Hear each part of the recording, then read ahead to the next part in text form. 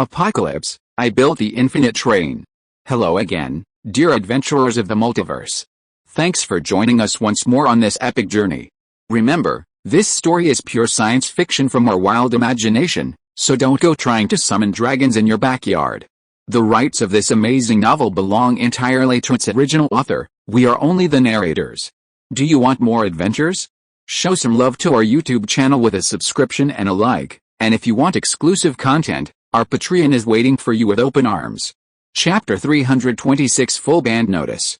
At the moment of darkness, everyone seemed to fall silent, their movements and breathing in unison. The lights on the entire train were off, and the convoy outside had locked its doors and windows, turning off its engines. The survivors hid in the small safe houses within the steel carriages, listening quietly to the rustling of the sandstorm. The wind on the Gobi Desert seemed to never stop, sand rustling against the armor of the vehicles. Empty gasoline drums and cans clattered across the streets and fields of Aksay, carried by the wind. In the distance, only the outline of rolling hills remained. Although they were in an open area, no one knew what lay beyond.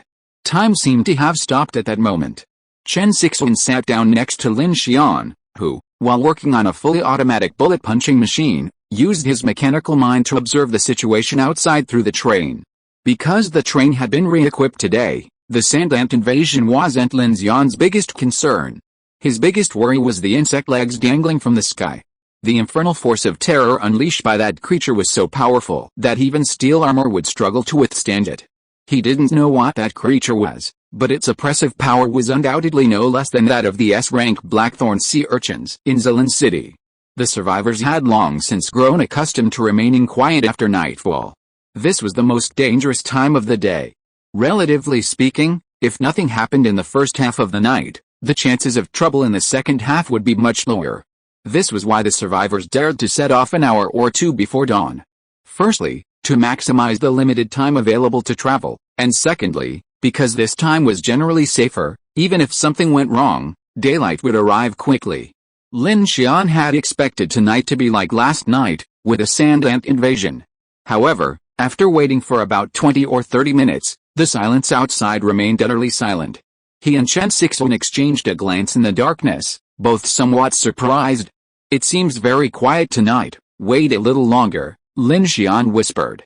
"If nothing happens in an hour, we should be safe tonight." The silence brought about by identifying the dark mark had a profound impact on the survivors. Since leaving Zilin City, their train had not encountered any attacks from strange entities other than ordinary zombies. The most dangerous moment was when they almost encountered corpse drivers after leaving Yijin City. "Each team, please report the situation." Lin Xian activated the joint team channel and asked the other teams. "No abnormalities," Shi Dian replied. "Safe," Jin Dili also responded immediately. "Nothing has happened," Monica's voice appeared calmly. "Captain Lin, everything is okay." At this time, Hu Lushao's serval voice also sounded positive. Soon, the joint teams, including the Dawnbreakers outside, the Axe Brotherhood, and the Windwalker team that had been rescued from Brother J, all sent messages to confirm that there were no abnormalities. By this time, it was already over an hour into the night. Lin Xian listened to the reports from all sides, feeling relieved, and immediately made an announcement. "Lights on, tonight seemed to be another safe night." As soon as the words were spoken, the captains of all the trains on the joint channel breathed a sigh of relief and immediately announced that the train's lights were on. Soon, hundreds of carriages began to light up one after another, and the light filtered through the gaps in the sunshades onto the Gobi Desert beyond the tracks. The entire joint train seemed to come alive. At this time, the personnel of each train began to move around. Some built fires, cooked meals, counted supplies, and celebrated a day's harvest. Others took advantage of the night to prepare weapons in the carriages or exchange combat techniques to prepare for tomorrow's unknowns. The Infinity train was even busier, distributing weapons and ammunition. Luo Yang and Liang Lei led their men in the night to install arc pulse string vibrators and sentry monitoring systems outside the carriages. These were all manufactured by Lin Xian that afternoon, so that the entire train would be covered. Shukin and Lu Chang exchanged combat techniques and experiences with power armor among the genetically evolved individuals in each car. Now, nearly the entire fleet possessed tactical-grade power armor, allowing them to deploy a combined force of hundreds. Their power was formidable, but many were new to this high-tech equipment. For this reason, even Shukin and Lu Cheng sought guidance from the twins, Amin and Luolu, whose mastery and fluency in power armor were undeniable. With the addition of Liang Lei and Luo Yang, their mechanical and information assistants, Kiki felt much more relaxed. Her primary task now was analyzing Grace's system. She entered Car 13 and, upon seeing Lin Xian constructing the fully automatic bullet-punching machine, remarked, "It feels good to have enough manpower. Our train is almost like a fortress, it's not that easy." Lin Xian chuckled. Chen Sixuan, who was standing by, understood what Lin Xian meant, so she looked at Kiki helplessly. "I remember when we first left Biwen town, we obtained a large amount of supplies from Tanghai. At that time, there were only 3 of us, and with the newly joined building Shasha, there were only 5 people. Those supplies were enough for us to eat for half a year and more, and we didn't have to worry about the problem of water. Now we have wiped out a 1,000-man bandit alliance, but the supplies we obtained are only enough for us to drink water for a day and a half." Kiki's smile froze when she heard this, and her brows couldn't help but frown. She nodded and said, "When you calculate it this way, the pressure is quite big." Lin Xian said, "Food is not the most important thing. Water is the main thing. Right now, the desert is dry. If we really can't drink water even if we have it, that would be the most troublesome thing. So we can only hope that Phoenix will quickly develop technology that can resist and filter the invasion of darkness in the water, otherwise all of humanity won't be able to survive even this year." "Don't worry, there will definitely be a way." Upon hearing this, Kiki encouraged Lin Xian and Chen Sixuan, "What's wrong with you two? You don't even have this little confidence in us. Have you forgotten that humans are also evolving? As long as we can adapt to the power of those dark invasions, it will actually speed up our evolution." Lin Xian's voice froze when he heard this, and he smiled and said, "That makes sense." At this time, Ningjing's voice was heard over the communication band. "Captain Lin, we've checked all the people we rescued. They're all convoys that encountered sand bandits in the no man's land recently. They're basically small convoys, so they were targeted by the bandits. The longest one stayed here was 6 days. We guess the bandits will take their prey away to sell every week or so, to men, women, and children." Lin Xian nodded. "These people should be valued according to their peak dangling value. They should be used for research on supernatural humans, or for some other purpose." Lin Xian told the convoy leaders about Lao Mo's situation and his guesses. When they learned that Lao Mo and the others had actually rushed into the western Gobi from the Wei River, everyone was a little surprised.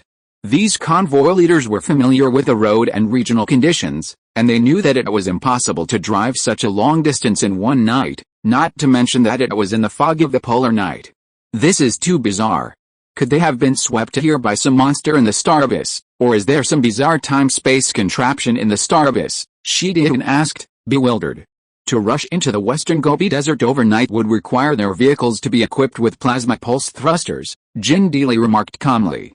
Monica, holding a glass of red wine, spoke sternly, "If it's not our fault, then it's the peculiarities of the star abyss. We've yet to encounter many more bizarre things. But since Lao Mo and his crew, as Captain Lin mentioned, are still alive, they likely encountered something far more bizarre than a strange entity." This statement was met with widespread agreement. In the star abyss, if Lao Mo and his team had faced a strange entity head-on, they wouldn't have survived with their fleet's equipment. The fact that they had emerged from the darkness and remained unmarked by darkness clearly indicated that their situation couldn't simply be explained by a monster. "Old Hu, tell me about your situation," Lin Xian said, calling out to Hula Xiao. Hula Xiao was lying on the sofa of his luxury RV listening to everyone's conversation. When he heard Lin Xian calling him, he immediately sat up and said with a serious face, "Captain Lin, the tele convoy you mentioned, are they 2 all-terrain heavy-duty truck RVs?" "Yes." Hula Xiao's eyes narrowed. "Then I remember, before it got dark, I did see these 2 cars in those convoys. At that time, I thought the modifications of those 2 cars were very awesome." Knowing that Lin Xian attached great importance to this matter, Hula Xiao did not dare to be vague and immediately recounted the details of what he had encountered before. "At that time, we rushed from the Wei River all the way to the Silent City. There were dozens or even hundreds of convoys gathered along the way. I thought that if we followed this big guy, we would definitely be able to rely on it along the way." Not only Hula Xiao thought so, in fact, all the convoys at that time had the same goal, to follow the Silent City to Jinhei. Such a massive convoy offered some degree of safety, especially with a mobile mechanical city. But as darkness fell that night, all positioning instruments, even compasses, ceased to function. Coupled with the numerous attacks from strange entities, the convoys were thrown into a state of panic. Even the silent city, where they were stationed, began to move rapidly through the mountains. All the convoys, using the mobile mechanical city as their coordinate system, began a frantic escape. Silent City's electromagnetic cannons roared through the night, and hundreds of convoys continued their assault. Dawn still hadn't arrived, and most of the convoys had been killed or wounded. The darkness was filled with despair. Hu Luxiao had no idea where his convoy had landed in the deep mountains and forests. With no direction or landmarks, everyone was shrouded in a deepening fog. The night poured down like the stickiness of asphalt, and the fog oozed from the cracks in the ground like a living thing. Hu Luxiao, who was hiding in the car at the time, had a face filled with ashes.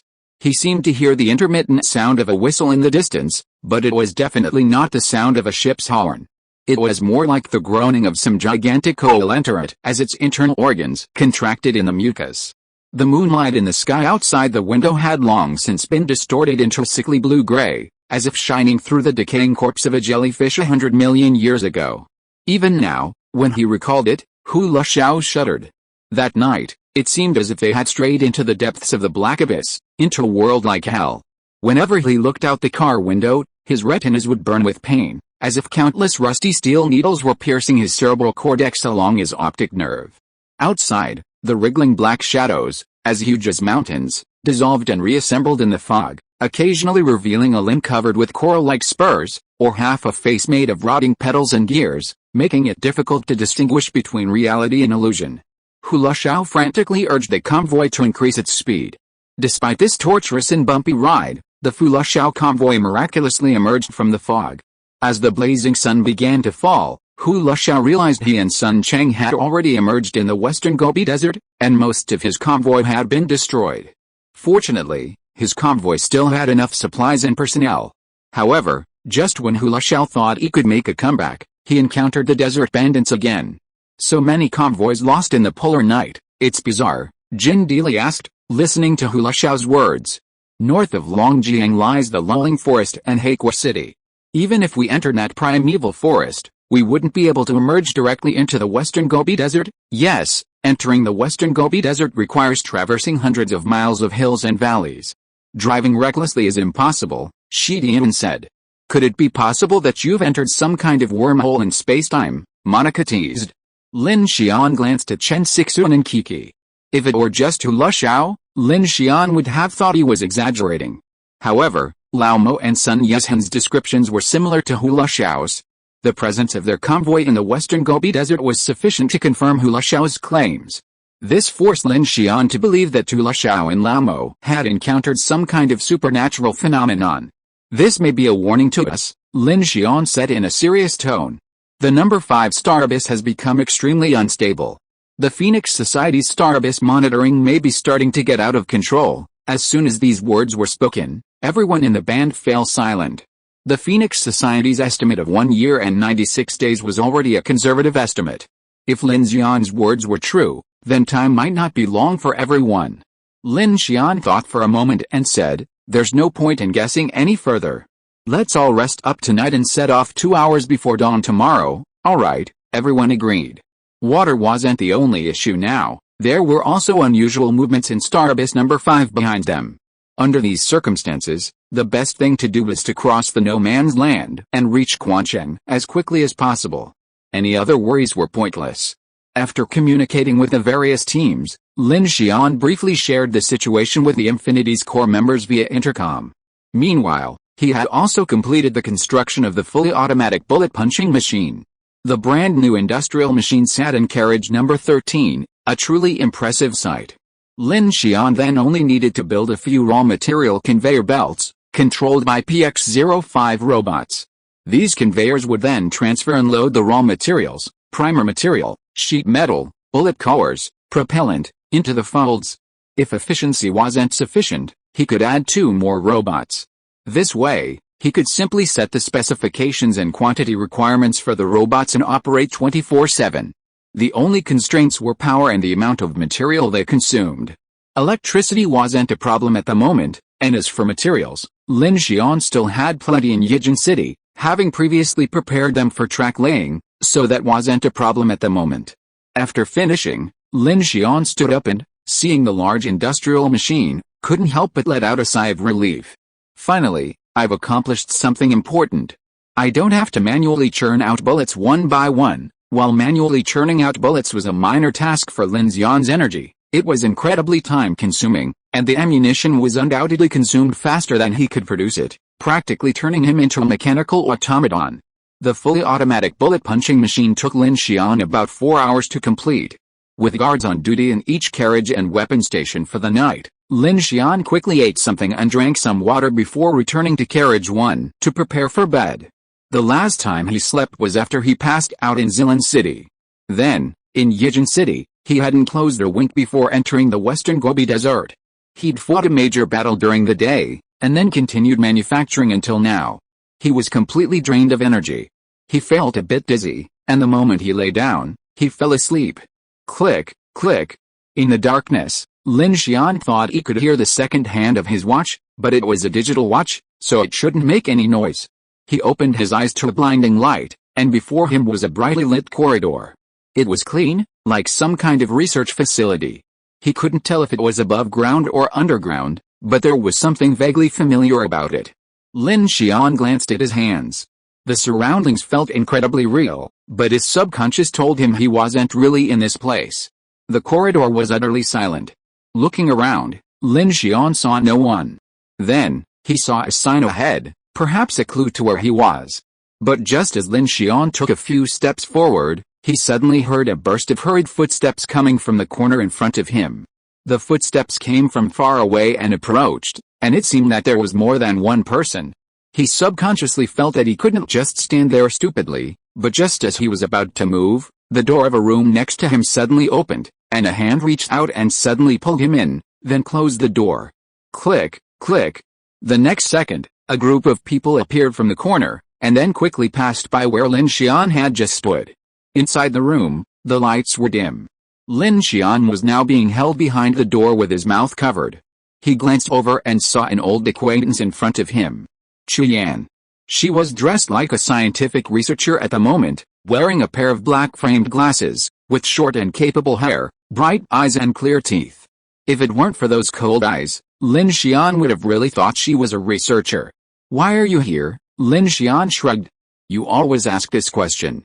I want to know." "No, this time is different." Chuyan looked at him, scrutinizing him, then said coldly, "Help me." "What?" "Follow me. Don't wander off." With that, Chuyan opened the door and hurried outside. Lin Xian frowned and followed. Watching Chuyan's brisk pace, Lin Xian's heart was filled with suspicion. This was the first time he had ever had physical contact with this woman, but the logic didn't make sense. He wasn't really there, so it shouldn't have been possible to experience this kind of touch. But the scene was so real that Lin Xian subconsciously tried to activate his mechanical heart. It worked, but strangely, the mechanical heart's light screen didn't appear. "Where are you going?" Lin Xian watched Chuyan quickly lead her to the end of the corridor, then quietly opened the door to an office. The room was luxuriously furnished, and it looked like the owner of this office was of high status. Chuyan didn't say anything, but went straight to the office computer and quickly operated something. "Are you stealing?" "Yes," Chuyan responded directly. Lin Xian's face was filled with surprise. Who on earth was this Chuyan? Why was she acting like a secret agent and stealing information? He slowly approached, glanced at a nameplate on the table, and immediately frowned. "Julius Litt. That name sounds familiar. I don't know much. My husband always brought me here. This organization is very secretive. The highest-ranking person I've ever met is a white man named Julius Litt, in his 40s. He was the one who told us about the properties of the mycelial network here and gave us a taste of the phantom spores." Everything else, suddenly, memories flooded back. He remembered the sign he had seen in the corridor just now, when he had been following Chuyan, 5F, core experimental area, and his face changed drastically. Chuyan, busy as she was, looked up at Lin Xian's expression, and the corners of her lips lifted slightly. "Quite clever," Lin Xian said, his face filled with disbelief. "That's not right. The fifth underground floor of Crimson Pharmaceuticals has long been covered in mycelium. Did those people evacuate? Chuyan paused typing on the keyboard. You've been here before. You didn't know I'd been here before. Now, it was Lin Xian's turn to be stunned. He immediately said, didn't you warn me that the corpse carriers from Star Abyss number 5 appeared in this area during the last tidal cycle, and suggested we rest underground and wait for the next mycelium active cycle to leave? Chuyan's face flickered with confusion. She looked at Lin Xian. What are you talking about? Wasn't the last time we met in Yuba City? Wait, Lin Xian, startled, immediately asked, how many times have we met, including this time? Yes, 4 times. Lin Xian's face was filled with confusion. Twice in the Jiang City shelter, once in Yuba, and once now. Are you sure we haven't met somewhere else? No, Chuyan glanced at him and said calmly. Then what exactly is this place? Bang, bang, bang. Before he could finish his words, a sudden burst of gunfire rang out from the doorway. Chuyan's fingers quickened, as if she had gotten what she wanted. She stood up immediately and said, follow me. Lin Xian looked back and saw the office door riddled with bullet holes, a group of men preparing to break in. Who's in there? Security. Catch them, a man roared.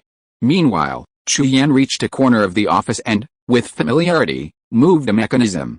The bookcase unexpectedly opened a secret door, and she stepped directly inside. Seeing this, Lin Xian immediately followed. The two of them quickly emerged from a hidden passage, one in front of the other, and arrived at a bright, wide corridor. At the end of the corridor was a large elevator. Lin Xian remembered this corridor. After experiencing the giant hallucinatory fungus in the lobby of the Crimson Pharmaceutical Center, he and Kiki had taken this elevator down to this floor. When the elevator doors opened, the entire corridor was covered in mycelial vines. They made their way to the underground platform and took the subway train to find the Zero Element Center. Lin Xian ran after Chuyan, his thoughts racing. Had he traveled through time and space, arriving before Yijin was engulfed by mycelium? Why did Grace at the Zero Element Center have a holographic image of Chuyan, reminding him of the corpse carrier's information? Why had he encountered Chuyan? Wasn't she already aboard the Infinity? All these questions swirled around Lin Xian's mind like a twisted mass of muddy asphalt. Bang, bang, bang. At that moment, a hail of bullets descended from behind. Lin Xian instinctively activated his force field shield, but nothing came of it. He ducked to avoid the bullets and sped towards the elevator. Ling.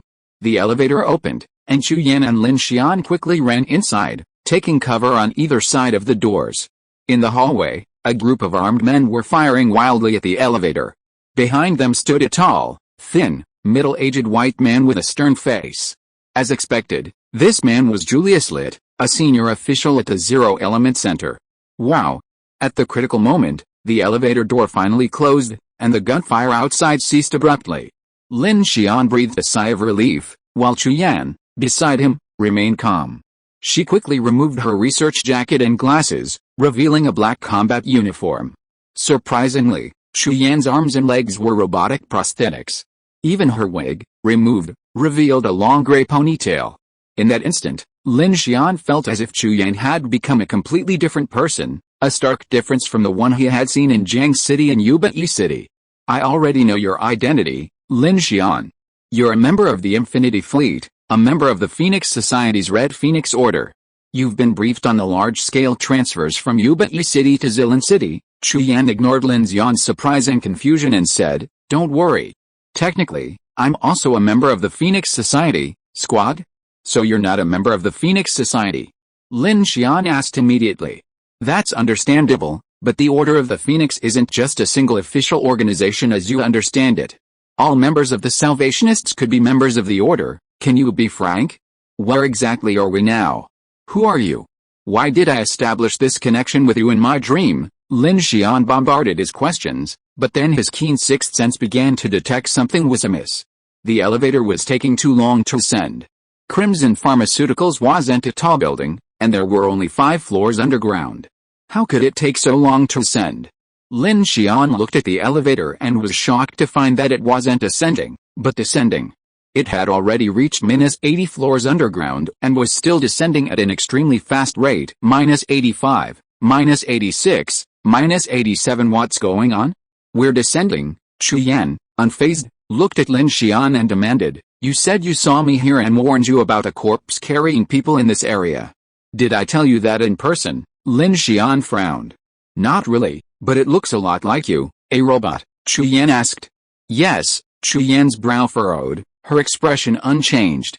She stepped forward and pressed the elevator button. Finally, the elevator stopped at the 99th floor. Ling. The elevator door slowly opened, revealing a bright light outside. Lin Xian, shielding his eyes from the glare, discovered that he and Chu Yan had appeared on the rooftop of a skyscraper. Lin Xian stepped out of the elevator, his gaze blankly fixed on the outside. It was a vibrant, mechanical city. From the towering twin towers and the vast rainbow ring of the city, it was clear that this was Dawn City. It wasn't night in Dawn City at this time, but the sky was filled with dark clouds. The vast urban complex below seemed to be operating in the same dull and orderly manner as before the apocalypse. Chu Yan walked out and stood on the edge of the high-rise building. Facing the cold wind, she said to Lin Xian, "Do you know why I was so curious to see you here just now? Now I have a rough idea." Lin Xian took a breath and said, "Guest." Chu Yan looked at Lin Xian with some curiosity. "Tell me about it." Lin Xian's face was serious. Looking at Chu Yan, who was dressed in a mechanical structure and had a graceful figure, he said, "If I'm not mistaken, I should be in the dream of Julius Lit. Are you here to get some information from his subconscious?" This was definitely not some kind of time travel. According to the series of strange terrain changes just now, including the tactile sensation he could feel when touching Chu Yan, Lin Xian felt that Chu Yan must have some kind of stream of consciousness or spiritual ability, but he didn't know why he would have some kind of consciousness entanglement with her. Hearing Lin Xian's words, Chu Yan's cold and beautiful face flickered with surprise, and then she looked at Lin Xian with admiration. "Very good. As expected, you're recognized by the Phoenix Society. However, this is my world of consciousness." Really? Although he guessed correctly, Lin Xian was still in shock. World of consciousness? What a joke. Rumbling, at this moment, the entire Dawn City began to shake violently. The twin star towers shook continuously, and high-rise buildings everywhere began to collapse. "It seems that our meeting is coming to an end again." Lin Xian observed this scene, and immediately said with some reluctance, "No." Chu Yan looked at Lin Xian with a serious expression. "If you don't leave my dream now, you may never wake up again." "Are you kidding me?" Lin Xian asked in surprise. Chu Yan said calmly, "I'm also quite puzzled by your appearance. In the past, I've always appeared in other people's minds, but only you have appeared in mine. And from what I've read about the Order of the Phoenix, you don't seem to possess such abilities.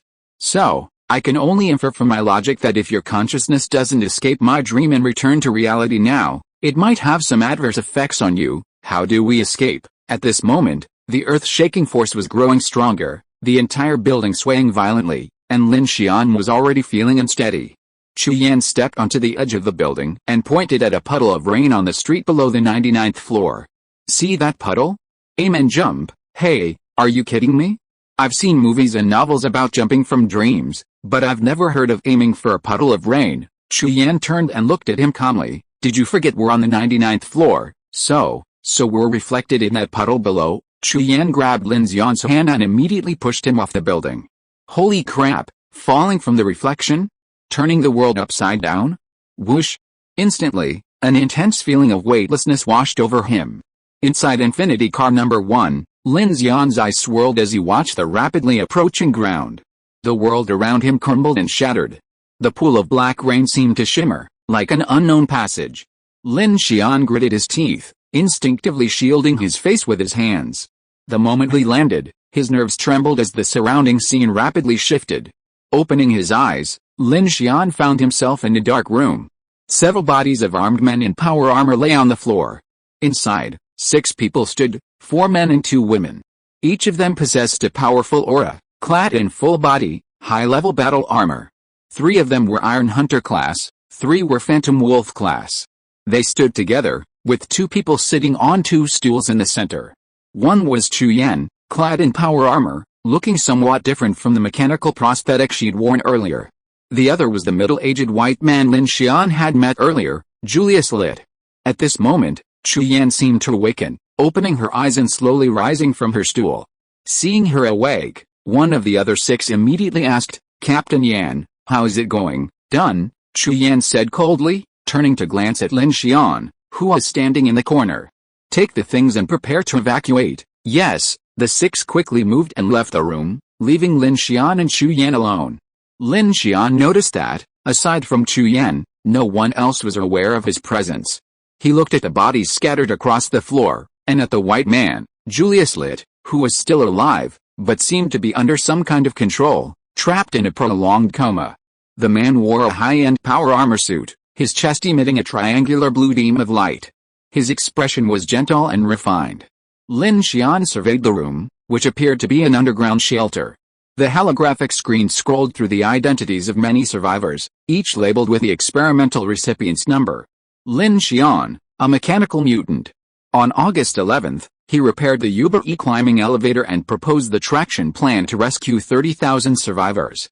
On August 30th, he participated in the Zilan Forging City project, piloting Special Forces weapons alongside the Zilan Phoenix Society and tens of thousands of survivors to achieve humanity's first kill of the S-rank anomaly, the Black Thorn in the Clouds. Since the day of the apocalypse, Chu Yan's armor mask was turned on, and she looked at Lin Xian as she walked. You have accomplished a great feat in Zilan City, which has brought excitement and hope to survivor organizations around the world, but at the same time, it has also caused signs of unstable expansion in Xinjiang. Lin Xian frowned. Because you killed the S-class. Chu Yan tilted her head slightly. No, the changes in Xinjiang are still a mystery to us. But the first eradication of S-class weird bodies by humans has made these guys who like to hide underground anxious. The Advent sect. Lin Xian didn't understand. Why are they anxious? S-class weird bodies are currently considered to be existences with civilization influencing effects among dark creatures. For these Advent sects, it is their god in pursuit of a new dimension of life and the key to opening a new civilization. Chu Yan looked back at him. Why do you say they are anxious? After that, Chu Yan started to walk out, and Lin Xian also stood up and followed behind her. These Adventists are currently a nuisance that our Order of the Phoenix has to deal with while we are dealing with the world's crises. For us humans, we are attacked from both sides. Moreover, for some reason, these organizations have made research progress that exceeds the world's scientific research level in some extreme dark research fields. You have been to Qingshu Town, so this may not be unfamiliar to you. It has also aroused vigilance for the Order of the Phoenix. Lin Xian followed behind and listened to Chu Yan's words. He found that this seemed to be some kind of underground fortifications under the mountain. The corridor was full of traces of fighting and corpses were everywhere. Lin Xian noticed that these people had a triangular crimson world symbol on their chests. It seemed that they were all members of this organization. Is there a theory that someone learned of the apocalypse before the apocalypse? It's been suggested before, but it's unconfirmed. The Order of Phoenix is also conducting a full investigation. Arriving at the entrance of a facility, Chu Yan pushed open the door, revealing the Gobi Desert beneath the darkness. This underground facility lay beneath a massive rock, surrounded by the reflective antennas of numerous radio telescopes. These, however, were aging and worn. However, a large, newly constructed radar overhead bore the Crimson World logo. Is this the Beiluten Star Observatory? Lin Xian emerged, immediately noticing several rusted iron plaques. You know about this place too? Chu Yan asked, ascending to a higher point. Lin Xian shook his head. My estimate is that my convoy and I are within 1,000 kilometers of this place. Chu Yan's expression darkened upon hearing this, and she immediately turned back and asked, Axe? Lin Xian didn't respond. Chu Yan observed his silence, then sighed deeply. The organization I belong to is called the North American United Front, NOF. You can think of it as a special organization affiliated with the Phoenix Order across Oceania and North America. My information is top secret in the Phoenix Order. So even though you are a cooperative team of the Crimson Phoenix Order, I cannot reveal my tasks and actions to you. I also don't know why I established such a link with you. Now we are about to leave. As a friendly reminder, I will give you two pieces of information. Whether you believe it or not is your business. First, the people of the Crimson World have already set their sights on you. This does not mean that you have a high priority. Now all those powerful and special psychics are on their hunting list, including me. The same goes for me. I am not from the Crimson World.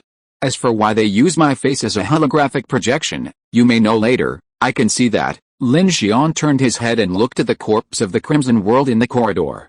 He had originally wanted to explore the Beiluten Star Observatory, But now there seems to be no need for that. Chu Yan's face was cold as she looked at Lin Xian and said, "Second, if you are an Axay now, I'm afraid it would be too late for you to evacuate the no man's land." Lin Xian's expression froze slightly when he heard that. "What do you mean?" A holographic interface appeared in front of Chu Yan's power armor mask.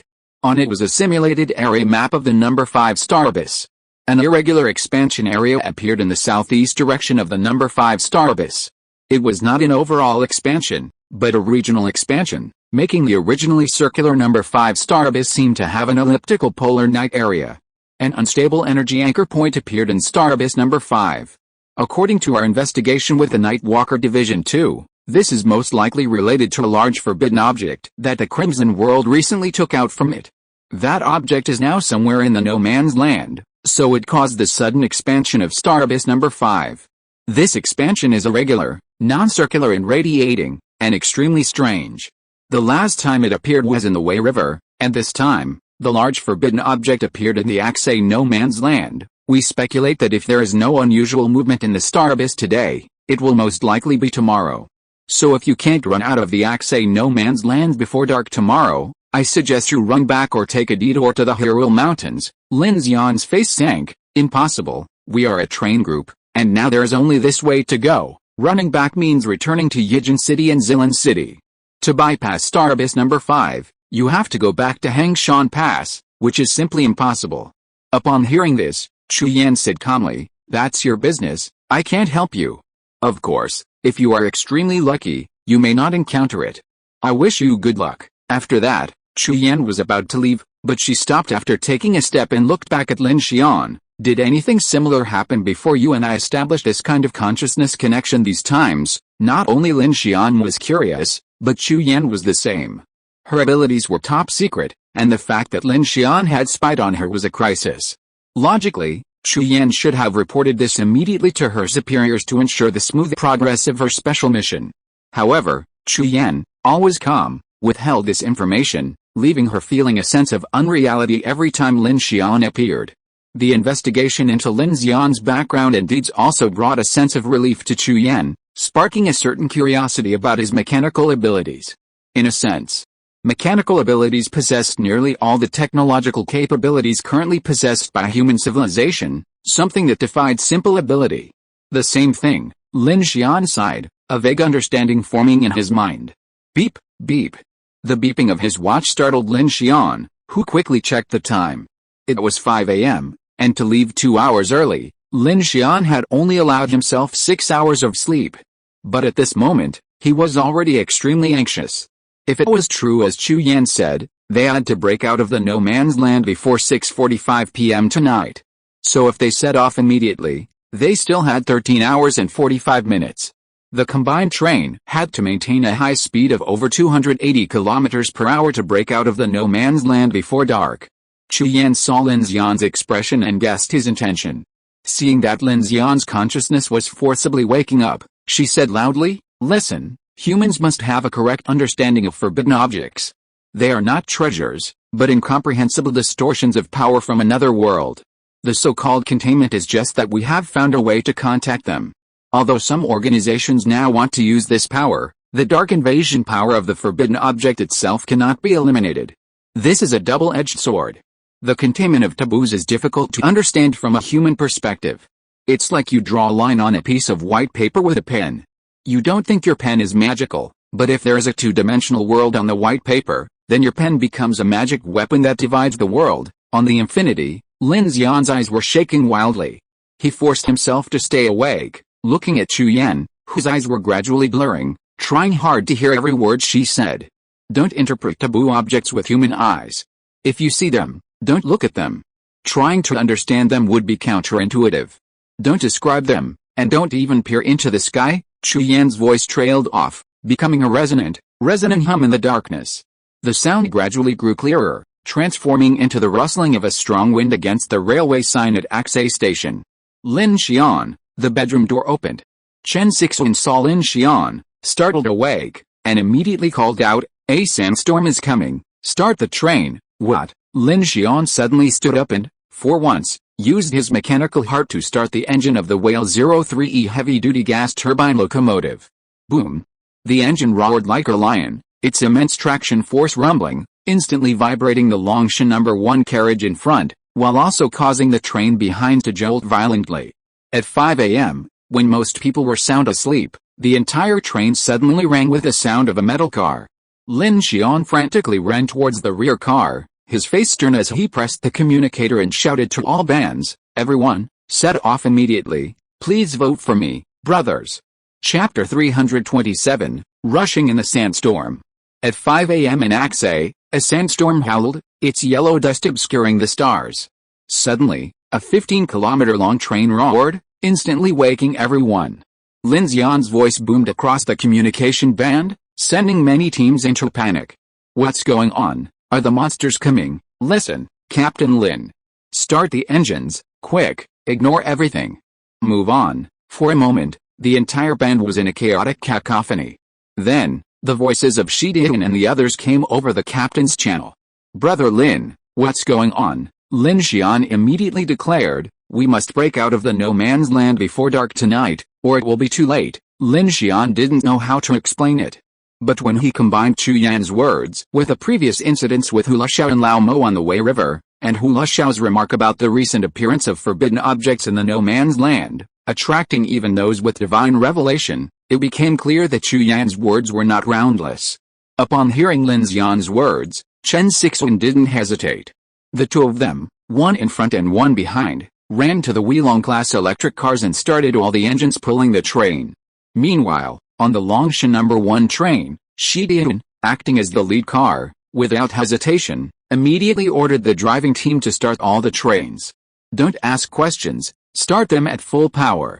All armed posts, stand by immediately, and enter combat mode." The order was passed down layer by layer, and the previously restful and slumbering cars of Lin Xian number 1 sprang into action.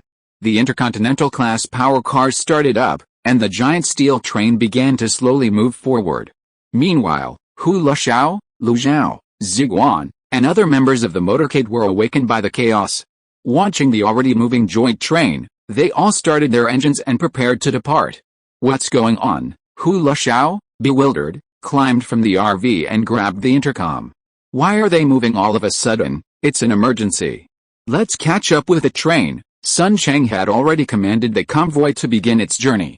A sandstorm engulfed Aksay, leaving the entire fleet in disarray, unable to even see the road. Collisions and scrapes occurred, but seeing the train accelerating on the track next to them, the fleet had no time to react. They could only frantically slam on the accelerator and follow the track. "Can't you see the road? Never mind, just follow the taillights," Lu Zhao roared. "Everyone, keep up. No one should be left behind." Everyone was in a state of panic. In the blinding sandstorm, the lights of the trains and fleets were constantly swallowed by the raging sand, leaving only patches of light as they sped across the Gobi Desert. This situation was advantageous for the trains. As long as the tracks held, they didn't have to worry about direction. But for the hundreds of vehicles in the steel-driven torrent, it was a living hell. The drivers gripped the steering wheels, their armored windshields obscuring everything but the yellow sand. They could only see the red taillights of the vehicles ahead and the small radar on board. The combined trains continued to accelerate, making the situation even more disastrous for the fleet. At this time, the instruction to break out of the no-man's land before dark reached the ears of every convoy, and the hearts of the entire marching convoy were in their throats. They didn't know what unknown dangers the sandstorm ahead would bring, but the sort of crossing thousands of kilometers of no-man's land in 13 hours was hanging over everyone's head. All motor convoys, arrange heavy vehicles equipped with radar and obstacle recognition to go in front, and follow in a straight line to avoid getting lost or hitting obstacles. All of you keep close to the train. Jin Dili, who had rich driving experience, helped direct the convoy outside through the communicator.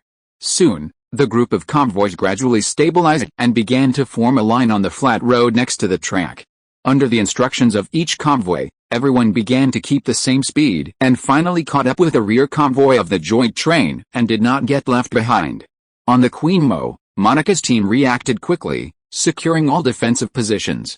Monica, clad in power armor, patrolled the rear of the train, her expression stern.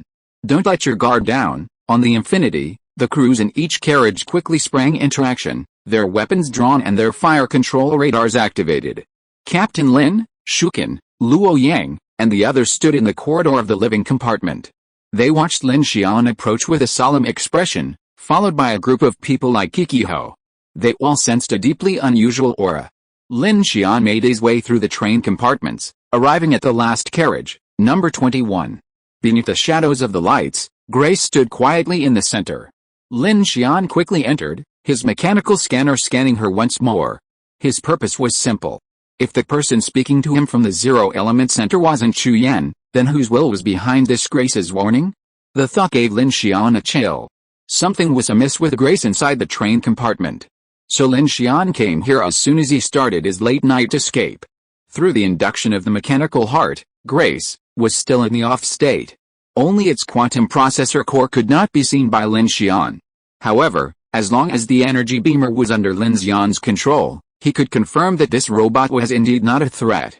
Looking at that exquisite mechanical face, Lin Xian's heart trembled slightly. He clearly remembered that Grace had indeed warned him in a human tone. Lin Xian, what's going on? Kiki saw that Lin Xian suddenly went out in an emergency and came to find this robot again, and his face was a little nervous. Lin Xian turned to look at Kiki. How long will it take to analyze and rewrite it at the earliest? It may take about a day, and the rewrite also takes time, Kiki replied. Rub. Lin Xian immediately created an alloy cabinet to house Grace. He then said to Lu Xingjun, Brother Ho, you've been in contact with that gold bracelet for 2 days. Is there anything wrong? Lu Xingjun immediately understood Lin Xian's concern. Looking at the infinity ring on his wrist, he replied seriously, Brother Lin, now that you mention it, I've been feeling a bit depressed these past 2 days. The darkness on this is quite intense. You should be careful. I suggest not wearing it constantly unless necessary, Lin Xian said. Lu Xingjun nodded, indicating understanding. Lin Xian then said to Kiki, we're moving at full speed. Kiki, you and Luo Yang, keep an eye on the radar signal. Okay, I understand, Kiki replied seriously, sensing the gravity of the situation from Lin Xian's tone. Now, in the midst of a sandstorm and darkness, the entire train was moving blindly at high speed, with no time to react to any problems. Boom, boom. The night sky was saturated with thick ink, as the syndicate train roared and raced along the tracks. The headlights of the lead train, Longshan number 1, pierced the darkness, only to be swallowed by a rolling wall of sand. The metal armor, swirling under the sandstorm, emitted a boiling hum, as if the entire carriage was being torn and ripped by the sharp teeth of an invisible beast. The roar of the trains following outside was even louder inside. In the RV, Hu Luxiao was extremely nervous, his communicator tightly gripped in his hand. Are we following? Their train is fast, we must not lose it, we've caught up for now. Sun Chang's response was simple and clear. The vehicles of these survivors were no ordinary vehicles, capable of reaching tremendous speeds on this flat Gobi desert. The only problem was stability. At the current speed of the syndicate train, even the slightest deviation from the convoy would result in complete lag and loss in the sandstorm. Therefore, the drivers of each convoy took no chances, maintaining a safe distance between each car, communicating clearly via communicator, and keeping a close eye on the lead car. Soon, the entire combined train convoy had exited the Sand Snake Mouth area and entered the vast Aksay no man's land. Wind and sand billowed, iron wheels roared, and all 22 train groups' traction locomotives were at patrol speed. Lin Xian hadn't yet pushed the trains past 200 km per hour because the sandstorm was so intense that any faster speeds would easily cause problems. They could only pray that the storm would pass quickly so they could continue accelerating. At this point, Lin Xian explained the unusual movements in the No Man's Land and Star Abyss number 5 to the captains of the various trains. He couldn't rely on his own connection with Chu Yan's consciousness, but rather, based on the experiences of Hu Luxiao and Lao Mo, as well as rumors of forbidden objects in the No Man's Land, to form his own conclusion. Because Lin Xian had used his mechanical abilities to interact with the intelligent robots of the Crimson World, everyone quickly understood the reasoning behind his decision when they learned that the unusual movements in Star Abyss number 5 were likely related to the Crimson World's contact with the forbidden objects within the Abyss. Captain Lin, so, because of that damned Crimson World's awful deeds, we're very likely to be sucked into the polar night again in this No Man's Land. Hu Luxiao's legs weakened after hearing Lin Xian's words. He didn't want to go through that nightmare again. Nothing in this world is groundless. We've all seen S-class scouts, so I wouldn't be surprised if something bizarre happens again. Jin Dili was more open-minded. Anyway, I'm getting more and more fond of trains. I don't have to worry about anything, just run the engines at full speed, and if there's a problem, I solve it. The worst that can happen is death. On the Longshan number 1 side, Shi Dian and Ningjing, along with a group of cotters, also urgently analyzed the situation mentioned by Lin Xian.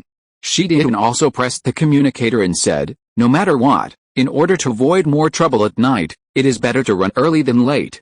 Let's enter Quanchang early and make plans for the next step. On the Infinite Information Center side, the backbones gathered, and Lin Xian said at this time, we will not make any stops next.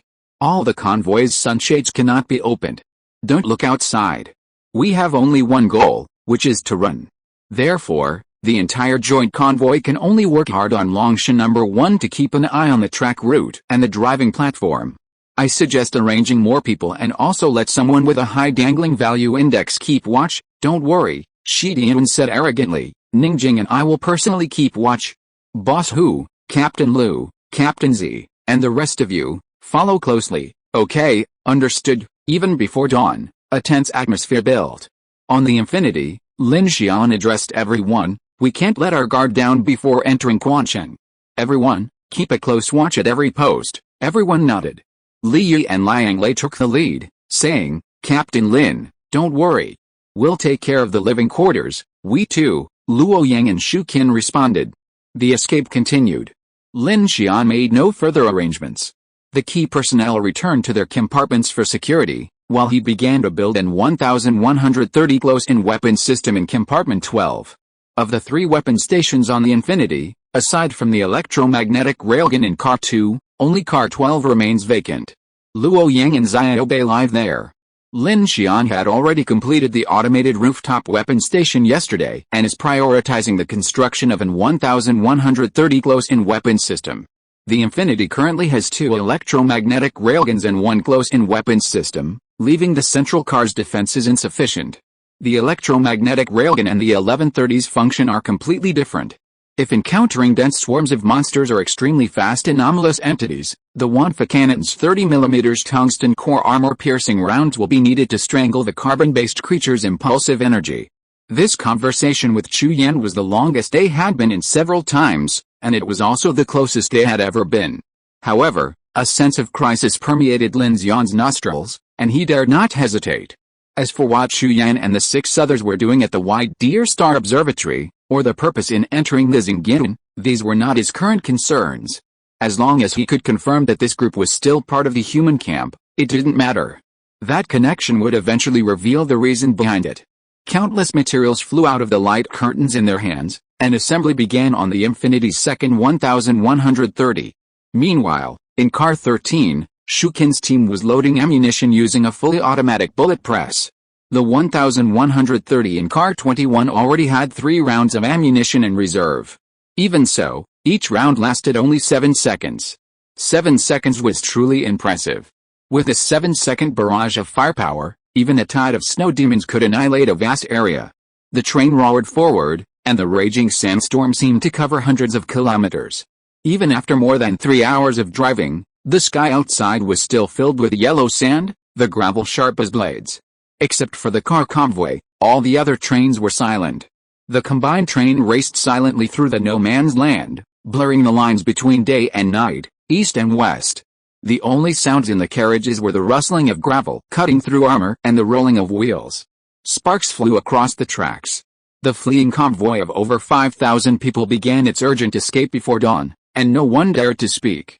At 9:30 a.m., dawn arrived. The black dust storm transformed into a thick, dim sky. In the cockpit of Longshan number 1, Shi Dian sat at the center. Several engineering corps members nervously stared at the track detectors and radar. They couldn't see anything out the windows, not even the tracks ahead. They had to rely on their instruments to navigate. Even so, everyone's nerves were in their throats. At such high speed, coupled with a 15-kilometer-long convoy, if the track ahead were damaged or a boulder blocked the way, a devastating derailment would be the outcome. Boom! At this tense moment, a loud bang suddenly erupted from the middle carriage of Longshan number 1. Kinetic resonance shook the entire train, and the interior rumbled as if something had struck the outside. Shi Dian immediately pressed the communicator and shouted, "What's going on, boss? There's something outside." A response came from carriage 20. Boom. Another sound, this time from outside car 38, the living quarters. The team members' faces paled, and those holding weapons rose to their feet. They could sense something crashing into the armored grille outside the car. Abe, Ningjing had already rushed to Abe and Zhao Qing's car. Abe was already standing in the corridor, pointing to the car behind. "There's a monster, beep, beep." At the same moment, in car 3 of the Infinity, the light warning device installed inside the hell-black chrysanthemum incubator beeped. Ding Junai, who was working diligently, raised her eyes slightly and immediately picked up the communicator on the table to inform the entire car. "We've been marked with a dark mark, level 3, in car 13. Lin Xian had just heard Director Ding's message when a loud bang erupted from the side of the car. Boom. Instantly, the sun's high manganese steel armor of carriage 13 caved inward, shattering several bulletproof glass windows. Lin Xian, still assembling his 1130, was still in the final stages of installation. He immediately called out, "Luo Yang!" Luo Yang rushed forward, clad in power armor, tearing off the shattered glass. Through the armor grille, he gazed directly into the swirling sandstorm, his eyes fixed on a single red stare. A humming energy beam emanated, and the dim, yellow sand vortex outside erupted in a crimson explosion. Instantly, a roar several times sharper than the sandstorm echoed from outside, carrying with it a vast, intrusive force of darkness that caused the lights and circuits within the car to flicker. "It's a strange entity," Luo Yang's power armor's bio-capturing device word into action. Alarms blared from the sandstorm outside. Ugh. At this moment, the electromagnetic railgun in carriage 6 of the Infinity's car 2 had already been raised. Kiki also immediately activated the fire control radars of the 1130mm close-in weapons system and the Gatling guns in carriage 21. "There's a big guy out there, more than one." Instantly, the signal that the convoy was under attack spread throughout the area. Lin Xian pressed the radio button. "Boss Hu, Captain Lu, on the right, beware." Hu Lushao's face paled at Lin Xian's words. In the car ahead, Sun Cheng had already raised 2 arc pulse cannons, and the energy beams in her arms began to charge. 1 o'clock, giant body, ready fire, woo. Zzz.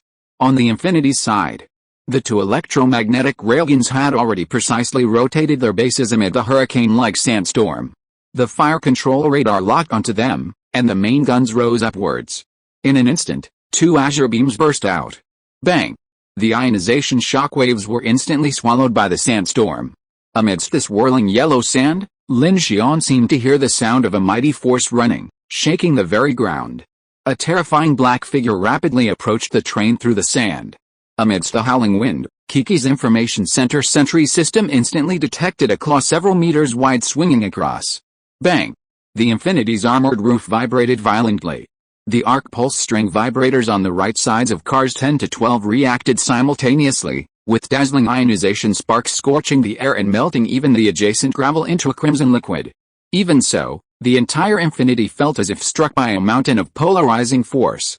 Several cars tilted sideways, and the steel-armored connecting frames at the car junctions whistled and creaked with metallic sounds. Not only the Infinity, but also Longshan No. 1, the Joker convoy behind, and the middle section of the combined train were all simultaneously reporting danger.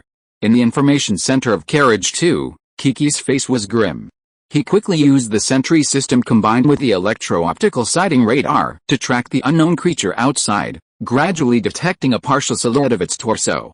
"Be careful, a huge humanoid, at least 30 meters tall," Kiki said, immediately standing up and preparing to attack. In carriage 6, Dalu and Huojo were also fully armed. "We have our own men to the side and rear, be careful not to burn them," Dalu reminded Brother Ho. Brother Ho's face was sharp, and he nodded immediately. In carriage 13, the wind whistled sharply through the broken windows, and sand surged. Several PX-05 robots had already prepared the newly manufactured 1130 ammunition compartments. Lin Xian's face was solemn at this moment. His left hand was speeding up the production, and his right hand was pointing out a window, gathering energy, ready to strike at any time.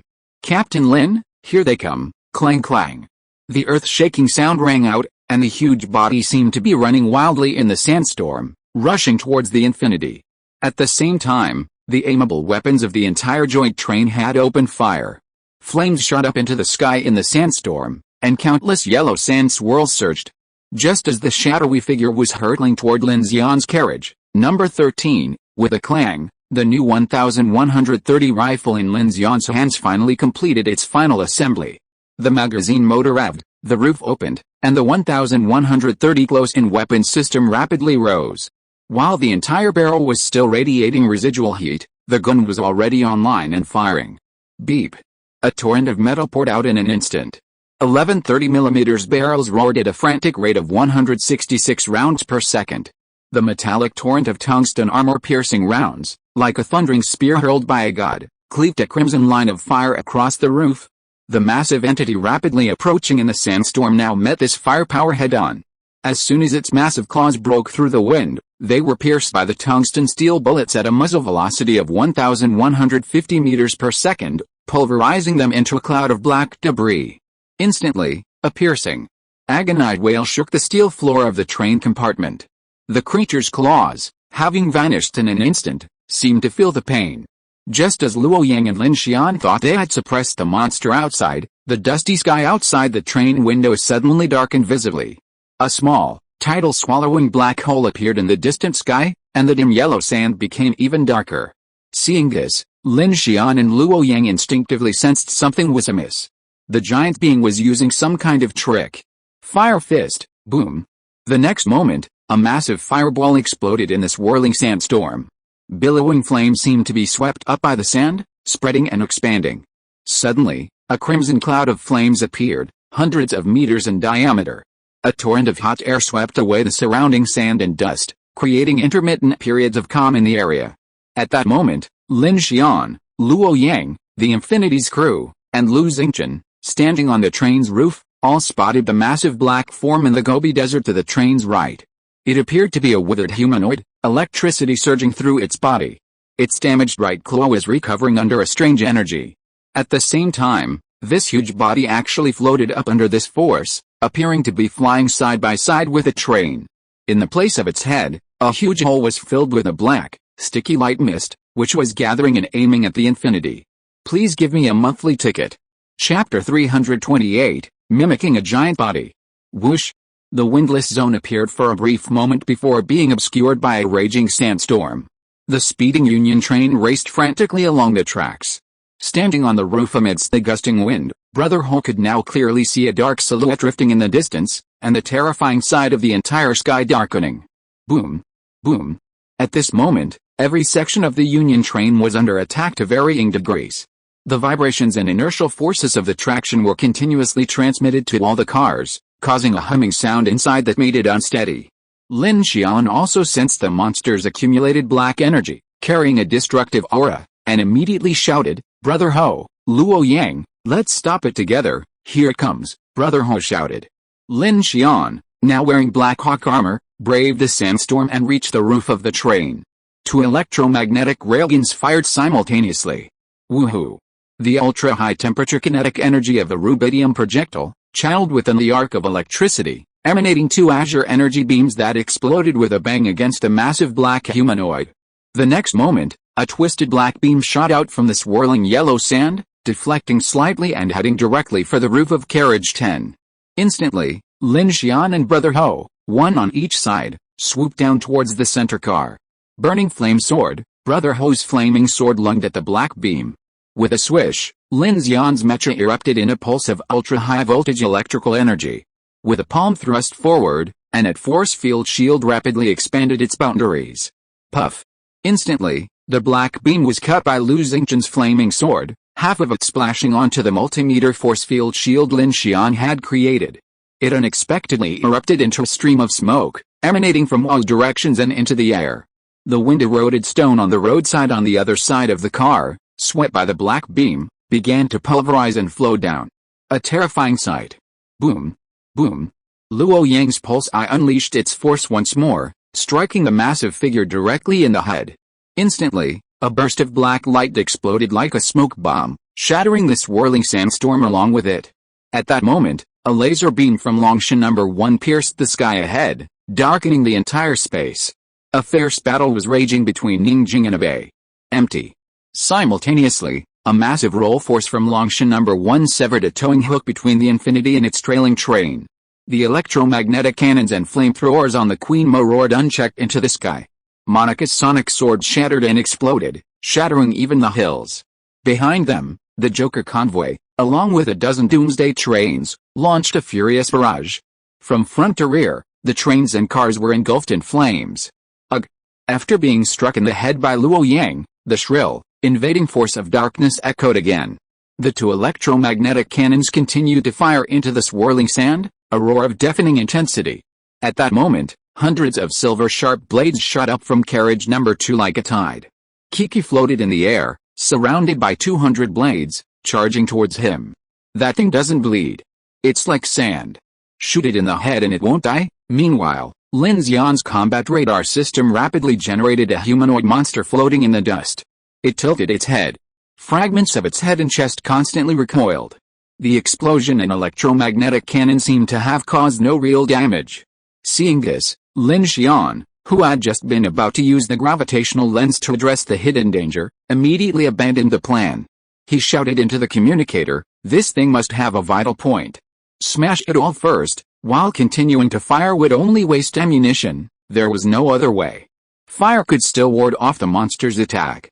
If it unleashed the same black beam of light on the carriage, the consequences would be unimaginable. Be careful, there's something else. At that moment, Longshan number 1, Shidian, spoke over the captain's channel. Bang! The crackle of a meteorite 3 anti-material sniper rifle rang out. In the distance, on the roof of the front carriage, Chen Sixuan, clad in Black Hawk armor, rushed over.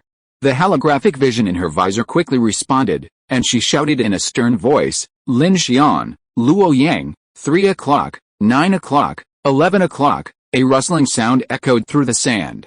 Luo Yang immediately turned and decisively launched a pulse detonation towards the airspace behind him. Bang! Unexpectedly, the explosion resonated just over 10 meters away, the violent shockwave sending him flying. His power armor's rapid reaction unit activated, and he nimbly turned mid-air, landing on the edge of the train's armor plate and leaping back. Just then, a fishy smell accompanied by several strange limbs tumbling down from the roof. Luo Yang realized that the creature that had leaped from the dust was actually some kind of spider-legged insect, eggs dangling from its abdomen and possessing sharp mouth parts. The blast blasted it apart and sent it plummeting into the dust. At the same moment, these spider-legged monster insects began to leap from the desert in all directions, heading towards the sides and roof of the train. The monster insects were extremely fast, their sharp blades spinning in the air like cutting machines. After Chen Sixuan blasted 2 of them mid-air, the eggs in their abdomens suddenly burst out, releasing a large number of fingernail-sized crustaceans and black liquid. The small monster insects flapped their wings and flew towards the people. Several of them stung and collided with Lin Xian's arms. Immediately, the strange beetles frantically searched for cracks in the armor, trying to penetrate the human body. Zzz! The entire body of the Black Hawk armor erupted with a violent arc of electricity, instantly burning several beetles to ash. Seeing this, Lin Xian shouted, "Don't come out without power armor. Close the doors and windows, beware of the bugs, the monster bug's eggs are highly corrosive." Shu Qin dispatched a leaping monster with 2 shots. Seeing the roof armor hissing with black smoke from the spray of its eggs, she warned him. Beep. 2 1130mm and fully automatic Gatling guns simultaneously unleashed a barrage of fire on both sides of the train. Fire Fist, Brother Ho launched an attack, sending flames roaring in both directions, shielding the front and rear of carriage 10. Clang, clang, clang.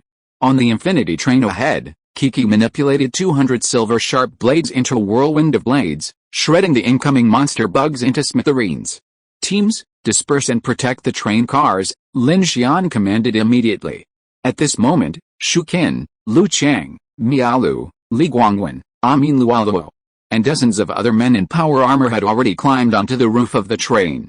Liang Lei, the 2 psychics from the building, opened the automatic blast doors, and everyone worked together to protect all the compartments. Whoosh!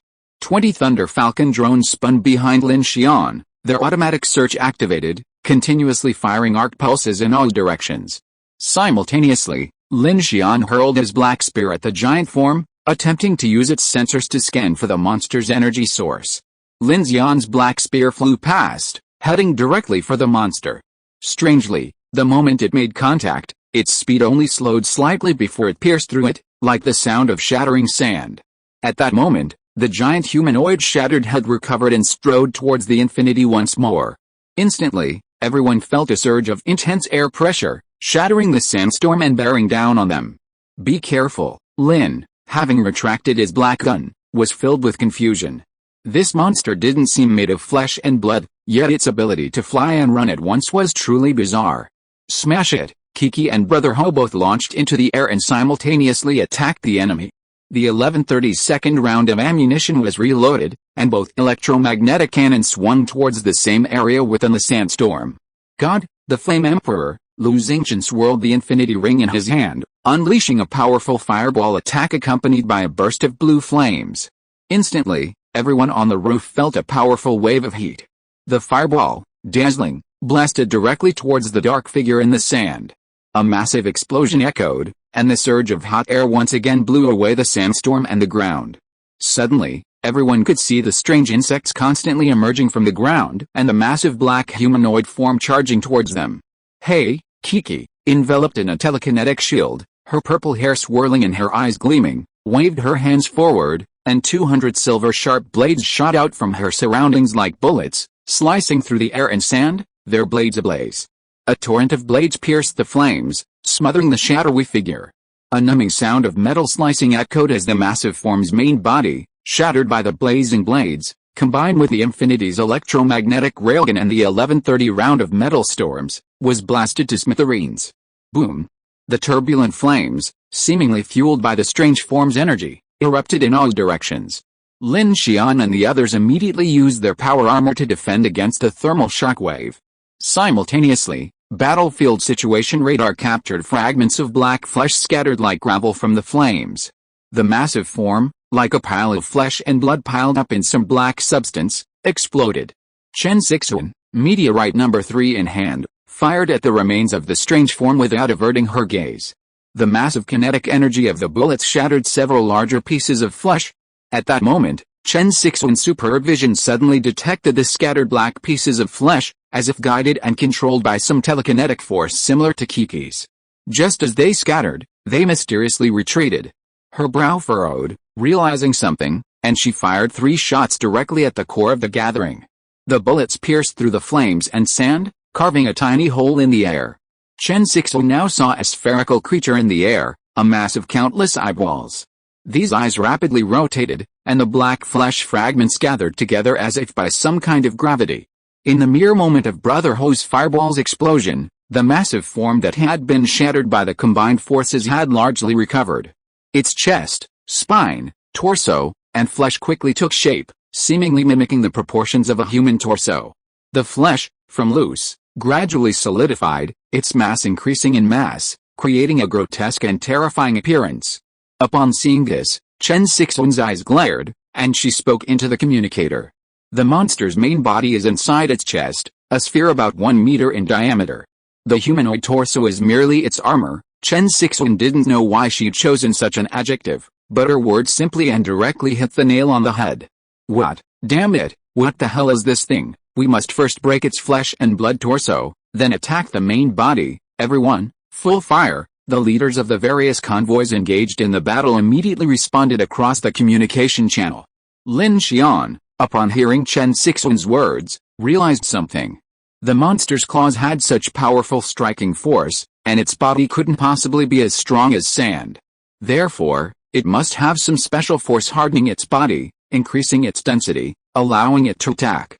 The most crucial issue is that Lin Xian noticed that the monster could clearly float and move, but after its torso had repaired, it adopted a running posture, which likely indicated that its previous actions had taken a heavy toll on it.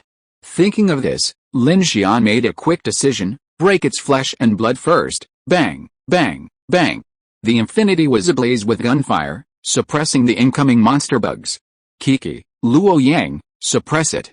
Wait for my third round. Lin Xian waited for the two 1,130mm close-in weapon systems to reload their third rounds. Meanwhile, His drones continuously strangled the monster bugs, while his finger-powered cannons aimed their weapons at the rear to protect the Monica and Joker convoys. A piercing chill washed over them. Just as Lin Xian prepared to suppress the monster once more and deliver an armor-piercing blow, they realized the massive entity hadn't charged again. Black air permeated the yellow sand, and the strange entity seemed to be preparing its black beam again. Damn it! Smash its head. Seeing this, Lin Xian immediately ordered Luo Yang and Kiki to attack directly into the sandstorm.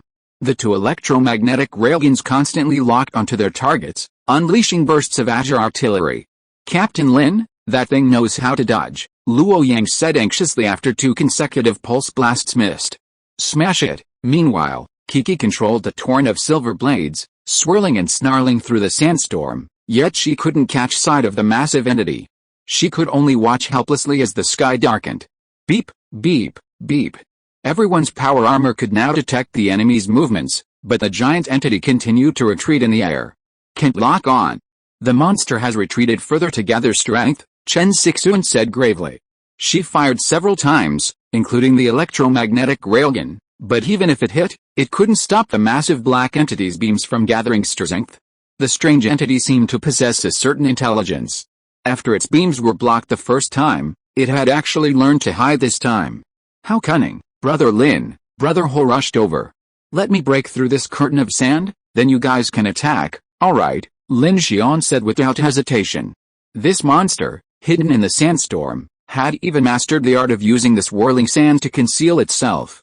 It posed a formidable threat. If they weren't dealt with quickly, the train might not be able to withstand several more blasts of black light. Wait until you break free, I'll catch it, and you guys blow its chest open, Kiki cursed angrily, instantly retracting all his blades and leaping into the air, ready to charge forward. A dull thud echoed, and this time the black beam, imbued with even greater oppressive darkness than before, sent a chill through the air. But at that moment, everyone suddenly saw a vast expanse of black energy emanating from the sandstorm, accompanied by a piercing, deafening whistle. The black tide surged, completely dimming even the light within the sandstorm. Lin Xian's face darkened, and he immediately shouted, "Attack, Divine Skyfire!" Lu Xingchen shot high into the sky like a fireball, then spun at high speed, unleashing a blazing rotor of fire all over his body. Like a whirlwind of fire, he exploded through the air. The surging crimson flames, like a celestial fire pouring down, instantly engulfed a vast sandstorm, transforming it into hollow. Layers of yellow sand, carried by the hot air, soared from the bottom up into the sky. At that moment, the massive form, swirling in the air and accumulating a black glow, revealed its true form once again amidst the swirling sand. Kiki seized this opportunity, unleashing a torrent of silver blades to charge forward. With his left hand, he suppressed the giant's flight with telekinesis, while with his right, he unleashed a storm of blades, pulverizing its limbs and skull layer by layer. Under the immense pressure of the monster's mass, countless silver blades shattered and disintegrated, sending sparks flying. Meanwhile, Luo Yang and the two 1130s unleashed their firepower in an instant, shattering the giant's chest. At that moment, the eyeball within it swiftly escaped, unleashing a strange force that drew the shattered flesh back towards him. Woo! At that moment, Lin Xian's black spear's magnetically controlled flight engine accelerated with precision, like an embroidery needle in the sand, quickly finding the escaping eyeball hundreds of meters away. The black spear darted towards it, and just as it was about to penetrate, countless pieces of black tissue flew over, forming a solid sternum to block it. The monster's kinetic damage immediately hardened, but the black spear's immense speed pierced through, sending up a shard of shattered black tissue before plunging directly into the black eyeball. Instantly, black blood erupted. The eyeballs tried to escape, but Lin Xian controlled the black spear to open the double-sided barbs, which he had modified after the red light incident, specifically to use as a fishing hook. The dense mass of eyeballs spun violently, and a torrent of black blood flowed down. Lin Xian, don't let it get away, Kiki frantically strangled the flying black flesh. Brother Ho also attacked, shielding the monster insects attacking Kiki. Upon witnessing this, Lin Xian's mechanical heart activated. Instantly, two G3 railguns simultaneously pivoted, aiming precisely at the sphere. The orbital circles lit up layer upon layer. Woo! Zzz! Two beams of azure energy erupted. At that moment, The densely packed eyeballs on the sphere sensed the danger, and all the pupils turned in the direction of the electromagnetic cannons. Ugh! Under a strange energy surge, the scattered black flesh and tissue frantically gathered, attempting to resist. However, the electromagnetic cannon's instantaneous speed created a massive energy tunnel that completely obliterated the eyeballs. Black blood exploded, scattering everywhere. The scattered black flesh and tissue lost control and instantly plummeted towards the Gobi Desert floor. Boom boom boom. A large, incredibly heavy piece of black flesh and blood crashed onto the sand, sending up a cloud of smoke and dust. Some of the tissue fragments continued to tumble, then gradually disintegrated, revealing many different muscle textures beneath the black tissue. It looked like some kind of concrete made from the tissue of thousands or tens of thousands of human corpses, and a fishy smell filled the air. Killed it, Kiki yelled. Before Lin Xian could breathe a sigh of relief, a black beam of light exploded from the distance behind the train. In an instant, the headphone communication band could be heard from the anxious shout of the team leader. One of our cars has been hit, there are heavy casualties, and the train is about to break off. Hearing this, everyone's heart sank. At this speed, if a car broke off the track, it would very likely cause the entire train behind it to overturn. We need to be quick to deal with the thing. Use multiple rounds of firepower to suppress it. There's an eyeball inside. We can kill it if we find the right moment. After dealing with the first giant, Lin Xian immediately updated the entire group. At the same time, the Infinity's two electromagnetic cannons swung their weapons, attacking Longshan No. 1 in front and the convoy behind. Sure enough, after detecting the monster's weakness, Longshan No. 1 adjusted its fire rate. With a roar, Abai's laser beams shot through the sky. Damn, what a cunning thing! After successfully dispatching them, Shi Dian cursed and shouted, there are more and more strange insects. We need to speed up, everyone, be careful. Sand ants are crossing the line behind us. Sun Chang of the Fulu Show team, sitting in their car, used a pulse cannon to dispatch a spider-legged monster insect and then shouted into the communicator. At this critical moment, even more dire news arrived. A surging sound amidst the yellow sands gradually approached from the depths of the no-man's land, like a torrential downpour. At this moment, Lin Xian and the other team leaders felt a pang of fear. With sand ants appearing at this time, everyone had to hide in their cars. The team has suffered heavy losses. Several cars have been lost. Sand ants. Speed up, our cars have been torn apart. They're getting in. Sand ants and those beetles. That damn thing is in my hands. Ow.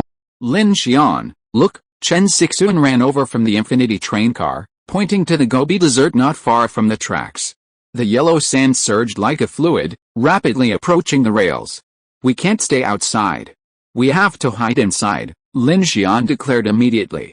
Furthermore, all onboard weapons had to be stowed and closed, otherwise the sand ants would crawl in, and that would be troublesome. Everyone, get in. Lin Xian had no choice but to lead everyone aboard the Infinity train car. The electromagnetic railgun, 1,130, anti-aircraft guns, and automatic Gatling guns were all stowed away, and the rooftop weapon hatch slowly closed. As everyone retreated, the spider-legged insects began to take over the train's roof, gnawing furiously at the train's armor. The resounding metallic gnawing made everyone inside feel nauseous. Meanwhile, the dark brown beetles had already covered the outside of the train car and over the windows, constantly searching for gaps to burrow inside. Sizzle, the arc pulse string vibrators throughout the vehicle vibrated simultaneously, instantly incinerating the strange insects outside the vehicle to ash. Their long legs and hard shells were scorched and sliced, sending large amounts of charcoal raining down to either side. Boom, boom, boom. Just then, a massive black, humanoid figure appeared from the sandstorm, this one even taller and more eerie. Why are they here again? Kiki exclaimed. We can't finish killing them all. What level of strange beings are they that have so many? Don't they have any territory? Shuken said with a gloomy expression. The infinity ring on Lu Xingchen's wrist spun rapidly. He said solemnly, Brother Lin, we can kill them again, woo. 20 Thunder Falcon drones charged behind Lin Xian. He nodded solemnly. In this situation, only those with superpowers and wearing power armor could act together.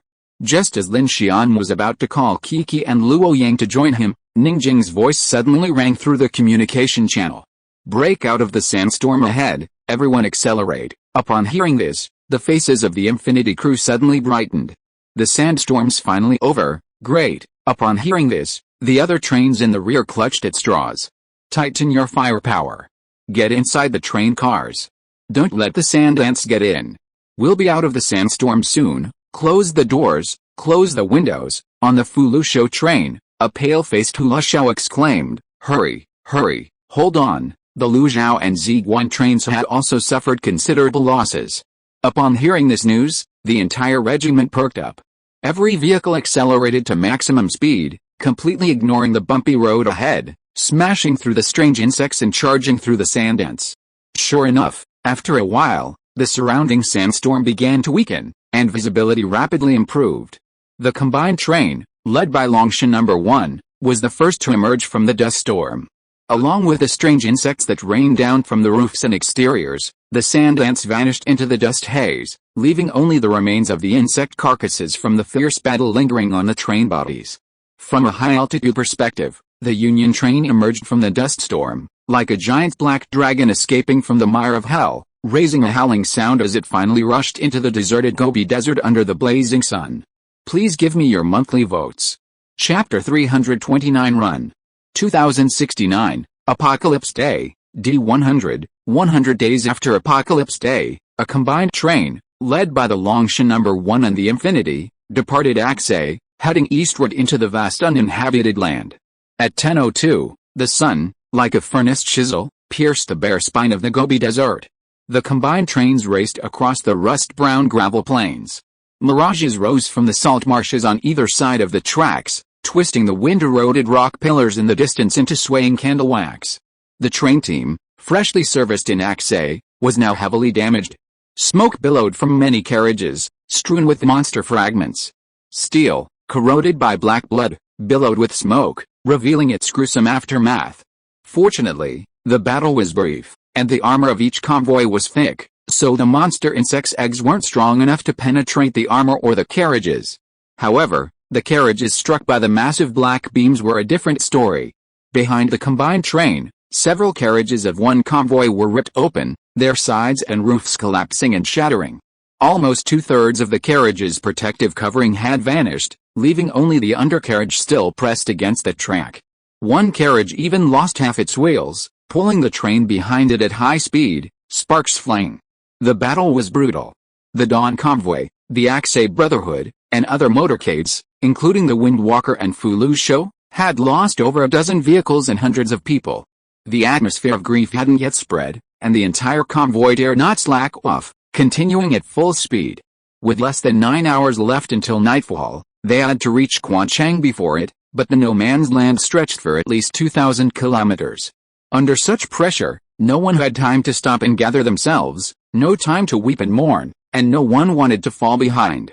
The crash of wheels against rails was like a death knell, and the quartz sands between the railroad ties was pulverized, swirling into a golden dust cloud with a heat wave. "I've remade the hook, hurry and move." Lin Xian and Kiki led the team to the damaged train car at the rear. His purpose was not only to help the team deal with the damaged cars, but also to prevent them from becoming unsafe for the entire train. The team in front of them was the Red Rose team, mostly women.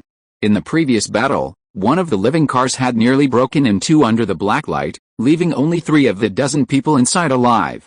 With the help of their teammates, the women, without even time to treat their wounds, hurriedly moved the remaining supplies from the damaged car. Kiki, on the other hand, unhooked the car and moved it away, allowing Lin Xian to deal with it, and then the following cars would quickly reconnect. This operation was a piece of cake for Lin Xian and Kiki. "Thank you, Captain Lin. Everyone, move quickly, don't worry about the good or the bad, just take them all away." The steel skeleton of the carriage stood up like a fishbone gnawed by a giant beast, and the charred iron sheets curled up into scales. Under the dilapidated carriage, the members of the Red Rose team hurriedly picked up the remaining things in the carriage, even including the body fragments of their teammates. There were very few men in this team, and the team leader was also a woman. All the women survived in the doomsday by earning a little bit of supplies by trading in the flesh. Every woman held a weapon, of various kinds, but most of them were relatively simple. The core combat power was relatively better configured. This time in Yijin City, they also obtained more than a dozen sets of power armor and various supplies, which was barely considered an improvement. Lin Xian held no ill will towards this convoy. On the contrary, He felt a certain admiration. In this apocalyptic world, sacrificing one's life for survival was no secret.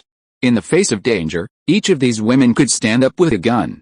Seeing them frantically scavenging the scattered supplies with their meager equipment, even unhesitatingly removing a single thick-soled combat boot from a half-dead body and draping it around their necks, it was clear how cautiously they lived. After Team Lin finally finished collecting, Zhou Hongqiu, the power armor-clad captain of the Red Rose convoy, barely had time to wipe the blood off her armor before gratefully addressing Lin Xian. "Thank you for your help." Lin Xian nodded and immediately had everyone exit the carriage. He disintegrated and devoured the steel joints. Then, using his telekinesis, Kiki moved the entire carriage away. As the following carriage accelerated closer, Lin Xian fabricated the connecting members at high speed, joining the two carriages together. Incidentally, he also applied full-scale armor to the joints, a helpful gesture. Lin Xian devoured the damaged carriage and transformed it into materials. After finishing, the two men moved on to the other carriages. That giant creature just now, if not exceptional grade, was at least A grade. Damn, this is the first time I've encountered something so invincible. Shi Dian, who had just finished reporting on the train's post-battle damage, cursed over the leader's communication channel. If it weren't for Brother Lin's quick warning, I think several carriages would have been lost. Captain Lin, Hu Lushao's voice called out. "Speed up. Our motorcade is running out of time." After the sandstorm cleared, visibility cleared, and the drivers finally breathed a sigh of relief. However, the train began to accelerate again, leaving their motorcade struggling to keep up. While the surface was hard-surfaced, the Gobi Desert was certainly no match for a highway. Even if their vehicles were high-end, modified tanks with powerful motors, they couldn't compete with the trains on the tracks. "Stop talking nonsense. Just follow the tracks. This is the shortest route to Quancheng." After dealing with the train convoy, Lin Xian began repairing the damage to the Infinity, while also using materials from the space decomposition system to mass-produce bullets. All convoys have been marked with a dark mark. "It's bound to be troublesome at night," Jin Deely said. "So we can't slow down now, we'll have to speed up. As usual, you guys should form a single file, with the large vehicles in front to reduce wind resistance. That's the only way." Lu Zhao didn't waste any words. He and the Fu Lu Shou convoy had the most large vehicles and the best equipment, so they took the lead in adjusting the convoy's formation, maintaining a long, straight line and accelerating. On the Queen Mo, Monica inspected the operational status of all the carriages along the way. As they drove, she spoke into the communicator. "I suggest that in addition to the track detectors, we should also arrange for drones to take turns to conduct high-altitude patrols to monitor the road conditions ahead. Otherwise, at such high speeds, a derailment would be troublesome." "Don't worry, our drones will be constantly monitoring the trains," Ningjing said. The heat scorched the horizon, a heatwave mirage filing the horizon. The crisp clatter of rails gradually grew, and the surrounding yellow sand trembled. A black and green heavily armored locomotive, covered in the fragments of strange insects, came crashing down with furious force. Behind it, a long steel dragon snaked to the edge of the earth.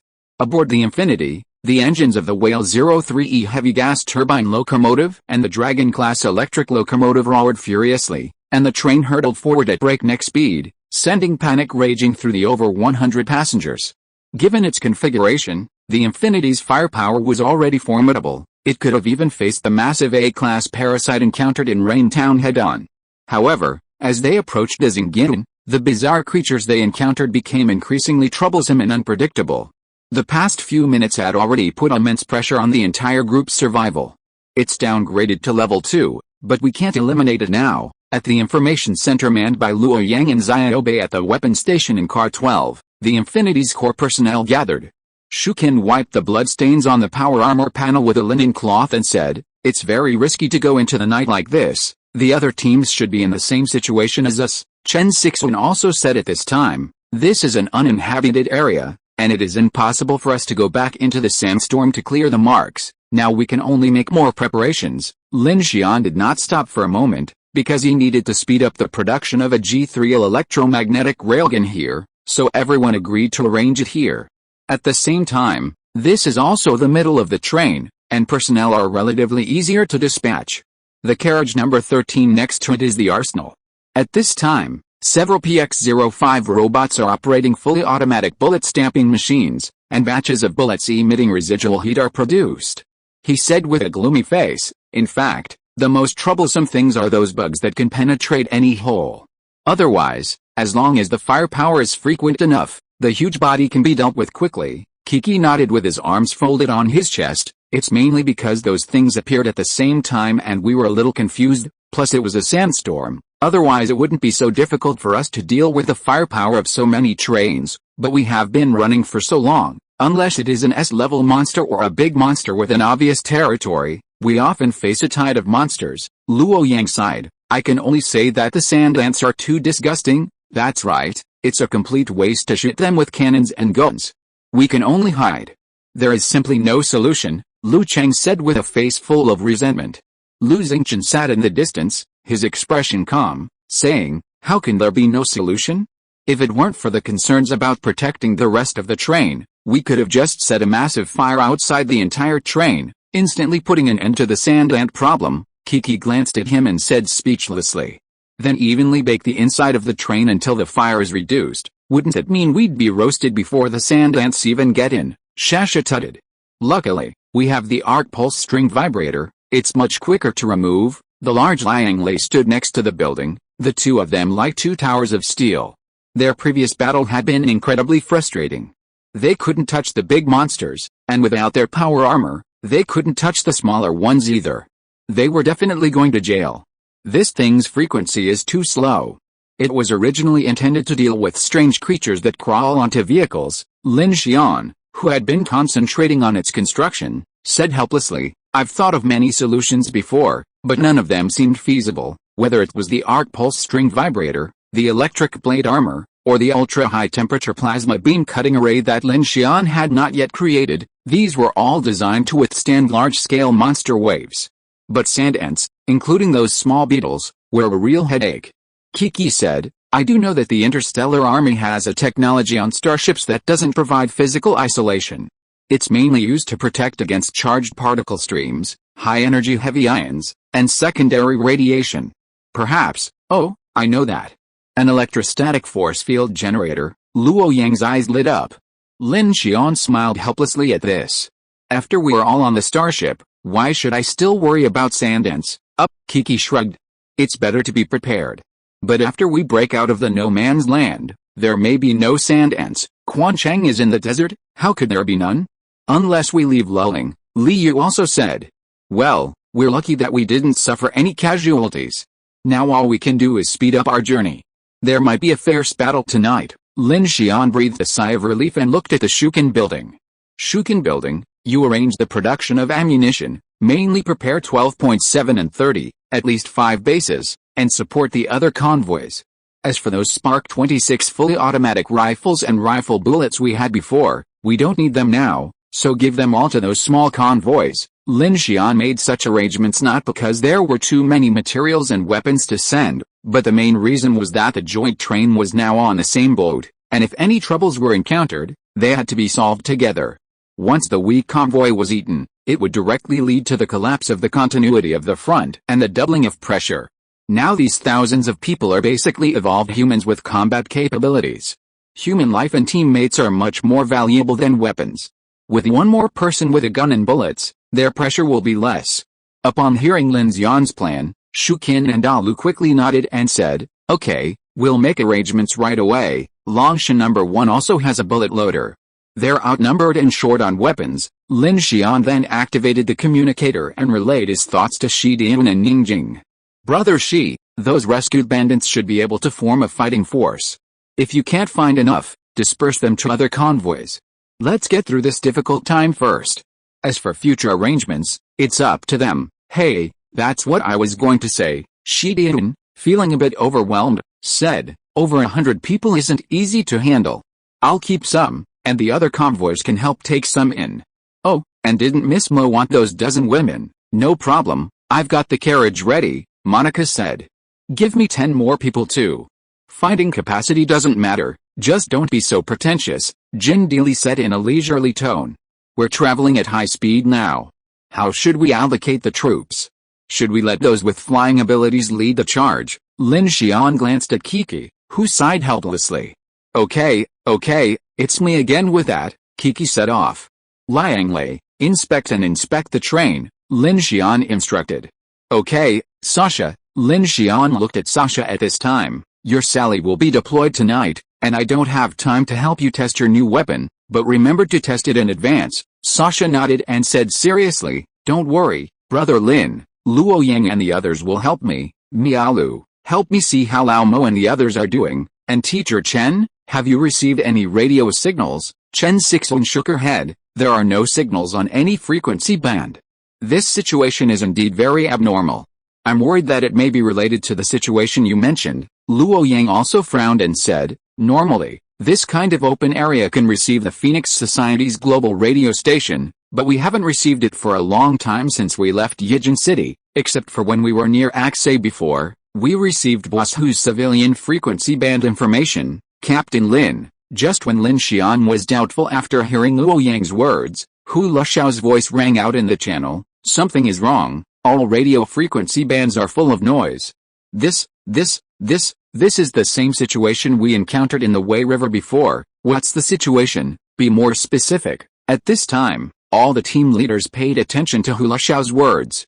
That's right, in the RV, Hu Lushao sat in the co-pilot seat and scratched his head with a complicated expression. Anyway, I can't receive any frequency band signal. Mine is an upgraded version of the dark radio, equipped with a second-level blood essence, but it's all noise. Several teams noticed this problem at the time. Now I think about it, could it be related to the instability of Star Abyss number 5? Lin Xian couldn't help feeling heavy in his heart when he heard it. Besides that, are there any special signs? Signs, Hu Lushao said. There are no signs, it just got dark, and then we got lost. Hu Lushao's tone suddenly changed in the communicator. Oh yes, I seem to remember that the dark time that day was 5 minutes earlier. I wonder if this counts. 5 minutes earlier, 1840. Yes, I remember I complained at the time, saying why the dark tide was actually earlier today. Why didn't you tell me about this earlier? Jin Deely scolded him directly. So it is possible that it will get dark earlier than expected tonight. Well, Hu Lushao explained, I didn't know at the time. This was the first time I encountered such a situation. And the strange thing about the darkness that night was that it was not black, but dark blue. Oh my god, I feel creepy when I think about it, Shi Dian said in a deep voice. It seems that it is right for us to set off early. Maybe it's just like what Brother Lin said. This matter is really related to that taboo. This no man's land is not peaceful. No one can let down their guard at night. Zizizi at this time, on Lin Xian's side. Hu Lushao sent a message to Lin Xian from a personal channel. Captain Lin, do you think this matter is related to the silver bullet I gave you? Lin Xian's mood turned rapidly when he heard the words in the communicator, and he said directly, if it is related, your radio station in Aksay would not have sent out a message. That's right, Hu Lushao reacted immediately after hearing it. However, Lin Xian continued, but there's no telling what's going on with forbidden objects. We can only take things one step at a time. You just said the sky was a deep blue. Is it the same all night? On a blue planet, the night sky, viewed through the atmosphere, is normally a deep blue. It only becomes very dark in extreme cases. But when Lin Xian heard Hu Lushao say this, he felt something was amiss. I don't remember the second half of the night, but I still have some impression of it before I encountered this strange entity. The deep blue I'm talking about isn't a kind that's transparent. It feels like a pure color, like it's projected onto the retina. Tisk, I don't know how to describe it, it's just weird anyway. Hu Lushao's tone was a little bewildered, but when Lin Xian heard it, it immediately reminded him of what Chu Yan had said to him. Don't interpret taboo objects with human eyes. If you see them, don't look at them. Trying to understand them would be counterintuitive.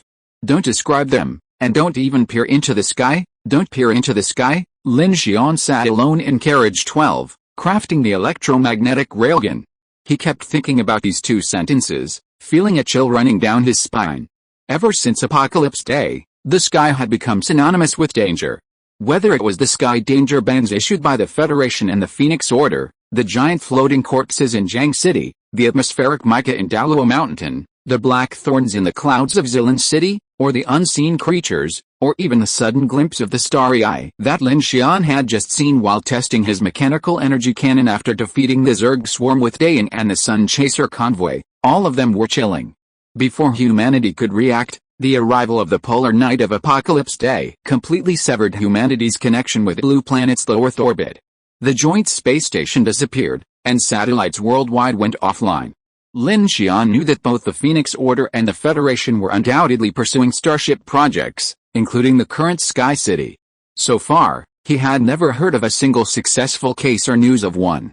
Therefore, to most people, the sky posed an even more desperate danger than the ground. To this day, neither the Phoenix Order nor the Federation had found a truly viable solution to the survival of human civilization. The Federation defended the city, frantically constructing underground cities. The Phoenix Society rescued people while fleeing, attempting to find the final answer before the global polar night. But none of these scrambling people knew the ultimate outcome of their escape. From Lin Xian's perspective, humanity's power was far too limited. Even though they had evolved to berserker-level strength in just 100 days, it was still far from enough to face the darkness. Lin Xian's mechanical heart was operating at full power. His left hand was constructing the electromagnetic railgun, while his right hand was constantly transferring materials from the production center to supply the munitions manufacturing car. The rest of the team was tense and constantly busy. At 4:40 p.m., less than 2 hours before nightfall, the Infinity's third G3L electromagnetic railgun had finally been successfully produced. This was the first time Lin Xian had built 2 heavy weapons in a single day. Because Carriage 12 was the center of the train, this weapon station was the only car currently equipped with 2 long-range and short-range firepower units. This was naturally intended to protect the munitions, supply cars, and the nearby living cars. At this point, Lin Xian had only about 30% of the materials left at the decomposition center. Besides continuing to manufacture ammunition, he was also working on the move to build Thunder Falcon 2000 drones to enhance his combat capabilities. These drones were incredibly powerful and swift. Even a medium-sized anomalous being could withstand a simultaneous attack from dozens of them. Therefore, Lin Xian planned to build several more. However, these drones were comparable in precision to the PX-05 robots, and the production speed wasn't as fast. Fortunately, their small size allowed him to avoid staying in place and instead head to Carriage 3 to find Ding Junai. "Director Ding, what's going on?" Lin Xian asked upon entering, noticing the hell-black chrysanthemum emitting a faint crimson glow. Ding Junai put down her mobile device and looked at him. A few pieces of news. First, based on effective monitoring, everyone's physical resilience has increased significantly since the time they arrived in Zilan City. We haven't received the Phoenix Order's latest detectors yet, but the fury level in our vehicle has definitely increased, perhaps even reaching destruction level. Second, my abilities have also improved significantly. I'm currently learning how to apply them to benefit the team. Another thing is the Silver Dragon's 100,000 mistakes. Ding Junai pointed to another incubator. It sprouted its first inflorescence. Lin Xian immediately stepped closer to examine it. Sure enough, the tip of the purple cracked flower stem now contained a white bud the size of a peppercorn. It looked ordinary, but the previously tiny purple light flowing dimly within the stem seemed to have accelerated, a noticeable difference. Objectively speaking, after flowering, perhaps this disaster plant will reveal its true properties, Ding Junai said. Lin Xian nodded. On Ding Junai's lab table, a container filled with a black substance appeared, resembling fragments of the massive black body from earlier. "Why are you studying this? This is human tissue." Ding Junai, wearing gloves, picked up a piece and crushed it into powder between her fingers. Her face was serious. "It looks like it's been through some special planing process, stripped of moisture. But it's easy to analyze the cells and protein structures inside, even DNA. This isn't a case of parasitism." Ding Junai looked at Lin Xian, her expression somewhat grave. "They use human corpses to form their bodies. From this, it's clear that the human form is just a form of mimicry for the species." Lin Xian's eyes narrowed, and he was about to say something when a sudden burst of noise echoed through the communicator. It sounded like the same radio frequency. He didn't know if it was an illusion.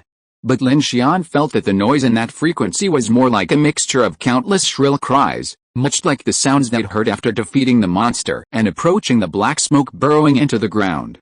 "Zizzy everyone, something's happening." It was Shi Dian who spoke on the communicator. At that moment, in the cockpit of the lead train of Longshan No. 1, Shi Dian, with a telescope, gazed in the distance with a strange expression. Ningjing and a group of engineering staff stood beside him. The alarm had arrived via drone, and when Xian located that direction, his expression changed.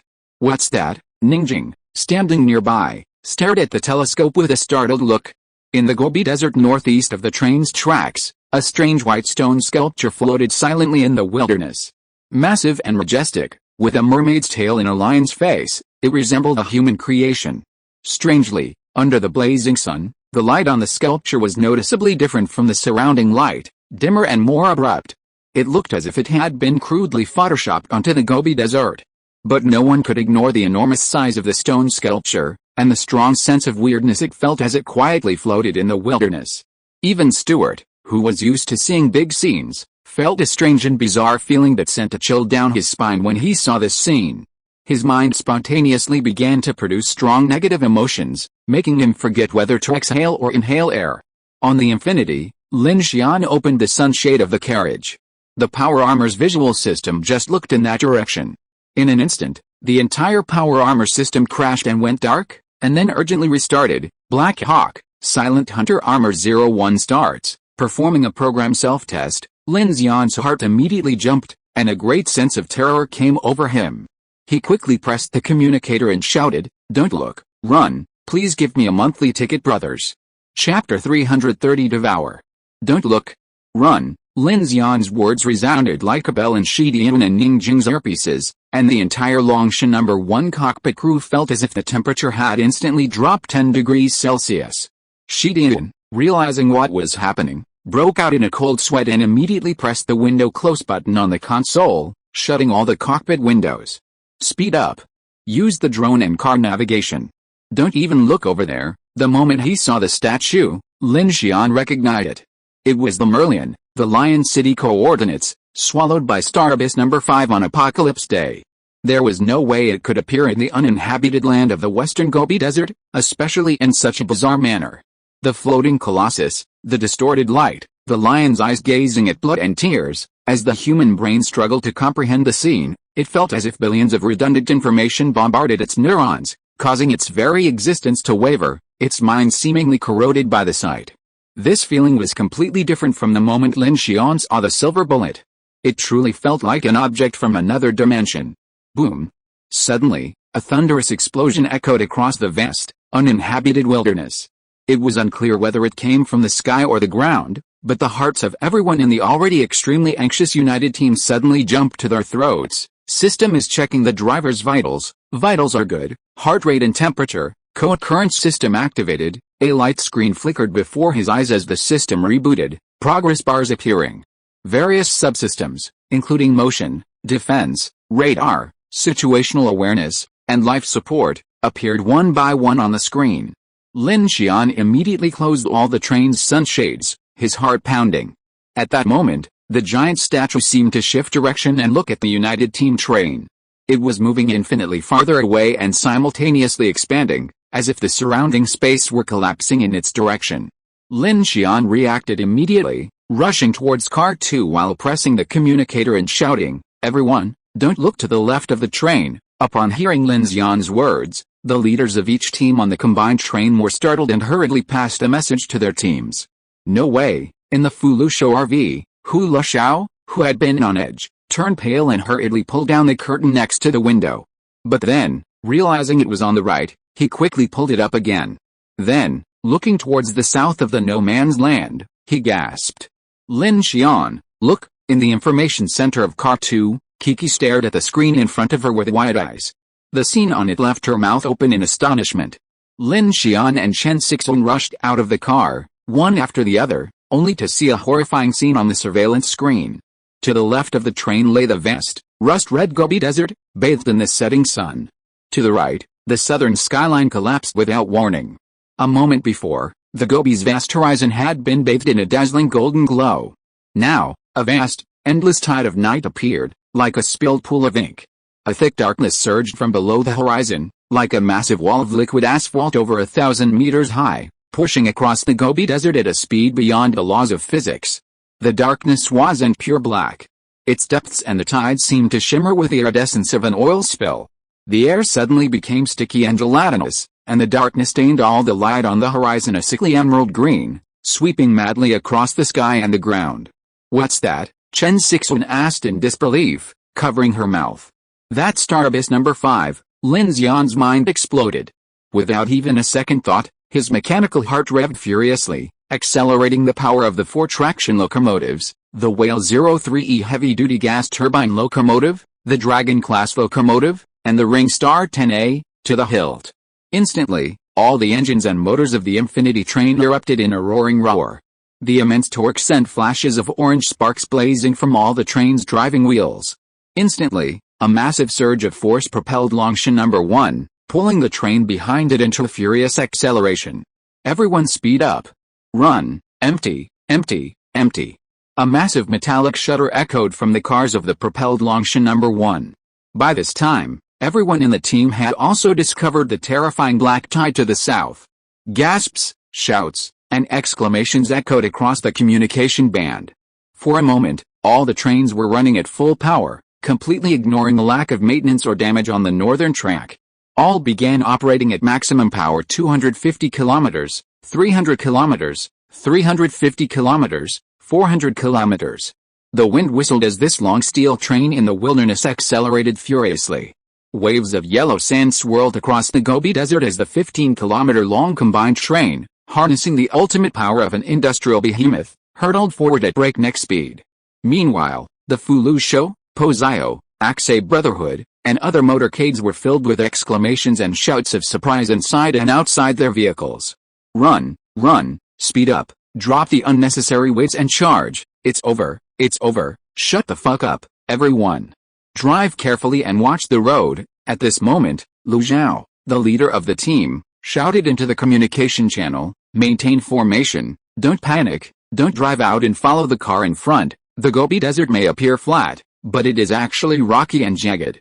Only the road next to the track, which has been manually compacted, is the smoothest. With a tow truck leading the way, this convoy of hundreds of vehicles can maintain its top speed. If they lose their composure at this moment, chaos will surely result in car crashes and deaths." Lu Zhao's words immediately dissuaded those who wanted to break out of the traffic formation and overtake. Everyone watched the train accelerate away, holding their breath and following along the track. Back at the train convoy, all 22 teams were on edge. The trains were cranked to maximum power, shaking even the concrete sleepers on the Gobi Desert tracks. The darkness to the south was like a tsunami, initially a thin black line, then gradually widening and towering. The once clear sky was also swallowed by the darkness, like a massive wall of darkness enveloping the heavens and earth, steadily advancing towards the trains. On Lin Xian number 1, Shi Dian, with a rare cold sweat on his face, stared at the dark sky on the monitors and the driving radar, his fists clenched. So this is the terrifying side of the Xingyin pressing down. Ningjing's face was also filled with grimace. At this moment, everyone on Lin Xian number 1, including her, felt a sense of immense danger. "Damn. It's still over an hour before dark," Shi Dian frowned. "That doesn't make sense. We're very close to star abyss number 5, and we escaped from Yijin City right on the edge of polar night," Ningjing said. "Then how can this star abyss be moving faster than polar night? Isn't that?" Shi Dian was about to say something strange. But presumably, what normal could possibly be left for them right now? Jin Dili's voice rang through the communication channel. "That darkness is moving very fast. Will probably be dark in no more than an hour." "Is that what's called dark in the star abyss?" Monica said coldly. "Give up all illusions. We can't reach Quanchang before dark. We haven't even seen the edge of the tide yet." In Infinity Car 2, Kiki was calculating with Luo Yang and the others in Car 12. The computer screen displayed an image of the horizon, obtained by optically capturing and recognizing the sky. "How is it going?" Lin Xian asked anxiously. Still calculating, Kiki's fingers worked continuously. Meanwhile, Luo Yang over there sent a message. "Optically, the expansion speed is about 220 kilometers. It'll only take half an hour to reach us, but the edges are too blurry." Lin Xian remembered Chu Yan's words that the Wei River situation was an irregular expansion of star abyss number 5. This meant that it wasn't the entire abyss, tens of thousands of kilometers in diameter, but rather a portion of an irregular area. So while the tide seemed to stretch to the horizon, it wasn't actually a vertical wall. If it were advancing in a quasi-circular pattern, the tide wouldn't be a vertical wall. So if they were escaping tangentially, as long as they could determine the speed and edge of the dark wall, they could calculate their chances of escape. Kiki spoke urgently. At our speed and direction of travel, we can only avoid the abyss if its entire expansion doesn't exceed 1,000 kilometers in diameter and its depth doesn't exceed 350 kilometers. Lin Xian's face darkened at this. He shared this information with everyone, but it still sounded overly optimistic. Monica's right. Give up your illusions. In the worst-case scenario, we'll be swallowed by the Xingqian in half an hour. So we can only fight and flee like we did this morning when we entered the sandstorm. Half an hour is barely good news. At least we have time to prepare, Jin Deely said.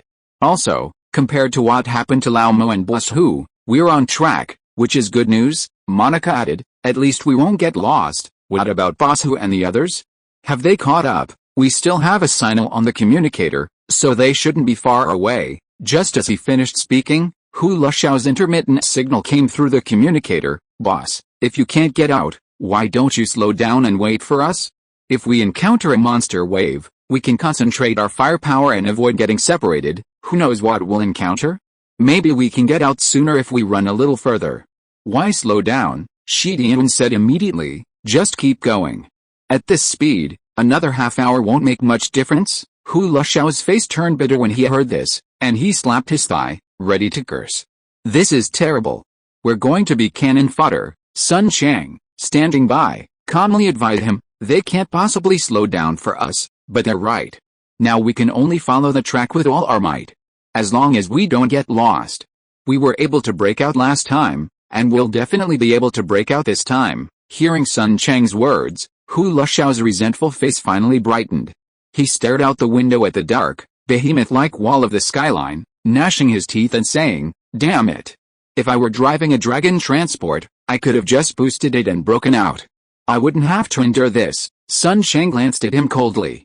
Have you forgotten how your transport crashed? Hu Lushao shuddered at the thought, swallowing back what he wanted to say. He could only sit there and pray with a sullen look on his face.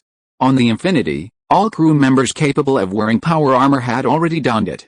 Shukin, the building, and the PX-05 robots were carrying crates of ammunition to the various carriages. Lu Xingjian, too, wore a stern, battle-ready expression. Standing beside the carriage in his power armor, he watched the approaching darkness, his eyes blazing with fire. Kiki, Lin Xian instructed Kiki in carriage number 2. Anything could happen in Xingqian. Your telekinetic shield might not be able to withstand everything. Kiki nodded and obediently donned a suit of Lone Wolf's power armor. She said optimistically, I've wanted to wear it for a while, but sometimes it's too much trouble. You won't need the motion unit, but at least the radar system and defensive armor will be useful to you, Lin Xian said. That's right, Chen Sixuan said, approaching. Raise your weapons and activate the fire control radar in advance. The system reacts faster than humans. Okay, Kiki immediately activated all the railguns, 1130s, anti-aircraft guns, and automatic Gatling gun turrets from the train's roof. He also activated the arc pulse string vibrators and the electric blade armor on both sides of the train, putting the Infinity into full combat mode. Every car, report the situation, Lin Xian, observing the massive wall of darkness that was closing in on the sky, pressed the communicator. Car 21, Liang Lei, Da Zhou, we're ready. Captain Lin, don't worry, Liang Lei, weapon in hand, his skin a metallic hue, stood ready. Car 17, everyone's ready, Li Yi's voice echoed. Car 15, our people are ready, Li Guangwen, clad in power armor, took a deep breath. Car 14, Luo and Amin are both here. Car 12, Luo Yang and Xiaobei are both ready, and the weapons and fire control radar are online. Car 9, Shukin, Miaolu, and Lu Chang are on standby. Car 6, Brother Ho and I are both here, don't worry, Brother Xian. Car 3, this is Xiaoyun, with Director Ding. Car 20, the Sally is ready too. In Car 20, Sasha had already sat in the fully armored Sally, the 6-axis robotic arm behind her mounted on the mecha, ready to be deployed and deployed outside the car for combat at any time. In Car 2, Lin Xian, Chen Sixuan, and Kiki, all dressed in combat armor, exchanged glances in tacit understanding. Let's go to the cockpit. Yes, Lin Xian called to Chen Sixuan, and the two of them, still working together, headed towards the Infinity's cockpit. About 50 kilometers to go. Shidian's voice came over the communicator, and everyone's expressions tensed. At 5:29 p.m., across the vast Gobi Desert to the south, a massive black wall pierced the horizon, a raging storm of darkness rapidly approaching. From this distance, one could already discern strange, twisted darkness within. It wasn't pure black, but rather a wave of annihilation from another planet, completely engulfing the world. The Union train hurtled towards them, its left side shrouded in the saffron sunset, and its right, a vast wave of darkness like a cosmic beast. The viscous black storm curtain twisted madly, silently devouring the sand dunes, rusted signal towers, and wind-eroded rocks in its path. 20 kilometers, clang, clang, clang. The ground, the dust, the tracks, all trembled, and the sky darkened. Ahead of Lin number 1, the Gobi Desert was gone, replaced only by a black curtain thousands of meters high, like a cosmic fault line. 10 kilometers, the wind howled, the train's wheels clattered, sending sparks flying, and the sky and earth shifted color. When the massive wall of darkness was only 3 kilometers from the train, all the frantic noises suddenly vanished. The gravel beside the track lost all its shadows the instant the darkness touched it, as if its three-dimensional coordinates had been ripped out, flattening into a two-dimensional ghostly shadow like a paper cutout. The mercury in the thermometer inside the carriage plummeted, and frost formed on the stainless steel forks in the dining car as the temperature plummeted. A strange, click-click. Zingidon, here it comes, as the black sky, like a world-shattering rift, swallowed the entire land. Everything seemed silent. Everyone felt instantly aware that their senses had been disconnected, sight, hearing, touch, everything, shattered by a surging force.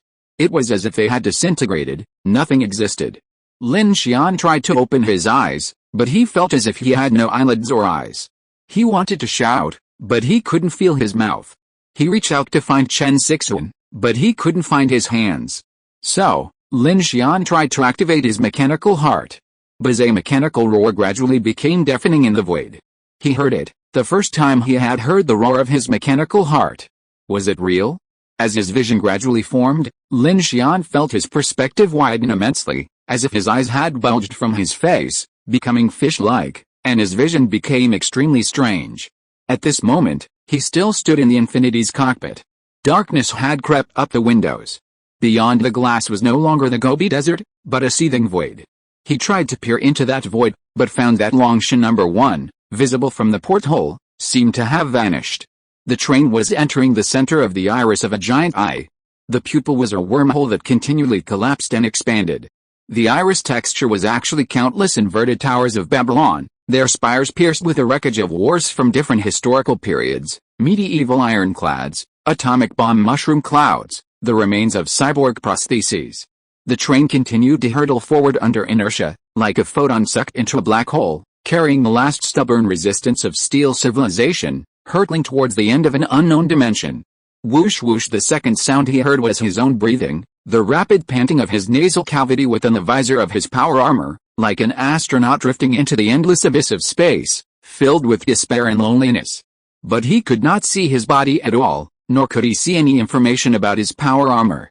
For the first time, Lin Xian's mind was filled with a strange, detached vision. Chu Yan's words, if you see it, don't look at it. If you try to understand it, it's counterintuitive. Don't try to describe it. Don't try to describe it, sent a chill through him. He quickly closed his eyes, focusing on his senses, trying not to lose himself in the feeling of falling into the abyss of the universe.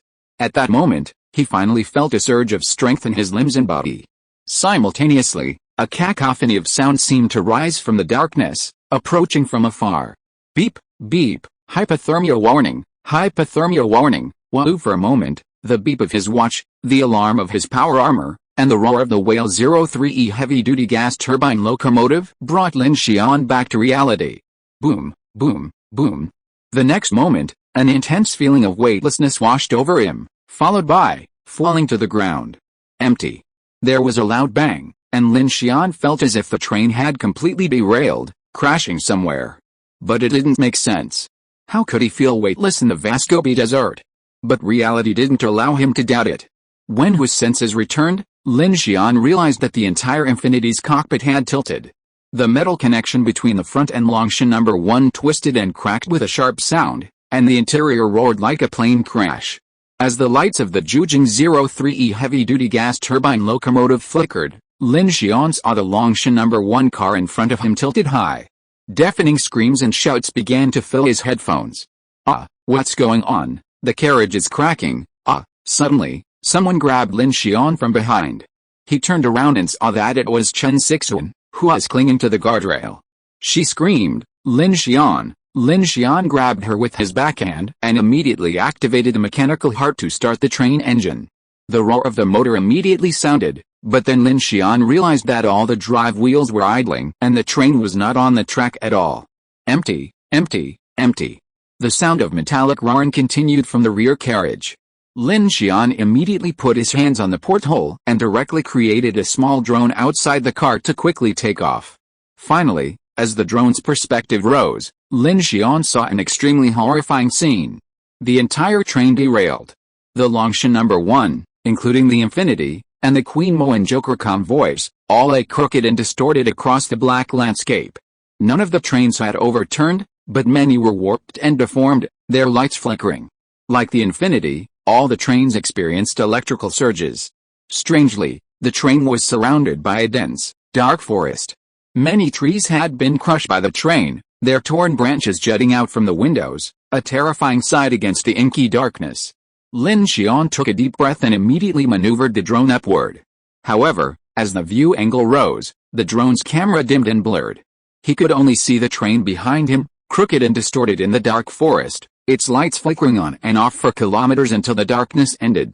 Looking at the drone footage, Lin Xian's expression grew serious, and he immediately said, "This isn't the Western Gobi Desert." In the dark forest, eerie noises, other than those from the train, seemed to echo deep within the trees. A piercing roar echoed in the darkness. Terror is approaching, and strangeness is descending. Brothers, please give me your monthly votes.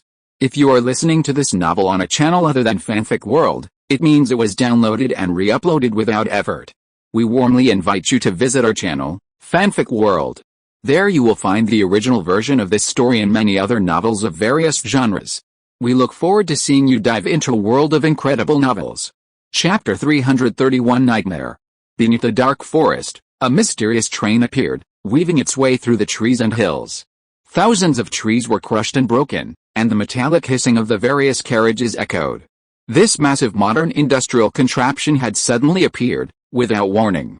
Lin Xian attempted to peer into the distance through his drone, but in the darkness, he could only make out the outlines of the mountains. Perhaps due to the distortion caused by the thick black fog, the vast mountain seemed to slowly wriggle. The dark shadows dissolved and reassembled in the mist. The sky was an eerie deep blue, starless and moonless, making it impossible to discern the terrain or the direction of east and west. Lin Xian seemed to be the first to regain consciousness. As he grabbed Chen Sixuan and used the drone to view their current situation, the others finally recovered from their shock, or perhaps woke up, detected a massive intrusion of dark and terrifying forces. The alarm on the heterogeneous cube continued to blare. The Infinity's internal frequency finally returned to normal with a whirring sound. Kiki had already rushed to the front car and, upon seeing Lin Xian and Chen Sixuan, shouted, "Are you alright? How are the others?" Lin Xian, upon seeing Kiki, immediately contacted the other cars. "It's alright, we're all okay, the back car is safe." Suddenly, messages from every car on the Infinity came pouring in, and the communicator was filled with panic chatter, clearly everyone just recovering from their fear and disorientation. "Brother Shi, how are you guys doing?" After confirming the Infinity's situation, Lin Xian began to inquire about the other trains. After intermittent signal interruptions, Longshan No. 1 finally transmitted a message, but the first thing that rang out over the communicator was a burst of gunfire. Bang, bang, bang. Simultaneously, gunfire, screams, and roars echoed from the other trains. "Darkness changes," someone shouted. "Old Chen, no, quickly, kill him, the car is out of control, locked." Bang, bang, bang. "Wake up, they're one of us." Instantly, countless agonized howls and cries echoed across the public airwaves. Everyone understood at that moment that a dark anomaly had erupted within. All carriages sealed, resolve this from within. On Longshan No. 1, Shi Dian and Ning Jing's group swiftly rushed through the carriages, continuously resolving the anomalies within, suppressing the panic, and personally shooting down those once familiar, beloved and friendly faces. At the same time, he shouted on the leader's channel, "Brother Lin, other teams, this place is terribly full of demonic energy. Quickly resolve this internal threat. There must be a strange entity approaching." On the Joker team, Jin Dealey acted swiftly. A flash of golden light pierced through the carriages, mercilessly snapping the necks of several of the anomaly's men. He was the fastest in this situation. Everyone looked on with a stern expression as their comrades, slain by their own boss's hands. Everyone in the Joker team had long since reached a consensus. An anomaly meant death, but if it harmed one of their own, that would be a disgrace. We've solved it. The problem now is that we seem to have gone off the rails. Jin Dealey looked coldly at the dead chef, Old Joe, and sighed inwardly. The Queen Mo was also experiencing frequent problems. But all of Monica's men were wearing power armor and connected to her control system. If even one person's vital signs or heart rate data showed any abnormality, an alarm would immediately sound, and Monica would directly lock the power armor program, preventing them from using weapons or attacking friendly forces, and then they would be disposed of. But one of her carriages happened to contain the dozen women she had collected from Laozi. 3 of them had mutated and had bitten 2 other people to death before being killed by Monica. Monica looked at the environment around the train in the holographic interface and said quickly, "We've found the reason why Boss Hu and the others got lost. It seems that Xingyin has directly torn us into another space or area." On the Infinity, Lin Xian and Chen Sixuan Kiki ran all the way to the carriages at the back. Ding Junai in carriage number 3 was also shocked by this strange power. She followed Lin Xian all the way to the back and saw the world outside the gap in the window sunshade. She couldn't help but say, "Is Xingyin in some kind of black hole singularity? The closest one to the forest in the Aksay no man's land is at least 4,000 kilometers away. This is incredible." Captain Lin Xian from the front rushed over at this time, followed by Luo Yang, Lu Chang, Lao Mo and Sun Yuzhen. "Captain Lin, this is exactly what we've encountered before." Old Mo, still recovering from his injuries, shouted in horror, "We need to get out of here quickly, otherwise," boom. Before he could finish his words, a massive tremor erupted, seemingly emanating from the other convoys behind him. It dragged all the cars ahead of him violently backward, nearly knocking Lin Xian and the others off their feet. "What's going on? Strange entities!" Boom, boom, boom. A massive attack roared, and in the dark forest, a series of eerie, shuddering noises began to echo, as if countless unknown creatures were rapidly approaching the Union train. "The convoy behind us has fallen into the water." Falling into the water, Captain Lin, the Fengfen, the Great Victory, and the Iron Fortress are all stuck in a swamp. "The ocean and the parrot behind us have sunk into the lake." Zhou Hongqiu, captain of the Red Rose convoy, stood in the tilted carriage, watching the countless strange tentacles writhing in the swamp outside and the unspeakable monsters that had already climbed onto the carriages. With unbearable panic, she reported to the convoy ahead. Bang, bang, bang, bang. At this moment, hundreds of the Union convoy's trains, still ravaged by internal trouble, were already engulfed in chaos outside. Alarms wailed, and all the heavy weapons, the railguns and 1130s, had been activated by the Infinity's fire control system, automatically firing. A furious barrage erupted. Following the Red Rose convoy, nearly a third of the trains were mired in the muddy swamp. The Ocean and Parrot, with over 30 carriages, were flooding, sinking madly into an unknown depth. A massive lake. The Union trains were located right at the edge of it. Flooding. "Help, what should we do?" "Open the doors. Everyone swim out." The Ocean's captain acted decisively, but by then, the entire train was half submerged, floating on the lake. Black water continued to pour in, even the nuclear-powered cars were taking on water. The train's electrical systems flickered, and the automatic valves jammed. He immediately summoned his psychics to manually open the doors of each carriage. Suddenly, a massive, black, snake-like figure slithered past a train. Under the flashing headlights, countless dark green scales twitched and twisted, creating a whirlpool of waves, as if some terrifying creature lurked beneath the black water. "Nothing," a second voice echoed, as the rearmost carriage, as if entangled by something, began to collapse inward. The entire train tilted forward and backward, and water continuously rushed from the inside to the rear, leaving people unable to stand. Pulled by the immense force, the entire train was constantly moving backward, as if being pulled underwater by the unknown creature beneath the black lake. Simultaneously, From the dark forest, creatures of completely unidentifiable form began swarming towards the train. The weapon systems of all the train teams roared, and the sound of gunfire echoed throughout the dark and lonely forest. "We're retreating, something's dragging us into the water," the traction locomotives of each convoy roared, but the hard iron wheels had no grip in the swamp and mud. At this moment, Xian shouted, "Sister Mo, my all-terrain traction train and I," immediately switched to traction drive and pull the convoy up first. Okay, in a flash, the only two all-terrain traction locomotives in the combined train immediately switched to track drive and began roaring. For a moment, dirt and rocks flew everywhere, and wood chips were crushed. They only barely stopped the retreat, but the forest ground was all muddy humus soil, soft and deep, which was of little use. "No, we have to use the track," Lin Xian shouted into the communicator. Trying to tow a train over 10 kilometers long and stuck in the muddy swamp with just 2 ATVs was a pipe dream. The only solution was to shove the train cars onto the tracks one by one, using the train's weight and the friction of the tracks to pull it. If that wasn't enough, they could build more tracks.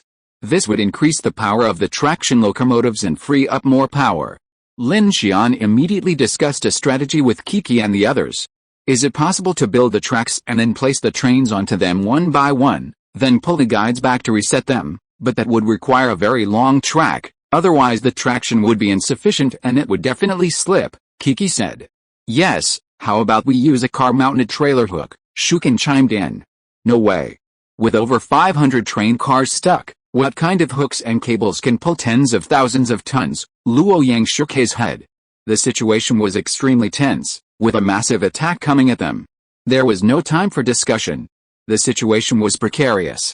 Unexpectedly, at this moment, Lao Mo suddenly said, "Captain Lin, the easiest way to derail a heavy train is to force it onto the track. Remember the traction platform for the climbing elevator? If you can build a non-fixed track ladder, then use the traction platform to pull the train onto the track ladder, the train's power can automatically reset it. The track ladder can be piled in this area. There's no need to worry about stability, and a maximum length of half a kilometer is enough to definitely hold a train. As long as it can move forward, just lay simple steel tracks in front and it will be fine." Lin Xian immediately understood. Lao Mo was worthy of being a veteran engineer at Xinghu Heavy Industry. His method was simple and to the point. To put it bluntly, use the Queen Mo and Longshan No. 1 all-terrain tractors as traction platforms, then build a temporary guide ramp with bricks and steel plates in front of the lead vehicle and pull it onto the prefabricated and piled track. Although the tractors can't pull it, Lin Xian and Kiki can directly build track below. As long as they can tow the Infinity traction locomotive onto the track, the Infinity, with its 4 traction locomotives and 2 nuclear-powered train sets, will provide the tremendous torque to pull the following vehicles. Thinking of this, Lin Xian immediately shared his idea with the others. Shidian and Monica also understood his intention and immediately agreed. Let's do it this way. Sister Mo, you and Ning Jing will be in charge of towing the vehicle. Old Jin, you and I will be responsible for holding off the monsters and protecting Brother Lin and the others. Okay, everyone, move quickly. On Lin Xian's side, everyone prepared to join the battle. Lazy, you protect Captain Lin, Li Yu shouted to Liang Lei. Liang Lei nodded and immediately followed Lin Xian along with the 2 people from the building, Li Guangwen and others. Assault team, mobile team, you suppress and cover me. Teacher Chen, you, the reconnaissance team, hold the vehicle. Okay, Brother Ho, you know what to do, I understand. Bang. The roof of car 21 opened, and a Vulcan mech leaped out with a roar of fire. Sasha, sitting inside, also shouted, "Look at my power, fire fist." Boom. Lu Xingchen soared into the sky, unleashing a monstrous fire upon the densely packed, twisted forest. The massive fireball swept across the landscape, igniting hundreds upon hundreds of trees, sending blazing flames soaring into the sky. Instantly, all the members of the Infinity, clad in power armor, as well as those from the Longshan 1, Queen Mo, Joker, and other convoys, were deployed. Under the train's firepower, they fiercely opened fire on the creatures sweeping through the forest on either side. The indiscernible, twisted, humanoid, coral-like creatures, insects, monsters, and ghosts exuded a myriad of eerie scents, constantly corroding the survivors' retinas and sanity. Deep within the forest ahead of Longshan 1, a translucent worm, 1 meter in diameter and of unknown length, appeared. Within its translucent form, a faint, corrosive, blue-green fluorescence could be seen. In the distance to the side of the Infinity, a dark shadow, larger than a fog spider, slithered in and out at breakneck speed, silently and unnoticed. Its purpose was unknown, like a low-frame creature in a silent film. But each time it appeared, a dense swarm of orb spiders would surge from the woods below. Chen Sixuan, carrying Meteorite 3, was stationed on the roof of the Infinity with Nialu and other members of the reconnaissance team, firing continuously into the forest. When a strange rustling sound reached her, she turned and fired a shot behind her. In the flash of gunfire, a strange, giant snake with human hands crawled up a tall, ancient tree in the woods. In front of the Lin Xian No. 1's headlights, a strange humanoid creature uttered a sinister laugh and scurried past. Behind the Red Rose convoy, countless eerie shadows slowly emerged from the mud and water in the swamp outside. In the already submerged ocean carriage, survivors were mysteriously pulled from broken windows. As their teammates rescued them, they saw, through the flickering interior lights, terrifying creatures growing on the decaying corpses. On the Hell Warriors' side, countless bee-like buzzing filled the air. When Daden's flamethrower ignited the forest, a vast, eerie beehive of corpses appeared within. Aside from the dark creatures resembling insects and beasts, most of the other forms were beyond the comprehension of the survivors. They only knew that these things were moving, approaching, and devouring humans. From the front to the rear, the 15-kilometer front was a continuous battle, with countless deaths and bizarre events occurring at a rapid pace. Since entering the star abyss, only a few minutes had passed, yet time felt incredibly slow. Lin Xian and Kiki were both wearing power armor. When the Infinity train's automatic blast doors opened, they were greeted by an intense chill. It wasn't pure warmth, but a numbing, oppressive feeling of space, instantly causing immense mental confusion and a shattering sensation in their consciousness. Lin Xian felt his head spin for a moment, then, without hesitation, he stomped on the black humus of the forest floor and charged forward. Meanwhile, Jin Deely, Monica, and the crew of Lin Xian No. 1 also rushed out. The Queen Mo unhooked from the Infinity and sped forward, while Lin Xian No. 1's backup all-terrain vehicle pulled back. Bang, bang, bang. The rear carriages kept rolling backwards, the situation extremely critical. Ugh, hiss. More and more carriages at the rear began to sink into the deep water. Screams and cries for help sounded intermittently in the headphones, along with strange shouts from the dark forest around them. The monsters that were approaching were so scary that they made people's SAM values drop wildly. The humming sound of the G3L electromagnetic railgun resounded through the night sky. The firepower of the two 1130s on the left and right flattened all the trees in the forest. Start here, build the guide ramp first, then the rails. The steel structure in the middle will maintain the track gauge and pull the Infinity up. Lao Mo and Sun Yuzhen also rushed out to help. Sun Yuzhen spread her wings and flew high into the sky. She looked into the distance and quickly said to Lin Xian, "Deploy to the 3 o'clock direction. The terrain over there is a ridge-down area, so there must be hard soil. We can drive into the open area there." Kiki manipulated the Silver Blade Torrent to create a storm on one side of the forest to block the indiscernible monsters. At the same time, she had to use her telekinetic shield to resist and lift the Infinity's lead vehicle, the giant Whale 03E heavy gas turbine locomotive, so that Lin Xian could build the metal guide ramp below. Lin Xian's hands flew out countless materials, and sections of rails and iron piles continued to form and fall. Liang Lei and Dasha fought fiercely while leading the engineering team to hammer the piles into the ground. On both sides of the combined train, thousands of combatants in power armor were either wielding weapons and firing frantically or charging into the strange formation under cover of the train's firepower. In less than 5 minutes, Li Guangwen, Luo Luo, Amin, Shu Qin, Miaolu, Lu Chang, and the others had already inexplicably become consumed by a sense of killing. Lin Xian, naturally, also felt the intense, intrusive force of darkness constantly assaulting his sanity. Even in his Black Hawk power armor, he was sweating profusely as all materials frantically poured out to create the track. Buzz! Lin Xian No. 1's all-terrain vehicles arrived, and together with the Queen Mo, they attached the Infinity to the tractor hooks. After Lin had finished laying the tracks under the Infinity's first 3 tractors, he handed the remaining work off to Lin Xian No. 1's track-laying vehicles. All that remained for him and Kiki to do was to construct temporary guide plates under the other power output tractors in the rear to increase grip, allowing most of the tractors to simultaneously output power and, ultimately, pull all the trains forward. As time ticked by, The gap between the Infinity and the Joker convoy behind them widened. Jin Deili and Xiao Meng led the team, engaged in a frenzy of fighting. Dozens of white, humanoid monsters swiftly charged into the convoy, claiming numerous lives. Jin Deili frantically shouted, urging everyone to disperse and concentrate their fire. Xiao Meng, there's one hiding back there, boom boom. The train's heavy weapons, a whirlwind of metal, had nearly leveled the vast forests on either side, thousands of trees falling. From the dark shadows, a white monster roared and ran. A barrage of bullets sent countless white droplets cascading down its body. It seemed to shatter, then twist into humanoid form again, only to be completely shattered by the barrage of fire. Only a swarm of white maggots remained, wriggling on the ground. Xiao Meng rushed forward, grabbed a flamethrower, and burned the maggots clean. Be careful, activate the high-voltage curtain wall, the cars can handle it, back off. The Longshan No. 1 track-laying locomotive arrived, and at the same time, 2 all-terrain traction locomotives were connected to the Infinity. Alright, Lin Xian sighed. Track had already been laid under the traction locomotives of about 10 trains. Beyond that lay the swamp and shallow waters, making it impossible to lay tracks even if you wanted to. Brother Shi, Monica, Teacher Chen, get ready, Lin Xian. At this moment, Kiki, in the middle section of the joint train, pointed toward the swamp behind and the sinking train compartment beyond.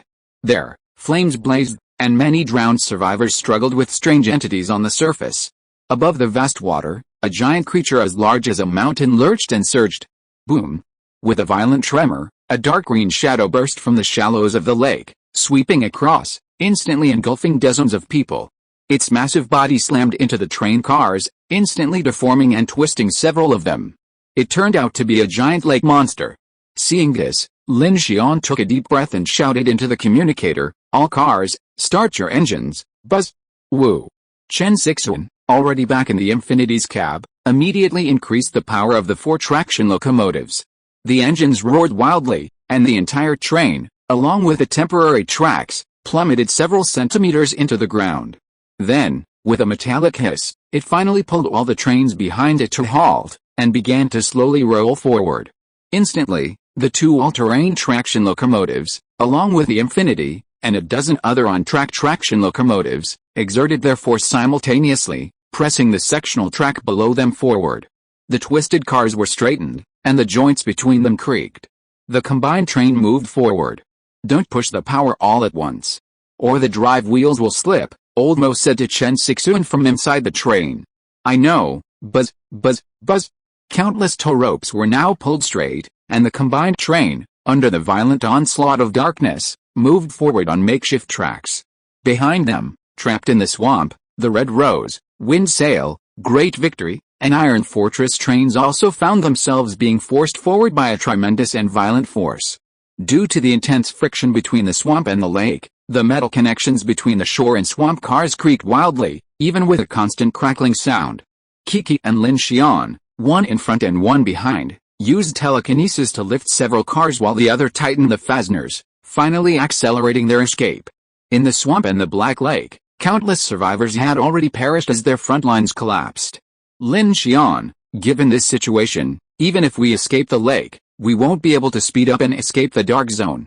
There's only one way. At this moment, Ding Junai, clad in power armor, led by Sun Yuzhen, soared high into the sky to survey the surrounding terrain, while Brother Ho flew nearby to protect them. Ding Junai spoke in a cold voice, saying directly, according to the theory of territory, we can only get a chance to breathe if we stay where we are and kill everyone in the surrounding area. The chance of survival is very small if we run all the way through the Xingyin with a mark. Without a track, we can't run at all, and we can't run fast. We can only deal with it on the spot. But this is not the worst-case scenario. At this moment, Ding Junai looked through the black fog at the outline of the mountains and rivers in the distance. Those moving mountains, in that high sky, there's even a broken bay. The bay does not look complete. It is all fan-shaped waves at a certain angle.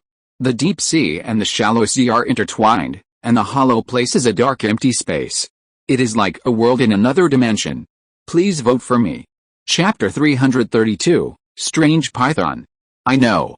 Let's pull the train up first. Lin Xian's drone whirred overhead, its red pulse beams flashing continuously. He watched the train's progress as he and Kiki hurried back toward the infinity. The giant snake was stirring up massive waves in the Black Lake. At the speed of the Lin Xian #1 track-laying machine, the entire train could easily be dragged underwater. He had to get back and continue building the track. The communication bands were no longer accessible to Lu Xiao, and the rest of the motorcade. He wondered what their situation was. The conditions of the motorcades along the way were dire. Lin Xian's heart raced. He worried about his own crew members, and he was also considering the possibility of abandoning some of the motorcades behind him in an extreme situation. He had manufactured the towing hooks for all the trains here, and could, at his will, decouple any train. The most likely targets were the cars still in the lake and swamps. Lin Xian watched the train slowly move forward as he made plans. If the giant snake appeared, he would have to use gravitational lensing to strangle it, even at the risk of exhaustion. But his primary priority now was to build tracks for the train. Otherwise, who knew how many giants lay beneath the Black Lake? Where the hell is this place? Kiki led Lin Xian as they flew along, the two of them helping the convoy strangle some of the monsters along the way, somewhat relieving their pressure. Lin Xian glanced at the rapidly spinning compass on his watch and shook his head. I don't know. This place is even stranger than Icon City in the polar night. The mountains don't look like mountains, and the water doesn't look like water. I don't even know if this is even a blue planet. His feeling was not unfounded. Through the power armor's optoelectronic system, he observed the shifting mountains, the drifting fragments of the bay, the eerie deep blue sky, starless and moonless. If it weren't for the trees and soil of the forest, Lin Xian would have thought he had entered another dimension. Look out! Suddenly, a swarm of dark figures swooped down from the black mist in the sky. Lin Xian's power armor blared a sharp alarm, and Kiki leaped into action. With a flick of his hand, Kiki launched a torrent of silver blades around him, surging upwards and crashing down upon the shadows. Lin Xian looked up, stunned to discover a monstrous wave of twisted, flying insects, moving at breakneck speed, like hummingbirds. They caught the defenders of a convoy below off guard, and in the chaotic onslaught, several of them were bitten off. The monsters then stabbed the survivors with their abdominal spikes, seemingly injecting an unknown substance. Kiki's silver blade storm shattered the insects flying towards them, scattering sparks in the sky. It was clear the insect skin was incredibly tough. Woo! Lin Xian's 22 Thunder Falcon drones also soared into the air, firing rapid bursts of pulsed light to suppress the momentum, high-speed object approaching from the left. The Black Hawk power armor reacted instantly, and Lin Xian's heart trembled. Before he could even see what was lurking in the dark forest, he instinctively raised his at-force shield. Clang, clang, clang. In an instant, dozens of black spikes shot out, piercing his force shield. A puff of black smoke erupted. Kiki, noticing this, immediately pushed with his telekinetic shield, blasting them away. Hurry back! The strange attacks intensified, and Lin Xian's heart sank. Under these circumstances, he expected heavy casualties on the entire Union train. All he could do was speed up the train. Soon, Lin Xian returned to the front of the train. The area between Lin Xian #1 and Infinity Queen Mo was already ablaze. Whether due to the greatest energy and firepower here, or because it was located deep in the forest, a large number of strange entities had gathered in this area, overwhelming even Shidian, Jin Dili, Monica, Ningjing, and the others. The Infinity's 1,130 missiles had already fired 2 strikes and were entering a reload interval. 3 electromagnetic cannons and several Gatling guns continuously raked in all directions. Enemies were everywhere, and defensive lines were everywhere. Sasha Sally, with a flamethrower in one hand and a Vulcan cannon in the other, opened fire at full force. Big spider again. I hate big spiders. I'll let you try this. Sasha spotted the swiftly moving giant spider in the woods and pressed a button to activate a device on the Vulcan's chest. Boom. In an instant, a modified plasma beam fired a high-voltage guide cable directly into the giant spider's abdomen. The exploding dark blue plasma beam immediately detonated the giant spider's abdominal cavity, sending a torrent of viscera and fluids raining down. Oh yeah, Sasha shouted excitedly at the success of her secret weapon. Elsewhere, Building and Liang Lei's assault teams, each with 15 men armed with heavy weapons, took up defensive positions on either side of the Infinity, suppressing the dark monsters advancing from the forest. The 2 men rushed in the front, slashing and slashing, leaving a sea of blood and corpses. Meanwhile, the mobile team, including Shu Qin, Lu Chang, and Li Guangwen, along with Luo Luoamin and over 20 other agile masters of physical skills and power armor, constantly shuttled back and forth in front of the formation, hunting down fast-moving monsters. Chen Sixuan, with a reconnaissance team, guarded the roof of the vehicle, using anti-aircraft guns, various sniper weapons, electromagnetic guns, and other weapons to defend against enemies attacking from the sky. Anti-aircraft guns and arc pulse cannons continuously rushed into the sky, flashing with brilliance, and the air was filled with a tragic feeling of desperate defense. Several large vehicle groups in front were fighting around the Infinity and the traction locomotive. "Brother Lin, we can't escape at this speed." Shidian, transformed into tiger, swooped down on a bug monster from the air and stomped it to death with one foot. Then he said into the communicator, "This damn place has no direction at all. I have no idea where to run." Whoosh! A sonic sword whistled past, and large tracts of trees and monsters in the forest were all cut off. Monica responded coldly, "This is definitely not the polar night. Maybe we are already inside the star abyss. Look at the sky, even the laws of physics have been distorted here. Why are the people in those car convoys gone? Did it Basu rush out? Can't we just rush in one direction?" Jin Deely said at this time. "What the hell are you doing? We are trains, not cars," Shidian cursed. "Do you think you are still driving a car? It's not like we don't have cars," Jin Deely responded. "We have 2 all-terrain trains and 10 base vehicles and several other vehicles. At least we can carry 300 or 400 people to run away, which is better than dying here." But Shidian frowned when he heard it, and immediately shouted at him, "No, if other convoys hear this, our defense line will collapse in an instant. Let's pull the train out first." Lin Xian and Kiki had already arrived at this time.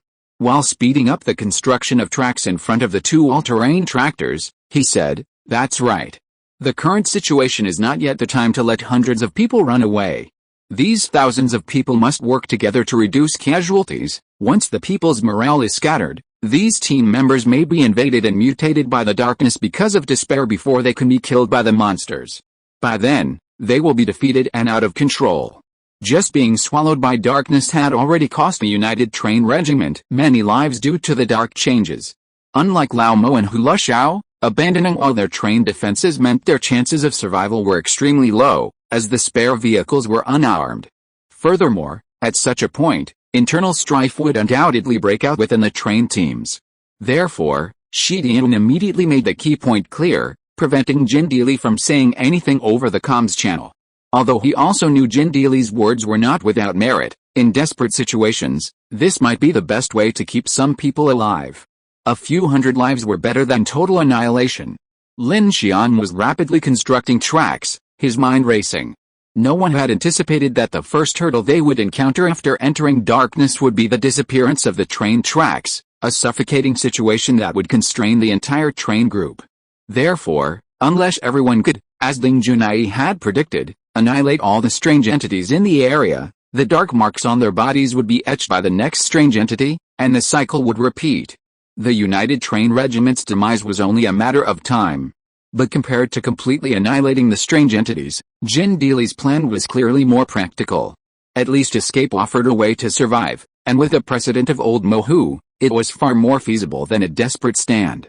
After all, who knew if the monster could be completely annihilated? The combined train's firepower was limited, and many had already been killed in the initial dark mutation. Now, with everyone firing at full force, they would be out of ammunition and food in a matter of hours. If that happened, desperation would spread, and even escaping would be impossible. Meanwhile, as more traction trains entered the tracks, the mobile front continued to move deeper into the forest, accelerating.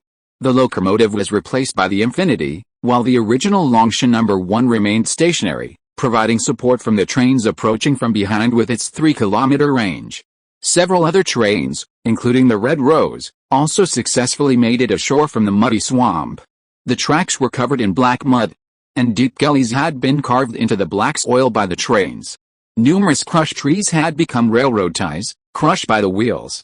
Jin Deely sprinted quickly, slashing through several small monsters in front of the caravan formation. His supernatural mobility made him very powerful in support, but his weakness was that his own defense and power were insufficient to deal with large monsters, so he generally did not venture deep into the monster-tied forest. At this moment, he kicked a crawling black monster to pieces and landed beside Monica, who was continuously using her supernatural power to cut through the fan-shaped monster tide. He looked at his old friend with a bit of surprise. At a time like this, your Queen Mo has more ways of retreat than the rest of us. Don't you have any ideas about my plan just now? Monica glanced back at him. Why, do you regret changing the car to train? Jin Deely smiled. It doesn't matter. I wouldn't be surprised if you die anywhere in this awful world. What's there to regret? But you, I don't feel like you if you don't say something. Monica snorted coldly, and suddenly spit out an invisible whistling sword at a group of strange flying creatures in the sky. In an instant, the ripples in the air shook, and a large piece of broken tissue fell down. Am I so idealistic, selfish and greedy for life in your eyes? Not really. I'm just analyzing the situation rationally, and your teammates must have their own ideas, Jin Deely said in a deep voice. Monica heard this and said seriously, they are short-sighted, but I am not stupid. Boss Hu and the others are lucky, but it doesn't mean that everyone is lucky. In this situation, there may still be a glimmer of hope if we follow the main force. If we run around with a dark mark without any direction, we will definitely die. I am not a gambler.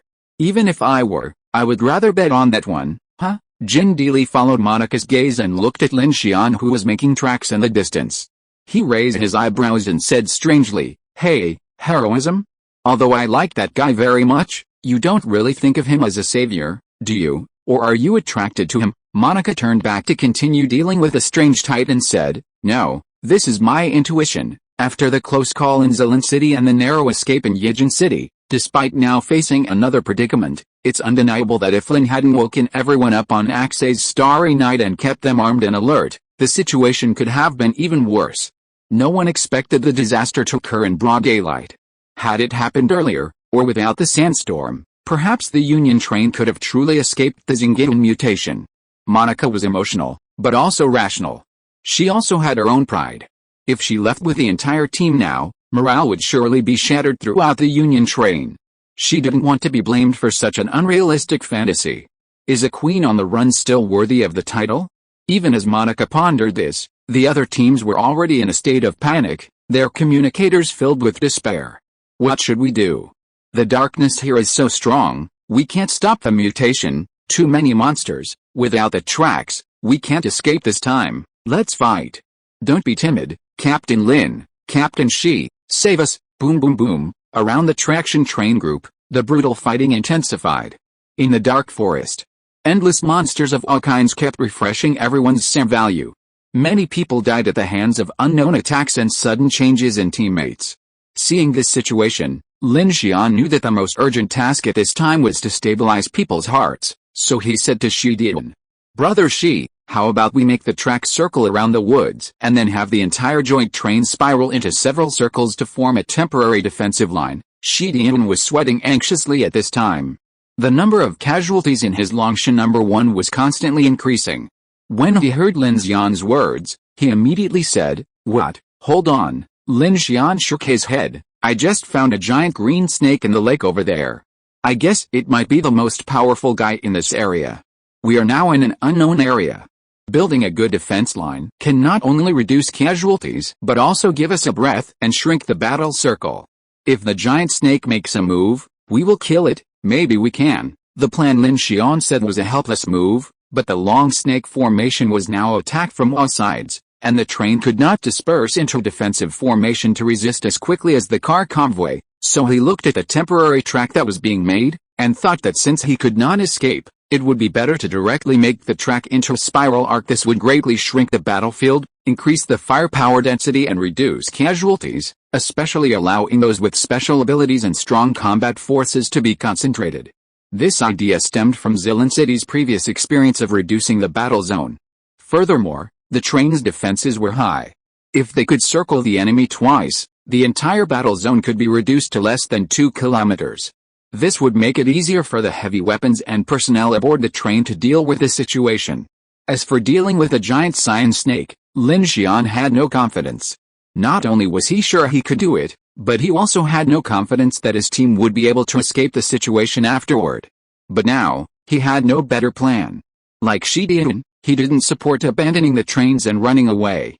Almost everyone here relied on the trains for survival.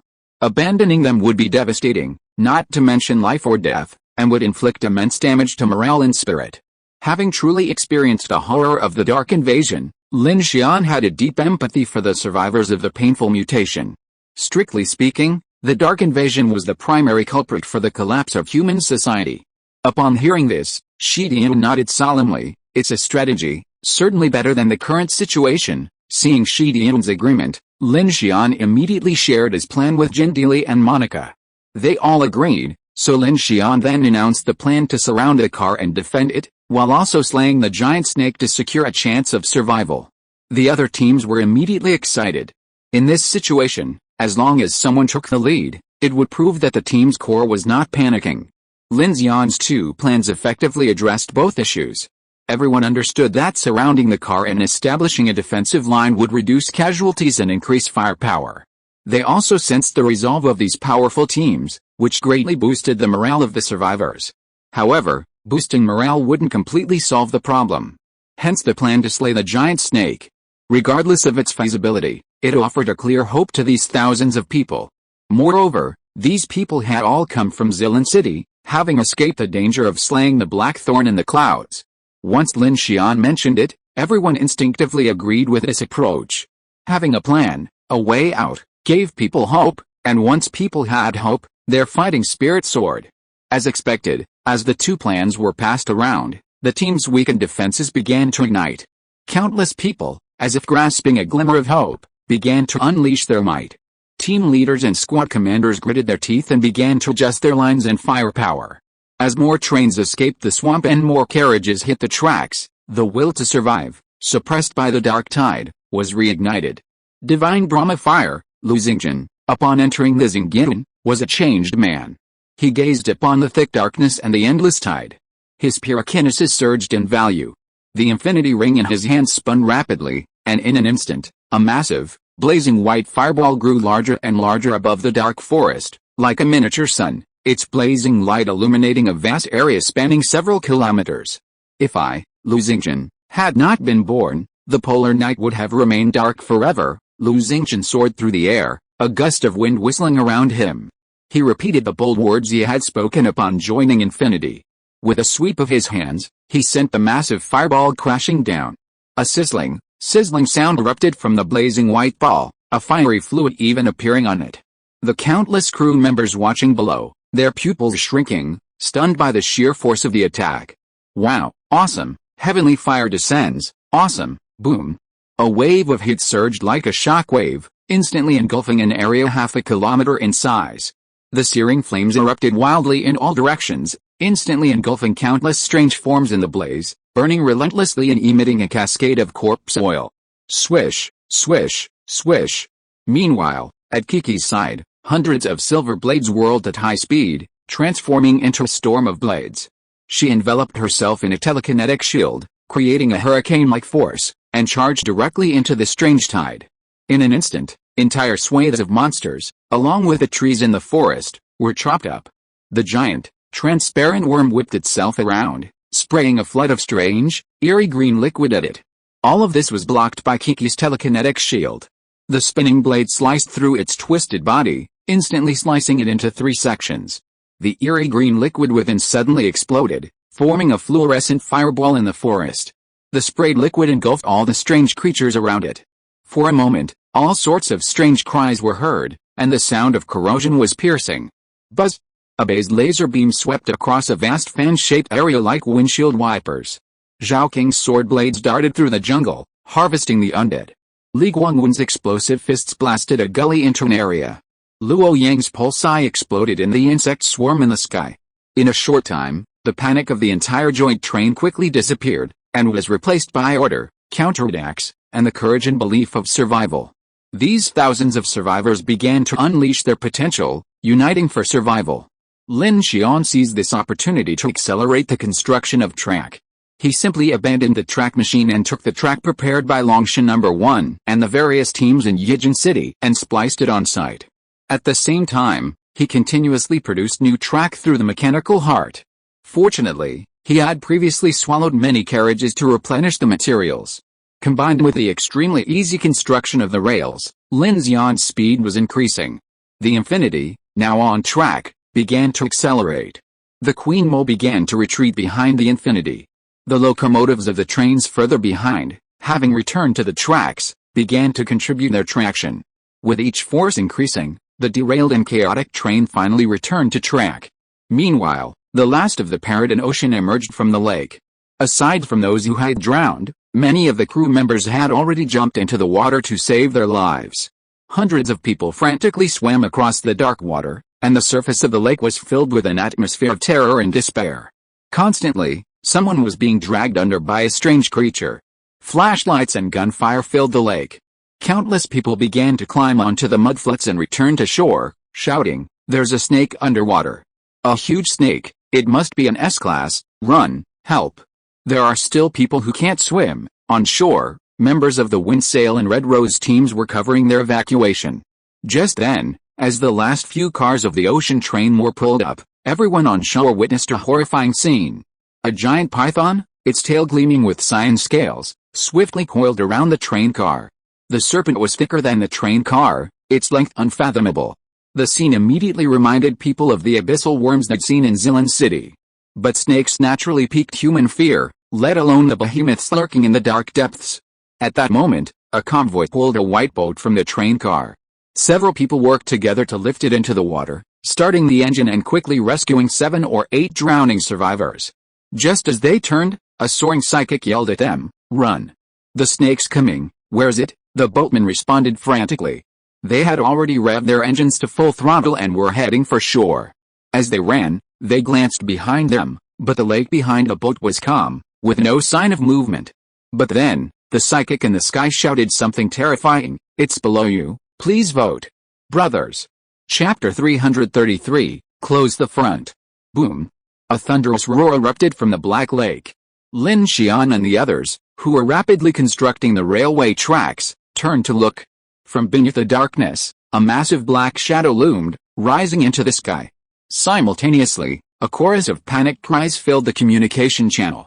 "Big snake, run, definitely an S-class." Hearing the countless cries from the communicator, Lin Xian's heart trembled. Not only he, but everyone else had also seen the shadow of the behemoth. A sense of overwhelming pressure washed over him, making their breath catch. If it were truly an S-class, Lin Xian clearly didn't believe his gravitational lens alone could take it out. In Zilin City, tens of thousands of people, along with the firepower of the city defense base, the 7th Survey Corps, and a Unit 01 had taken out a single S-class scout. Now, they only had a few hundred train cars and thousands of men. Therefore, their only option was to quickly gather firepower and establish a defensive line. Meanwhile, Lin Xian could determine the monster's true rank by testing the survivors from the rear carriage with a dark mark.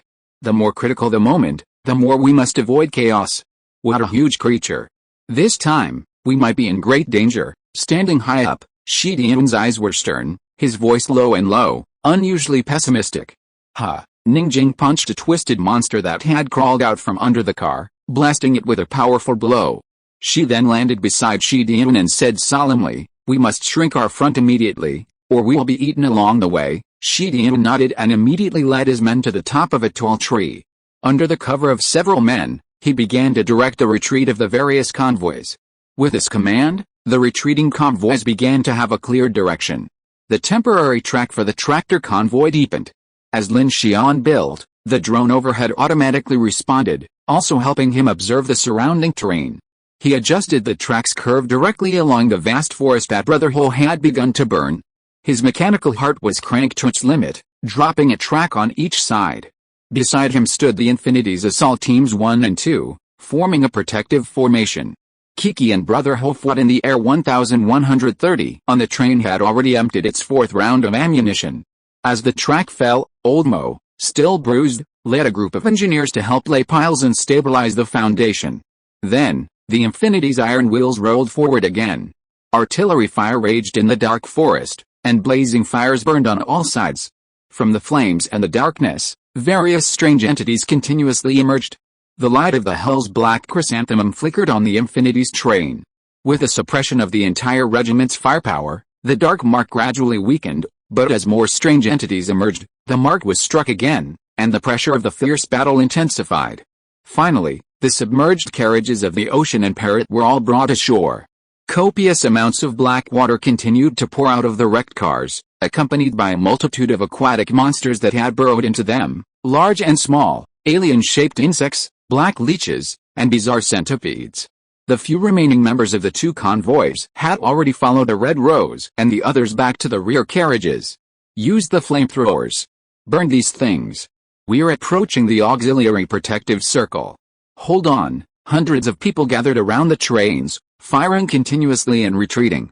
The few psychics who had rushed into the jungle to engage in fierce battles with the strange entities perished within a few rounds.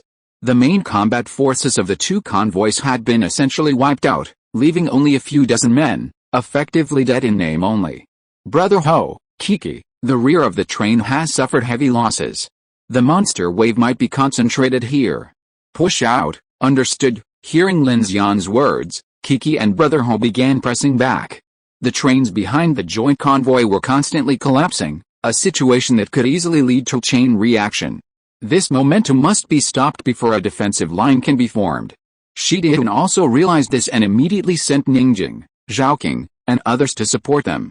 Abai remained on the roof of Longshan No. 1, firing laser beams under a group of guards.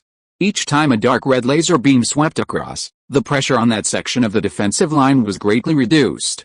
It was truly Longshan No. 1's ultimate weapon. The two trains of the shrinking convoy at the rear were now largely paralyzed without power.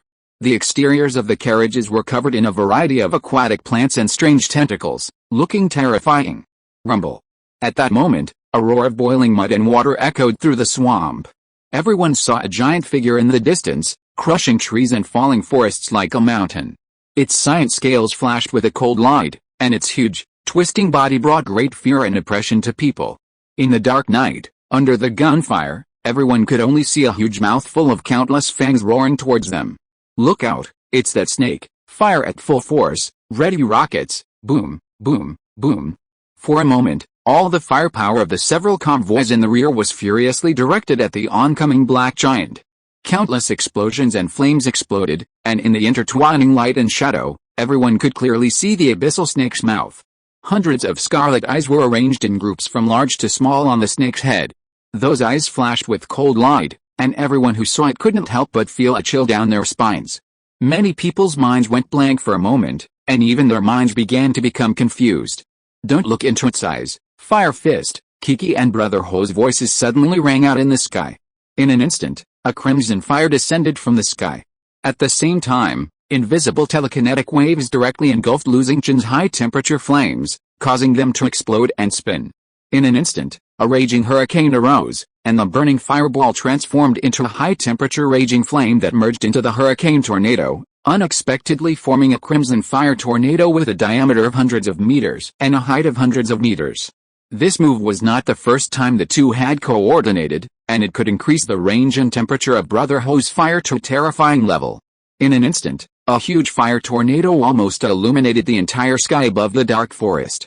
The intense heat engulfed all the trees within a few hundred meters, and a large number of strange bodies inside were roaring and twisting. The onrushing cyan python's head was engulfed by the fire tornado.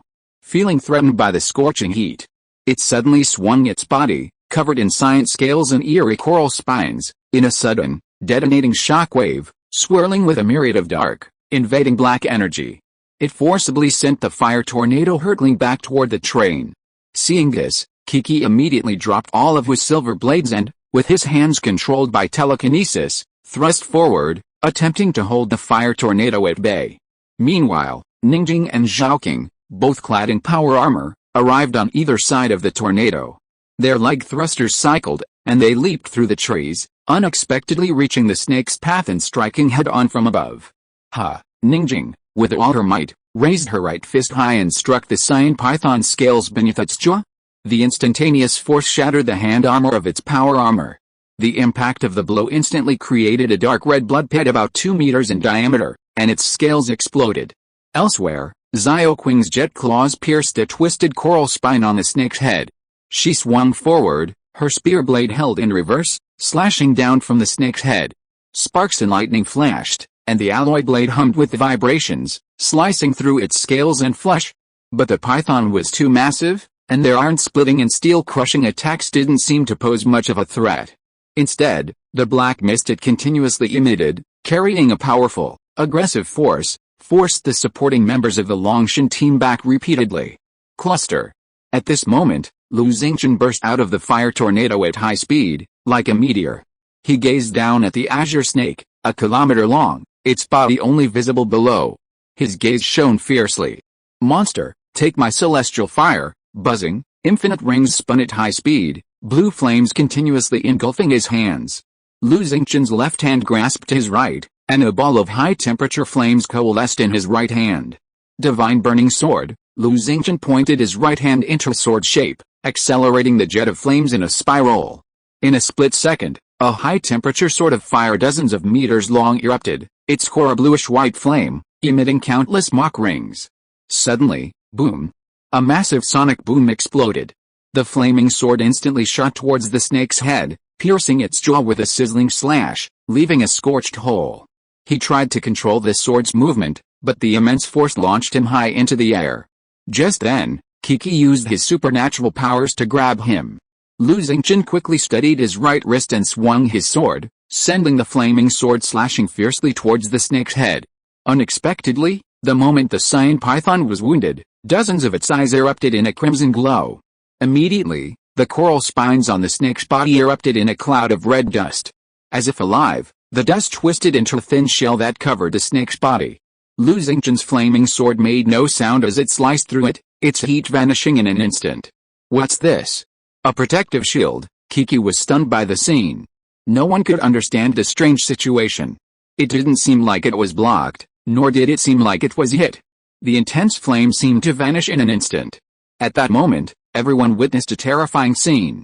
The giant green python was now engulfed in a thick crimson fog. Its massive body slithered through the dark forest, looking eerily sinister and menacing. Retreat.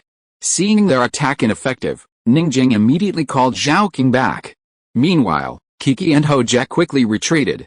Suddenly, the crimson smoke snake began to snake forward, skirting the tracks where the Union train had passed, and wandering off into the distance of the forest.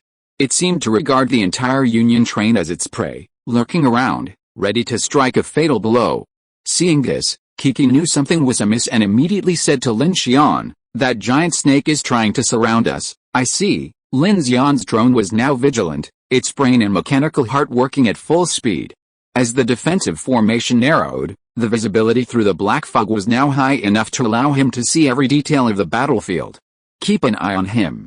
Close the line immediately. Meanwhile, Chen Sixuan and Sun Yazan, carrying the hell-black chrysanthemum, had already arrived at the rear of the train formation. Lin Xian, they've all been marked with a level 4 mark, so they can't be S-class, Chen Sixuan shouted into the communicator. This, in turn, brought some relief to Lin Xian, Shi Dian, and the others. Human judgment might be flawed, but the concentration of the dark mark never lied.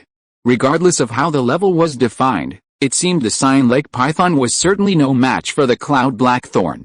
Perhaps they had a chance of survival in this battle. Meanwhile, Lin Xian, who had been laying track all along the way, had finally created a circular track formation. He didn't complete the circle entirely. Instead, he had the Lin Xian #1 track laying machine working in the opposite direction, around the inner ring. This way, by disconnecting the combined train at the center and using the Lin Xian #1 to pull it toward the inner ring, the double-decker train formation could be quickly constructed, cutting the time in half while also minimizing the overall size of the circular formation. As expected, the train split into 2 sections, moving in an interlaced arc. A spiral train formation quickly took shape. The weaker and more damaged trains in the rear were drawn to the inner ring, while the main trains in the front, with the heaviest firepower, remained in the outer ring. As the large number of people retreated to the center of the train formation, the 2 trains acted like a steel barrier, providing a great sense of security to the thousands of survivors behind. After closing, the flame-ravaged interior became a temporary resting place in the terrifying darkness, while all the threats and monster waves unfolded around the several kilometer-long circular train formation. Because the ocean and parrot had been completely scattered, their carriages filled with various strange entities, for safety's sake, Lin Xian simply unhooked and abandoned the 2 trains, each with over 30 carriages, and then began to devour the living carriages for supplies. As the flooded carriages were devoured, Countless waterlogged supplies and the strange entities hidden within leaped out, quickly being slaughtered by the assembled survivors. The supplies were then picked up and distributed by the remaining members of the two teams, who then unhesitatingly loaded them onto the trains of the other teams. Under these circumstances, the crews were united, each putting their lives on the line. Lin Xian also received supplies. As the combined trains formed a temporary double helix formation, hundreds of them intertwined like a giant mechanical dragon, and the advantage of the human group began to take shape. All teams, divide into zones and defend. Genetically evolved individuals and psychics in power armor will lead the charge. Other combat personnel will stay back and focus on clearing aerial targets, Lin Xian commanded loudly. Housekeeping personnel, rescue supplies and take shelter inside the camp. Each team will move ammunition to the front of the line and cross-load their weapons. Luo Yang, lead your men to deploy the high-voltage arc wall. Understood. Luo Yang and his team immediately set off. Will help too. The technicians in charge of setting up defensive traps from other convoys also sprang into action. Swoosh! A whistling sword from Monica carved a deep trench in front of one position, then she ordered her men, light the flaming trench. Yes, her men were all quite experienced. A golden flash raced toward the perimeter of the enemy line. Jin Dili, his face etched with the shreds of some unknown creature, said coldly, Zio Meng, thermite grenades, boom. A cascade of napalm and thermite ignited into a white-hot inferno, scorching the front of the defensive line with a dazzling brilliance. The intensely burning flaming trenches significantly weakened the monsters in the dark forest. All rooftop turrets, machine guns, and missiles were redirected towards the perimeter. In just over an hour, the survivors, overcome by the panic and fear of death, quickly gathered in line. Once hundreds of train cars formed a circular formation approximately 7 kilometers in diameter and 2 kilometers in diameter, the survivors had a backstop. The strong fighters fought on the front lines, supported by the powerful firepower of their vehicle-mounted weapons. Other support teams climbed onto the roofs of the vehicles, manning machine guns and cannons to suppress the bizarre monsters emerging from the dark forest. Anti-aircraft guns and various air-launched machine guns blazed densely into the sky. This circular defensive line began to establish a stronghold, suppressing the strange creatures of all sizes that rushed from the forest with a storm of metal at a distance of hundreds of meters. Damn it, no matter what your background is, as long as you're carbon-based, there's nothing my 12.7mm can't crush. With morale boosted, a burly man holding a Gatling gun shouted angrily from the roof of the vehicle. Brothers, hold on. They can't get in. Hurry, get the wounded in. Use incendiary canisters to set that entire hillside on fire to prevent them from climbing up. In the Infinity sector, Sasha piloted the Vulcan at the forefront, while Liang Lei, the core of the assault team, led the neatly arranged defense of all 27 carriages of the Infinity. Kill, kill, kill, the Vulcan cannon roared, and explosions erupted continuously. Sasha was becoming increasingly adept at operating the mech. The roughnecks of the assault team were amazed to see this young woman driving the mech at the forefront. Good job, girl. In the open space inside the front lines, the entire staff of dozens of convoys scrambled to set up transport routes out of the camp. Thousands of wounded and rescued supplies were loaded into the carriages for treatment. Every convoy carried ammunition to the front lines. No matter which direction, if someone shouted that they were out of bullets, someone from the rear would deliver them. Many younger boys and girls also rushed to help carry supplies, picking up every bullet casing on the battlefield. Boom, boom, boom. Above this circular steel line, anti-aircraft guns, vehicle-mounted howitzers, anti-aircraft guns, railguns, 1130s, rocket launchers, and missiles formed a dense crossfire, tearing the night sky into a shredded tapestry of crimson and blue. Outside the perimeter, soldiers clad in Aegean City power armor and various powerful psychics were everywhere. They wielded heavy machine guns and plasma flamethrowers, while others used their supernatural powers to confront the onrushing monsters head-on. Beep! Aboard the Infinity, the roar of 1130s blasted the vast swarm of bat-shaped monsters swooping down from the sky into a hail of shredded flesh. Lin Xian was now continuously dismantling and devouring the carriages of the Ocean and Parrot. His primary goal was to solve the material problem and manufacture ammunition. The fully automatic bullet presses churned furiously, gathering the recovered shells and rapidly re-entering the manufacturing process. The deafening roar of gunfire and roaring filled his ears. During the several kilometers from the lake to the front line, the combined train had suffered at least 500 casualties, a loss that occurred in less than 2 hours. This demonstrates the ferocity of the encounter. However, after the train line was formed, casualties began to decline. Powerful firepower suppressed the strange entities in the darkness within 100 meters of the train line. By then, everyone was gradually recovering from the terrifying onslaught of darkness. The strange entities in this dark forest weren't simply numerous, their sheer unpredictability was paramount. The multitude of large, unknown entities and tiny, formidable monsters caught the survivors of the Union train off guard. Their treacherous venom and poisonous gases, their unpredictable attacks, were all new to Lin Xian and his companions. It wasn't a matter of rank at all. Facing unknown attack methods, even a C-rank entity posed a formidable threat. Another factor preventing casualties from increasing was the 1,000 suits of Lone Wolf S-class tactical power armor. Their advanced battlefield situational awareness, radar systems, and defensive capabilities gave each convoy a cadre of combatants capable of withstanding the initial wave of attacks. This was precisely why the avalanche of casualties was avoided. Lin Xian, on his side, had become the core production base of the entire defensive line, a mobile spring, providing a constant supply of firepower to thousands of men. Countless batches of bullets, materials, explosives, and electrical grids were manufactured. Li, Lao, and a group of staff members, along with the children in the train, continuously transported them to the front lines. Xia Ocean and Xia Ol worked diligently, seemingly unfazed by this world filled with dark monsters. Even 5-year-old Duado crawled on the ground with a group of children, picking up hot bullet casings that had fallen from the roof of the train, skillfully placing them in a small bucket. Lin Xian's expression was complicated as he watched this scene. These children were too young, and he felt a pang of reluctance to let them leave the train to do such a thing in such a situation. Just as he was about to ask Li Yi to call them back, he inexplicably frowned. Despite the intense darkness here, none of the children seemed to be suffering any symptoms. The most severe symptoms were fainting and vomiting. Could it be that children's mental strength was stronger than that of adults? The thought flashed through Lin Xian's mind when Chen Sixuan's voice rang through his earpiece. Lin Xian, that giant snake is approaching. Lin Xian jumped to his feet. The reason he hadn't jumped into battle directly was that he was preparing ammunition while waiting for this guy to appear. He immediately called out to several of the team's strongest psychics, Kiki, Brother Ho, Jin Dili, Monica, Brother Shi, Sister Ning, Kalabei. Let's work together to stop the giant snake. Success or failure depended on this one move. Lin Xian didn't know if he could kill all the strange creatures in this endless dark forest. As long as the giant snake covered in red smoke was lingering around, none of them would escape the fate of being marked as level 4 and destroyed. Please vote for me. Chapter 334 The Disappeared Position.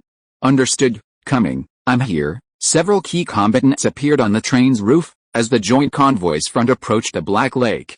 The Infinity's 3G3 railguns simultaneously swung their weapons, their fire control radar capturing the outline of a massive dark shadow snaking across the landscape in the distance. Be careful, the red smoke surrounding it might be like that sea urchin, able to resist weapons, Ningjing warned. Woo. Zzz. Before she could finish her words, the 3 railguns responded instantly. A barrage of azure fire arrived instantly, illuminating countless eerie tree shadows above the dark forest, and directly impacting the massive, cyan python. However, there was no explosion, no flash of light. The immense power of the railgun seemed to vanish in the crimson smoke, a truly eerie sight. It doesn't seem to be resisting, it's devouring it, Jin Dili frowned. Shidian clenched his fists and said solemnly, damn it, cannons don't work, what on earth is that? Let me try, blow away that red smoke, maybe there's a way. Kiki immediately suggested a solution. Wait, let Abei make the first move, Ningjing said to Abei. Abei nodded and immediately raised his sunglasses towards the dark silhouette approaching in the distance. Buzz! Black blood veins appeared in his eyes, and a dark red laser beam burst out, directly hitting the giant snake's head. The violent energy fluctuations generated a huge heat. At this moment, Lin Xian's black shadow power armor combat system suddenly detected that the red smoke surrounding the giant snake was continuously heating up, even becoming redder. That smoke has an energy gathering effect, and it can explode. The scene immediately reminded Kiki of the red smoke released during the battle with the giant sea urchin. Back then, the smoke, carrying a high temperature, melted and swallowed Wenzhou's metal jet, and finally caused a huge explosion. Thinking of this, Lin Xian immediately called everyone to attack, That thing can definitely be broken, but it must be kept away from us. As soon as Lin Xian finished speaking, everyone realized what was going on and attacked simultaneously. The various types of artillery and electromagnetic cannons on the train opened fire. Fire fist, Lin Xian shouted coldly, soaring high into the sky and unleashing a torrent of fire. Rumble. With everyone's concentrated firepower, the giant snake suddenly began to accelerate, rapidly approaching the train position. The red smoke around it became even brighter, even beginning to fluoresce. Woo! At this moment, over 20 Thunder Falcon drones spun and leaped in front of Lin Xian. Accompanied by the mechanical energy cannons of his fingers, dozens of energy beams were simultaneously fired.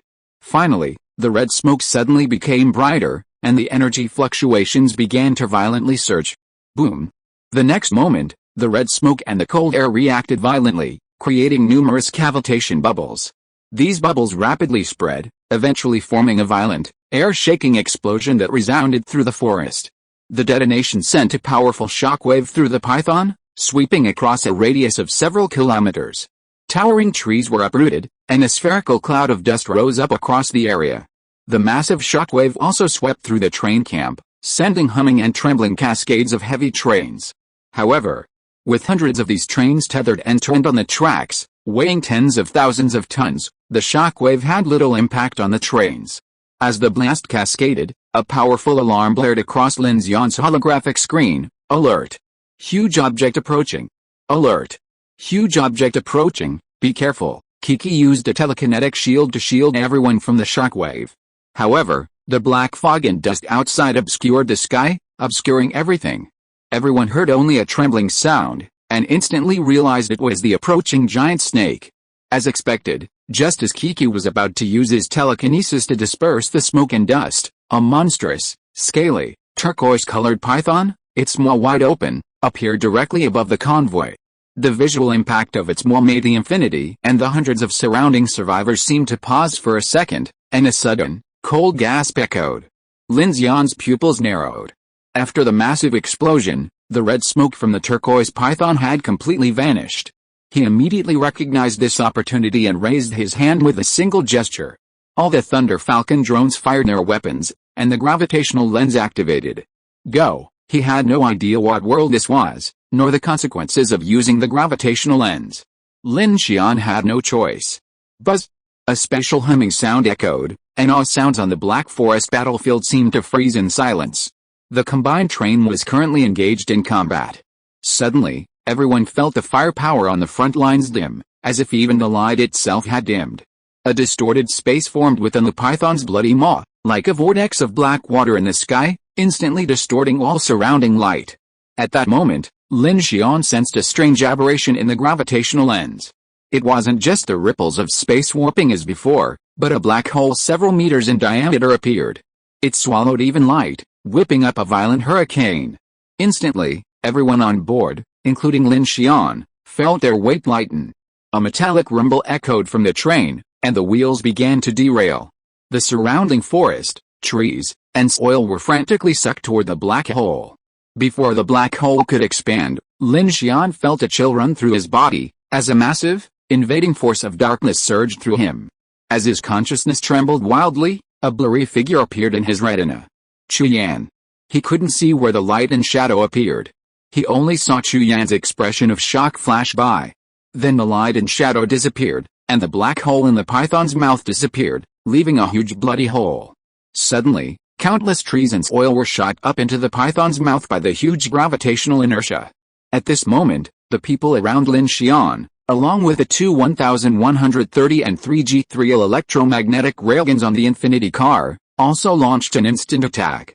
Monika's sword roared, Jin Dili's golden flash, a Bai's laser beam, Shi Dian and Ning Jing rushed towards the snake's belly.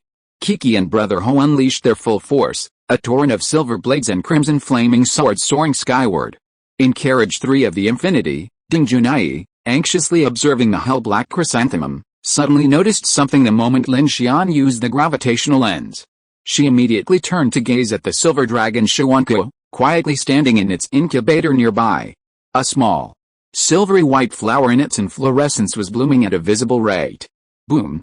Outside the carriage, a dark invasion rushed towards the sky, and the whole carriage began to shake violently. At this time, Lin Xian was heard shouting in the communicator, "Be careful, it is going to release the red mist again." Outside the train formation, Lin Xian did not expect that the green scales on the python's body were so hard. Under the concentrated fire of the crowd, only half of the snake's jaw was blown off, and the blood hole did not hurt its vital parts. At this time, after a round of concentrated fire, the coral thorns all over the green python's body madly sprayed red smoke, which not only wrapped itself, but also spread to the convoy position of the joint train. "Damn it, fight it off, we can't detonate it this close, or it's all over." Kiki gritted her teeth and prepared to take to the sky, but Lin Xian grabbed her. "What are you doing? I'm dragging it away, or the whole team can't hold on." "No way," Lin Xian shouted. The tail of the strange python hadn't been seen yet, and its body stretched from the black lake to here. Kiki's telekinesis alone was a pipe dream. He grabbed Kiki and pointed at the snake's head, preparing to use the gravitational lens again. In Lin Xian's opinion, this attack might be the only way to prevent the red smoke from detonating and buy the team a chance to turn things around. Lin Xian didn't know why the gravitational lens had such a strange effect in this area, nor did he understand why the scale and duration of this use were significantly reduced compared to previous ones.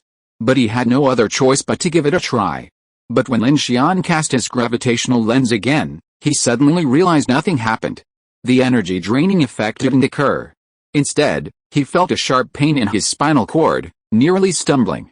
The python, spewing a vast cloud of red smoke, emitted an eerie sound overhead, like the vibration of its scales.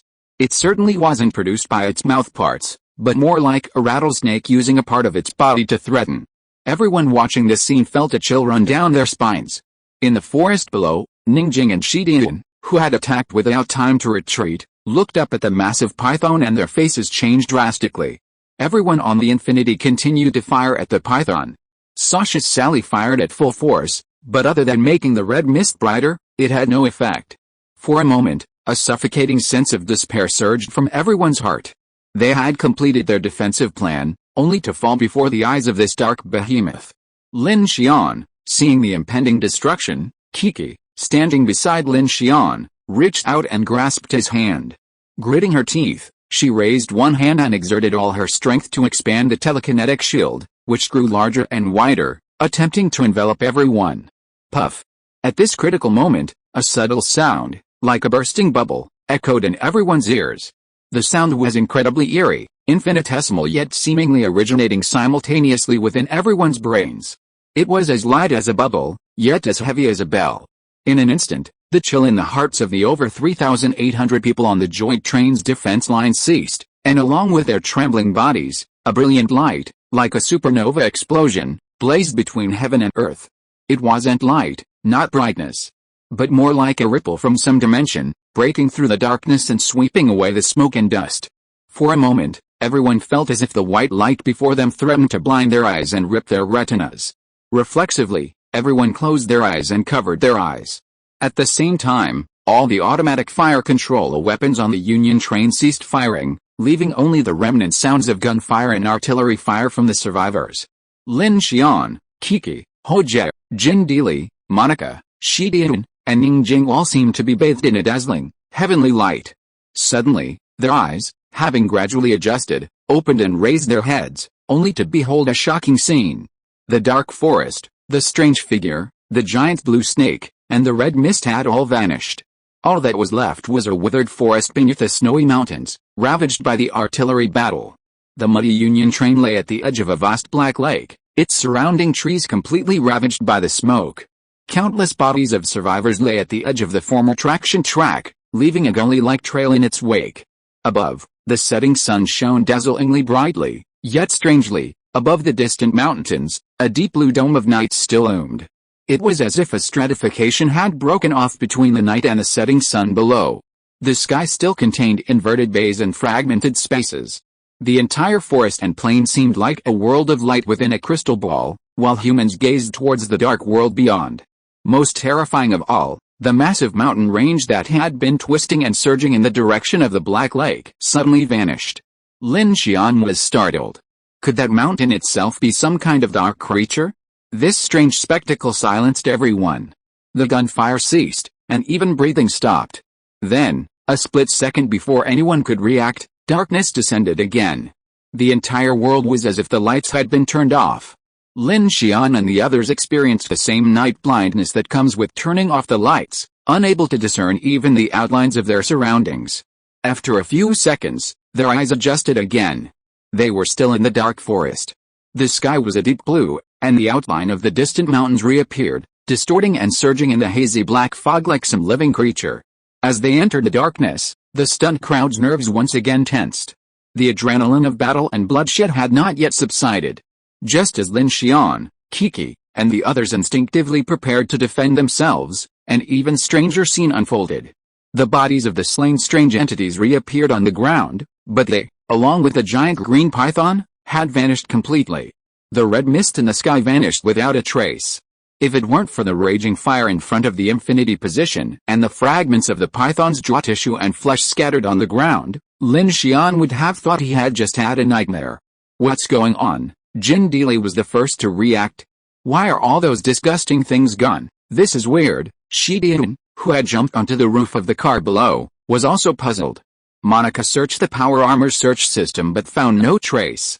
She said in a puzzled tone, "It doesn't seem like an illusion. Those ghostly things just vanished. Brother Lin, did you just use some invincible magical power?" Lu Xingchen descended from the sky with a look of astonishment. His first reaction was to look at Lin Xian. Disappeared. Lin Xian was also confused and horrified. That's impossible. He was absolutely certain that he couldn't use the gravitational lens a second time, and it was even more impossible for the entire world to be engulfed by it. It's really disappeared. Ningjing, who had returned to the roof, walked over with Abe, her expression stern. Abe said that the dark mark on all of us is gone. What? How is that possible? Is this the result of us killing the giant snake? No, we probably didn't kill it, Kiki said, pointing in a direction. A huge and wide trench appeared in the burning woods. It was clearly the path a giant snake had taken, and this path meandered towards the Black Lake. Broken trees slowly fell above the trench along the way, indicating that the strange python had just left.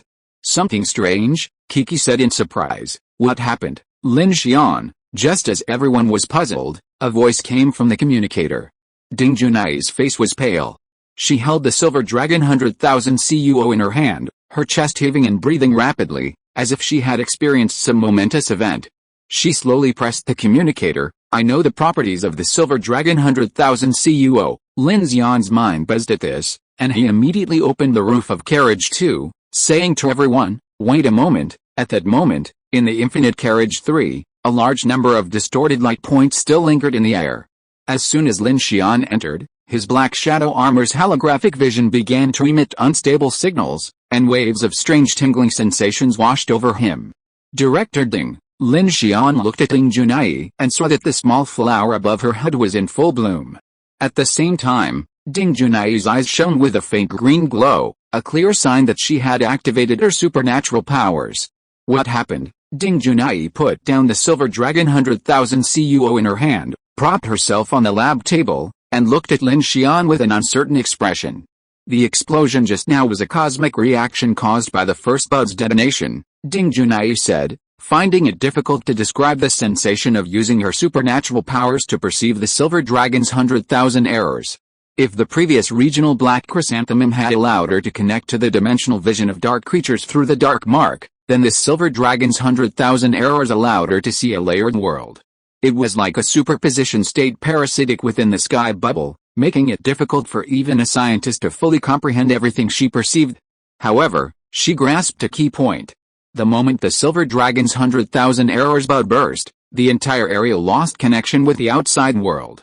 Besides everything visible, everything invisible was also present. For example, the darkened vision and the mark. In other words, the bud's explosion instantly severed this area from the Xingyin, isolating it from the outside world, along with a mark on its body. I'm not sure if there will be any other consequences, but all our markings have been cleared, so we should have entered a silent state. Ding Junai shared her understanding with Lin Xian, but Kiki frowned. The power of the disaster plans? But the problem is, those monsters are clearly all around us. Even if we cut off contact, we should have been marked again immediately. The monsters have indeed stopped attacking. Chen Sixuan also came over. Just now, It seemed like we saw another world. It was really strange. That shouldn't be another world, that's our original world, Lin Xian said in a serious tone. The original world? Ding Junai was curious about Lin Xian's statement. I remember you said the same thing the night before you entered the blizzard at Hangshan Pass, Lin Xian nodded. Judging from the time, it's sunset now. What we just saw might be the original world before the Xingqian covered it. After hearing Lin Xian's words, Kiki and Chen Sixuan immediately understood his meaning. So we isolated the Xingqian? I don't know. Lin Xian was also completely bewildered. He tried to connect the heterogeneous cube, but suddenly a light screen appeared before him, bling. Using non-mechanical force for reflection detection, no dark fear forces invading the area. Dark side forces have been blocked. Lin Xian was surprised. He suddenly felt an eerie sensation and immediately returned to the roof. Just then, after connecting the heterogeneous cube, he could faintly see a faint film of light covering an area of about 3 kilometers from the infinity. Most of the train's circular formation was within this film. Seeing this, Lin Xian immediately understood what was going on and hurriedly shouted to Shidian and the others, "Quick, everyone, stop attacking and retreat to the train." With that, Lin Xian immediately returned to the infinity's first car, removed the heterogeneous cube, and then quickly ran to the center of the train's circle. He breathed a sigh of relief as he watched the imperceptible, vast film of light envelop the entire area. Shidian, Monica, and the others were unaware of Lin Xian's intentions, but they immediately passed on the message. Instantly, all the combatants stationed outside retreated to their vehicles, and the camp began to gather. "Come back quickly. Captain Lin is asking everyone not to fire. Don't disturb the monsters. Retreat, retreat, retreat, silence." The thousands of survivors were unaware of the sudden change in the situation. Meanwhile, Lin Xian had already mounted the heterogeneous cube on a Thunder Falcon 2000 drone and placed it on alert in the center of the joint train position, ready for deployment. For a moment, the dark forest surrounding the vast circular train formation fell completely silent, save for the crackling of a few trees still burning in the flames. Even the flames seemed to be filtered through a dark filter, appearing eerie and cold. Within the front lines, everyone noticed the space had become incredibly clear, and the chilling, enveloping darkness that had previously enveloped them vanished. It felt like an ordinary, cool September night, and even breathing felt much more comfortable. At this moment, the leaders of the trains gathered at the center of the camp. Though the fighting had subsided, everyone's nerves remained tense. Caught in this eerie, dark abyss, no one knew what would happen next. Consequently, the team leaders turned their attention to Lin Xian, for it was he who had established a position, not only successfully resisting the attack but also truly ensuring everyone had entered a state of silence, just as he had promised. "Captain Lin, are we truly in a state of silence?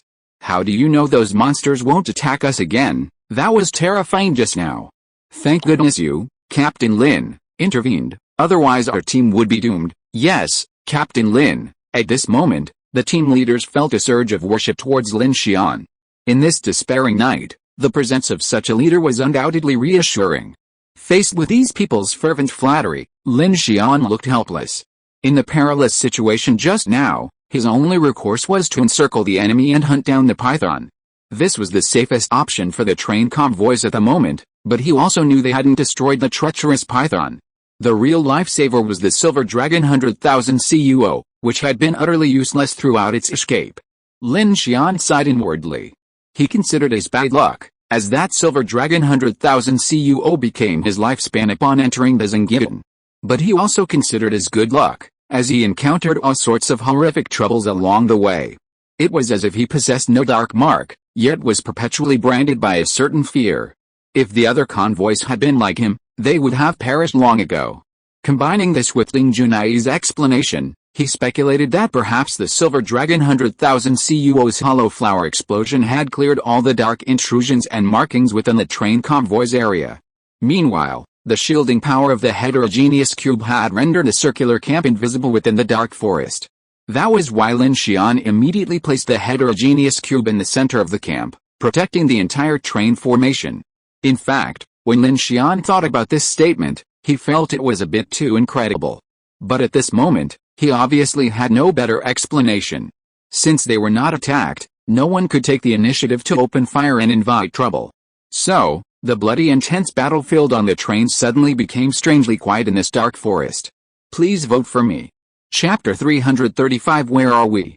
Brother Lin, what's going on? A bewildered Shi Dian asked. Not only him, but also Monica, Jin Dealey, and the others had just fought side by side. They all knew the python was definitely alive. If so, how could the dark mark on its body disappear? Lin Xian took a deep breath and directly explained how the silver dragon 100,000 errors, a devastating plant, had suddenly descended from the heavens to help them change the world. I'm not sure about the current situation.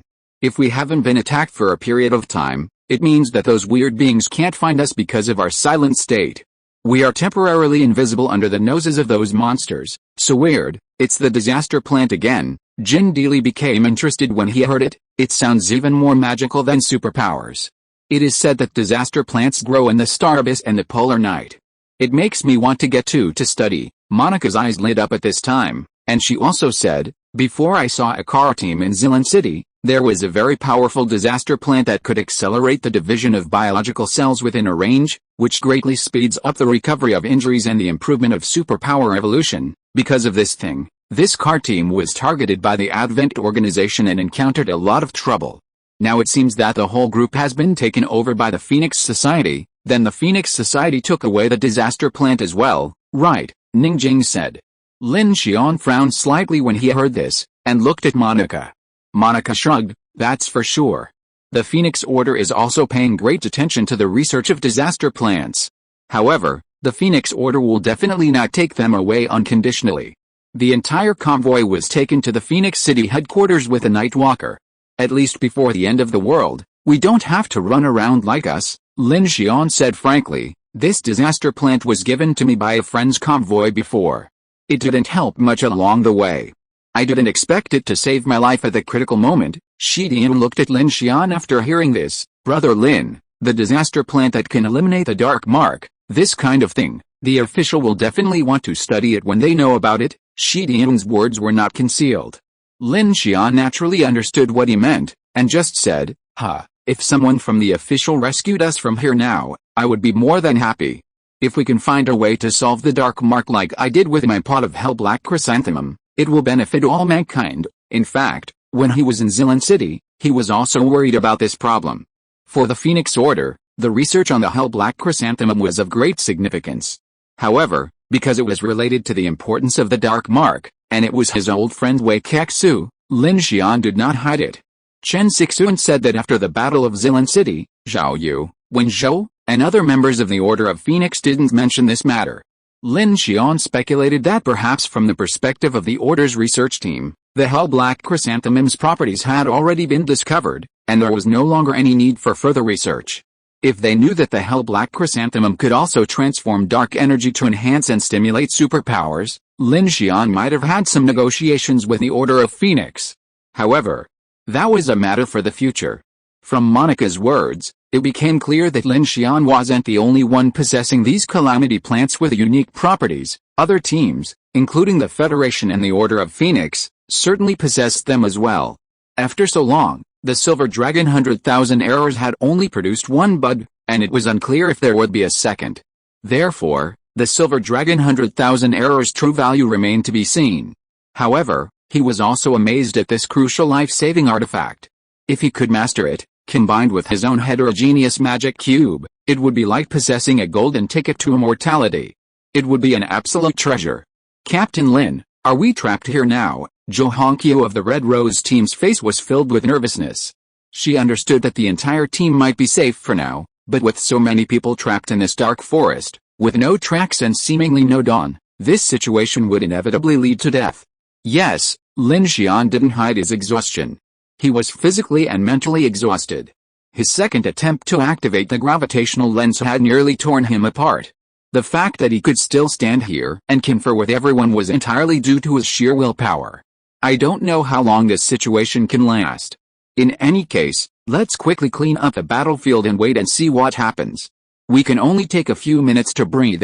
The giant snake is definitely nearby and could attack us at any moment. Lin Xian had no idea how the situation was going to change. He wasn't sure how long this delicate silence would last, and his nerves remained tense. Upon hearing this, Shi Dian's face darkened. Everyone, return to your respective convoys and rest. We've suffered heavy casualties this time, so any respite is better than none. Let's be ready for battle at any moment. In the dark forest, no one felt safe. So, after a brief meeting, the captains of the combined convoys immediately returned to their trains, seizing this opportune moment to clean up the mess. All communication was conducted via communicator. As the main force began to move, Lin Xian surveyed the entire train line. Figures scattered beneath the lighted carriages, and the air was thick with the scent of blood and burning. Outside the camp lay numerous bodies of the dead. The worst of the casualties lay along the makeshift track that led from Black Lake to the enemy position. Hundreds of faces, vibrant just 2 hours ago, lay lifeless. In the dark swamp, the dead slowly sank into the mud. In the forest, eerie shadows dragged cold corpses away. No one dared to leave the camp to retrieve their companions' weapons and supplies. Everyone gathered in the train camp, seeking respite from the horror they had just endured. On the outer trains, the surviving survivors peered out the windows at the pitch-black, deadwood forest outside the camp. They could faintly hear countless eerie whispers. The distant mountains still twisted and surged, and the sky was an eerie deep blue. Meanwhile, the crews of each train were quietly clearing the battlefield. The teams equipped with medical equipment lined up to assist the wounded. The backbone of the teams were busy counting the number of people and ammunition. The maintenance team urgently repaired the trains. The combatants quickly restocked the various onboard weapons. Some whispered, others remained silent and mournful. The fate of the over 3,000 people in the entire train camp was now linked together, tightly huddled together in the dark forest. Initially, the Infinity, armed with a heterogeneous cube, was the least affected by the darkness and the first to react. Lin Xian couldn't understand why the heterogeneous cube, originally acting on the train cars, had expanded its shielding area to such a large extent. However, thanks to this artifact, the Infinity was protected from any changes. Combined with the Infinity's automated firepower, Lin Xian's team was the only convoy to remain unscathed. Lin Xian returned to the Infinity. In Car 2, the team members were reporting on the situation in each car.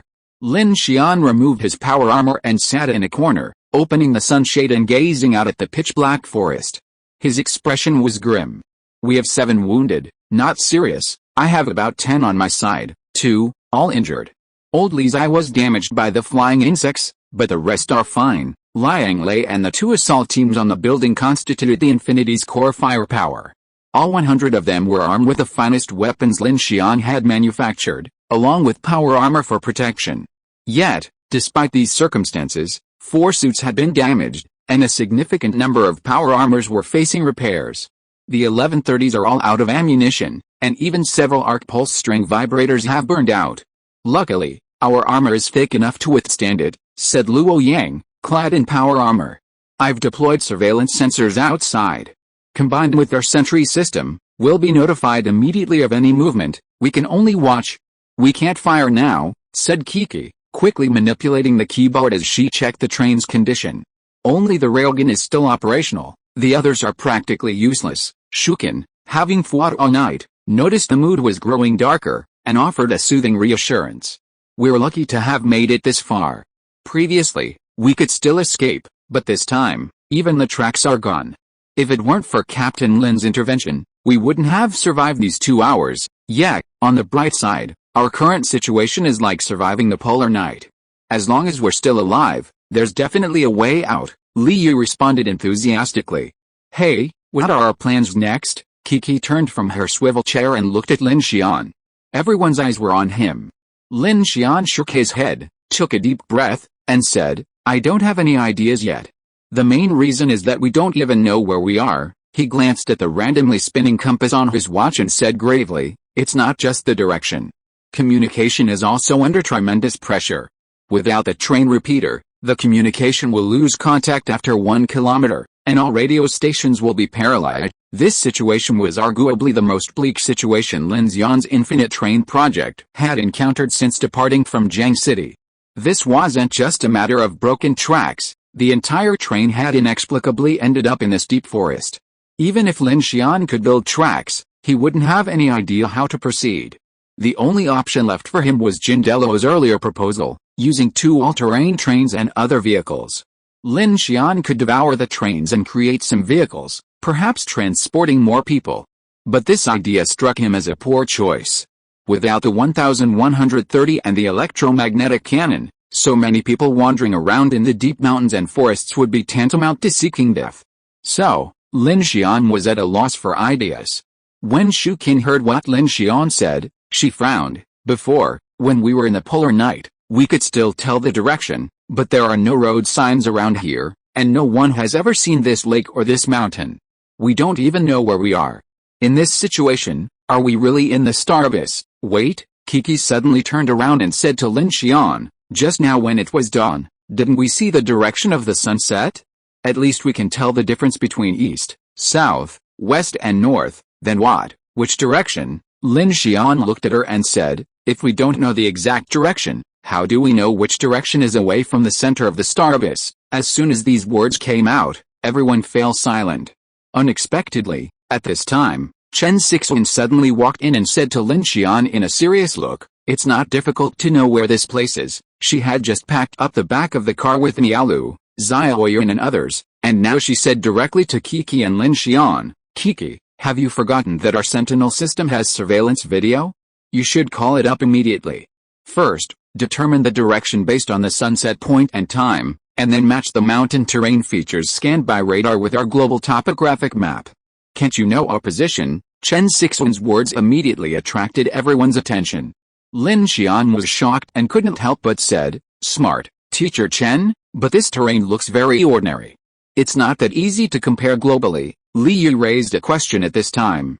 It's not difficult. At this time, Ding Junai walked into car number 2 with his hands in his pockets, and said coldly, there are many methods to assist in positioning.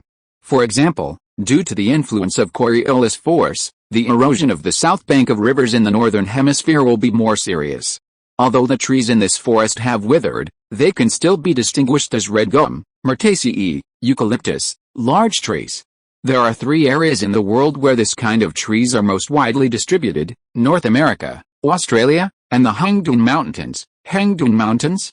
Lulling Great Forest. Luo Yang's eyes lit up when he heard it. We are indeed in Star Abyss number 5. That's easy. Kiki immediately understood the intentions of Chen Sixuan and Ding Junai, and began to review the Sentinel system video and the regional topographic map scanned by radar, and then compared it with the topographic map of the original map. Keep an eye on that mountain range to the west, Lu Xingchen said, arms folded across his chest, a look of mystery on his face. I've noticed. At dawn, there's nothing there. I saw it too, Chen Sixuan said. That's definitely not a mountain. The atmosphere in the car suddenly tensed, and everyone understood what Chen Sixuan meant. Sasha, standing nearby, quietly opened the sunshade slightly, peering at the outline of the mountain in the distance to the west. A worry filled her face. Isn't that some giant monster? Lin Xian pressed her head down and said, of course. At 9 p.m., night fell like a pool of turbid liquid asphalt, pouring through the cracks in the treetops and immersing the entire forest in a sticky darkness. Only the sky solidified into a sickly deep blue. Fragments of the bay drifted in the dark, deep void above the western sky, making the area beyond seem like it no longer belonged to the real world. After over an hour of continuous comparisons by Kiki and the others, Lin Xian's team finally determined their current location. Located in the southwestern corner of the Hangdun Mountains, approximately 800 kilometers northeast of the center of Star Abyss number 5, lies a swampy lake called Mutual Lake. Upon learning its name, Lin Xian immediately recalled hearing it before, in an exploration program that featured a visit to this primeval forest lake, known as the Bottomless Lake. Lin Xian had no idea how the joint train had appeared in a primeval forest at least 4,600 kilometers from the Aksay no man's land, but it certainly confirmed Lao Mo and Hula Xiao's previous bizarre encounter. After determining the location, Chen Sixuan used the map to locate the nearest railway track. Beicheng, a mountain city approximately 85 kilometers from the joint convoy's position, had been swallowed up by the Star Abyss at the dawn of the apocalypse.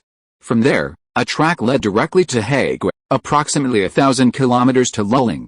Lin Xian stood in front of the information center, looking at the map with a complicated expression.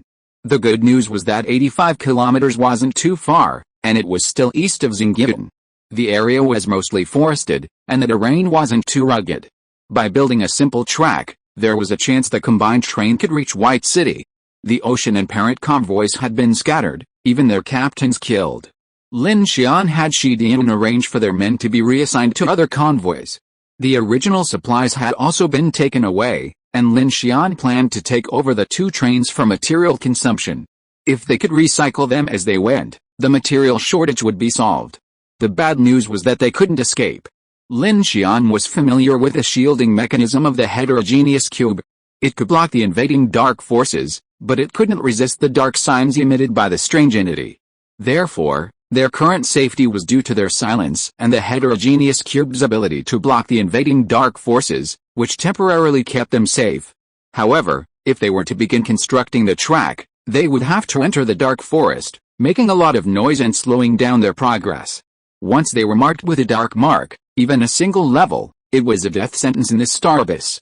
The circular track array they had desperately constructed just now, even with a track machine operating in both directions, took 2 hours to complete the over 10 kilometers of train formation.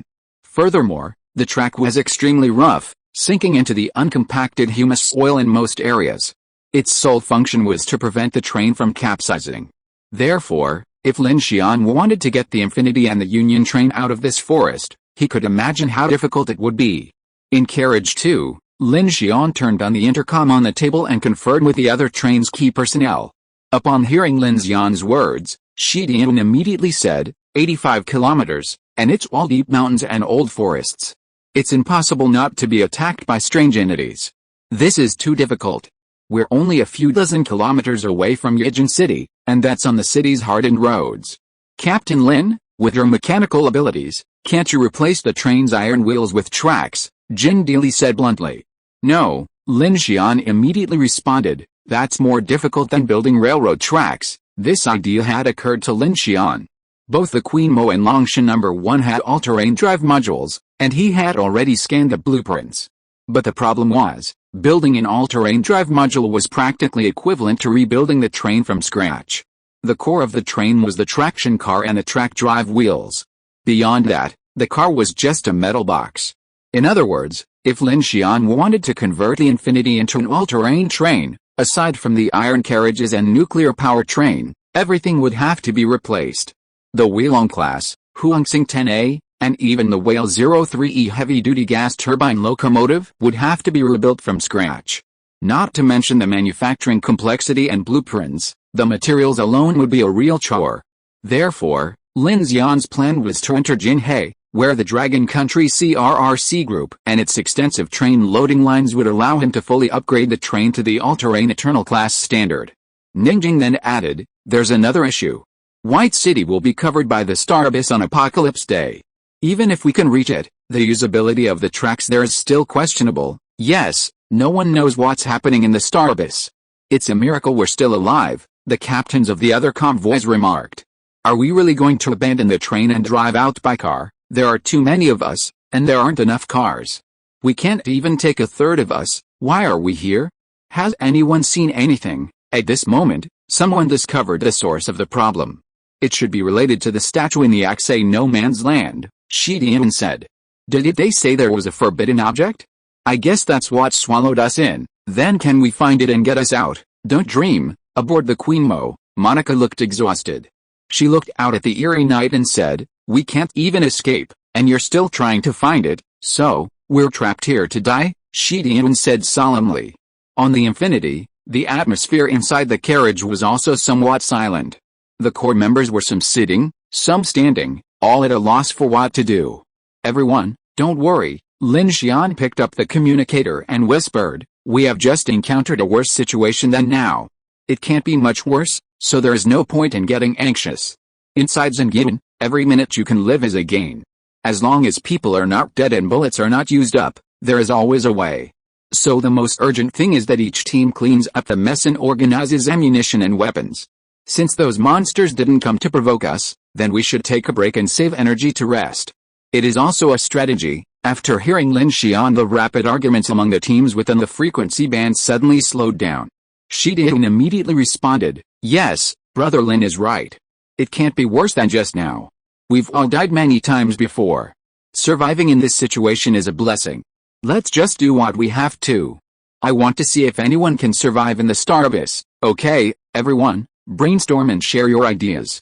It looks like we won't be able to get out for a while, Jin Dealey spoke with a broad-minded tone. Monica asked, so, in this situation, do we need to turn off the lights and keep quiet? Lin Xian replied, try your best. Anyway, stay within the train's range. The train's lights have been on since the beginning, so if there was any problem, it would have already happened. Lin Xian didn't need common sense to consider the logic of these creatures from the dark world. A flower could explode into a special bubble, and a heterogeneous magic cube could block the invasion of darkness. Compared to light and sound, dark marks were the most direct and lethal. Now that the entire team was unmarked, that was the most crucial thing. After he finished speaking, he stood up. Chen Sixuan stopped him and said, Lin Xian, what should we do then? Every carriage should remain alert and on standby. After arranging each group to go back, Lin Xian came to carriage number 3. Ding Junai knew that Lin Xian would come to find him, and had already prepared all the observation changes of Silver Dragon 10,000 eras in advance.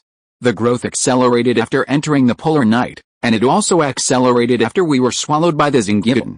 However, when you were fighting just now, the opening of the flower buds showed a strange growth curve, which seems to be affected by some kind of energy, Ding Junai introduced, but strangely, there was no such obvious change when we were in Zilan City. Lin Xian frowned. When I used the gravitational lens, Ding Junai looked at him, your guess is very constructive. Your ability can indeed cause special changes on a certain level. This has certain similarities with the special bubbles that erupted from the Silver Dragon's 100,000 errors. Lin Xian looked at the plant with purple light in its roots, and said with a gloomy face, swallowed by the tide, the entire train appeared in the Zingian area 4,600 kilometers away. Disaster plants, taboos, the things in this dark world are really going to kill us humans. He looked at Ding Junai. By the way, you've been experiencing affinity with the disaster plant again. Have you gained similar powers? Ding Junai's face paled slightly as she spoke. I'm not sure yet. This kind of synesthesia is taking a heavy toll on my body, and I can't draw on that supernatural power right now. The small flower seedling above her head had curled up and hidden in her black hair. The last time she did this, she fainted. This time, she was still standing. It was unclear whether her supernatural power had improved or if it was due to the disaster plant. Non-mechanical energy converted, 1,000 mechanical source points gained. At this moment, Lin Xian suddenly saw the conversion message from the hetero cube. After the battle, a vast amount of black mist had been absorbed by the hell-black chrysanthemum and converted into mechanical source points through the hetero cube. Lin Xian opened his mechanical heart's dashboard and discovered that since Axe, his mechanical heart's devouring and construction abilities had greatly improved. However, after the intense escape and battle, he hadn't had time to check his dashboard. Current mechanical heart level LV, 5, 6340/20000, mechanical devouring. 4, 1960, 2000, increases devouring efficiency mechanical manufacturing. 5, 1210/3000, increases construction efficiency mechanical devouring is about to be upgraded, and manufacturing has also increased significantly. Last time it was only 510, my stamina has recovered a bit.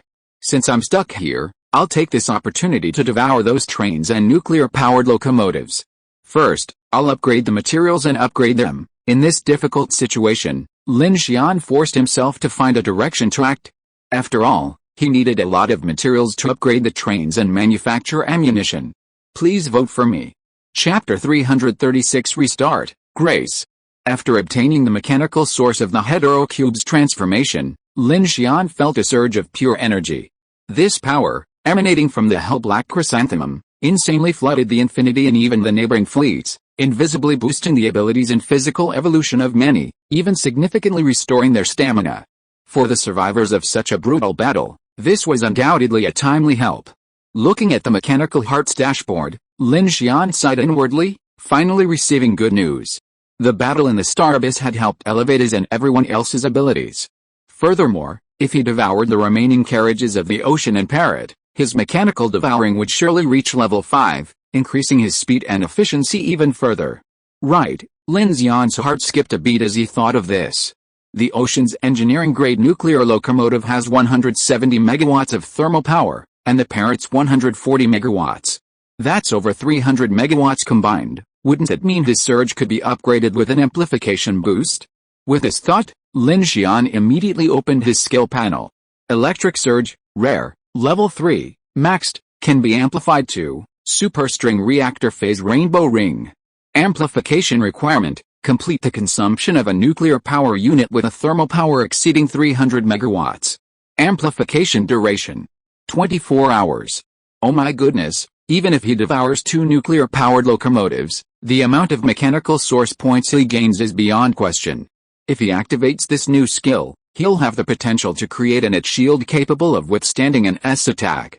Back in Zilin City, Lin Xian inexplicably used this skill prematurely to convert Unit 1's nuclear power energy and expand his shield, effectively blocking the Cloudborn Blackthorn's ray attack. While he wasn't sure why he used this skill prematurely, he already knew its incredible power. Simply put, Lin Xian's mechanical heart originally output power to drive the train, drawing all its energy from his energy conversion. But this skill reverses this process, allowing Lin Xian to concentrate the electrical energy within his controllable range within his own body. As long as infinity is present, Lin Xian is like having a 290 megawatt nuclear reactor. This is absolutely fantastic news. Thinking of this, Lin Xian perked up and went straight back to car number 1 to start the action. At this time, the remaining members of the Ocean and Parrot trains were dismantling the weapons, equipment, and supplies in the cars with the help of other teams. Lin Xian had informed them in advance, and they all knew that Team Lin would need to use mechanical energy conversion materials, so no one objected and they all came to help. These cars were not too important to the other trains. The joint train was now full of people and the core was still the power locomotive. Before long, both trains were emptied, and Lin Xian stayed in the number 13 weapons car, and began to devour the cars outside the trains through the air, while continuously taking out the converted materials to make ammunition. In the current situation, he had to supply all the teams. Lin Xian directly transformed himself into a mechanical manufacturing center, and found the state of selfless manufacturing that he had before under the snowy night in Zilin City. Devour progress 65%, Devour successful, mechanical source points plus 50. Mechanical Devour skill proficiency plus 10, manufactured successfully, Growler K-23 electric Gatling gun, manufacture proficiency plus 10. The entire arc of the Union train was now enveloped by the shimmering film of the heterogeneous cube. The darkness here seemed vastly different from that outside, like the separation between clarity and thick fog. Beyond worry, the survivors felt none of the chilling feeling they felt in the darkness. The dark forest on all sides seemed completely obscured by a dense, spatial black fog, distorting even the trees and rocks. But upon closer inspection, everything returned to normal, as if experiencing some kind of visual poisoning. Sasha lay by the window, looking out through the gap, frowning on her little face, and murmured, "Sister Kiki, do you think we can escape this time?" "Of course we can. Trust your brother Lin, Sister Kiki." Sister Chen, and your brother, Kiki was operating the computer seriously at this time, and said, "The fact that we were able to survive that desperate situation just now shows that we all have the physique to survive a disaster." Sasha returned to bed and lay down. "The Sally's bullets are all empty. If only Brother Lin could build a large metro like the one in Zilin City, all of us could live in it, and even an S-level monster could be knocked down with one punch." Kiki rolled his eyes and nodded. "Your brother Lin does have such a plan, but it will definitely be difficult." Sasha touched her belly. "When I was first dragged into the abyss, I almost vomited my stomach. It was so disgusting. I'm going to have a nightmare tonight." As she spoke, she looked up at Kiki. "Sister, what are you busy with?" "That robot. The system analysis is almost complete." Kiki smacked her lips. "You wouldn't understand even if I told you." "Why shouldn't I understand?" Sasha sat up immediately after hearing this, and said cheerfully, "Isn't it just an artificial intelligence robot butler? I heard that thing can fight, and it's very powerful. Then the dangerous work can be done by the robot, and Brother Lin will be much more relaxed." Right when Kiki heard this, her fingers that were typing on the keyboard suddenly stopped in the air, and then she slowly turned her head to look at Sasha. "Why are you looking at me?" Sasha looked stunned and turned her head suddenly. "Is there a ghost behind me?" Unexpectedly, at this time, Kiki's eyes suddenly lit up, and she suddenly flew over and pinched her little face, then said excitedly, "You are so smart, I will reward you with candy later." Before she finished speaking, she flew quickly towards carriage number 13. At this time, Lin Xian was concentrating on making ammunition and weapons while devouring the carriages outside. Dalu and Shukin brought people to sort out various types of bullets made by the fully automatic bullet stamping machine, and then used them to replenish the various teams. Under Lin Xian's operation, the entire Infinity was like an automatic logistics supply mothership, constantly bringing hope to each team. At this time, Kiki quickly passed through the carriage, came to Lin Xian's side, patted him on the shoulder, and said in an anxious tone, "Hey, Lin Xian, I have an idea. Do you want to listen to it?" Lin Xian raised his eyebrows and looked at her. "Speak." Kiki pointed to the position of the rear carriage. "The override program of Grace will be completed soon. If we let this intelligent robot together with a PX-05 maintenance robot use the Longshan #1 track laying machine to lay the track all the way to Beicheng, do you think it will work? The robot should not be marked with a dark mark, right?" Lin Xian's eyes flickered when he heard her words. After thinking for a moment, he said, "I have never thought about this problem, but it seems to be true. I have never seen a strange body attacking a non-living thing." Kiki nodded vigorously. "It is impossible to lay tracks in such a complex area by relying on those maintenance robots alone, but the quantum volume of this intelligent brain is 8,192, which is a full 2-cap, 13, computing power. You only need to create tracks in the camp and let her lay them. After they are built, we can rush out directly." Lin Xian's eyes floated, and he became more energetic. He immediately concentrated and said, "Building bridges and roads is not that simple, unless the terrain is completely ideal." But, at this point, Lin Xian hesitated for a moment and nodded, "But this is indeed a way. It's worth a try, but to be cautious, after you overwrite Grace, I will take a drone out of the camp to test it." Having said that, Lin Xian was still worried that this proactive attack would trigger a chain reaction in the dark forest, so he planned to use a flying drone for a test. Although signal control was impossible at such a distance, Lin Xian only needed to set up an automatic flight program to direct the aircraft toward a specific area. If it didn't cause any disturbance, then this plan would indeed work. Lin Xian didn't hold out much hope for this plan, but given the current predicament, he had no choice but to try. Even if it didn't work, he could still have Grace conduct reconnaissance. It was better than having everyone trapped here. He already had an idea for Grace. As a Crimson AI, she could provide him with considerable support. Furthermore, the robot's material was extremely special, making it a formidable weapon in combat. Remember, at the Zero Element Center, Ningjing, the Queen of Strength, couldn't shatter its alloy panel with a single punch, demonstrating its defensive strength. Even if it didn't work, this AI could help relieve some of the decision-making pressure. Kiki also perked up at this time. She held her chin and suddenly had a brilliant idea. "Lin Xian, do you think those Adventists who want to create digital life are planning the same thing? Uploading their consciousness into a computer, turning into a robot, so that they won't be afraid of the dark, maybe. Although the original intention was not this, the purpose is the same." Lin Xian said that there would not be too many robots of Grace's level in the world, even if they were just offline versions. The best way to improve digital life is through cloud storage and computing, but now the world's information network is paralyzed. Uploading a person's consciousness into an intelligent brain alone will not solve any problems. Of course, no one can be absolute. Who knows what extreme things those Adventists will do. But there is another problem. Lin Xian thought of what Ningjing had said just now. White City was swallowed by the star abyss on Apocalypse Day, and the orbital situation there is unclear. If some complex problems arise, Grace may not be able to solve them. Grace is just an artificial intelligence.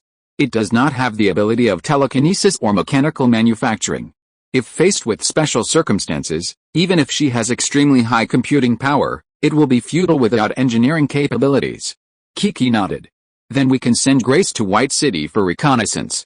Once we understand the specifics, we can act." "That's fine." Lin Xian looked at her. "How long will it take?" "We've analyzed it, but we didn't find much useful information. The Crimson world is very cautious. This intelligent computer was built specifically to protect the Zero Element Center. Once I export her motion module and thinking model, I'll delete everything else that's irrelevant and overwrite the system. It should take about 2 hours." "Okay," Lin Xian replied. "Then let's hurry." Kiki nodded and immediately ran back to start operating. Lin Xian raced against time to manufacture ammunition and devour carriages. The Ocean and Parrot had a total of 32 carriages. Aside from the 2 nuclear-powered locomotives and the 2 electric traction locomotives, the remaining 28 were ordinary carriages with thick armor, which Lin Xian devoured one by one.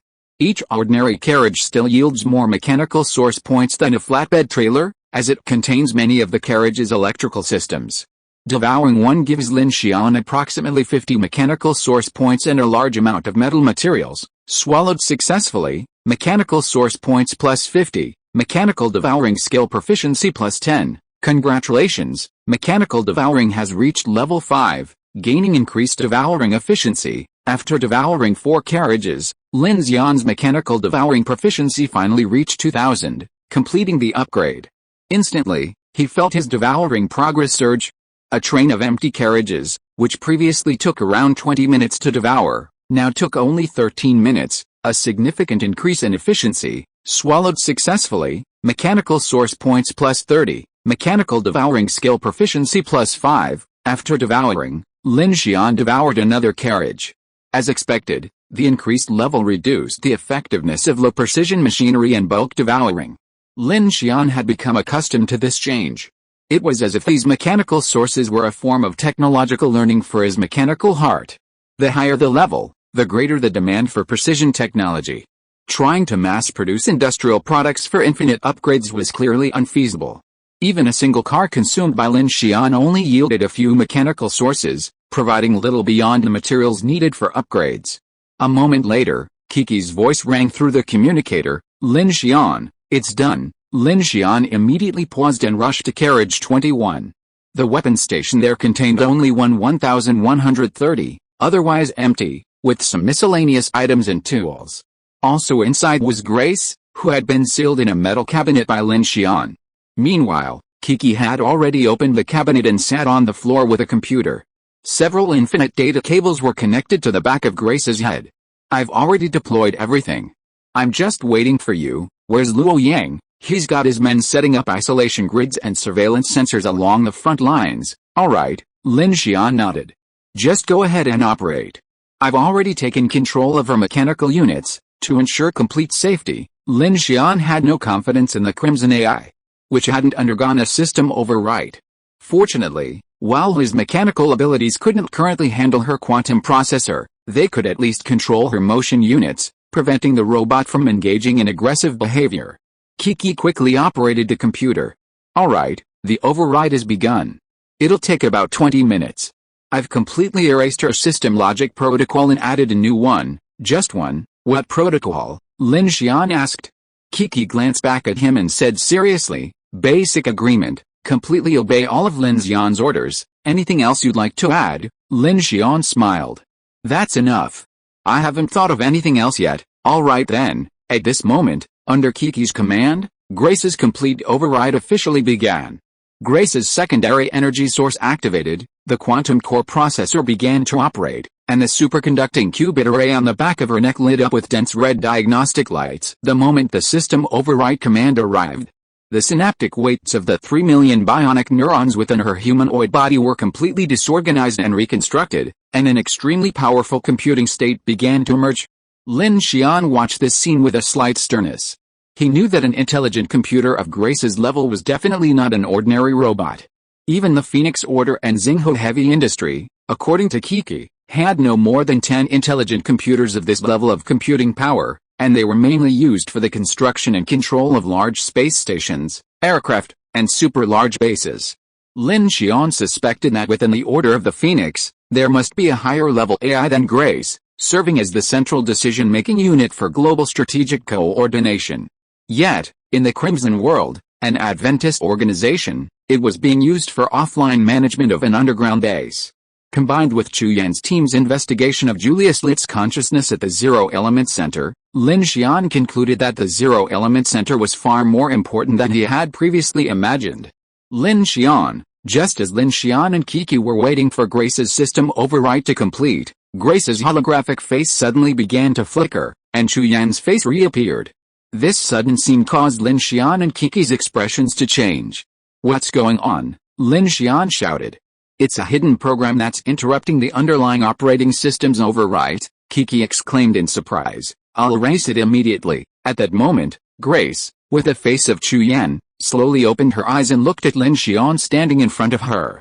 Her holographic face flickered continuously, and she spoke through a broken audio system. Lin Xian, in the transcendent dimension, don't interpret it from your own perspective.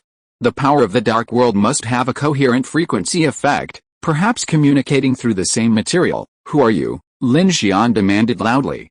With a flicker, the holographic face flickered and disappeared. The message ended, and Grace's operating system was completely overwritten. Kiki stared at the scene in surprise and asked, "Was she just talking to you?" Lin Xian immediately turned to Kiki. "Kiki, can you still find the program file for that message?" Kiki shook her head, frowning. "No, it's all been overwritten.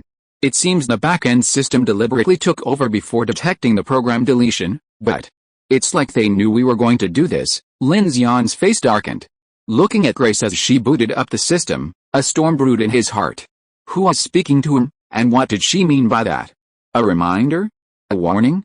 Why did Grace know about his current situation? How did this robot know he was going to override her program? A swirling mystery tangled in Lin Xian's mind like thick asphalt. Ever since his encounter with Chu Yan and the Crimson World, Lin Xian had begun to sense an incomparably mysterious presence watching over him.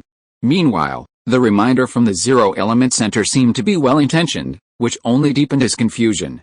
If it wasn't Chu Yan, why would the Crimson World help him?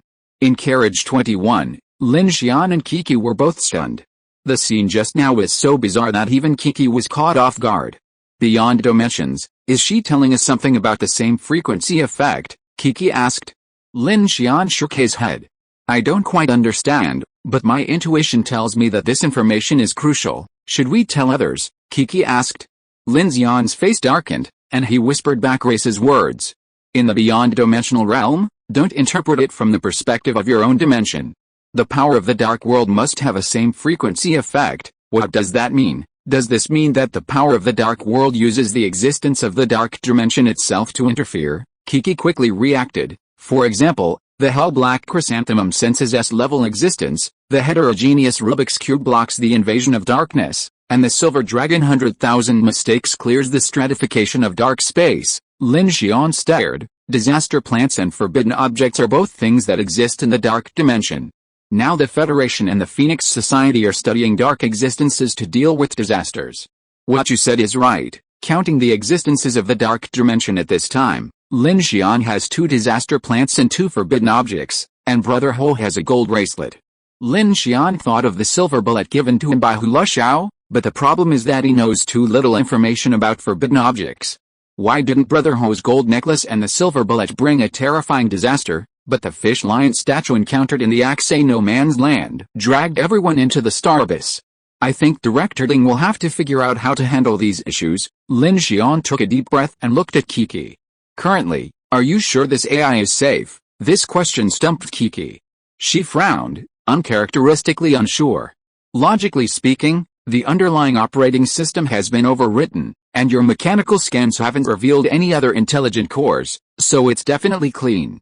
However, if a force beyond the mechanical realm is affecting it, she said, looking at Lin Xian. It's hard to say. Grace's sudden change had left the usually confident Kiki somewhat unsure. Coupled with the numerous strange encounters they'd encountered along the way, Kiki had begun to doubt the reliability of computers. This happened last time too. Grace's self-test was embedded in the program. Since it's been overwritten, let's start it. If someone could truly control the AI directly, such a power would be several orders of magnitude higher than Lin Xian's mechanical heart. After finally getting a new AI and waiting so long, Lin Xian decided to start it right away. At least, for Lin Xian, Grace's warning seemed well-intentioned. He urgently needed to use Grace to resolve the situation, so he could only put the strange situation aside and activate Grace. Okay, Kiki nodded. Then I'll activate it. Lin Xian looked up at the delicate mechanical face and suddenly reached out to remove Grace's beautiful mask, which had been shattered by Ningjing anyway. He would use it to devour and research this new material. Devour successful. Mechanical source points +20. Mechanical devouring proficiency +5. Obtain super solid carbon condensed alloy 2. Lin Xian had obtained the new material, and as expected, it was a level 5, even higher than the super carbine alloy from Unit 01. It was indeed a rare item, and this was the first time Lin Xian had obtained a level 5 material. If this material were used to create battle armor or train armor, Lin Xian estimated it could withstand a head-on encounter with a tide of snow demons. However, he was just imagining it. Level 5 materials were so scarce that even if Lin Xian devoured the entire infinity to create them, he wouldn't be able to transform them into enough material for a single train car. The infinity's latest armor plating was simply a level 3 tungsten titanium alloy with an inner lining, using the same armor layering design as Unit 01. This was already superior to the hulls of interstellar army tanks and aerial gunships. With a mask removed, Grace's face took on the same metallic sheen as her body, which was surprisingly more pleasant to the eye and less eerie. Huh? This looks much better, Kiki couldn't help but exclaim. Lin Xian weighed the mask in his hand. Let's keep this conversation going. Cancel the holographic face, okay? Kiki pressed the reset button. Instantly, the car in Grace's chest began to light up, and all the motor units in her body resonated and began to move smoothly. Under Kiki's control, Grace's faceless face turned to Lin Xian, and a light screen scanned Lin Xian. System startup, current version, Crimson number 3 intelligent brain offline version, scanning protocol commander, vital signs, iris scan completed. Hello, Lin Xian, please issue the first command to me to help me identify your voice print information. Grace then emerged from the metal box, hands behind her back, standing on her tiptoes, still using the same elegant movement pattern as before. She looked at Lin Xian like a proud ballet housekeeper. Lin Xian sized up the intelligent robot and immediately declared, from today on, your name is Grace, not Crimson 3, voice print recognition successful, understood. My name will be Grace from now on. Kiki, now typing away at her keyboard, told Lin Xian, I've entered the other team members' information. She'll identify them as friendly forces one by one. Now we need to give her some time to deeply learn. What? Lin Xian asked. Infinity, Apocalypse Day, Escape to the East, the Transstellar Train Project, all the team members' abilities and special powers, including our current situation. Kiki finished speaking in one breath. That way, she'll understand the context of your arrangements. How long will that take? Kiki smiled. If our computers or mecha systems could understand and train an AI like this, it would take at least 30 days, but for her, she glanced at the quietly standing Grace before her and said with a proud expression, it only takes 1 second. Please give me your monthly votes. Chapter 337 Comprehensive Evolution. It only takes 1 second. Lin Xian took a sharp breath, gazing at the elegant intelligent robot before him. The superconducting quantum bit array within its brain was now performing ultra-fast simulations. What does a quantum bit volume of 8,192 mean? Processing 1 million possible events takes just 0.008 seconds. A regular computer would take longer than the age of the universe, 13.8 billion years, to crack a 128-bit encryption key, but a quantum computer, using Shor's algorithm to instantly factor large prime numbers, could easily crack it. It's like a maze with 8,192 paths. A regular computer must try and error through each one until it finds the exit. But Grace can simultaneously explore all 8,192 paths, instantly determining which one leads to the destination the fastest. The parallelism of quantum computing allows it to skip invalid paths and directly hit the optimal solution. So, when Kiki imported all of their experiences, starting from Apocalypse Day and Jiang City, along with all her stored Federation technology data, into Grace, it took only 1 second for her to respond. Captain Lin Xian, I have completed my studies, but I currently do not possess the human mindset. I suggest that you incorporate constructive human input into your communication with me to help me iterate and upgrade intelligently through the human in the loop. Lin Xian glanced at Kiki and then at Grace, and tentatively asked, given our current situation, do you have any way to help us escape? Grace looked at Lin Xian. Based on the current situation, the probability of your survival is approximately 3x 1012, which is almost equal to 0. However, the variables include, but are not limited to, Hell Black Chrysanthemum, Silver Dragon 100,000 mistakes, and those who already possess forbidden objects, as well as your mechanical abilities, Kiki's telekinesis abilities, Lu Xingqian's fire abilities, and more than a dozen other abilities. These variables are currently unknown in terms of development and scalability. Theoretically, the current predicament can be resolved by exponentially increasing the energy of any one ability or by the emergence of new features. Lin Xian frowned when he heard this. Isn't this artificial intelligence? This is the initial state without human-in-the-loop learning. Kiki crossed his arms and shrugged. She already knows everything, but even our research on these dark worlds is still blank, and the intelligent brain can't directly come up with the answer, so she is right. There are too many unknowns about these disaster plants and taboos in our car. Unless you tell her directly that these plans will not work. Lin Xian nodded. That's right. She took all the unknown variables into consideration. Grace, all the original programs of the Crimson World have been deleted, leaving only the motion module. Coupled with the unknowns of the current world, even Lin Xian himself is very confused, so from the perspective of the intelligent brain, there are very few feasible options. Kiki, Lin Xian said to her, how about this? You go get some rest. I'll devour those motorcycles first and teach Grace a lesson. After some thought, Lin Xian decided to prioritize his devouring upgrades while simultaneously learning his thoughts and circuits with Grace. This would allow for effective conversation. Kiki shrugged. That's fine, but, she said, glancing out a window, I can't sleep like this. I have to, Lin Xian said sternly. Even if I have to sleep every minute, okay, Kiki sighed. She understood Lin Xian's intentions. She needed to stay in good physical condition to handle the upcoming crisis. As she left, Kiki glanced at Lin Xian and sighed. This guy, clearly even more exhausted than herself. Lin Xian sat down and continued to mechanically devour the ocean carriage outside while manufacturing ammunition. Throughout this process, Lin Xian maintained communication with Grace's intelligent brain. Incidentally, Lin Xian used his mechanical abilities to perform some modifications on Grace.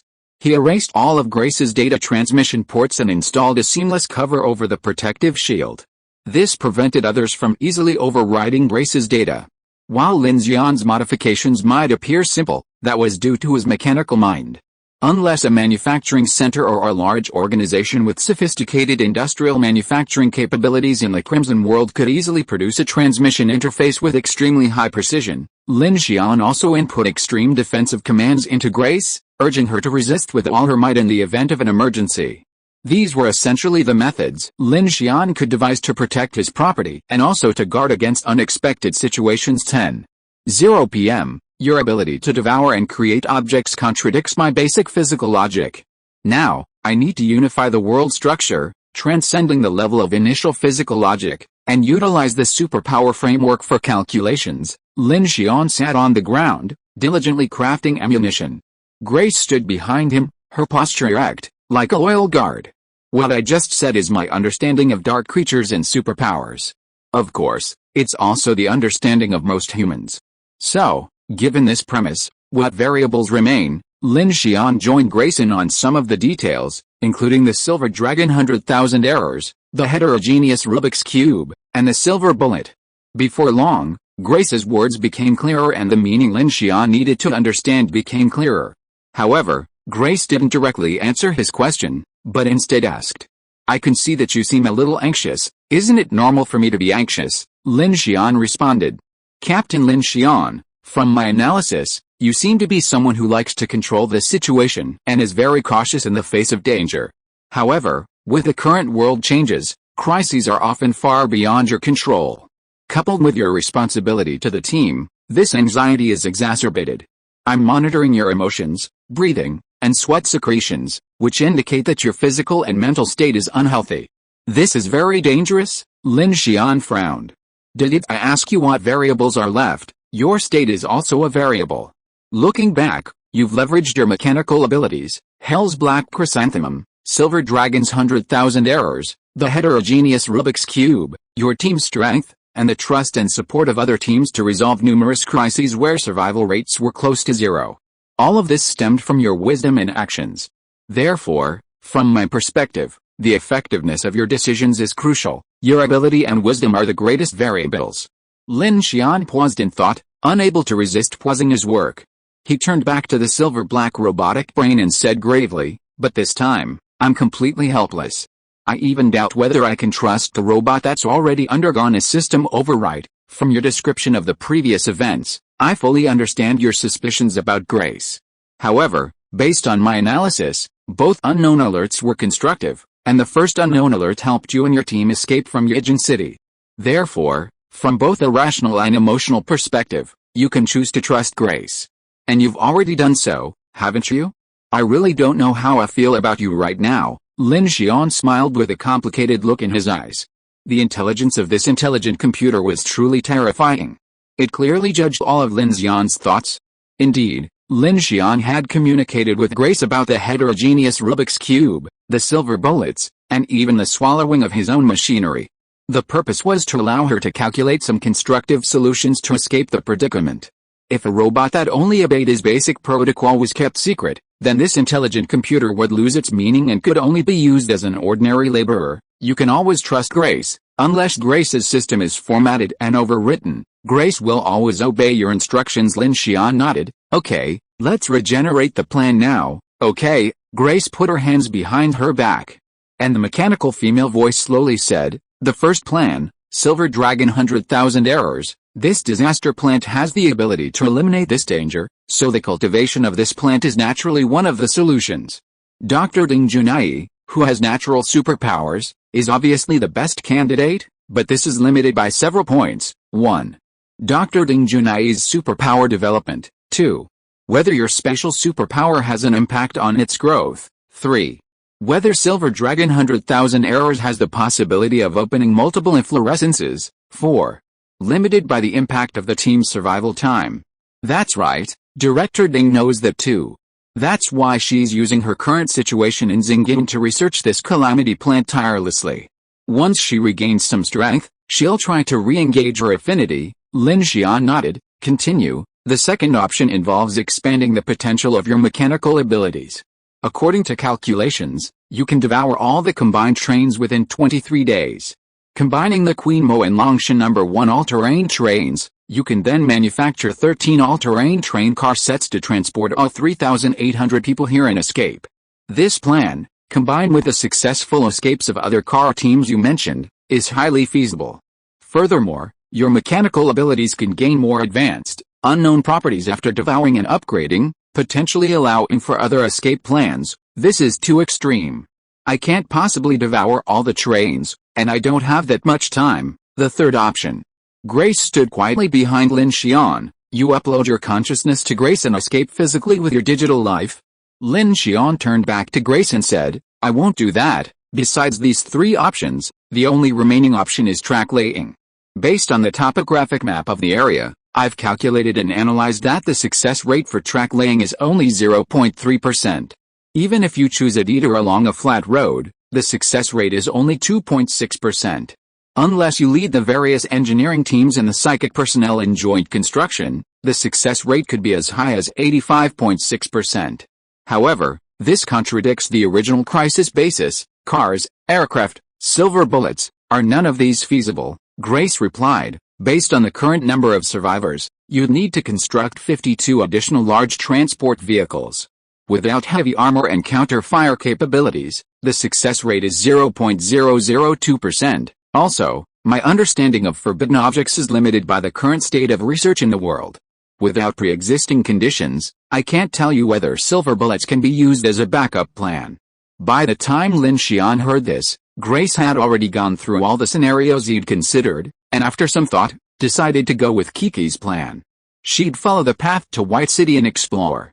Even if the track plan didn't work, having Grace carry a communications repeater and find White City would at least confirm the map and path were correct. They were still on Blue Planet, and the world wasn't shattered like the upside-down bay in the sky. That way, perhaps they could find some breakthrough. Let's arrange for you to explore White City. I'll arrange a drone for testing first, okay, but I wouldn't waste time on this. If this is the only option, any other drone tests are pointless. Whether or not they alert the strange entity won't affect the final outcome. If I'm the one to go, I can determine whether or not to return based on the actual situation, Grace said. Lin Xian was stunned, momentarily stunned by Grace's analysis. This rigorous logic left Lin Xian speechless. Indeed, whether the drone alerted the strange entity wasn't the most important issue. Unless there was an alternative plan, it would be better to let Grace go directly and make the next move based on the actual situation. Lin Xian's only concern was the loss of an intelligent computer. But without another plan, he chose nothing. You can manufacture a certain number of signal repeaters, and I'll deploy them along the route to maintain signal connectivity with the infinity. I'll proceed according to your instructions. Hearing Grace's words, Lin Xian nodded. That's what I'm planning. With that, he immediately stopped manufacturing ammunition and began producing small signal repeaters. Given the distance to White City, Lin Xian needed to manufacture at least 100 of these devices. Therefore, Grace would either use a vehicle or bring along several PX-05 robots for transportation. After some thought, Lin Xian decided on the latter option, which offered greater flexibility. Grace, what do you think caused those two unknown reminders to appear on you? In the darkness of Carriage 21, Lin Xian was alone, constructing a signal repeater. In the process, he used his intelligent brain to analyze the question of Grace's previously inexplicable information. First, to be able to add such a program to my operating system, I must possess administrative privileges above and beyond Grace's original agreement, such as your current administrative privileges over Grace. Therefore, if I can issue a reminder based on the current situation, I believe there are three possibilities. First, if the target possesses administrative privileges, they possess some kind of cross-spatial or cross-temporal observation capability. Based on all the supernatural power displays in the current world, temporal abilities are unlikely, and this is a temporal paradox. Second, Chuyan herself is lying. Judging from the connection between her and your consciousness, she is most likely capable of monitoring your current state. Furthermore, the holographic projection of Chuyan used by Grace is clearly not a coincidence. Taken together, Chuyan must have some special connection to the Crimson World. 3. There is a monitor in the team, monitoring your every move. All of Grace's orders and instructions were initiated by this person. Lin Xian's expression darkened when he heard this. The second and third points don't make sense. Chuyan didn't deny all the communication with me. Why did she, the Zero Element Center, deny it? Moreover, so many consciousness connections were after I entered the dream, while the situation then and just now was obviously when I was awake, and there were witnesses. The problem with the third point is that it was my first time meeting Grace, and so were the others. The only one with me at the time was Ding Junai. She wouldn't have operated on you under my nose, right? Unexpectedly, Grace responded directly, if you have my management authority, of course you can. Lin Xian frowned when he heard this. Ding Junai? If you have to say it, Ding Junai was wearing Black Hawk power armor at the time, which did have remote intelligent control capabilities. Moreover, Ding Junai was usually in the carriage. She was indeed one of the people with the best chance of contact with Grace. But thinking of this, Lin Xian suppressed the idea again. Why did she have to use Grace to tell Lin Xian? This made no sense to Ding Junai. She knew all the supernatural research and cultivation on the bus, including the forbidden items. If she knew anything, she could just tell Lin Xian directly. Isn't that contradictory? The first point was too vague. After thinking it over, Lin Xian still felt that Chuyan had a big problem. Her presence in his Yang City shelter was a point of doubt that Lin Xian couldn't avoid. He'd clearly sensed a connection with this woman when he'd used the gravitational lens. Furthermore, the fact that the Crimson World's butler robot was using Chuyan's face was even more bizarre. Chuyan was clearly aware of this. She explained her organization as the North American United Front, NOF, but didn't reveal the specific reason why the Crimson World had her face, simply saying he'd find out later. Well, never mind. Lin Xian rubbed his brows. Overthinking these issues was a complete waste of time. Resolving the current dilemma was the most important thing. At least Grace's two previous messages had been clearly well-intentioned from Yijin City, so the last one was something Lin Xian could carefully consider. Meanwhile, Lin Xian picked up his communicator and discussed with the various convoys his plan to dispatch robots to conduct reconnaissance along the route to Beicheng. Given the situation, everyone was at a loss, so Lin Xian's plan quickly gained everyone's approval. Intelligence robots leading the way and laying tracks. You're quite the thinker, Brother Lin. Shi Dian was shocked upon hearing this. It sounds like an idea, but laying dozens of kilometers of road in these deep mountains and old forests isn't that simple. At least it's a plan, Ningjing said. First, if we can ensure that the robots won't alert the strange entities, this might be a way for us to contact the outside world. Contact the outside world, Phoenix Society, Jin Deely said bluntly. Even the Interstellar Army doesn't dare to venture into Xingyuan. They've all sent out the Night Walkers, and the casualty rate is extremely high. I don't think anyone will come to rescue us, he added. I'm not trying to pour cold water on you. I still support Lin Xian's suggestion. If necessary, I have a number of drones that can be used. or I can go explore the way. My special ability is more suitable for running away, haha. Jin Deely looked very happy at this time and said immediately, so feel free to arrange any instructions. It's such an interesting journey, and if I die, I'll just consider it an adventure with you. On the Queen Mo, Monica was training the dozen women. Listening to the discussion on the communicator, she couldn't help but raise the corners of her lips slightly. She just responded in the communicator, handsome Lin, no matter what you do, Monica, will follow your arrangements. In fact, I also had a plan before, which is to transport people out through the Queen Mo. 300 or 400 people at a time should be no problem. If I'm lucky, maybe a lot of them can survive before my train is scrapped. Yes, my Longshan number 1 all-terrain vehicle crew can also carry 100 or 200 people. Maybe a charge can be considered a solution, Shi Dian also responded.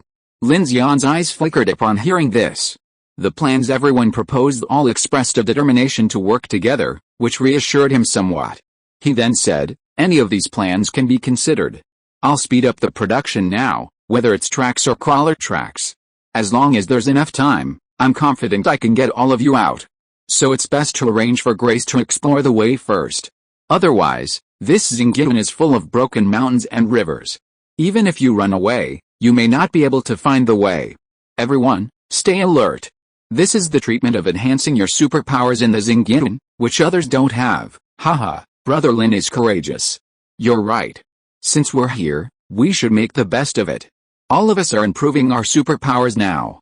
Whether it's a blessing or a curse is still unclear, Shi Dian said proudly. Jin Deely also said, that's right. Xiaoming and the others are obviously much stronger. This is good news. At this time, people from other teams continue to echo this. The confidence of the team captains in the communication band quietly increased a bit.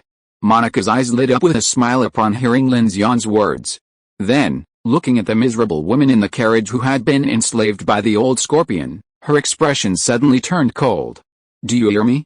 Ability, wisdom, courage, charisma, that's what makes a man. Those who only bully women are nothing but beastly scum. I know many of you have become numb to the world, either craving only the courage to survive or simply wanting to die. Now, Monica, will give you the courage to live again, this time, just for yourselves. With that, she clapped her hands gently. Rows of the carriage's weapons hangers opened, revealing brand new Lone Wolf S-class tactical power armor and various weaponry. Also, there was a row of precious cold dark reagents. She picked up a bottle and said calmly, drink this in the dark, without vegetable juice to neutralize it. It will be several times more painful than being gang raped, but afterward, you'll be stronger than before. What do you think? Do you have the courage to drink it? Monica's words were undoubtedly extremely tempting and inciting. The dozen or so women in front of them watched the scene with a mixture of timidity. Then, one's gaze grew cold and wooden. Gritting her teeth, she stepped forward, grabbed a bottle, and guzzled it. Soon, the others followed suit. Watching this, Monica smiled faintly. From her observations along the way, she saw that under extreme circumstances, young people, especially young women, evolved genetically faster than men under the influence of darkness. This was especially true for these women, who had endured immense suffering and possessed an incomparably strong desire for survival. If she could break free from the shackles of pain within her heart, she would soon possess a formidable female force. On the combined convoy's side, Luo Yang and other engineers from each convoy had already laid out several kilometers of high-voltage power grids and trench traps. With the infinite steady supply of ammunition, the confidence of the 20 convoys gradually returned. As the saying goes, ammunition is strength. With a new base of ammunition loaded on various heavy weapons, Lin Xian once again established a formidable firepower of this ironclad defensive line. At the same time, the crews of each team noticed a noticeable change. All the wounded and psychic users were recovering faster than usual. This was due not only to the dark energy absorbed from the vast numbers of anomalous creatures they slew, but also, most importantly, to the heterogeneous cube shielding them from the negative effects of the darkness's invasion. Some had awakened their powers, while others' genetic evolution exploded, their stamina, strength, acuity, and adaptability all quietly and rapidly increasing. This was the after effect of the massive firepower output of the previous battle. By slaying countless anomalous creatures of the night, coupled with the incredibly rich dark energy emanating from the star abyss, everyone on the Allied train seemed to be evolving in all directions. Please vote. The story is entering its mid-season, and the pace will slow, but the content will gradually become denser. The information density will continue to increase, hence the exaggerated details. Please bear with my immature writing skills, and I'll update tomorrow. If you are listening to this novel on a channel other than Fanfic World, it means it was downloaded and re-uploaded without effort. We warmly invite you to visit our channel, Fanfic World. There you will find the original version of this story and many other novels of various genres. We look forward to seeing you dive into a world of incredible novels. Chapter 338 Silent City. On the Infinity, after making their beds and tending to their injuries, Old Mo and his family were given accommodations. For convenience, Old Mo moved directly into the carriage of Liang Lei's engineering team, while Sun Yushan and her 2 children moved into Li Yi's living quarters. Due to the numerous tasks, Lin Xian hadn't yet consulted Old Mo and his team or assigned them any tasks. However, Old Mo was a man of character, straightforward in his words and deeds, and disliked soft-heartedness. Furthermore, as a senior engineer at Xinghu Heavy Industries, his mechanical expertise surpassed that of Liang Lei, Luo Yang, and the others. Therefore, even before Lin Xian could assign them any tasks, he volunteered to help with the train repairs. Back in the living quarters, Sun Yushan gazed at the secure compartment Chen Sixuan had allocated for her family. Even in the darkness of the forest, tears welled up in her eyes. Survival was paramount, and she knew it all. Whether at the hands of the bandits or in the darkness of night, she faced disaster. Whether life or death was in jeopardy, at this moment, she firmly believed she could survive. She was deeply grateful for Lin Xian's offer of shelter.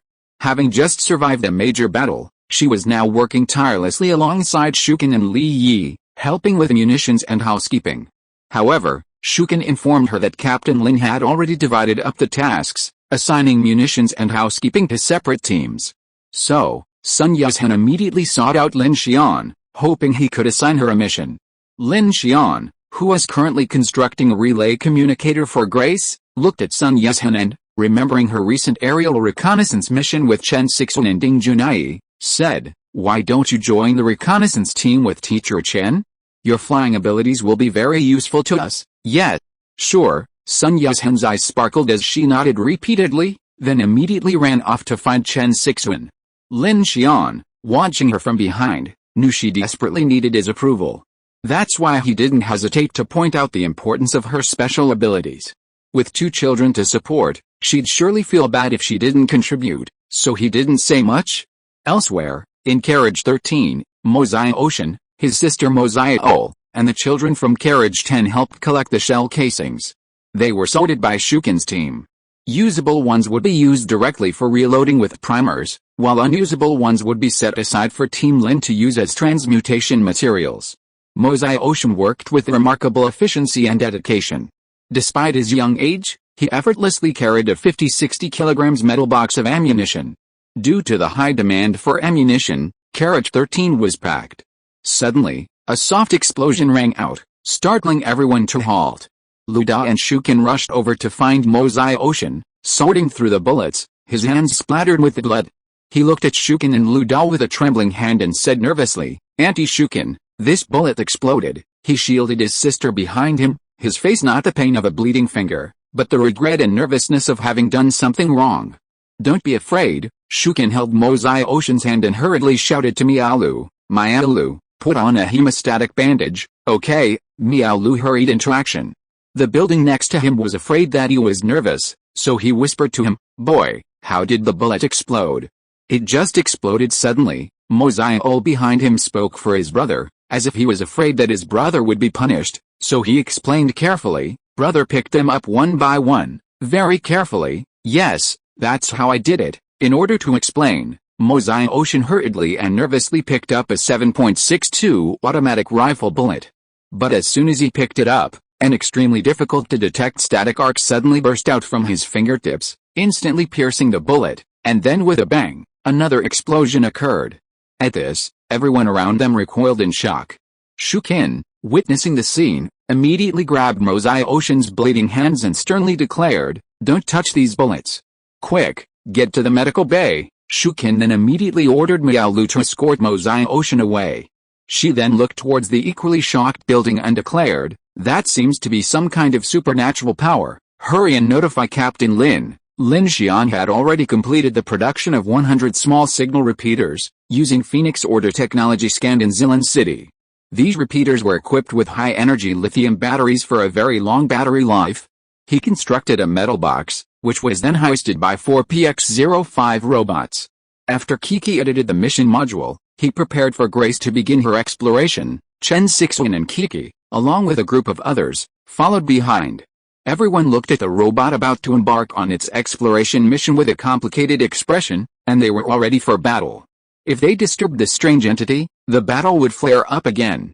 Grace gracefully stepped off the train and said to Lin Xian, "I will survey the track according to the minimum track standards. You can build and relay your orders in real time via the signal relay. If you disturb the strange entity, you will seek shelter and await orders." "Understood," Grace replied in a clear, female voice. "I will not bring any threats back to the camp, but I still hope those ugly creatures are not interested in my plutonium-238 isotope nuclear battery array and motor neuron devices." Lin Xian was surprised by this, but Grace unexpectedly responded, "A robot joke. I hope it can ease your anxiety." "Okay, thank you," Lin Xian smiled wryly.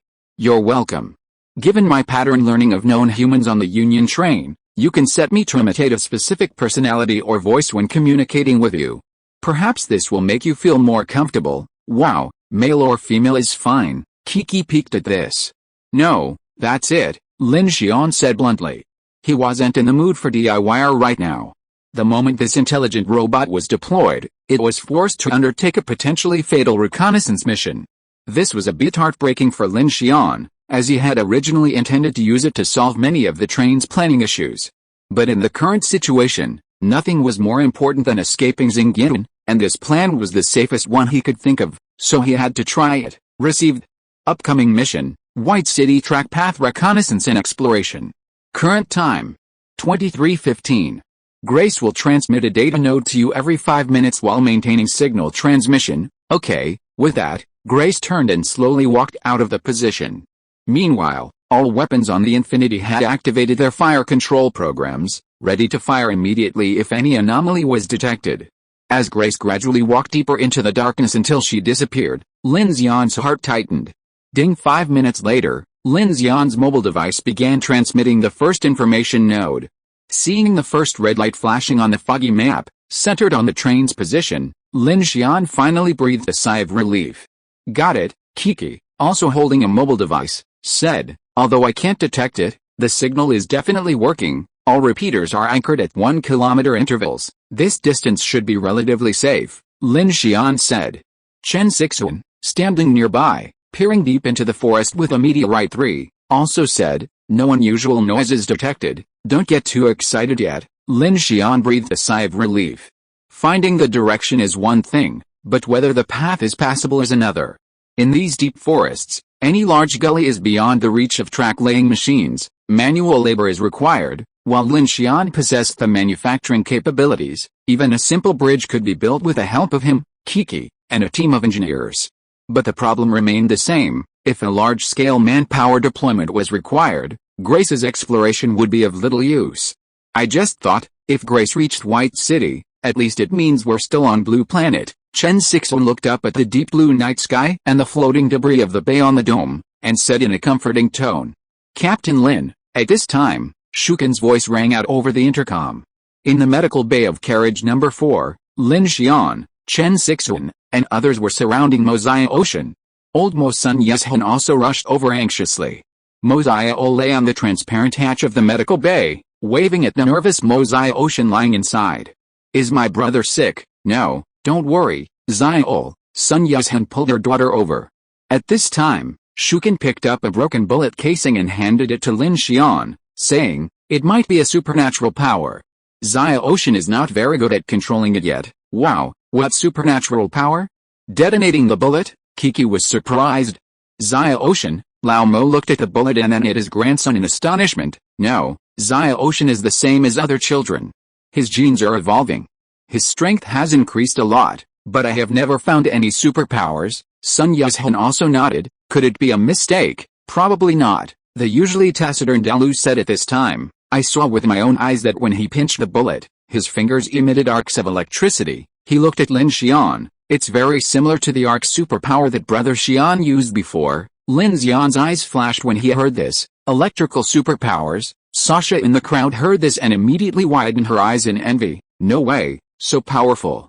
Is it a supernatural power that can discharge electricity? We'll know if it does. We'll know after testing it. At this point, Mosai Ocean's finger had been repaired by the school's medical bay, but it was still a little red. Lin Xian opened the bay and reached out to Mosai Ocean, ready to pull him up. He said, Zaya Ocean, follow the feeling you had just now and try discharging electricity at me. Don't be nervous. I'm not nervous, but I'm afraid I might hurt you. Sun Yuzhen, standing nearby, glanced at Lin Xian and quickly said, Captain Lin, why don't you let me try an arc? Lin Xian smiled faintly. Don't worry, I have electrical powers, too. For Lin Xian, discharging electric surges and controlling mechanical currents were a piece of cake. Mosai Ocean looked at Lin Xian with a hint of fear, then slowly raised his hand and grasped Lin Xian's finger. Lin Xian said encouragingly, give it a try. Ordinary electric shocks shouldn't hurt me, right? Just as he finished speaking, a brilliant arc of electricity suddenly exploded from Lin Xian's fingertips. The power was so astonishing that it numbed them, and even the force field shield almost activated. Instantly, Lin Xian felt a pain in his fingers, and he couldn't help but frown. Your ability is quite powerful. Under the gaze of everyone, Lin Xian took his hand back and blew on his fingertips. Immediately, he said to Sun Yuzhen, it looks like it really is some kind of electrical ability, but the specific nature remains to be seen. He turned and looked around, as if searching for something. Where's Brother Ho? Oh, he's... The building scratched his head, but before he could finish, Lin Xian said, leave him to Brother Ho. When you have time, study with Brother Ho and develop this ability. It might be very powerful. Really? Mosai Ocean's eyes widened at the words, and he said in disbelief. Old Mo and Sun Yuzhen were both perplexed. How could superpowers only emerge so long after Apocalypse Day? However, Lin Xian saw this as a good thing. After the war, under the influence of the regional Black Chrysanthemum and the Dark Forces, everyone on the train had benefited and evolved. It wasn't uncommon for someone to develop superpowers, as Ding Junai was a prime example. Wow, great! My brother has superpowers, Mosai Ocean exclaimed in delight. News of Mosai Ocean's remarkable superpowers spread quickly throughout the Infinity Train and even spread to the other trains on the Union Train. Only then did Lin Xian discover that 5 or 6 people in the entire Union Train had already awakened new superpowers. Furthermore, many superpowered individuals and genetically evolved individuals had undergone dramatic changes. His initial predictions had been overly conservative. This was even more pronounced than after the Battle of Zilan City. Many people had noticed, and this was undoubtedly related to their current location in the Xingyian.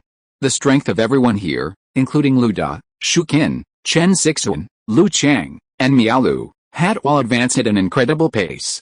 Shu Qin, after accidentally crushing the handle of her rifle, discovered that her skin and bones had reached the point where they could break steel. It was simply incredible. The novelty of evolution and increased strength dispelled some of the oppressive fear that had settled in the darkness. The crews of the various train teams began to relax a bit within the camp, especially after the camp had remained safe for so long. Many felt a sense of relief, and the captains of each team began to arrange for their personnel to rest and recuperate in preparation for a possible change in the situation. However, Lin Xian had no intention of resting, as the heterogeneous cube was still transforming. Non-mechanical energy converted, 1,000 mechanical source points obtained. After replenishing his energy, Lin Xian prepared to continue devouring the remaining train cars. There were still 2 nuclear-powered cars waiting to be dealt with, so there was no mood for sleep. In this environment, if he fell asleep, the camp might explode when he woke up. Grace was right. Lin Xian was anxious and cautious. He'd barely slept in recent days, constantly consuming, creating, or fighting. He yearned for ever-increasing strength and ensuring his safety. While the fleet was now overcrowded, he had the assistance of Chen Sixuan, Lu Da, Shu Qin, Luo Yang, Li Yi, and others. He also had a senior engineer, Lao Mo, on the engineering team, who could directly assist him with many train issues. With grace, Lin Xian could now free up a lot of energy. Of course, that was assuming he survived the Xingyian. Kiki, knowing Lin Xian wasn't going to rest, also came to Car 21, using her mobile device to monitor Grace's progress and movements, and to rest herself. However, Lin Xian knew the young woman's words were merely a desire to rest by his side. By then, Kiki was nestled in his lap, nearly asleep. Carriage 21 was dark. Lin Xian planned to begin manufacturing the Mk-66 roll-on, cantilevered missile launcher, the Guardian 86 anti-aircraft missile, and the large Storm IF-12 supersonic air-to-ship missile while devouring. This was a bold undertaking. With these, the Infinity would possess a large-scale air-to-ground explosive weaponry similar to that of the Warhawk-class gunship or the Dreadnought-class aerospace carrier. This might help Kiki, Fire Brother, overcome fire suppression challenges when facing difficult anomalous entities. Kiki now enjoyed being with Lin Xian, especially in a deserted corner like this. Hearing the sound of his heartbeat as he crafted and devoured objects brought her peace. So when Lin Xian asked her to sleep, she simply slept on him. Devourment successful, mechanical source points plus 30, mechanical devouring skill proficiency plus 5. Inside the carriage, Lin Xian leaned against a corner, devouring another empty carriage from the ocean. Seeing the materials entering the decomposition center, he felt a strange surge of confidence. Lin Xian Kiki, who was half asleep and half awake, murmured. "Yet, you said, if you can devour through the air from the beginning, then when those convoys of thugs attack us, can we make all their cars disappear in an instant?" Lin Xian replied without hesitation, "I can do it." Few unexpectedly, Kiki, who was nestled on Lin Xian's legs like a cat, suddenly giggled. Lin Xian asked her what she was laughing at, and she said, "I just thought about those bad guys, how their cars disappeared, and a group of people rolled to the ground. It's so funny to think about it." Lin Xian smiled. "I really want to do this if I have the chance." Lin Xian Kiki took a breath in his arms and continued, "We can definitely survive, don't worry." Somehow, after hearing Kiki's words, Lin Xian's originally turbulent emotions calmed down a little. He took a deep breath and said, "Okay." After that, he was about to continue devouring the carriage, but suddenly remembered that Luo Yang told him that several arc pulse string vibrators on the car had burned out, so Lin Xian simply swallowed them and then made new ones for Luo Yang to install. Unexpectedly, just as he devoured one of the arc pulse oscillators, the mechanical heart sight curtain suddenly lit up after a long absence. A flash of purple light, successful devourment, mechanical source points plus 10, mechanical devouring skill proficiency plus 3. Congratulations on obtaining the magnetic storm oscillation skill. Magnetic storm oscillation unleashes a megavolt magnetic storm discharge field with a diameter of 6 meters. The skill level and the mechanical heart's energy level directly affect the discharge field's range and instantaneous voltage. Holy crap, Lin Xian cursed silently as he looked at the light curtain. He hadn't expected that after all this time, and having devoured so many machines, he'd finally gain a new skill. While not a golden super special skill like the gravitational lens, this purple skill was still incredibly powerful. If it were later amplified by mechanical amplification, its power would be unimaginable. It looks like Magnetic Storm finally has a wide-range skill. Lin Xian's heart surged. Besides gravitational lens, his most powerful skill was the mechanical energy cannon. While powerful, the monsters he encountered along the way were either large-scale monster waves or S-level or exceptional-level monsters, making it difficult to use. He had originally planned to focus on developing his drone swarm combat capabilities, but unexpectedly, thanks to an arc pulse vibrator, he'd activated a new skill. Skill level effects range. What does the mechanical heart energy level mean? My output power. Lin Xian couldn't help but think of his force field shield. As long as the power was sufficient, the force field could be amplified. It sounded like the same idea. Well, if my superstring reactor phase ring upgrade is successful, then, thinking of this, Lin Xian realized that the development of his mechanical heart was becoming increasingly large-scale and high-powered, far superior to its initial state, when it could only fire wind cannons and drive engines for escape. Lin Xian wanted to test this skill, but then he decided against it. Now wasn't the time to make such a big fuss.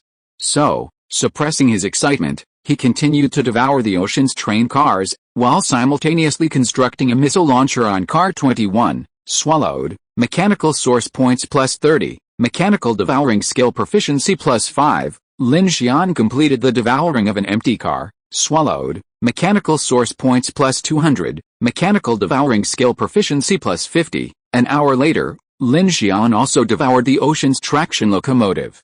By 1 a.m., all the empty cars and traction locomotives on the Ocean and Parrot had been devoured, leaving only the last 2 nuclear-powered locomotives. At that moment, Grace's path point appeared on her mobile device in the designated area.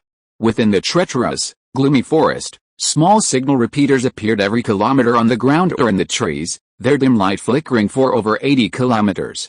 As everyone waited, Grace entered an unknown area.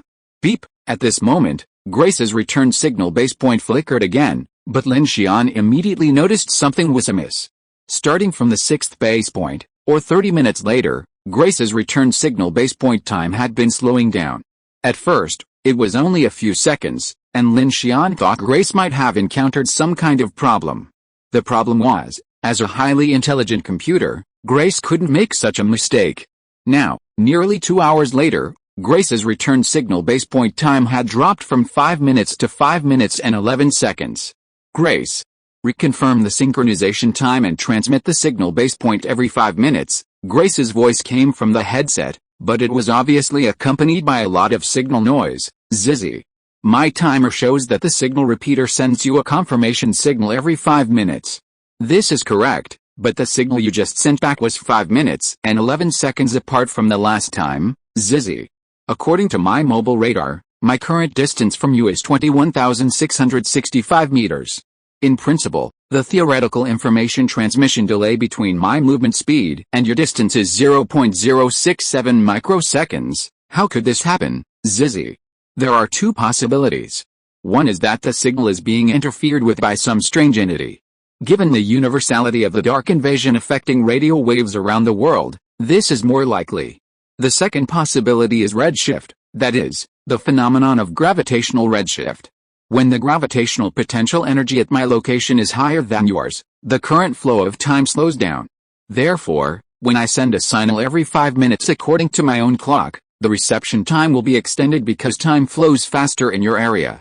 Lin Xian's face froze in astonishment. Gravitational redshift at a distance of 20 kilometers? Would that completely distort the general relativity theory's gravitational time dilation formula? He immediately instructed Grace, don't even consider this analysis, which clearly contradicts real-world logic. Gravitational redshift at a distance of only 20 kilometers, is there a small black hole in your direction? Grace replied, based on the limited information I've gathered, the dark influence information infection hasn't shown any high latency over short distances. Excluding the possibility of strange entities or superpowers, my analysis of information science and physics can serve as a reference. I suggest you consider observing this phenomenon in the future. Lin Xian took a deep breath. Keep going. As long as the signal is connected, I'll calibrate the time with you. What's wrong? Kiki, drowsily awakened from her sleep on Lin Xian's lap, hearing the voice on the communicator. She opened her eyes to see Lin Xian's expression, which was strange and nervous. After disconnecting the communicator, Lin Xian looked at Kiki and told her what had happened. The dark invasion affecting the signal band is an old problem, but this close-range delay makes me a little confused. After that, he looked at Kiki with an inexplicable wry smile on his face and said, am I too sensitive? I think. Kiki sat up at this time, crossed his chest and said carelessly, nothing in this Xingyin can be viewed with our original logic. In fact, there is nothing wrong with your caution. Many times we escape danger due to your judgment. So maybe there really is a black hole in this Xingyin. Lin Xian was stunned when he heard this, and then his eyes sank. You're right, the bay has flown into the sky. What common sense can we use to look at it? Sister Ding also said that experimental data without a certain base number is of no reference value. Since Grace has not been attacked and the signal can still be connected, why not wait until it reaches Beijing to verify it? Lin Xian nodded when he heard this, but if Grace's analysis is correct, then the star abyss is already a natural disaster far beyond human imagination. Kiki looked at Lin Xian with complicated eyes, then took a deep breath, raised her hand to hold Lin Xian's neck, and said to him with a bright face, think about it this way, time is slow here and fast outside, and the Phoenix Society predicts a year of global polar night. Wouldn't it be longer for us? You're stupid. Lin Xian poked Kiki's smooth forehead with a finger. We have been swallowed by the star abyss. What's the use of a long time? Even one night is a great pressure on us now. Water, food and supplies are limited. That's right. Kiki wrinkled her nose in embarrassment, and then snorted and said, hey, if the problem of dark invasion can be solved, We can go out and directly upgrade to let the train fly into the sky, transform the starship body, and install starry sky thrusters. It's too troublesome to have tracks. That's a good idea, Lin Xian nodded. This was the biggest drawback of the Infinite Train project, which was why Lin Xian was constantly concentrating on improving his mechanical abilities and modifying the vehicle to get the train soaring into the sky. Without hesitation, he began devouring the parrot's 140 megawatt nuclear power generator. He and Kiki also kept a close eye on Grace's information. Grace's speed wasn't slow, she was a fast runner, averaging about 20 kilometers an hour. However, as the distance increased, the noise and signal frequency changed. At 50 kilometers, the baseline time for Lin Xian receiving Grace's information had dropped from 5 minutes and 11 seconds to 5 minutes and 29 seconds. At 3 a.m., the situation began to take the direction Lin Xian and Kiki least wanted to see. Zizi, I've arrived northwest of Beicheng. Visually observing a cluster of buildings, Grace's voice echoed over the communicator. Meanwhile, Ding Junai, Chen Sixuan, Shu Qin, Luo Yang, and others had gathered in carriage 21. Everyone glanced at the counters on their mobile devices, their expressions complex and solemn. 5 minutes and 50 seconds, 5 minutes and 50 seconds. Assuming the existence of time dilation and redshift in the Xingqian environment, and calculating the distance-to-K ratio, the time flow rate difference between the position of the front line and that outside the Xingqian is 14.02 times that of the Xingqian. In other words, 1 day outside the Xingqian is equivalent to 14.02 days at your location and 12 days at my location. Grace's words came through the communicator, and everyone's face changed drastically. Time flow is accelerating? How can this be? Chen Sixuan asked. Shu Qin said, could it be that the special environment here is causing signal delay? Impossible. Luo Yang scratched his head. Even if a super large and dense celestial body like a black hole is causing time distortion, the direction is wrong. Why does time slow down the closer you get to the Xingqian? Shouldn't it be faster? Hearing this, everyone turned their eyes to Ding Junai, the most knowledgeable person in the car. Ding Junai simply shrugged and said, he's right. From the perspective of the gravitational time dilation effect of general relativity, this phenomenon is difficult to explain unless there's a black hole outside the Xingqian. Hearing Ding Junai's words, Lin Xian opened the sunshade and looked westward at the deep blue sky at the center of the Xingqian and the bay floating on it. He felt a chill down his spine. At this moment, everyone felt a single sense of strangeness. Oh, no wonder Lao Mo and Boss who thought they crossed the Xingqian overnight, but it wasn't overnight at all, Kiki said in astonishment. Based on that calculation, they probably traveled for several days, and Lao Mo and Hula Xiao's team are powered by high-energy batteries, which means those other gasoline-powered vehicles can't make it out at all because they don't have enough energy, Luo Yang said.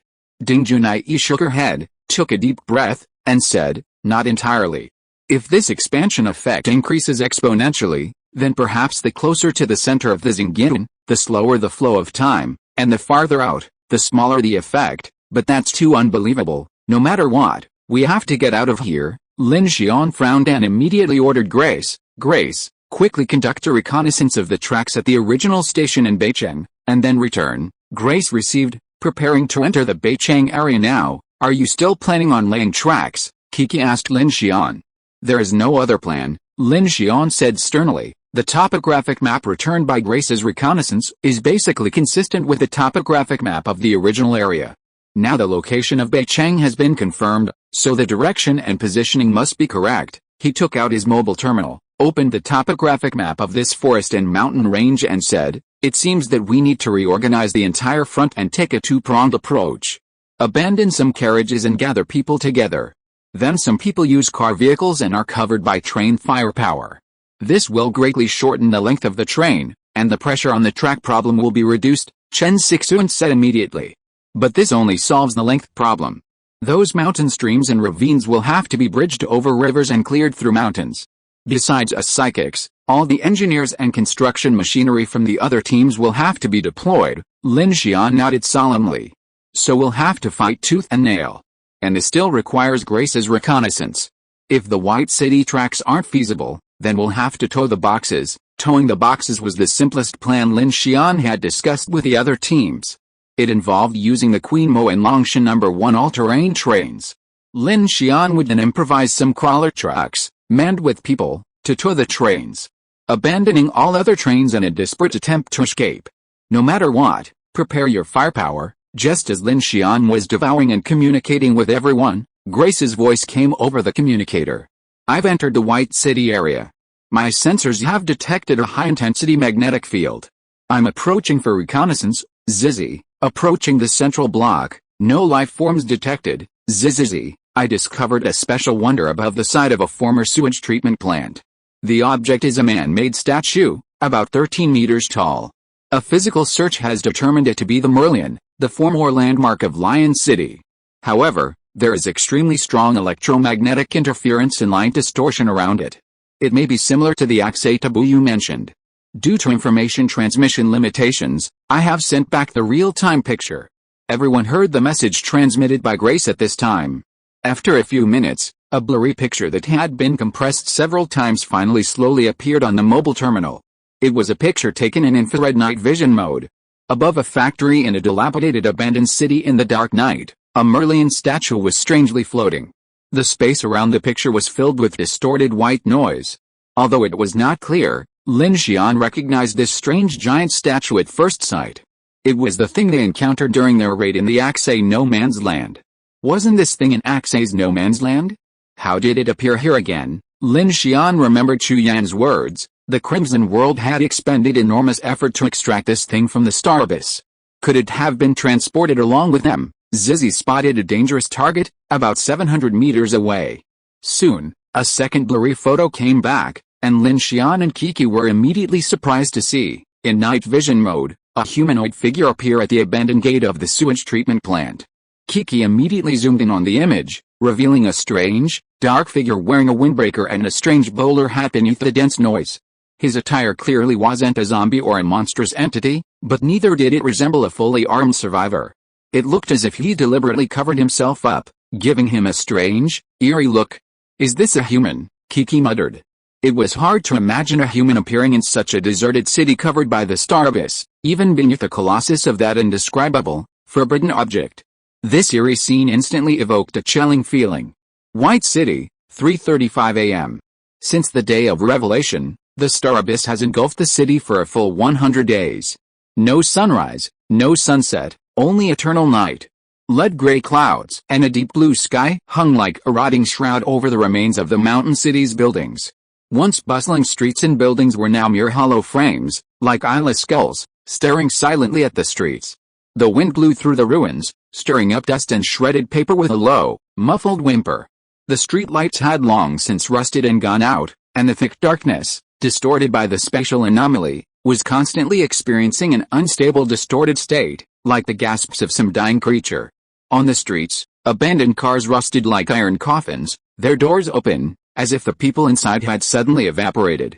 In shops with shattered windows, shelves collapsed, merchandise scattered across the floor. Plastic packaging, brittle with time, crumbled to dust at the slightest touch. Boom. A leaning apartment building teetered on the brink of collapse, clothes drying on the balcony long since weathered. Grace landed lightly from the height, her athletic performance surpassing most genetically evolved beings. In this strange, dark world, she was unaffected by the darkness. The optoelectronic vision module and radar system continuously locked onto a dark figure passing through the sewage treatment plant ahead. The heat source detector was unable to capture it, but the movement characteristics were observed and assessed, possibly human. Grace sent a signal to the train camp by the bottomless lake via the signal relay, but the signal was already experiencing a significant time delay. By then, Grace realized that the mysterious figure had vanished. Simultaneously, Lin Xian's instructions came through. Complete the terrain reconnaissance of Beichang train station and return immediately. Understood. After setting up a new base station repeater on the roof, Grace began to head towards Beichang train station. Her tasks included terrain and obstacle identification, as well as checking the integrity of the tracks. She compressed all the moving images and continuously transmitted them back to Lin Xian. After viewing the images sent back one after another, a dark, eerie, abandoned, and dilapidated mountain city gradually emerged before Lin Xian's eyes. Unlike the cities he had passed before, the White City in the image didn't resemble the dilapidated state it had been in 100 days after the apocalypse. It looked as if it had been abandoned for 30 years, all traces of human activity rotted away, as if the entire planet had been forgotten, devoid of any sign of life. The dark shadows of isolated buildings were obscured by a thick black fog, and the signs, posters, and any other colored objects on the street walls had peeled and faded, like a city stripped of its characters from an old black and white silent film. Grace darted swiftly over the buildings and streets. Her 3 million motor neurons endowed her with extraordinary flexibility and explosive power. Despite weighing nearly half a ton, she moved with the agility and swiftness of a night warrior dancing on tiptoe, weaving through the foggy city. Grace's radars and sensory systems were processing trillions of calculations per second. The next second, she suddenly stopped on the rooftop of a building adjacent to the central plaza of White City Station, behind a clock tower frozen on the day of the apocalypse. Her radar detected an abandoned vehicle defense array in the square. Over 20 damaged and abandoned vehicles lay scattered across the square, many of them high-end all-terrain tracked vehicles and heavy trucks. The formation suggested a defensive perimeter had once formed, and the area surrounding the array was covered in dried, dark red blood. These vehicles sat in a dead silence in the vast plaza in front of the station. The surrounding buildings and streets bore the aftermath of a brutal battle, pits of explosives, scattered weapons, but strangely, there was no one else, not even a body. Grace's visual scans and dynamic radar monitoring revealed no signs of life, so she leaped from the building, landing crisply on the ground. She then scanned the vehicles for information and transmitted it back to Lin Xian. Based on identification of some artifacts and graffiti on vehicles, the convoys here include the Fulu Show Convoy, the Dawn-Breaking Convoy, the Axe Brotherhood, the Windwalker Convoy, and others unknown. Number of survivors: 0, bodies recovered. 0, battle time: 13 to 15 hours ago. Calculating the time dilation ratio, it should have been around 5:35 p.m. yesterday, coinciding with the time of the Starbus devouring. Lin Xian hadn't expected Hula Shao and his convoy to actually appear in Beicheng. Looking at the footage transmitted back, he saw they had also encountered a fierce battle. Strangely, of the entire convoy of at least 100 vehicles, only about 20 were now parked in the square. Not even a single body was visible, a truly bizarre sight. Meanwhile, Grace, located in the Beicheng train station square, began a high-speed sprint, directly entering the railway station behind. Beicheng's railway line crossed the edge of the city, winding along a mountain road toward the distant mountains. Grace jumped onto the tracks and scanned them, only to discover extensive rust and collapse of the steel structure of the railway station and the tracks. Parts of the roadbed had even cracked, making the situation far worse than expected. The track is in poor condition, with at least 30% requiring further repair. Otherwise, it will pose a significant safety hazard to the operation of heavy trains. Bad news rolled in one after another, and carriage 21 of the Infinity train fell into an eerie silence. Everyone waited with bated breath for Grace's news. As it stood, the track problems extended beyond 100 kilometers, and it wasn't just the track itself. The eerie, floating fish lion statue sent a chill down one's spine. Grace determined that the track-laying project had at least 195 problematic sections that couldn't be repaired with a track-laying machine. She recommended alternative solutions. Everyone turned to Lin Xian, feeling a mountain of pressure. Just as Lin Xian felt his situation reach a breaking point, Grace's voice rang out again. Beep. My radar is detecting the presence of a massive man-made mechanical structure at an angle of 043 degrees, over 15 kilometers away, at the White City orbital station coordinates. Grace quickly took off, sprinting along the tracks toward a valley on the outskirts of White City. As she drew closer, her radar system began to register increasingly large echoes, while her night vision system revealed a massive, mechanical structure resembling a city in the sky. Darkness, like thick ink, engulfed the valley. At first, it appeared as a mere shadow on the horizon, its massive outline blurred like an extension of the mountains. As Grace drew closer, the rectangular behemoth revealed its true form, a moving city that appeared dead and fallen. The vast bulk of a sky and space city stretched for kilometers. Its 2 rows of engine arrays, like skyscrapers, resembled a deep black hole in the night. On either side of the sky and space city stood 4 circular, free-floating cities, resembling giant space stations. The entire mobile city stretched across the valley, obscuring the sky and the sun. If it weren't for the sharp, angular outlines of the man-made structures, one might have mistaken them for peaks fused to the mountain range. Despite the flight engine arrays, 2 rows of tracks, like giant wheels, sank deeply into the mountain stream. Each track plate was the size of a house, projecting the majestic power of human industrial manufacturing. But now, the mobile city was completely shrouded in darkness. There was no humming of engines, no sweeping of searchlights, not even the groaning of metal expanding and contracting. The halls and buildings on the upper decks, which should have been brightly lit, were completely dark. At the edge of the city deck, 3 massive characters, obscured by shadows, read, "Silent City, please vote for me." Chapter 339 Off-Front Launch Plan. Is this Silent City? Why does it seem paralyzed? Did it suffer an S-class attack, or some other malfunction? Lin Xian and the other team members discussed the blurry photos Grace had sent back in the dark. The repeater is dead. Grace is on standby, Lin Xian said. If Grace were allowed to continue, all signals would be cut off, leaving her completely reliant on her intelligent brain to explore the unknown. Ninjing from Longshan number 1 said, that forbidden object appeared in White City, and people are still there. This is all very strange, and then there's the issue of the speed of time. On the Joker team, Jin Deely leaned back in his chair, a half-smile on his face. We've really learned something new this time. 10 days here means only 1 day outside. How interesting, Monica then analyzed. If that's the case, then since Boss Hu and his crew escaped Xinjiang, Silent City has been stranded here for over 100 days. Everyone immediately realized what was going on.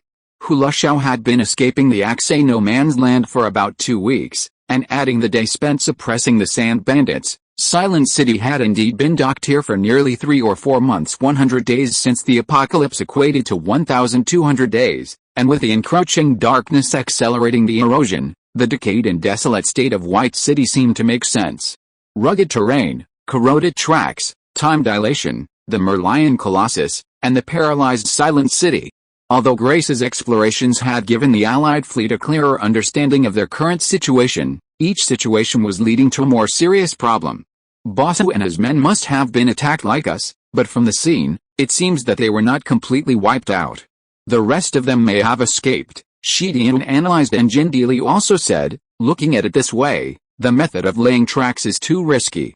If you want to survive, I suggest you run away with light equipment, abandon most of the trains, and as long as you run to Beicheng, you can escape through the hardened road. Boss Hu might have escaped in this way. They are in Beicheng, and it is easier for them to find their direction than us, so the success rate will be much higher. Monica did not speak. If they wanted to run away with light equipment, her Queen Mo could almost be said to be the biggest reliance here. It could accommodate at least 500 or 600 people alone. However, she did not want to express her opinion in this situation, but listened quietly to the discussion of the crowd. On Lin Xian's side, the progress of the Parrot nuclear-powered locomotive's consumption on the mechanical heart panel had reached 36%, and the Mk-66 roll-on cantilever missile launcher had also been completed. While consuming it, Lin Xian was also producing the Guardian 86 anti-aircraft missile, and simultaneously discussing and pondering the current predicament with everyone. He was multitasking, his mind aching. Lao Mo, you've been in contact with Silent City. What are your thoughts on this situation? After hearing what Shi Dian and the others said, Lin Xian turned his gaze to Lao Mo, one of the team members. The cool old man Lao Mo leaned on the missile launcher made by Lin Xian, his face solemn, and said, the scale of Silent City is larger than the Kingload Sky City that fell before.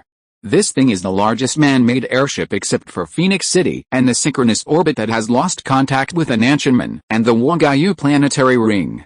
It took the Wagayu group 14 years to build it. Xinghua, Finger, and General Aerospace were all involved.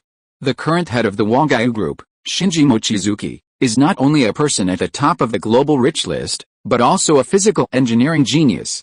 You should all have heard of this person. Oh, I know. Kiki crossed his arms and said with some disdain, he is the one whose IQ was assessed by the Alpha High IQ Association as about 270, described as far beyond the real world.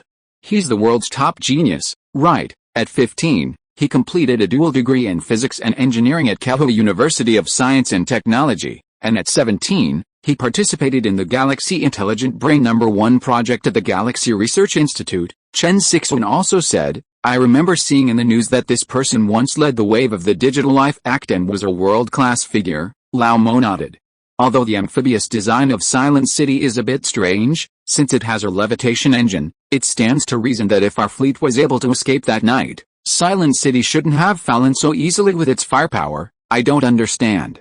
This Silent City has the same levitation engine as Phoenix City, so why does it use giant tracks for ground travel? Shukin was very confused. Lao Mo said, now all aircraft are unable to fly in airspace above 10,000 meters. Even Phoenix City can only cruise at an altitude of about 9,000 meters. Other aircraft will be attacked by atmospheric creatures if they fly above 5,000 meters.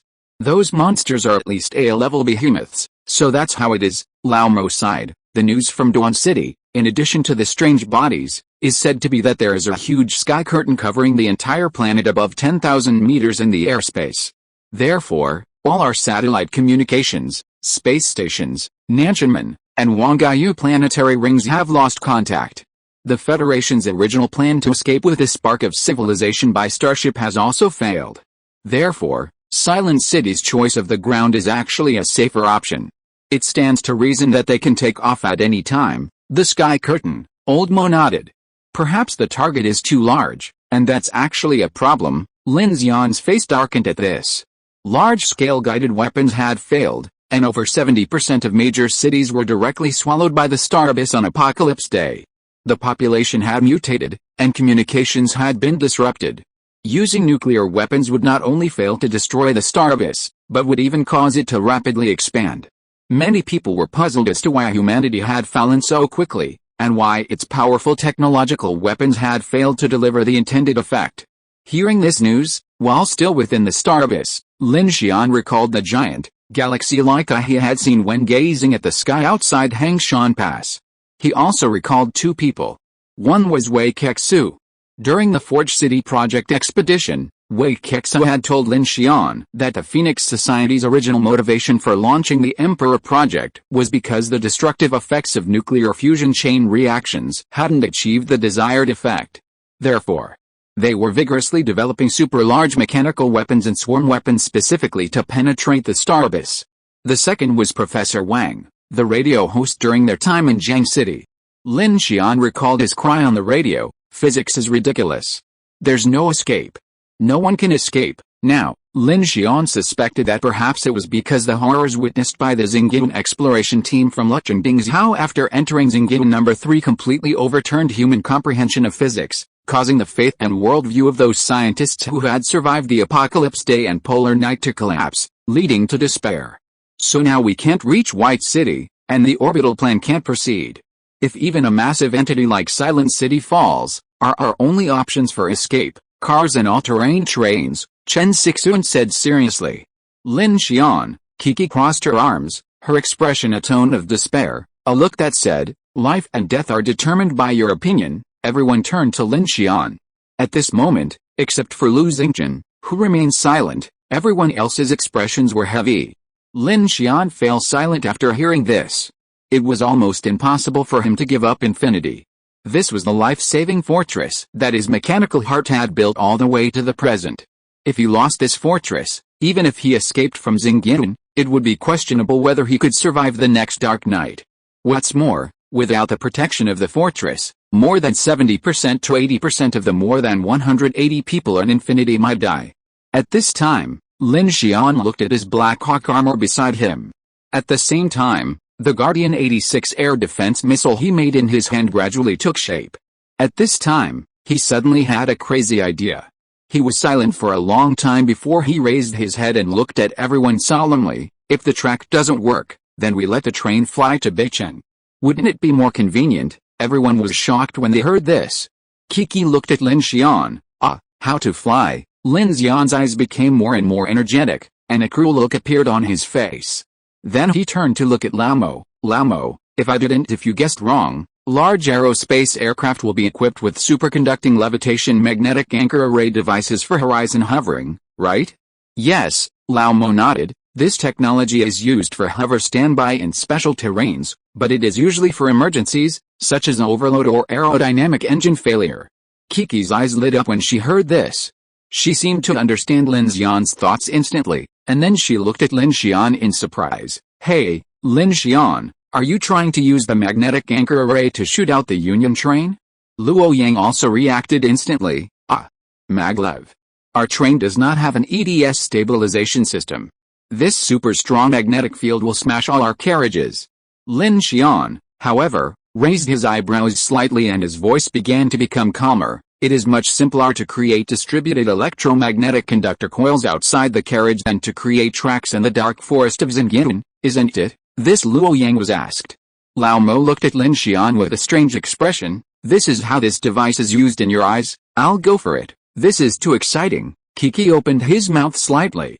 The others watched the discussion of several people. Those who had little knowledge of machinery were completely confused, but Lu Xingchen suddenly stood up with a heroic look on his face. This is a great plan to break the sky. I fully support it. Do you know what they said? You support it. Sasha rolled her eyes at him and pointed to the rail electromagnetic gun on the roof. Brother Lin wants to launch the 15-kilometer-long combined train like an electromagnetic gun.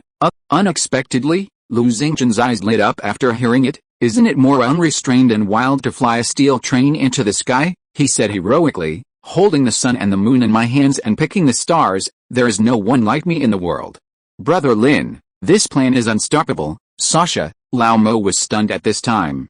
As a senior engineer of Xinghu Heavy Industry, how could he not understand Lin Xian's almost crazy proposal?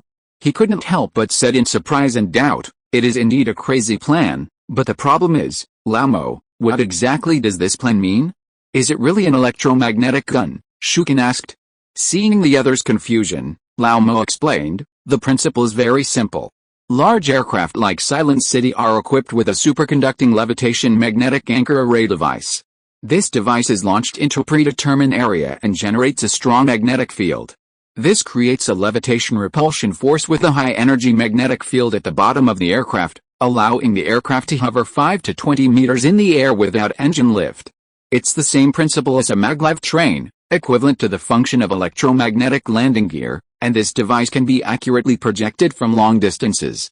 Lin Xian's intention is to use Silent City's system to launch it over here, laying a magnetic levitation track for us. Then, our train will use the coil acceleration force like an electromagnetic gun to levitate and rush out. Lao Mo's explanation not only made everyone immediately understand Lin Xian's astonishing idea, but even the people in the communication band, such as Shi Dian, Jin Dili, and Monica, changed their expressions drastically. These teams were now gathered with the team's technical and engineering backbones. After hearing Lin Xian's intention, the team's bands exploded with excitement. Launch the entire frontline train. Fuck, isn't Captain Lin's idea too outlandish? Oh my god, sounds like it could work. Would flying be safer? Safe? Engineer Chen, you're only thinking about flying. Have you considered landing? We're a train, not a plane. We don't have lift components or flight engines. High energy acceleration and an electromagnetic coil is quite romantic. A light breaking through darkness. Stop being so naive. You disintegrated on the spot at 20 Gs, and you're still breaking through light. Captain Lin, it's going to work. It's going to work. Quick, quick, get the computer and calculate the feasibility. The public channel roared, while the captain's channel was quiet. Shi Dian was completely restless, his eyes fixed on the arguing engineers. Jin Dili was in a similar state, but he wasn't bothered at all. On the contrary, he was smiling. Every time Lin Xian proposed an idea, besides feeling wildly imaginative, he felt the exhilaration of witnessing a flash of genius. Back on the Queen Mo, a group of engineers, including the onboard AI, were constantly calculating Lin Xian's plan.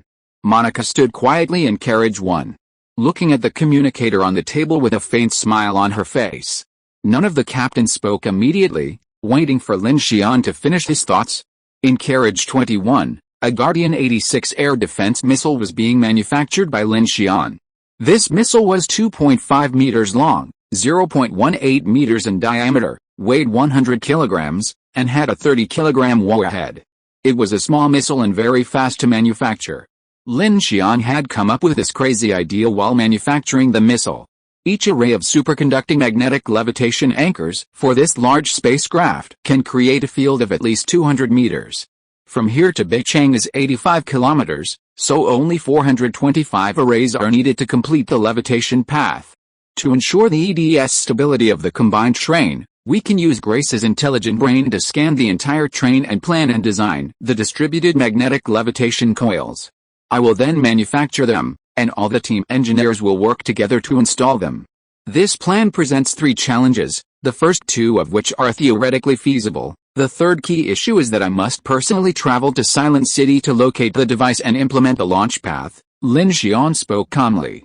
Under the gaze of the crowd, he listened to the chaotic debate on the public frequency band, his mind repeatedly replaying the feasibility of this idea. The more he thought about it, the more he felt that although this sounded crazy, it was indeed a plan with a very high success rate. First of all, superconducting magnetic levitation anchor arrays are a mature technology for current aircraft. As long as he could activate the Silent City subsystem and plan the launch path according to the terrain Grace had explored, the first problem would be solved.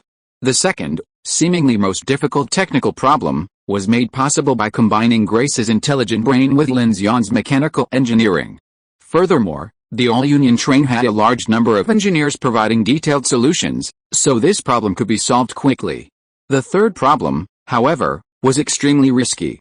However, compared to the arduous task of laying tracks slowly through the dark forest with over 3,000 people, Lin Xian and his elite team would be much less risky heading to Silent City. Even if trouble arose, highly mobile personnel like Kiki, Hojie, and Jindili could easily escape. Another point, if anyone existed in White City, Lin Xian believed they were either from Silent City or from the Crimson World. Lin Xian remembered Chu Yan's remark that the Merlion statue that appeared in the Aksay No Man's Land was created by the Crimson World people at the Bay Luton Star Observation Base. This meant that it wasn't just the Aksay No Man's Land, but also the Wei River's previous abnormal expansion of the Star Abyss in Old Mahulashao and Silent City, which was likely related to them. And now Grace had discovered the strange statue in White City and also detected signs of human presence. Therefore, Lin Xian speculated that the areas around White City and Silent City must still hold many secrets. There might be dangers here, but there might also be other opportunities. Regardless, as long as Lin Xian could enter Silent City, activating this giant city was impossible, but he was still confident that he could use the mechanical heart to obtain the superconducting levitation magnetic anchor array device. Grace loses signal after traveling over 100 kilometers, so I've sent it back. I'll arrange for Grace to conduct a targeted route scan upon her return. After Grace returns, we can use this time to thoroughly refine the project plan, then organize a team and head for Silent City, within the train formation, as long as the current security balance remains intact and with the protection of the heterogeneous cube, they still have plenty of time to prepare. Lin Xian must use this time to complete the engulfment of the two nuclear-powered locomotives. He has a hunch that regardless of whether the plan goes smoothly, the superstring reactor phase rainbow ring will be a skill he desperately needs. Lin Xian's idea is very much to my liking. After hearing Lin Xian's words, Jin Dili said very supportively, "We have a main plan, and we can also explore the unknown situation and seek other opportunities. Although it sounds a bit risky, it is better than us all staying in this ghost place and racking our brains. If you want to survive, you have to be brave. There is number 100% safe strategy, on Longshan number 1, Ningjing looked at Shi Dian. I agree. If we don't go into the dark to explore the situation, all our ideas may be wrong, Shi Dian nodded. He certainly understood this truth. If Lin Xian hadn't sent Grace to explore Beicheng, they wouldn't even know the Xingyun region was already experiencing time dilation and information redshift effects, and the giant mobile city paralyzed above the White City Valley could not be discovered. He thought for a moment and said into the communicator, that Colossus is also a problem. We were all dragged in by that thing, and we still don't know what secrets it holds. If we want to go, we must take this into consideration. Lin Xian responded into the communicator, the main problem is that the signal delay is too great. So if we go to White City, I will have Grace investigate the sewage treatment plant area. Our goal is to go straight to Silent City. Also, if we are marked with a dark mark, how will we get back? Monica also spoke at this time. Lin Xian took a deep breath, his eyes stern as he said, after the train's suspension coils and the car fixing are completed ahead of time, the remaining issue is the internal high magnetic field protection of the human body. As for the dark mark, we must consider the worst-case scenario. So if the plan succeeds, we must prepare for a grand escape and rush all the way out of the Xingyun. Grand escape? Sounds exciting. Monica smiled slightly. Captain Lin, can I join your adventure plan? I want to go too. Jin Dili also followed up at this time and said, this opportunity is so rare. If Jin Dili brought the whole team, he might feel a lot of pressure, but he was originally a free and easygoing person. He didn't want to miss this opportunity to experience the line between life and death in the Xingyian. However, having said that, the fundamental reason was that the Joker team needed him. Okay, it's settled. It's 4 a.m. now. While Grace was on her way back, I've had it generating a first stage plan. I'll share it with everyone later. All engineering teams, get involved. Once the plan is complete, I'll start manufacturing. Then the exploration team will depart, and the rest of us will work on the interior and exterior modifications of the train. We'll try to save time and synchronize everything, okay? Shi Dian clapped his hands. It's settled, on the Infinity, as all the other train teams approved Lin Xian's crazy plan. The atmosphere in the train car became a bit strange. Kiki, Chen Sixuan, Sasha, and a few other girls smiled, while Dalu and Shuken looked serious and resolute. The newcomers, Li Yi, Luo Yang, Liang Lei, and Lao Mo, were a bit hesitant, but they didn't object. They all took deep breaths and thought hard. Lu Xingjian, on the other hand, wore a proud expression, eager to try. What's there to fear from the dark sky?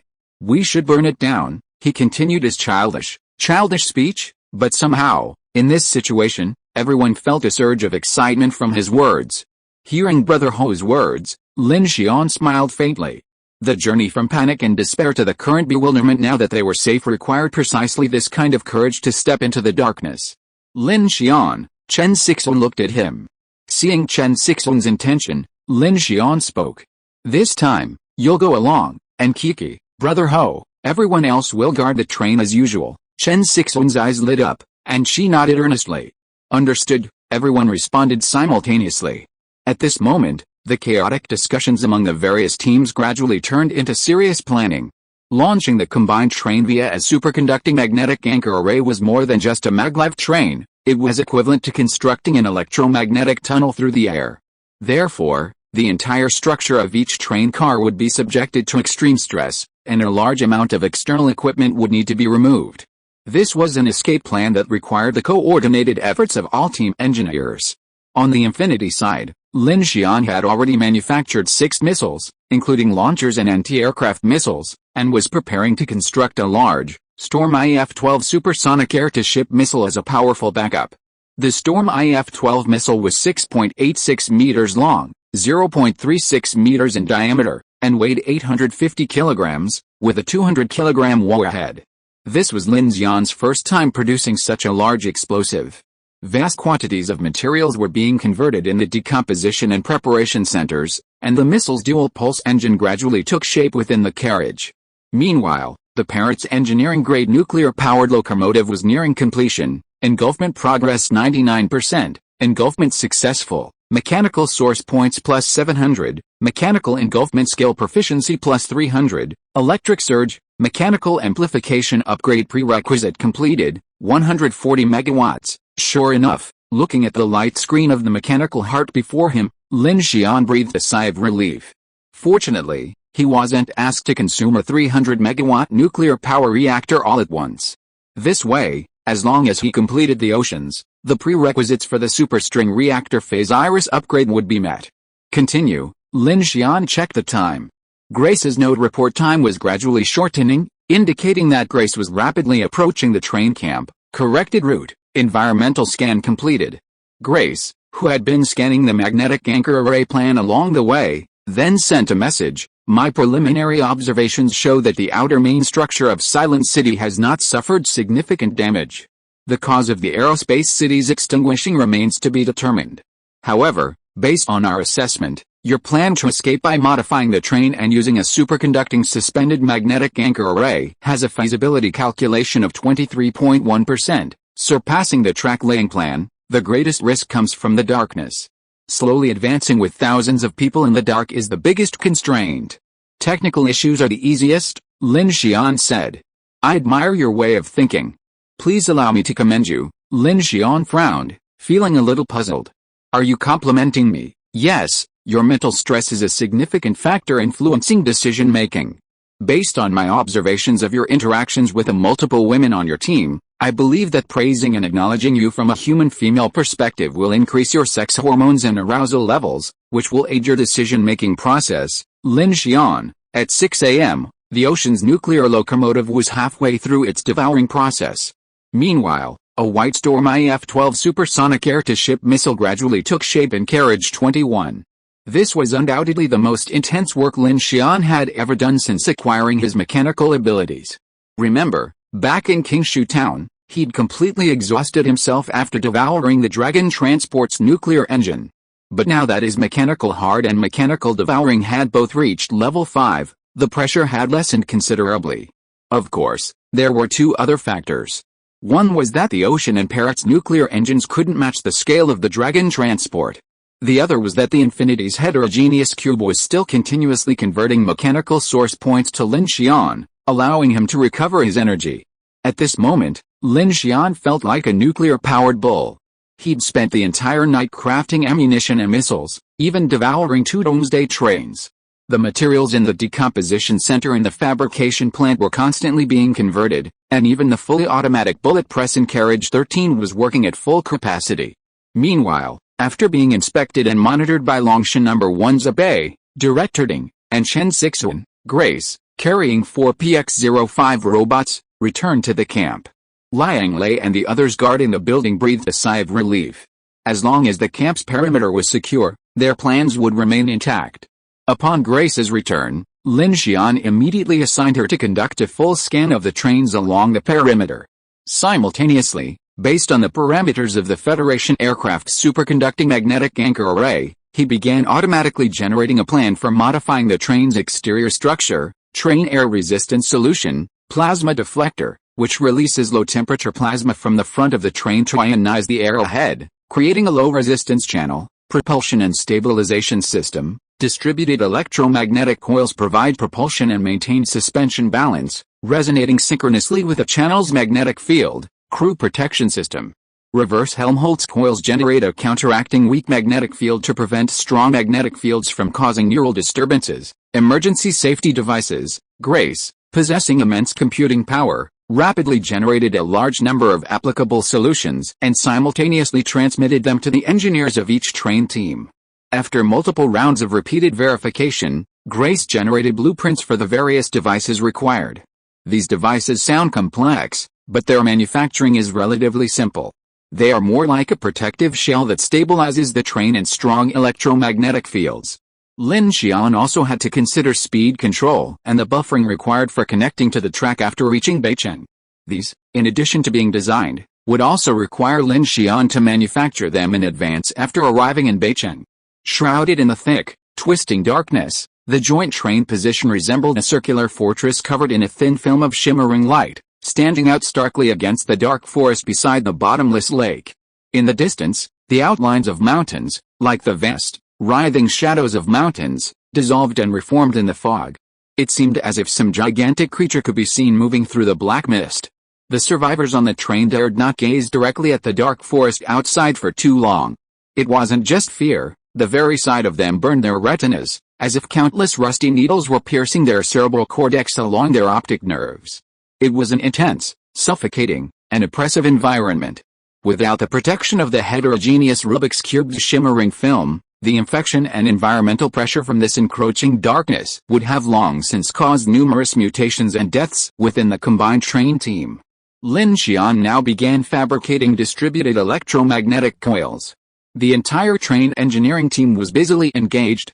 Numerous devices and equipment were being unloaded from the Infinity, and installation was proceeding simultaneously across the train cars. The arc-shaped coil support structures, like insect exoskeletons, were attached to the exteriors of the steel cars, the welding light flickering constantly. As he crafted, Lin Xian observed the changes in the heterogeneous Rubik's Cube. The mechanical source points were still transforming, but the quantity had diminished. Non-mechanical energy converted, 1,000 mechanical source points obtained. There are said to be 90,000 people in Silent City. They couldn't possibly have survived for so long, Lin Xian pondered. Even with a magical artifact like the heterogeneous cube, it was unclear how many days the United Train Front could hold out. He couldn't imagine how 90,000 people could have survived. The most likely scenario was that after Silent City was extinguished, most of them had already fled.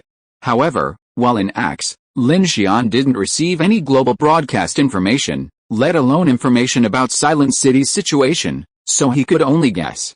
However, Lin Xian was quite interested in that top-tier genius in physics and engineering. Before Apocalypse Day, he had only followed such figures on television news. Mochizuki Technology, a subsidiary of the Mochizuki Group, accounts for nearly one-third of the world's production of prosthetics, artificial limbs, and robots. It is also one of the main suppliers of exoskeleton armor for the Interstellar Force. The first Phantom Wolf Iron Hunter class was named after Mochizuki Technology, and the concept of the world's first interstellar-grade battle armor was led by Mochizuki Shinji. He is truly a mechanical genius. Huangayu Technology and Xinghu Heavy Industry are different. Huangayu Technology is a cutting-edge private tech company, while Xinghu Heavy Industry is a giant, led by the former Kehua of Longu, which merged dozens of global tech manufacturing companies. Therefore, the Huangayu Consortium is the only family to own an aerospace city outside of federal jurisdiction.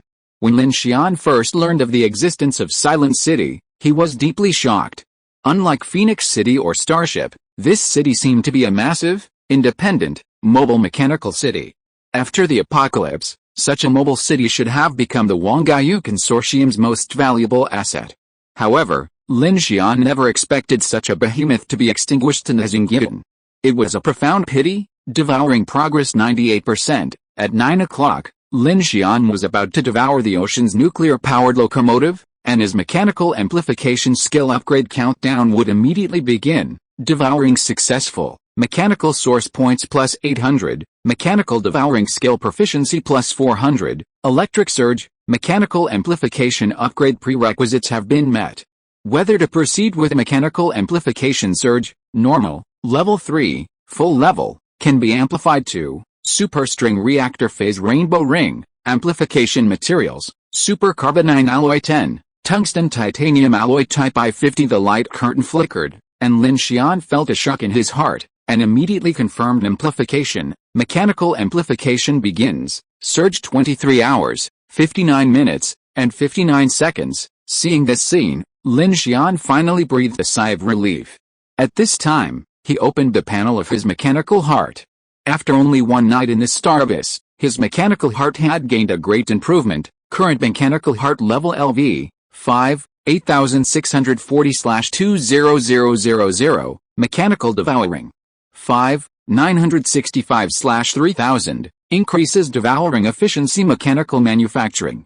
5, 1560, 3000, increases construction efficiency. T8Z Vulcan Assault Type, Blueprint, Development Time. 25 days 22 hours 36 minutes. Lin Xian stood up and stretched. He'd been working at full capacity all night.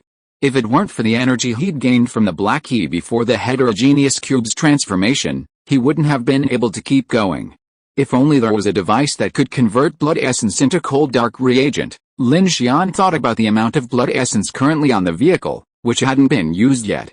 If there were cold dark reagent, the combat effectiveness of several Esper characters would be greatly improved. Looking at the missile launcher before him, which contains 6 Guardian 86 anti-aircraft missiles and 1 Storm IF-12 supersonic air-to-ship missile, Lin Xian's expression was shocked. The Infinity had gained another powerful weapon. If only we had this thing when we fought that strange python, Lin Xian said with a stern expression, it would be incredibly powerful. Everything was ready. All the distributed electromagnetic coils had been manufactured and stacked in the center of the circular camp. Stabilization devices and plasma shields had been added, and the rest was left to the engineers of each team to install. On the Infinity side, Luo Yang, Lao Mo, Liang Lei, and other engineering teams were also preparing with their PX-05 robots. This time, the Infinity would serve as the lead vehicle, and the plasma shield was installed on the front of the Whale 03E heavy-duty gas turbine vehicle. Fortunately, Lin Xian had taken into account the lifting and sealing issues when designing all the weapon stations, so no additional disassembly work was required. Lin Xian quickly drank a large bottle of water and ate some food. After completing the charging of the Black Hawk armor and all the Thunder Falcon drones, he prepared to assemble the team and set out. At that moment, Kiki called him. Lin Xian, should you consider bringing the Hell Black Chrysanthemum or the Silver Dragon 100,000 errors? Kiki pondered between his brows. Grace's reminder before, I think if it is something from the Xingyian, it might be of some use. It has already worked, Lin Xian said directly. The Hell Black Chrysanthemum will attract strange bodies, And the silver dragon 100,000 errors, I just went to see. No new buds have opened, which shows that the characteristic is very precious, and it is also a disaster planned, so it will definitely attract strange bodies. Lin Xian knew what Kiki meant, but if there is anything that can really play a role, it must be the heterogeneous Rubik's Cube. Lu Xingchen's infinity ring currently only shows the energy density of anti-gravity and accelerated flame plasma, coupled with the horrific natural disaster caused by the encounter with the fish-lion colossus, which is enough to show that the characteristics and effects of the taboos are very different. Perhaps as Chu Yan said, the forbidden objects are not treasures, they are just some kind of power in the dark world, and the forbidden objects are the nodes connecting the two worlds, reflecting very different characteristics. Some can be used by humans, but some may be pure disasters. Lin Xian couldn't take the heterogeneous cube with him on his way to Beicheng. This team had to rely on their own strength to withstand the invasion of darkness, so they were the elite of the elite. Just as Lin Xian finished speaking, his eyelids twitched inexplicably, and he suddenly remembered something. He then made his way to the Gemini 11R nuclear-powered carriage and pulled out a metal box from its sealed lead case. It was a silver-black bullet head given to him by Hula Xiao. This idea came to him because Hula Xiao had told him that it was obtained by other teams in exchange for supplies after being drawn into the star abyss. However, Lin Xian was clearly skeptical of this claim, and he had a vague hunch that this item might be connected to the strange events within the star abyss. Furthermore, Hula Xiao had carried it with him without any abnormalities, so after a moment's deliberation, Lin Xian decided to take it with him. A 12.7mm bullet head, Lin Xian could instantly load into a bullet using a machine. What if it could be used against the strange entities? It would be incredibly effective, Lin Xian thought. Outside the infinity, the Silent City exploration team had assembled. On Longshan No. 1, Ningjing, Zhaoqing, and Abe were still the three of them, all clad in full-body power armor. Zhaoqing wielded a gunblade, her wrists equipped with hook lances, while Abe wore his armor only for protection and follow-up operations. On the Joker team and the Queen Mo, only Jin Dealey and Monica were present. Their teams were relatively small. On the Joker team, Jin Dealey also had Xiao Meng, while Monica had even fewer members, so no redeployment was required. On Lin Xian's side, Chen Sixuan, also clad in Black Hawk power armor, joined them. Then came Kiki and Ho Jet. Grace led the way, while the others guarded the train. Aside from Lin Xian, Chen Sixuan, and Monica, who wore Phantom Wolf-class power armor, the others wore Lone Wolf's tactical power armor for safety, and were fully equipped with all other equipment. At this point, Shi Dian, along with a large number of combatants and the Infinity crew, was fully armed and on alert. The situation this time was clearly different from Grace's previous departure. These individuals were all humans who would be marked with a dark mark, potentially disrupting the precarious balance of the train's position. Therefore, Lin Xian arranged for Kiki to take everyone with him and quickly fly out of the camp. Brother Lin, stay safe. I'll await your news. Shi Dian's face was gloomy. His abilities weren't suited to rapid maneuvering, and the entire train group needed him to command, so Lin Xian wouldn't call him on a mission like this. He also felt more at ease with Shi Dian's presence. Okay, check the time. Lin Xian adjusted the team's communication frequency within the power armor. Remember, we shouldn't travel more than 1 kilometer. Time dilation will occur over short distances, severely impairing vision. We'll have to rely primarily on the armor's radar and situational awareness system. It's 9:15, Chen Sixuan said. Roger that. Brother Ho clenched his fists, and even his breathing quickened. Monica and Jin Dealey nodded in response, and everyone was on high alert. Lin Xian took a deep breath and looked at Kiki. Are you ready? Kiki nodded, her eyes flashing. With a single hand, she lifted up, and all 9 people, including Grace, rose into the air. She gazed toward the dark forest ahead, her eyes stern as she declared, everyone, let's go. Instantly, the team, enveloped by an invisible telekinetic barrier, erupted in a gust of wind and surged high into the sky, rapidly sweeping across the dark forest toward White City. For a moment, the ground shook with strange tremors, and eerie whispers echoed through the surrounding darkness. Inside the combined train, everyone felt as if even the light from the train windows had dimmed. A strong sense of crisis suddenly loomed. Everyone, be quiet. Don't make any noise, CD Yuan shouted into the communicator. It felt as if the hearts of over 3,000 people were lifted up at this moment. Please give me your monthly votes. Chapter 340 People. Despite being prepared, the sudden movement in the darkness still made Shi Dian's face darken. He looked in the direction where Lin Xian and the others had left, their figures quickly vanishing into the darkness. Initially, they'd mistaken the distorted darkness for a black fog, but now everyone understood it was the blurring of vision caused by the short-range expansion of space-time.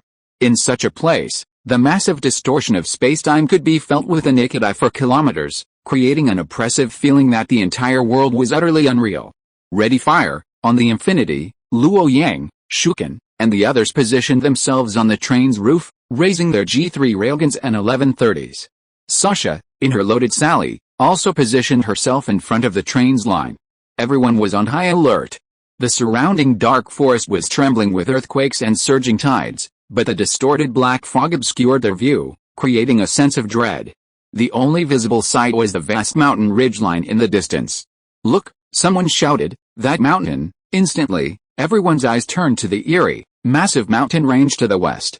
They discovered that the mountain had twisted into a single solid object, its edges completely detached from the surrounding hills. It was now obvious that the mountain wasn't a mountain anymore, especially after seeing several massive, ridge-like spikes twisting into the air. Everyone realized it was an immense, unknown, dark creature. Instantly, the entire train line fell silent, as if everyone held their breath. Shi Dian transformed into a tiger, his eyes slowly converging, and a sense of immense oppression overwhelmed everyone. More and more spikes began to appear, and then the massive mountain gradually rose in profile, resembling a giant insect with thousands of legs, slowly moving in a certain direction. "Holy shit! This insect is bigger than the mountain," someone in the joint convoy cried out in surprise. "Did it spot us? Isn't it heading our way? Isn't that the center of Xinjiang? Oh my god, this is terrifying, beep beep beep." Shuken's power armor radar scanned the area, then quickly announced on the channel, "Everyone calm down. No living creatures are detected approaching, hold your fire." The two assault teams led by Dalu and Liang Lei also calmed down the anxious atmosphere. Under such extreme pressure, if someone gave in to fear and opened fire first, it could be disastrous. For a moment, panic spread rapidly among the teams along the train. Shi Dian's voice rang out on the public channel, "Everyone, calm down. Our line is safe. Don't act rashly. Be patient." The captains of more than a dozen teams came to their senses and began to control their panic. "Don't be afraid. Stay calm, we're safe now." Deep breath, deep breath. After more than 10 minutes, the panic along the entire line was finally suppressed. After a period of time when the train line remained unattacked, Shi Dian and other core team leaders finally breathed a sigh of relief. "The convoy is safe for now. Brother Lin, how are you guys doing?" Shi Dian immediately contacted Lin Xian. After a slight delay, Lin Xian's voice echoed through the captain's channel. "So far, so good." Elsewhere, the exploration team, powered by Kiki's supernatural powers, soared rapidly above the dark forest. The spatial distortion caused by time dilation seemed to inhale the sticky world into their nostrils, tearing their heads and aching. The power armor's vitals showed everyone's heart rate skyrocketing. Without the protection of the heterogeneous cube, the intense environmental pressure and the encroaching darkness made it difficult for them to breathe. Meanwhile, dark shadows constantly surged through the desolate forest and terrain below. Surrounded by them, Abai's rapid breathing echoed through the channel. 13 o'clock, 9 o'clock, 16 o'clock, many, have we been marked? No, speed up. Kiki's telekinesis reached its maximum, carrying them at a rapid speed. Ningjing and the others concentrated and held their breath. 85 kilometers wasn't a long distance for a flight, but the faster they went, the more intense the discomfort became. Except for Grace, the current environment poses a persistent and lethal threat to the human body. Exterior armor cannot withstand this threat. Extended missions and stays are not recommended. Lin Xian, trapped in the darkness, also noticed this. The dreadful feeling he'd felt since Axe was swept into the dark tide continued to oppress his nerves, and he knew others must be feeling the same. Hearing Grace's reminder, Lin Xian's mind raced. The most important aspect of the current plan was the connection between the Silent City superconducting magnetic anchor array and the White City rail line. With these 2 points secured, the joint train line could be activated immediately. Therefore, Lin Xian intended to head straight for the White City rail station, scouting the terrain while also checking for clues about Hula Xiao's group. Solving the White City rail station connection would be 1/3 of the way there. As for that eerie giant, Lin Xian intended to avoid it. If necessary, he would dispatch non-living entities like Grace to conduct the investigation. The elite team boasted the highest peak superpower index among the thousands of people, but even so, Monica, Jin Deely, Ningjing, and the others all wore solemn expressions, clearly strained by the severe physical strain. Grace scanned this route and found no dark creatures. We're also in silent mode. As long as we don't encounter them head-on, we should, Lin Xian spoke within the band, attempting to lighten the tense atmosphere. Ningjing responded, Abe is keeping a close eye on us. If a marker appears, we must stop immediately and eliminate the strange entity to prevent a snowballing situation. That makes sense. If thousands of people trigger a monster wave like before, we won't even have anywhere to escape, Jin Deely said. With a buzzing sound, 25 Thunder Falcon 2000 drones rotated in a circle behind Lin Xian, forming a red arc of light against a black night sky. Lin Xian, clad in Black Hawk armor, displayed various parameters in a holographic view. We're almost there. We're over 40 seconds behind the train. As Lin Xian flew, he constructed relays and drones for transport and delivery, connecting the route between White City and Silent City, and also for emergency use.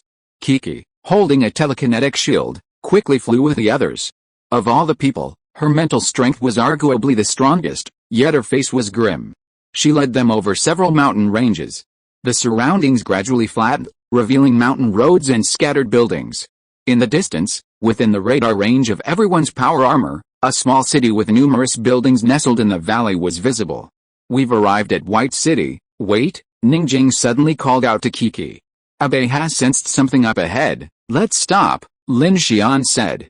Ahead, a thick black fog obscured the view, revealing a series of abandoned, dilapidated houses.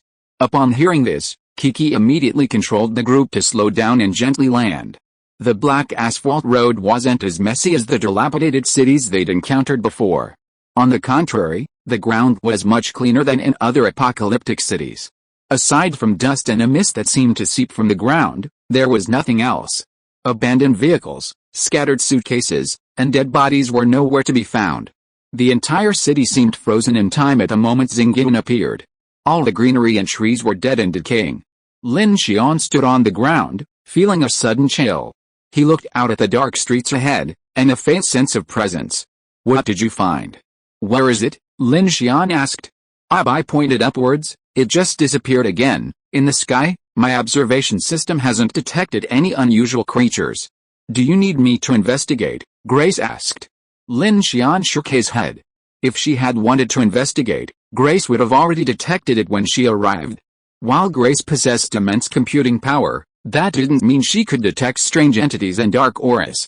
Be careful, we're not robots. Those things can see us, Monica said seriously. Chen Sixuan picked up the meteorite 3 and aimed it high above the street, then shook her head. I don't see anything, but going in directly like this is a bit risky, but if we don't go in, there's no point staying here. Kiki crossed her arms. What other options do we have now? The usually quiet Zhao King stepped forward and said, Listen to Abe. Everyone turned to Abe, clad in power armor. Lin Xian's eyes sternly, and he nodded. He walked towards Abe and said, Okay, from now on, we all use Abe as our perspective. Unless the radar can directly detect it, we'll pretend we don't see it. Abe, a humanoid dark aura detector, was even more powerful than the Hell-Black Chrysanthemum. The Hell-Black Chrysanthemum only sensed the markings on its body, while Abe could observe the situation in a certain area in advance. Abe contributed greatly to the high survival rate of the over 1,000 people on Longshan No. 1. Therefore, Lin Xian chose to base his operations around Abe. Abe nodded. Some strange things suddenly appear and disappear. They don't seem to be moving, but rather, he thought for a moment, finding an adjective, flickering. Lin Xian then gave Grace an order. Grace, lead the way. Okay, we'll follow behind. As long as they're not marked, ignore them.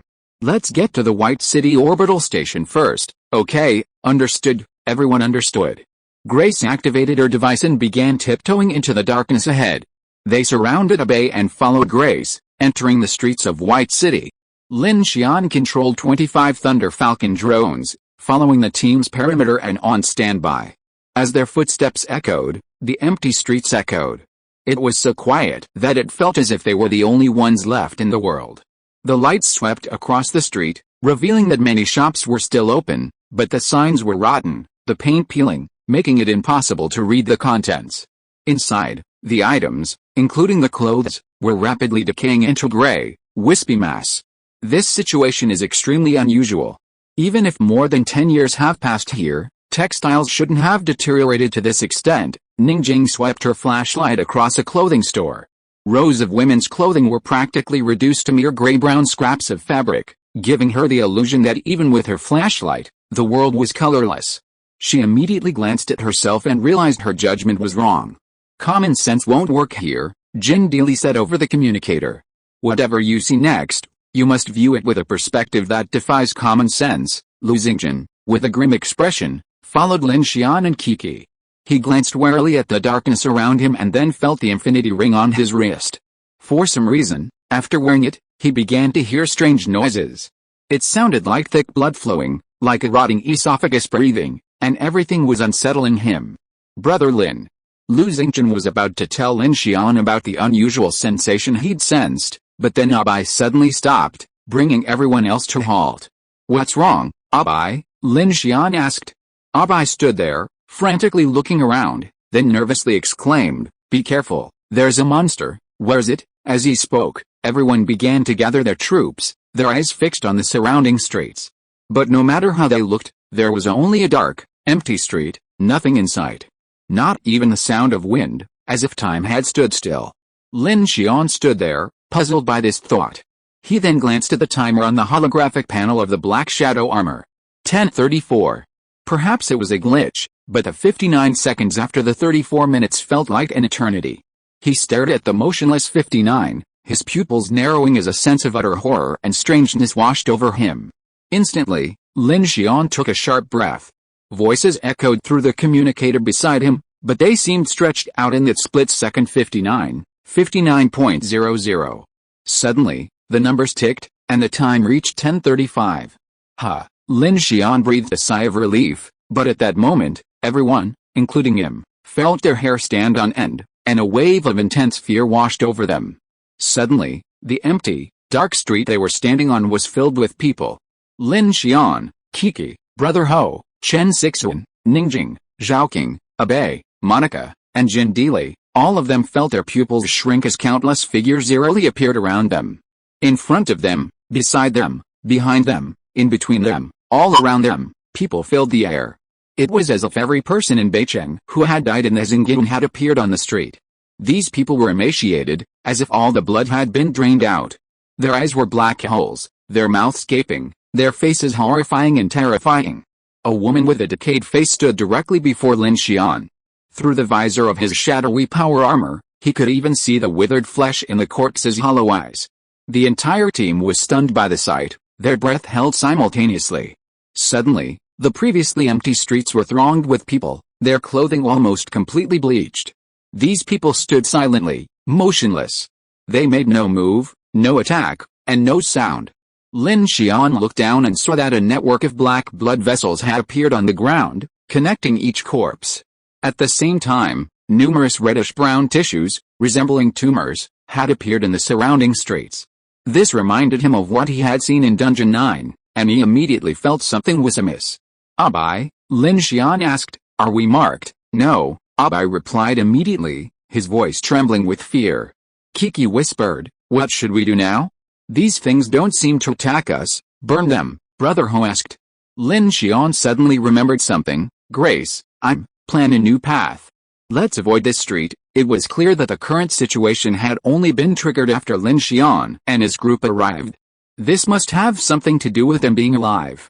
Lin Xian's primary concern at this moment was the dark mark, 150 meters ahead. "Turn right, move," Lin Xian commanded, and in an instant, following the route information Grace had synced to her power armor's holographic panel, everyone began to rush out of the strange group of people. As they left, the remaining people all began to turn in unison, heading in the direction the group had left. Some strange entity must be controlling these corpses. This might be the territory of a higher-level strange entity. Lin Xian rushed directly onto a building, then leaped across the roof with a group of people at high speed, observing the surrounding streets as he expressed his judgment. I was really startled just now. These things suddenly appeared, just like darkness, Jin Deili said with a hint of fear. Ningjing immediately responded, dark tide, but it's always night in here, couldn't the dark tide and night be the same thing? Kiki asked nervously, still soaring through the air. It's possible, Monica offered a hypothesis. I suppose, perhaps combining the current expansion of Star Abyss number 5 and the timing of the tide, we can calculate some correlation. Lin Xian shook his head. We don't know what's going on outside right now, but this is one explanation. The Black Hawk armor's thrusters surged, carrying Lin Xian up a tall building. He looked down at the street below.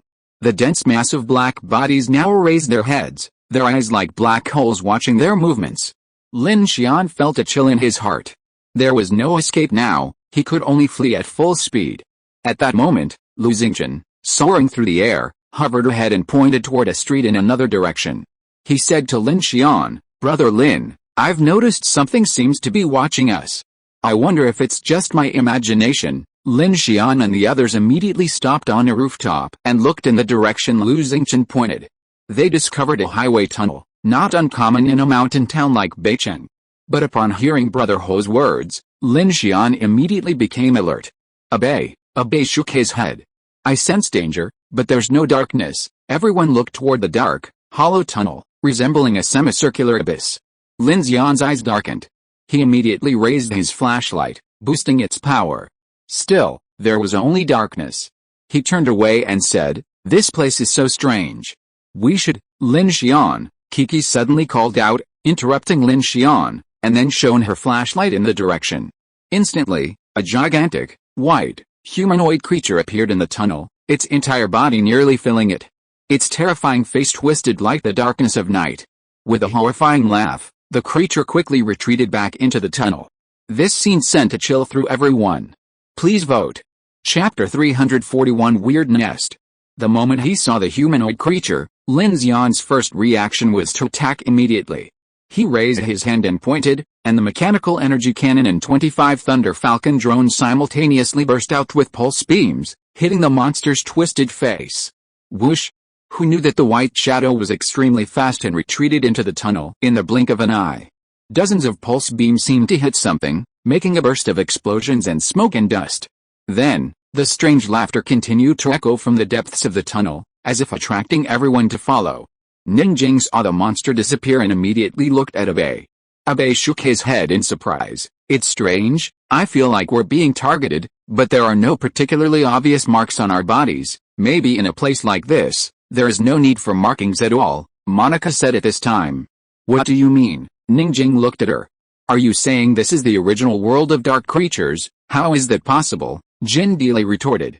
If markings weren't necessary, wouldn't our position have been destroyed long ago? This is our world. Lin Xian gazed at the tunnel with a solemn expression and said, It's just contaminated by the Xingyin. Why didn't this monster attack us and just ran away? Kiki was suddenly suspicious. This was the first time they had encountered a strange creature fleeing, and surprisingly, it had no markings on its body. Let's go. Without further ado, Lin Xian immediately set off towards the Beicheng railway station.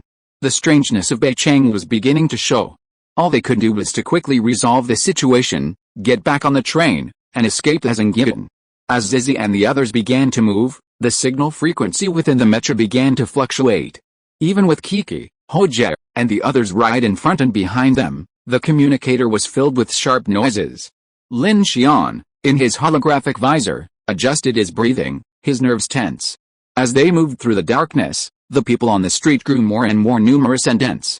Lin Xian noticed that these people seemed to be congregating in a central area.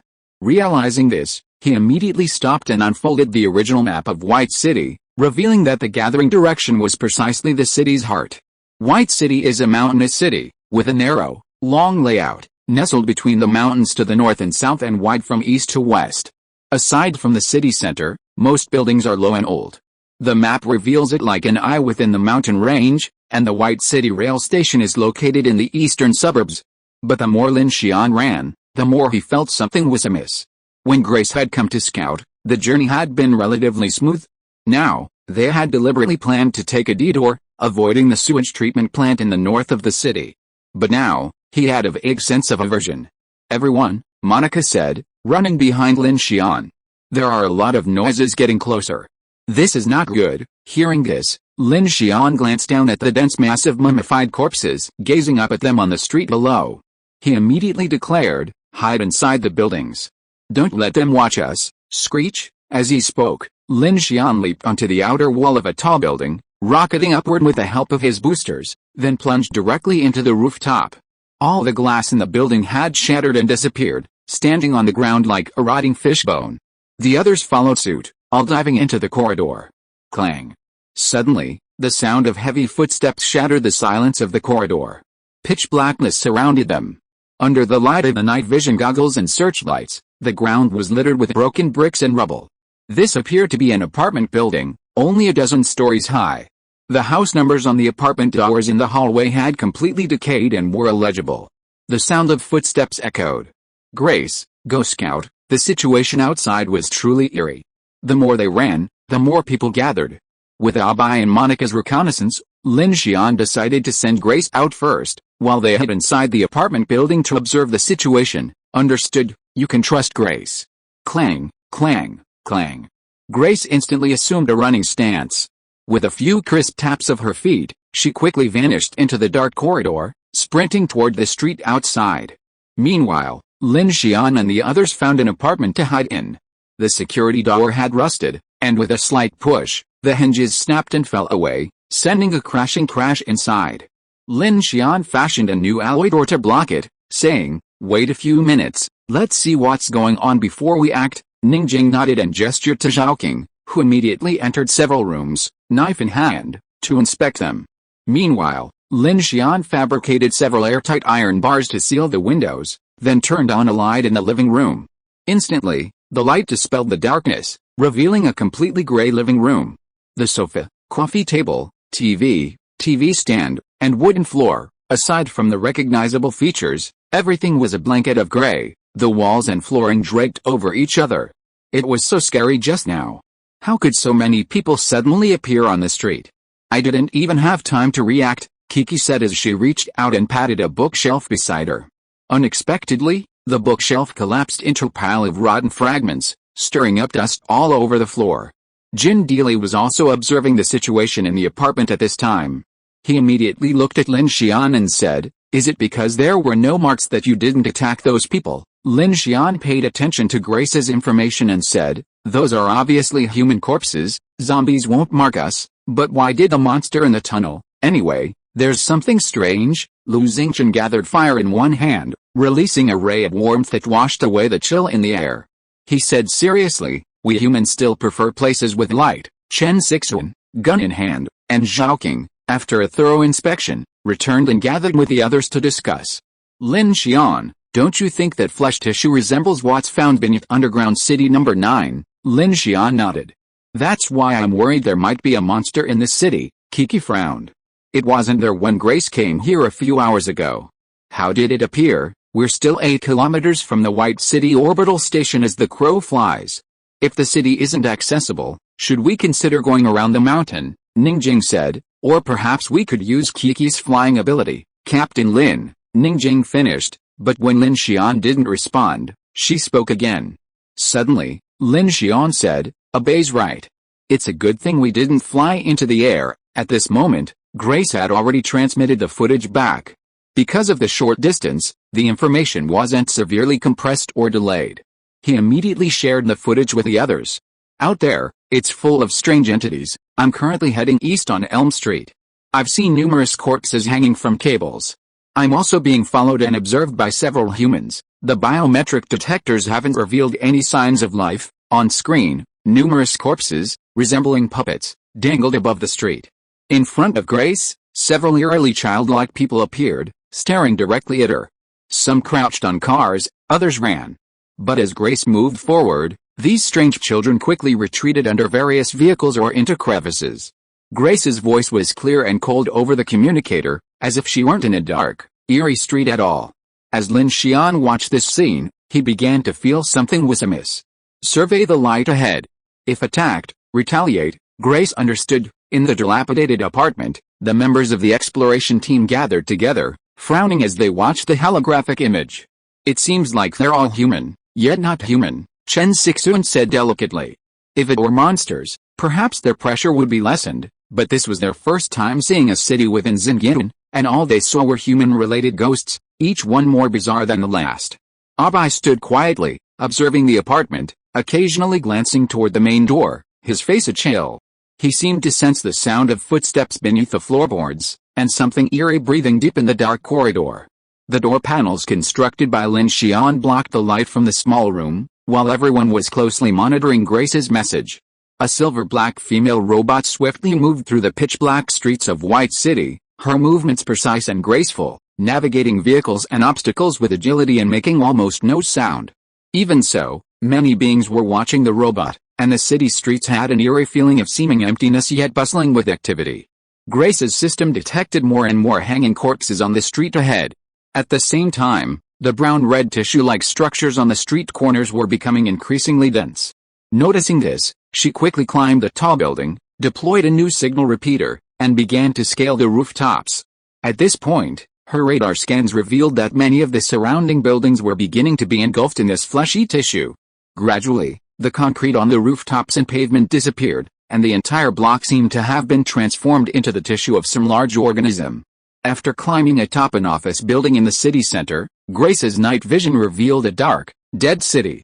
The asphalt was covered in some kind of living tissue, a sticky membrane of flesh crawling across the surface like a layer of decaying skin. At the center of the fleshy mass ahead, the true form of the tissue finally emerged, a hive of flesh and blood, vast as a stadium. Its surface was covered in pulsating black blood vessels, and dark purple veins spread like tree roots. The hives moistened like a volcano, and countless tentacles rose, continuously disintegrating the human corpses. At the summit of the hive, another, even more twisted entity hovered. It resembled a printer of flesh and madness, composed of countless tiny tentacles and cysts, constantly spewing out half-formed monsters. The reassembled humanoids fell from its base, crashing onto the carpet of flesh before twitching and crawling to their feet. Their limbs were misplaced, their heads inverted, their joints twisted at impossible angles, yet they still managed to walk, crawl, and even utter a slimy, almost language-like muttering. Then, the decomposed human corpses and the half-formed monsters began to be stitched together. A vast black mist, like some kind of bioenergy medium, rapidly transformed these preformed creatures, sprouting spikes, thick armor, sharp claws, and serrated teeth. Thus, three-headed spider monsters, white humanoids, black giants, and upside-down crawling monsters, all sorts of strange hybrid forms, were created from the decomposition of human corpses, then crawled into the darkness in all directions. Eyeballs were mutating and multiplying, arms were twisting and deforming, skeletons were expanding, and muscles were dissolving. The hive's generation followed no pattern, like an unconstrained AI-generated system fed a vast amount of disordered keywords, strangely producing illogical results. Countless plumes of black smoke belched from the hive's vast maw, like an old-fashioned gas engine running at full power. Black veins throughout the city continuously devoured the bodies of the dead. Grace, standing far from the hive, tried to transmit information back, but the interference was so severe that all video feeds were distorted and patchy. From Lin Xian's perspective, the scene in the city center resembled a hellish scene, a terrifying sight. Hiss. Inside the enclosed apartment building, many members of the exploration team gasped, stunned and silent as they stared at the images transmitted to them by Lin Xian in their holographic vision. A few seconds later, Kiki exclaimed, "Oh my god, how are those strange creatures created? I was wondering why these strange creatures are always related to humans. It turns out they really are using human corpses to suture them." Jin Dili was a little incredulous. How did these things appear on Blue Planet? From some other cosmic civilization? Ningjing's eyes trembled. It's like a monster factory. There must be more than one of these things. There might be some in those star abysses. That's why the monsters appeared after nightfall, Chen Sixuan said in a serious tone. Brother Ho remained silent, looking at the mother nest in the picture, seeming a little shocked. Will the end of the world not come if we solve this thing? At this time, the quiet Zhao King suddenly asked, stupefying everyone. It's not that simple, Lin Xian said in a deep voice, Haven't you noticed that those that were stitched together were basically some C-level and B-level weird bodies? How did the high-level A-level, special level, and S-level appear, not to mention those behemoths that are dozens of kilometers in size, covering terrain areas, occupying volcanoes, deep oceans, and the sky? Those world-class disasters don't seem to be created like this. Monica nodded. I think there must be some kind of rules between these creatures. What rules? Jin Deely asked. Just like humans and the creatures on Blue Planet, insects, microbes, animals, and so on, even humans themselves, are divided into different classes, possessing different social resources and means of production, Monica said analytically. Isn't it obvious? I don't think now is the time to discuss this, Lin Xian said. He looked at the frozen screen and said solemnly, those strange entities are coming from all directions. Outside the sealed apartment, more and more sounds emerged, movement, climbing. Countless eerie whispers echoed in the dark alley, and piercing roars echoed in the darkness. The entire exploration team held their breath, their eyes fixed on a bay. There was no doubt that at this moment, if the mark appeared on them, they would be caught in an endless tide of monsters. Facing the mother nest, everyone finally understood why humans could never slay all the monsters in the darkness. At this moment, the clock reached 11:04. Lin Xian watched as time froze again at 59 seconds. At this moment, it was as if the time dilation effect around them had been stretched to a sudden length, and everyone felt their breath pause. The next moment, the clock reached 11:05.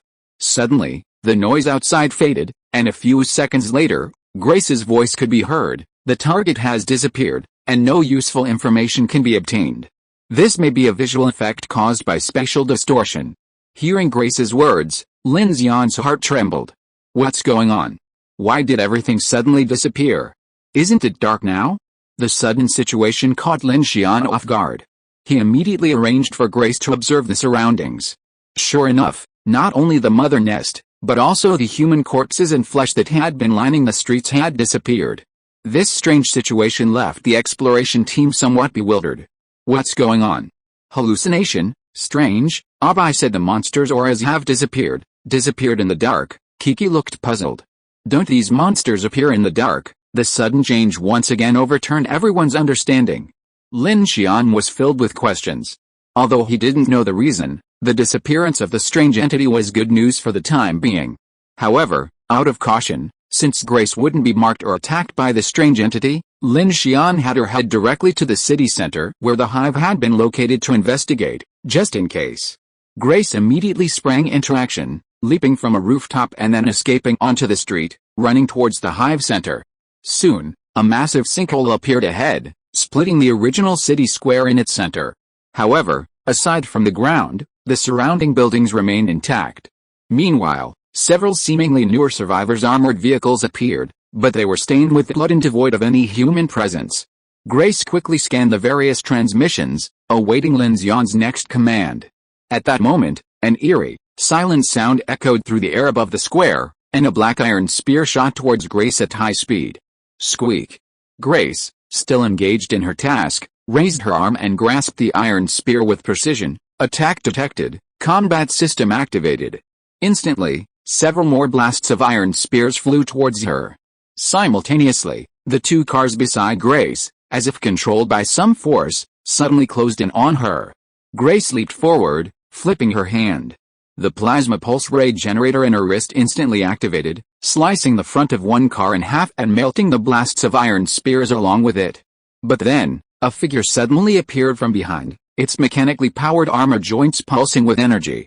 With speed as fast as an afterimage, it was almost instantly beneath Grace, grabbing her neck and slamming her to the ground. Bang! In an instant, a concave hole was smashed into the ground. Just when the man thought he had controlled Grace, Grace mechanically turned her head and quickly scanned the man. Then she inserted her feet directly into the ground and turned around. The Black Shadow only felt a huge force from the robot under his hand, twisting it to break his wrist. His eyes flashed, and he let go of his hand, turned his claws into fists and punched Grace's head. But Grace ruthlessly ducked her head, avoiding the blow and simultaneously grasping the opponent's arm, flipping him upside down and tackling him to the ground. The moment Grace attacked, a strange change occurred. The ground in front of her suddenly rose up mysteriously, knocking her away. At the same moment, another car flew towards her, smashing Grace directly into another heavy steel truck, which clamped her down. At this moment, the black figure who had attacked quickly stood up and said in a cold voice, "What a powerful robot. It must be a Crimson world-class intelligent alloy, much rarer than ordinary ones." This was a short-haired woman in black power armor, 2 short swords slung across her back. She exuded a surge of power, as if it was the energy transformation that could be felt at a certain stage of genetic evolution. She was wearing a suit of black exoskeleton armor, which was obviously some kind of special armor, with a red symbol on her clothes. She seemed to be communicating on the intercom, but just as she finished, another man's voice echoed from the sky.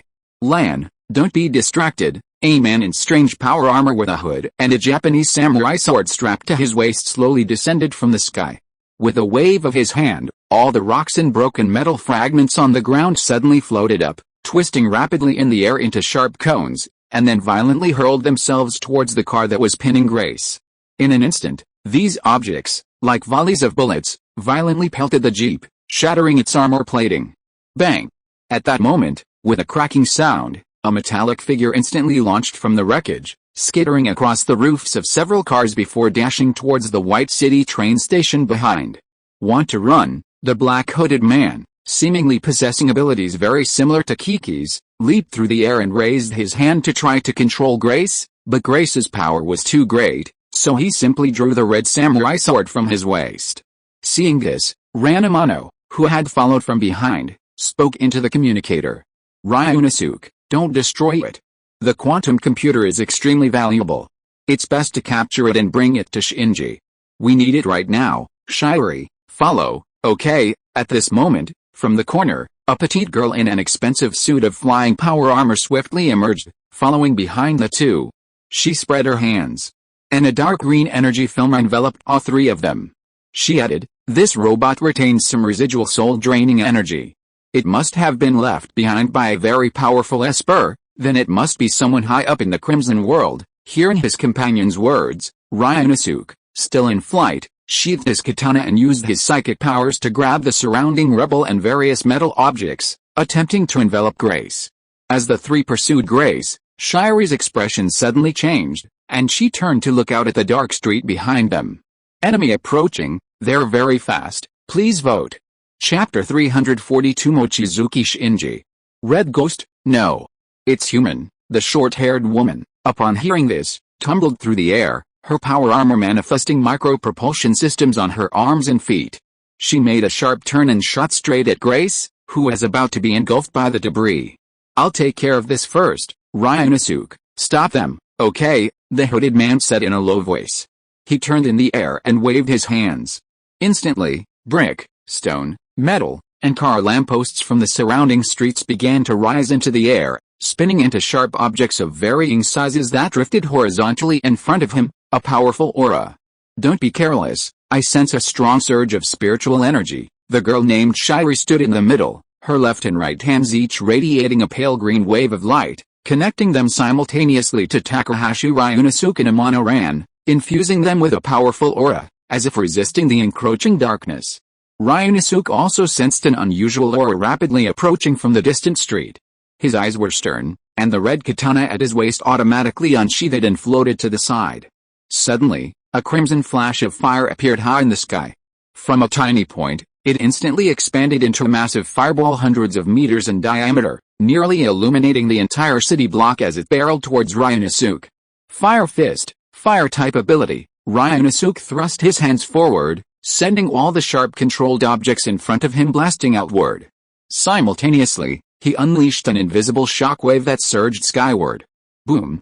Flames exploded in the air, meeting the shockwave, a brilliant blaze in a billowing heat wave spreading toward the square below.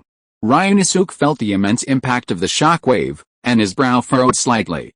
The intensity of the flame seemed a bit greater than he had anticipated. However, the sharp controlled objects, enveloped by his power, didn't melt, instead bursting through the flames and swiftly shooting towards their target high in the sky. In the air, Ryunosuke hadn't yet confirmed whether he had struck the arsonist when he realized something seemed to be targeting him. Bang! The dull sound of a sniper rifle erupted, and the countless stones and steel that Ryunosuke had protected in front of him instantly combined to form a huge wall, But the 12.7 armor-piercing bullets immediately pierced through these defenses and landed directly in front of Ryunosuke.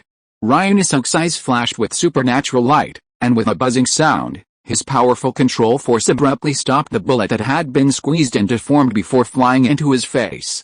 At the same time, two female figures appeared behind her, one rushing towards her, and the other towards the girl named Shiori in the middle. Ningjing and Zhaoqing. Soon. Support Shiori, Lan shouted coldly, and then she turned to face the enemy and punched Ningjing, who was attacking from behind. Bang! The two exchanged blows, triggering a powerful sonic boom.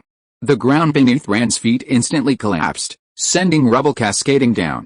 The opponent's immense strength startled her. If it weren't for the special material of her power armor and its powerful electromagnetically charged joints, she would have been repelled. The armor on the opponent's hand had already shattered, and he was relying solely on physical strength to withstand the blow. Ran hadn't expected anyone to surpass her in strength. Elsewhere, Zhaoqing, swinging a grappling hook, charged towards Shiori. Suddenly, a silver-black heavy-armored mech burst forth from beneath the shattered ground, hurling a high-frequency electric axe towards her. The mech stood over 2 meters tall, its armor thick and brimming with explosive power. Zhaoqing blocked with her sword, and the gunblade slammed into the black mech twice, then flipped backwards. The surprise attacking black mech rushed out 2 steps, ready to grab Zhaoqing. In an instant, a dark red laser beam shot out from behind Zhaoqing, directly hitting the mech's chest. In an instant, a high-frequency vibration erupted from the mech, blocking it for a moment. Then the mech quickly turned, and the laser beam streaked a scorching red across its arm. Elsewhere, Grace, freed from the stone controlled by Ryunosuke, immediately prepared to attack Amano Ran. But just as she was about to act, the radar system detected danger in the shadows behind her. She turned, and another heavy mech rushed out, grabbed her head, and rushed all the way to the wall of the building, rubbing and sliding, splashing flowers everywhere. Grace, however, remained unharmed. Amidst the onslaught, she twisted her waist, wrapped her legs around the mech's arm, and with a fierce twist, instantly severed a connecting bearing in the mech's right arm. The mech, sensing the anomaly, activated its ultra-high-voltage electric hammer. Zip! Blue sparks erupted, sending Grace flying. On a distant balcony of a tall building, a frail young man, wearing a holographic display, was controlling 2 heavy mechas in combat, with a smaller one standing beside him. How impressive. They don't look like they belong in the Crimson World, he muttered to himself as he carefully controlled the mechas. On the battlefield, Amano Ran also sensed the enemy's powerful attack. She immediately dissipated Ningjing's force and spun around, preparing to finish off Grace and the mech before escaping unscathed. Soon, protect Shiori. I'll take care of the AI first. Strangely, all of them, including Amano Ran, had Grace as their primary target. With that, she dodged Ningjing's punch and shot out from the spot, attacking Grace from both sides. But then, she sensed a figure approaching at high speed. In an instant, a flash of gold appeared before her, and a kick aimed directly at her chest. Jin Deely. He was the fastest, ready to deal with the opponent directly, but the masked woman was equally fast. While still in the air, she raised her hand to block his kick, then performed a backflip in the air. In an instant, a dagger flew towards Jin Deely's face. Jin Deely stood there, leisurely watching the dagger fly through the air as if in slow motion, his eyes full of meaning. First of all, this woman was incredibly fast and skilled. The fact that she could take his kick with a single hand demonstrated her exceptional physical strength and the material of her power armor. Jin Deely tilted his head slightly, scrutinizing the short sword that flew past him. Wakizashi, also known as a small sword, is a weapon from Neon Continent, where the Mochizuki group and Silent City originate, a region under the Dragon Kingdom. Everyone, they might be from Silent City. Jin Deely immediately reacted to his judgment. At that moment, the short-haired woman, already standing on the spot, charged towards Jin Deely with explosive steps, swift as a shadow. Jin Deely was about to evade, when the surrounding earth and rocks suddenly grasped Jin Deely's feet like living creatures. Telekinesis? The opposing team clearly had perfect coordination, and in an instant, they were already imposing a lethal threat on Jin Deely. But just as the short-haired woman's fist was about to strike Jin Deely, her pupils suddenly trembled, and she forcibly controlled all her strength to dodge backwards half a meter. Whoosh! An invisible sonic blade ripped through Jin Deely's face, instantly slicing a narrow groove through the row of cars behind him and the ground. Lan immediately glanced to the side and spotted a woman in rose-red power armor standing on a distant rooftop. The invisible cutting technique made her nervous, and she immediately stepped back, locking onto Monika's position with her own power armor. Ryunosuke, sensing the enemy's sniper, quickly seized upon countless cars in concrete, swirling them around him to form a powerful barrier. At the same time, he noticed the position of Monika and Chen Sixuan. His eyes sharpened, and he raised his hands, unleashing a massive shockwave, poised to carry Monika, Chen Sixuan, and the entire battlefield away. Boom! The surging shockwave roared across the sinkhole square, spreading like a wave of radiation. But just as it was about to engulf all the surrounding buildings, Ryunosuke suddenly realized his shockwave was suppressed by an invisible force, and then it was compressed back. High in the sky, Kiki stood in midair, her eyes gleaming with a dazzling fluorescent light. She clenched her hands, forcibly suppressing the massive shockwave and crushing it back. Meanwhile, Lin Xian, gathering fire in one hand, flew beside Kiki. He didn't attack directly, but waited for something strange. So many experience. On a distant balcony, the young man operating the metro reported in a lazy tone, a hint of seriousness, as he observed the deployed surveillance cameras. Ryunosuke has also been suppressed. Shinji, something seems amiss. Jun, you're being targeted, the small mecha next to the young man said. Alert, unknown target approaching. At this moment, the young man, named Shun, was shocked to notice that the mecha next to him was constantly sounding an alarm. His face immediately changed.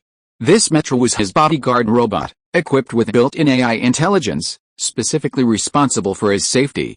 But even though the alarm was sounding, the entire mecha remained motionless. Alert, motion module offline, weapon system offline. Soon, realizing something was amiss, shifted his previously relaxed demeanor and pressed his chest, instantly enveloping him in a lightweight nano-powered armor. But before he could synchronize his information with his teammates, dozens of spherical drones suddenly descended from the sky, their eye-like pulse beam emitters slowly focusing, locking onto him. Oh, shit, Soon muttered. On the rooftop above, Lin Xian, clad in his Black Hawk armor, controlled the armored mech's power source with one hand and the Thunder Falcon drone with the other, his gaze sternly observing the other's movements. Jinsu Soon, without turning back, slowly raised his hands at the sound of the voice. Don't kill me directly, let me guess. No need to guess. Soon, at this moment, a voice emerged from the mech controlled by Lin Xian. The voice was as clear and crisp as a teenager's, yet the tone carried a mature, calm demeanor. They are not from the Crimson World. Did you find that your Axe intelligence score is online, but all the motion module weapon systems are controlled by some force? Wow, the person behind you must be called Lin Xian. Hello Lin Xian, hello, this is a misunderstanding, maybe no one is injured. If it is convenient, let's both stop, and then take advantage of this limited safe time to chat together, or I have some good tea here. By the way, there is also coffee, but I don't like the taste of black coffee. Lin Xian looked at the mecha with a sound outward and said, Mochizuki Shinji, it's me. Hello, I have heard of you and am very interested in you. Mechanical superpowers, amazing. We noticed that crimson robot a few hours ago. My guys probably didn't know it was yours, so I apologize for the conflict. Oh, to be exact, I didn't expect, I met you this way. Your businessman friend named who told me a lot about you, but I don't like that liar. He talks too much. Lin Xian frowned at this. He could tell that Mochizuki Shinji must be communicating with him via transmission from a remote, safe area. What surprised Lin Xian was that Hula Xiao had actually been saved by Mochizuki Shinji. Everyone, stop, Lin Xian said over the communicator. Immediately, after both sides received the order, the confrontation in the square suddenly subsided. Zhaoqing, Grace, Jin Dili, Ningjing, and others who were engaged in combat with a heavy mecha stopped and retreated. Amano ran and two mechas stood in front of Shiri, their faces alert. The shockwave above the block dissipated and exploded, and Ryunosuke landed slowly. He looked fiercely at Kiki and Lin Xian, who were also floating and falling in front of him. The air between them seemed to be full of sparks. Monika, Chen Sixuan, Abe and others in the distance also came out.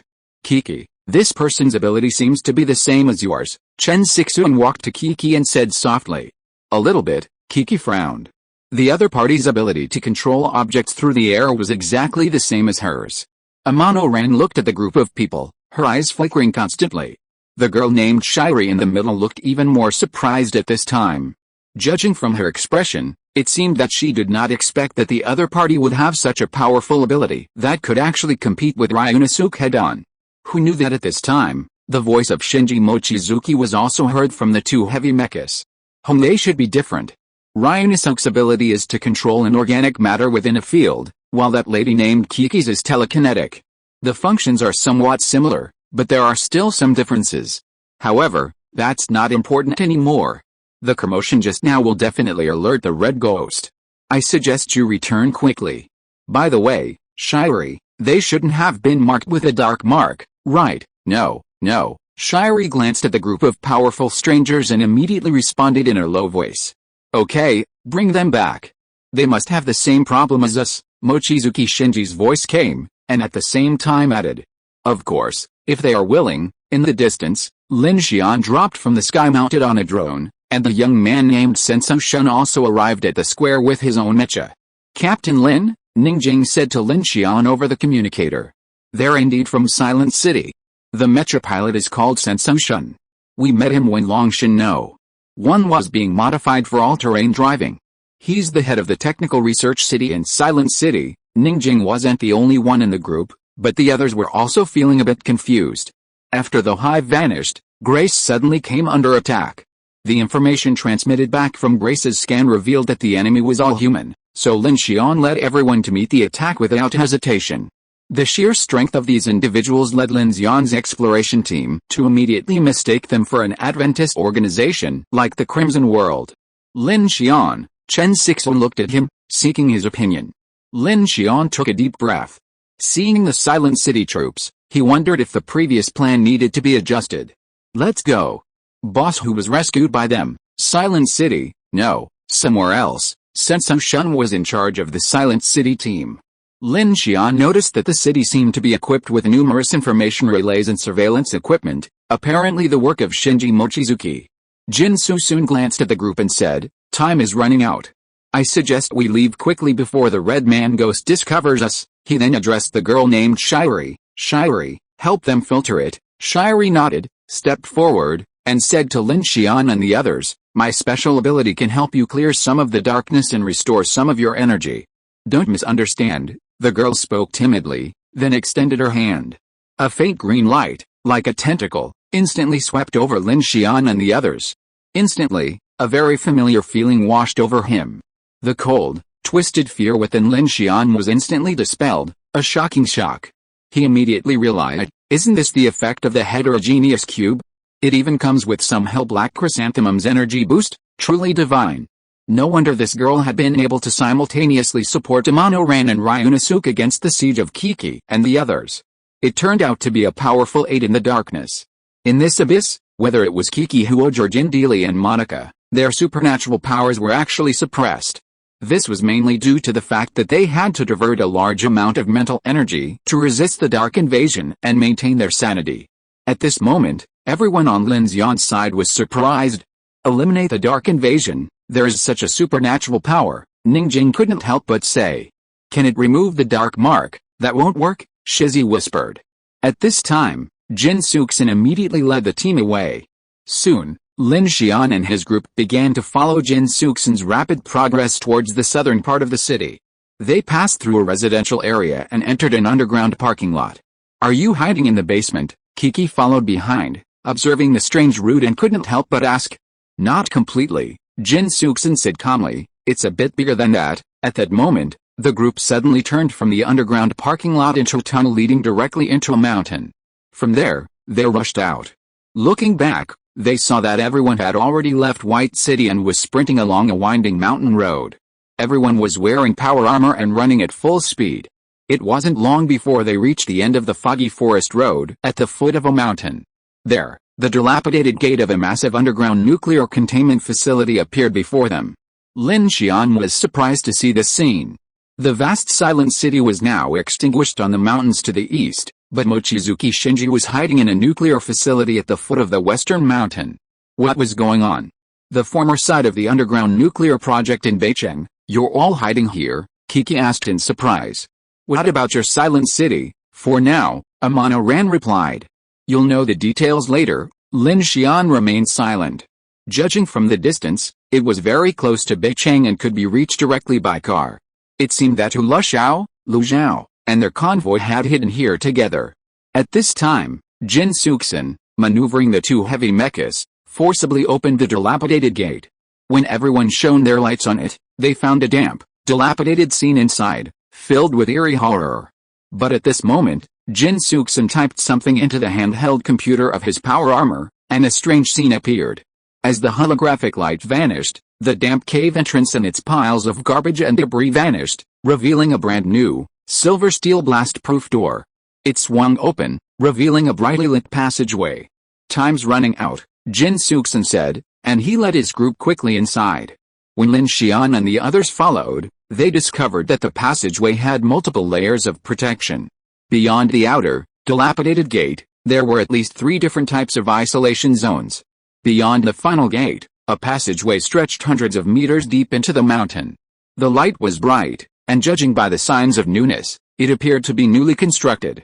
After passing through the passage, there is a main tunnel that slopes downward.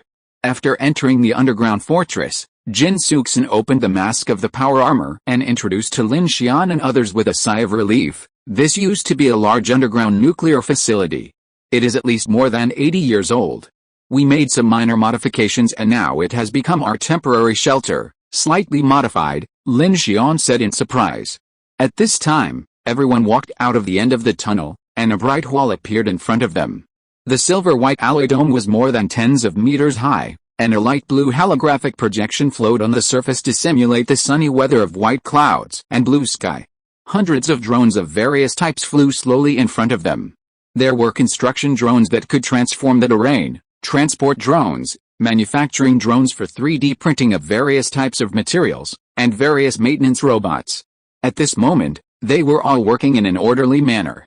At this moment, some of these drones were repairing and renovating the underground fortress's structures, while others were maintaining the various life support systems within. It was as if the belly of the mountain had been hollowed out into a vast, hollow fortress, layered downwards. Construction drones were 3D printing new shelves, their nozzles spewing liquid metal, which instantly hardened upon cooling. The entire process was silent, without sparks or noise, only the subtle hum of growing metal. Beyond the first floor, each level below was a makeshift residential area. Walking along the edge and looking down, they could see quite a bit of activity. Even in a place like this, you can't resist the encroaching forces of darkness, Monica said, arms folded, following Lin Xian. Even in the star abyss, I'm curious. Creating a shelter like this, even with drones, must have taken a considerable amount of time. Lin Xian and his companions could see that much of the structure was indeed improvised, and the sheer number and precision of the drones was the key to completing such a massive undertaking. But even though Monica said so, Lin Xian was still surprised to feel that the situation here was obviously better than outside. Although it was not as good as the United Train Camp guarded by the heterogeneous Rubik's Cube, it meant that they must have some technology that could reduce some of the effects of the Dark Invasion. Thinking of this, Lin Xian opened the mask of the Black Hawk armor and asked Chen Sixuan, are tens of thousands of people from your silent city here? Chen Sixuan's nano-soft armor was open at this time, revealing a face that looked quite young, with lazy, slightly curly black hair. He looked at Lin Xian and shrugged, there are only a few hundred people at the moment. Of course, if you add the group of people who came yesterday, there will be more than 1,000 people. Ah, Ningjing said in surprise. Tens of thousands of people are left with only a few hundred. Of course not, Chen Sixuan said helplessly. Before being involved, Shinji activated the escape from city number 2, and most of the people in Silent City the people have all flown out of Xingqian and are now in the lulling area, but our main city is trapped there for some reason. He then looked at Lin Xian and asked, is your presence here also due to that fish lion statue? Lin Xian nodded. Time is critical. Can we quickly exchange information, Captain Lin? As he spoke, a familiar voice suddenly rang out. Lin Xian turned and saw Hu Xiao and a group of people approaching from the hall not far away. Seeing Lin Xian, he was stunned for a moment, then rubbed his eyes fiercely to make sure he was seeing correctly. He immediately rushed over with an eager look on his face. Am I seeing correctly? It's really you. Ouch, Hu Luxiao burst into tears. Seeing Lin Xian's expression, which looked deeply saddened, he said, I thought you all escaped. How did you get dragged into this? Behind him, Lu Zhao, Ziguan, Sun Chang, and others followed. Old Hu, weren't you cursing yesterday, saying it was all the train's fault for running too fast? Why are you changing your tune now? Lu Zhao was surprised at how quickly Hu Luxiao changed his expression and couldn't help but speak directly. Hu Luxiao's face paled at this, and he glared at Lu Zhao before hastily explaining, Hey, why would I say that? I wish Captain Lin and the others had escaped so we could have a chance of being rescued. He then looked at Lin Xian with an embarrassed expression. Captain Lin, it's great to see you guys. As long as you're here, we can definitely find a way to escape this damn place together. Lin Xian glanced at the group and could tell that their situation was no better than the United train. They must have lost quite a few men, and they were in a mess, their power armor stained with blood. Only a few people from the Windrunner team that Lin Xian and his men had rescued and robbed were left, and the father and daughter were gone. Chen Sixuan turned around and spread his hands towards Lin Xian. It seems that I already know how you were involved. It's because of the expansion tide of the Star Abyss anchor point caused by the Merlion, right? Yes, Lin Xian replied. How long have you been in here? Hearing Lin Xian's words, Chen Sixuan understood what Lin Xian wanted to ask, so he said, it's not long. About 2 months or so, which should be different from what you calculated, he continued. In fact, we also have a chance to escape, but it will cost a lot. Lin Xian frowned slightly. Silent city, smart, Chen Sixuan said, we don't want to give up my main city. Besides, there are some other reasons. Just when he said this, Chen Sixuan opened his mouth, as if he heard the voice in the headset, and then smiled helplessly. I'll take you directly to Xinji. He will tell you what you want to know. Besides, he is also very interested in you. Then Captain Lin, I'm waiting for your good news. We are still brothers in distress in the same boat. Hu Luxiao took the opportunity to interject. Lin Xian looked at him and nodded. Don't worry, everyone's goal is to escape. Hey, Hu Luxiao nodded excitedly. With that, Chen Sixuan led Lin Xian and his group down the elevator to the lowest level. There was no one there except the drone. Behind a brightly lit passageway was a large cooling door. As they walked through, the door opened automatically, revealing a large, self-contained room, resembling some kind of control room. Holographic screens covered 3 walls, and countless cables converged neatly like black snakes on a cylindrical mechanical device in the center. A figure stood before the device, hands behind their backs, smiling at Lin Xian and the others. Beside them, several delicate female robots carried trays of steaming tea. Lin Xian's gaze shifted to the figure, and he was momentarily taken aback. The person before him looked about 16 or 17, with a fair complexion and a dark blue, Taoist-style robe. His hair was tied in a small bun, making him look like a young Taoist child from some pre-apocalyptic Taoist temple. Mochizuki Shinji smiled, his eyes narrowed, his expression friendly. Oh, you must be Lin Xian, right? Your name is the 9th most searched for name in my head. Sorry, I'm just too interested in you. There's an old saying, we're both wanderers, so why would we meet before? I didn't expect to meet under these circumstances, but it's too coincidental. From a rigorous perspective, there might be other factors involved. You're Mochizuki Shinji? Kiki asked in surprise. Aren't you over 50? Although most people had never seen this once prodigy, Mochizuki Shinji had been around for a long time. Even before Kiki was even born, he was already a world-famous figure. He definitely couldn't be 16 or 17 now. He's not a real person. Lin Xian focused his gaze, and through Shinji Mochizuki's slightly narrowed eyes, he saw the slightly glowing nano-pupils quickly adjusting their focus. The mechanical heart swept over and found that Shinji Mochizuki in front of him was just a robot like Grace. Is this the robot? Everyone was shocked. Jin Deely said at this time, it is said that Shinji Mochizuki was once the leader of the Digital Life project. It seems that you have uploaded your consciousness into the machine. Not entirely correct. Shinji Mochizuki looked sideways at the giant cylindrical device behind him. Strictly speaking, this is my brain. A part of it. He pointed at Grace behind Lin Xian. But the difference between me and the Crimson Intelligent Brain is that I have a completely independent personality. She is still a little short of it. If it is the real Crimson number 3, a fully conscious digital life will be added to perform calculations to reach the initial level of deconstruction of human consciousness. Okay, Shinji. Mochizuki smiled slightly and looked at Lin Xian. No more nonsense, please have some tea first. Out of courtesy and friendliness, Yoshin will explain to you first. Explain the cause of the conflict, soon. Hearing what Shinji Mochizuki said, Chen Sixuan looked at Lin Xian and said, we have been monitoring the giant fish lion statue in the Red Ghost in White City. A few hours ago, we captured your robot, so we sent a team to continue monitoring it. Just after the inner tide ended, it reappeared, and our people took action. So we regarded this robot as the target of the Crimson World. This is a misunderstanding, Shinji Mochizuki added, but it is incredible that you can obtain this Crimson Intelligent Brain robot. As far as I know, with the resources of the Crimson World, this level of body is a high-level asset. There are not many quantum processors with this computing power in the current world. Inner tide, what do you mean? Lin Xian grasped a key information from the other party's words.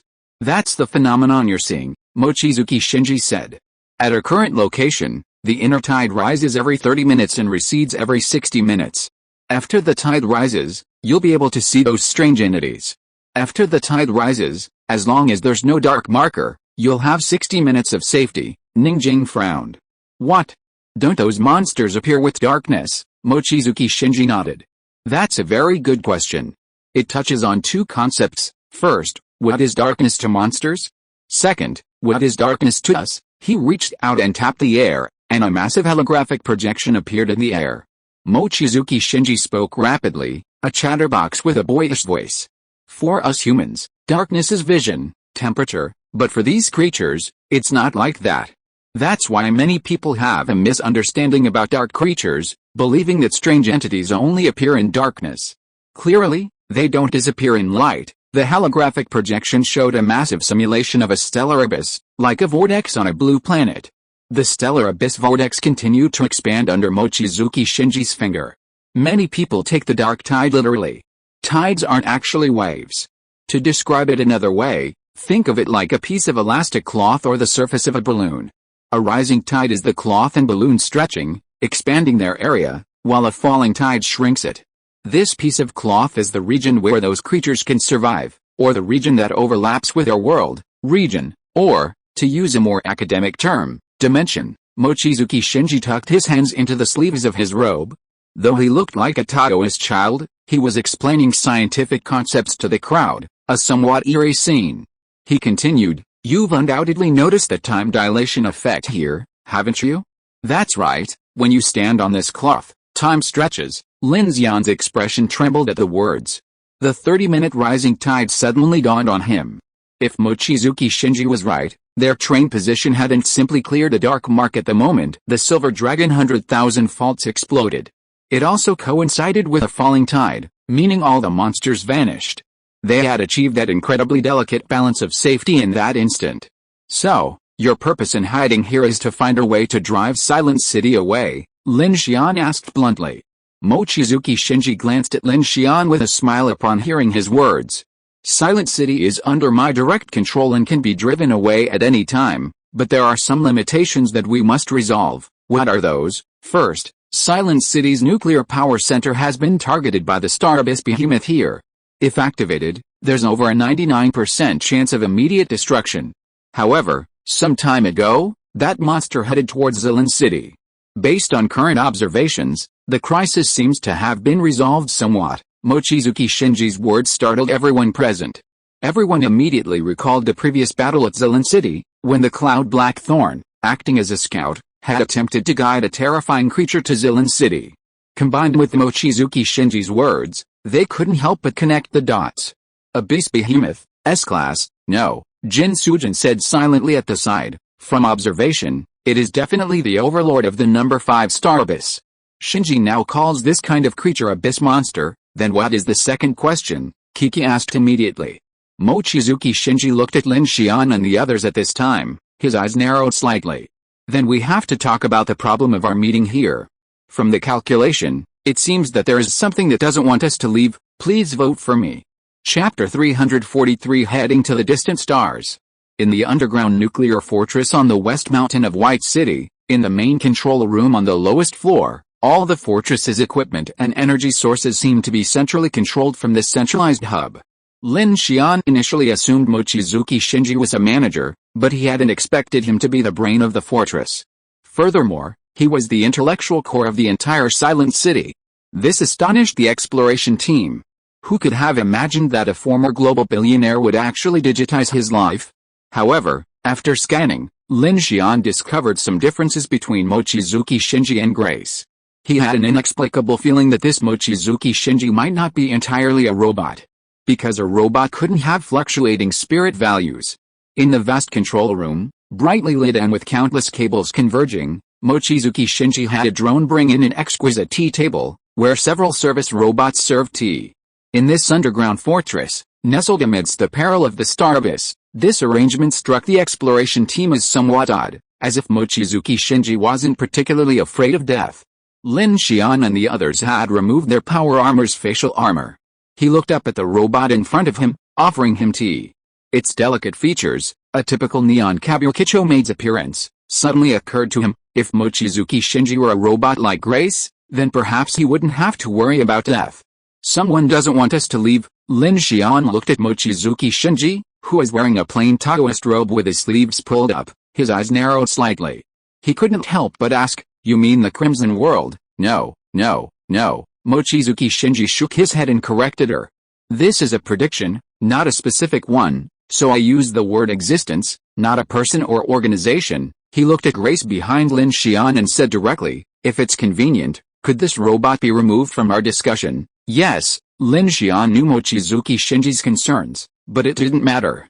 For safety reasons, he allowed Grace to leave the control room. Mochizuki Shinji was satisfied and continued with a smile. "Well, let me guess. You have mechanical abilities. The Doomsday Orbital Train is indeed a good plan. In my opinion, it should at least be in the top 5 of the Doomsday Survival Plan.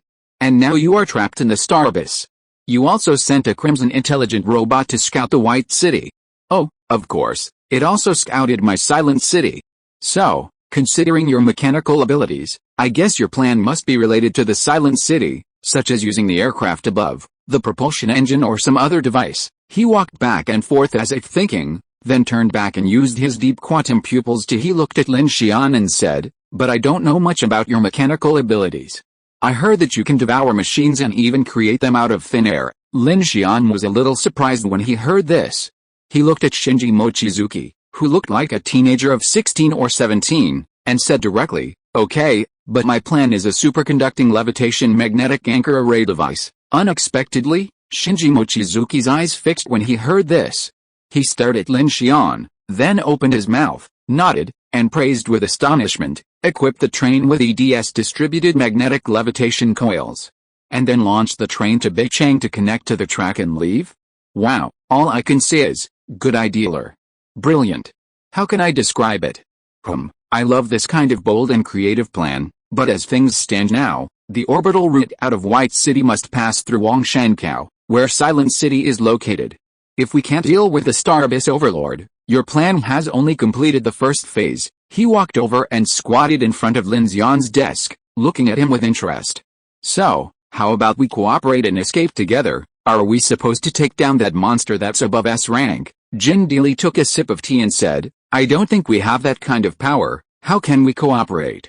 "Did you already have a plan?" Kiki's eyes lit up and she spoke directly. Chen Sixuan looked at Mochizuki Shinji, her brows furrowed slightly. For some reason, in her eyes, Mochizuki Shinji looked quite extraordinary. Not only her, but the others were also puzzled. According to him, only a few hundred people from Silent City had been in the Star Abyss for nearly 2 months. This was definitely a huge test. With the intensity of the darkness invading at this level, without effective measures, it would be impossible for the current human race to survive. You know, the first polar night wiped out 99% of humanity, let alone the interior of the Star Abyss. But at the same time, Lin Xian was also very curious about what Shinji Mochizuki was doing if he had really stayed in the Star Abyss for so long, so he spoke directly. "Are you talking about the Star Abyss behemoth, or the one targeting us?" "Good question." Shinji Mochizuki, as if catching everyone's doubts, slowly stood up, folded his arms, and spoke leisurely. "First, you're confused about Silent City being trapped and how we could survive for 2 months. It's actually very simple," he explained decisively. counting on his fingers in front of Lin Xian. Supplies are transported from Silent City by robots. As for survival, I analyzed the patterns of the internal tides on the first day we arrive here, and everyone strictly abides by them. We have 3 treasures to deal with: the invasion of darkness, a special disaster planned, the psychic Shiri Hoshino, and a reflective material I am developing. The progress is currently 10%, but it's showing some results. Second, why did I stay here with hundreds of people for so long? Besides my silent city, there are some other reasons, like the rapid flow of time here, greatly aid me in solving the dark particle dimension formula for the dark invasion. Of course, ignoring the dangers and consequences, practically speaking, we're running out of time. Due to various factors and those damned Adventists, our current calculations show we're already under 1 year and 96 days, and soon we might not even have a year left. Because, under the current circumstances, global darkness isn't even a major concern. If we don't resolve the dark invasion, based on current water resources and toxin concentrations, human civilization won't last even 3 months. Mochizuki Shinji spoke rapidly, unleashing bombshell after bombshell at Lin Xian. He was talking about how not only did the other party possess the disaster planned, but they'd also made progress in resisting the dark invasion. He was even using time dilation to accelerate his research and calculations. He was, admittedly, a ruthless individual. Lin Xian frowned at this.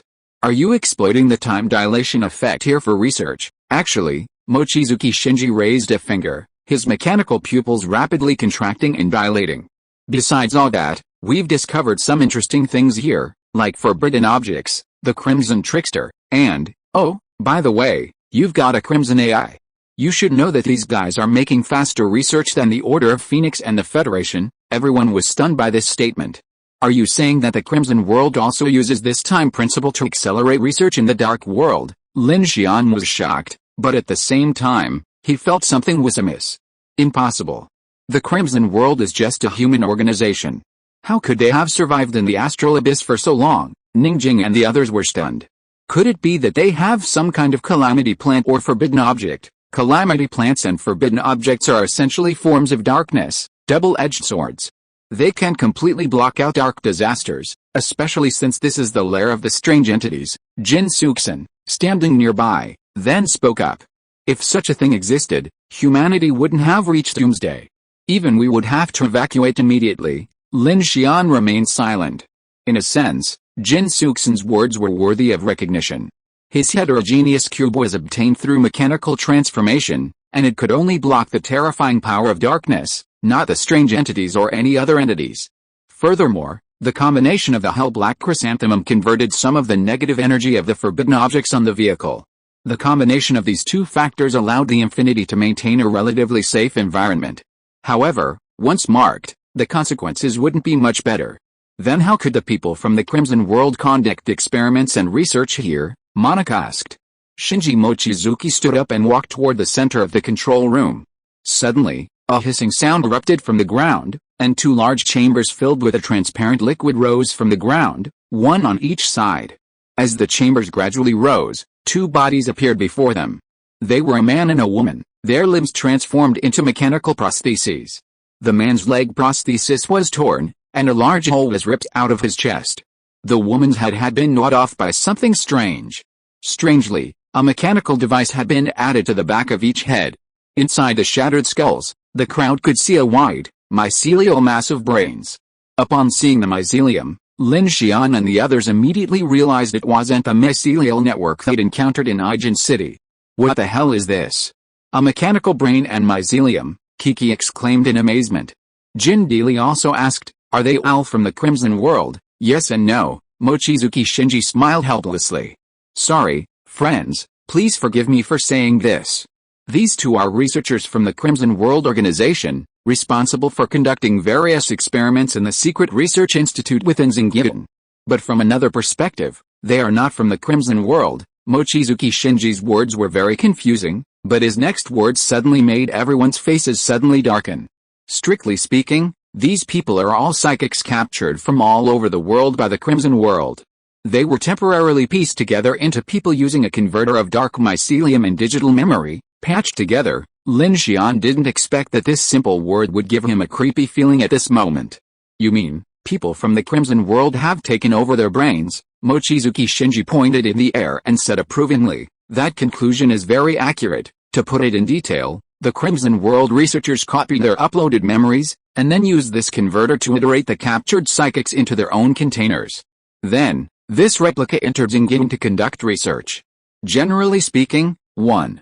A diamond-level evolver can only survive 2 to 3 days in the astral abyss at most. Upgrading prosthetic limbs can improve this survival rate, while a berserker level can survive for about a week, which is quite efficient. Their method, through seeding-like massive investment and the time-flow ratio, has resulted in a rapid increase in experimental data in the outside world. However, for the researchers themselves, this has no impact, as they are already fanatical." "What?" Chen Sixuan was speechless with surprise. "They used captured psychics as carriers to enter the astral abyss for experiments. I don't understand. Why didn't they just use robots?" Ningjing asked. Shinji Mochizuki shrugged. "This friend from Longshan #1 obviously has little knowledge of information engineering in the current world. Didn't I just say that there are only a few intelligent brain-level processors in the world that can form the initial deconstruction level of human consciousness? Even AI robots can only demonstrate their intelligence through large computing power and cloud networks.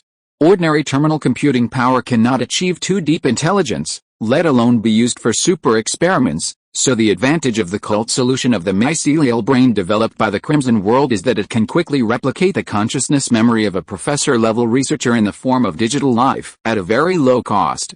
Although the lifespan is extremely short, if there are 1,000 engineering professors, 1,000 biology professors, and 1,000 physics professors, wouldn't that be very fast?" Shinji Mochizuki's words echoed in everyone's ears like the whisper of a devil. Lin Xian frowned slightly.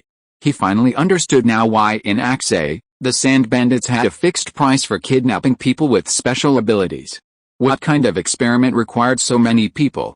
Lin Xian could never have imagined that the purpose of the Crimson World kidnapping people with special abilities was not just for research, but to use living people as consumables. In addition, this kind of mycelium is not completely controllable by the Crimson World, so the mortality rate is still very high. Mochizuki Shinji continued, "Of course, there will be some cowards. After all, after the memory uses the human brain as a processor through the mycelium, there will be some changes in the way of thinking or the influence of the original psychic's own thinking. This shows that the Crimson World's research and mastery of this mycelium is still in a very early stage." At this point, Mochizuki Shinji put his hands into his sleeves, his brows slightly sank, and he said with some emotion, "Oh, to be honest, I initiated the digital life plan. Although I never expected the Crimson World to use mycelium to occupy the bodies of living people. The technologies of uploading consciousness to memory and human in-loop iteration are all related to our Mochizuki family. Therefore, I have an unshirkable responsibility for this. 30%, 20%? Maybe, so there is a research institute of the Crimson World in White City. You are monitoring them. Do you also want to directly intercept their information and data?" Kiki said bluntly. "That's right." Shinji Mochizuki made no secret of it. "This lady is very smart." Monica looked at him with scrutiny. "So you mean to say that the purpose of doing all this is to quickly research technology to resist the invasion of darkness, benefit mankind, and alleviate your own guilt?" Her words were sharp, and at the same time to the point. Lin Xian knew something about this silent city before.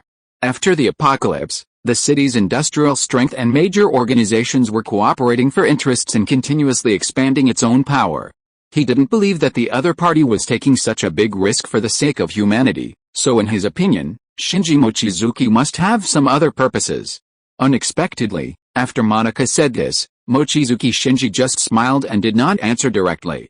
Instead, it was Shinsuke Shun, the director of the Technical Research City, who broke the silence first. As human beings, it is the consensus of all mankind to quickly research technology to resist the invasion of darkness, isn't it?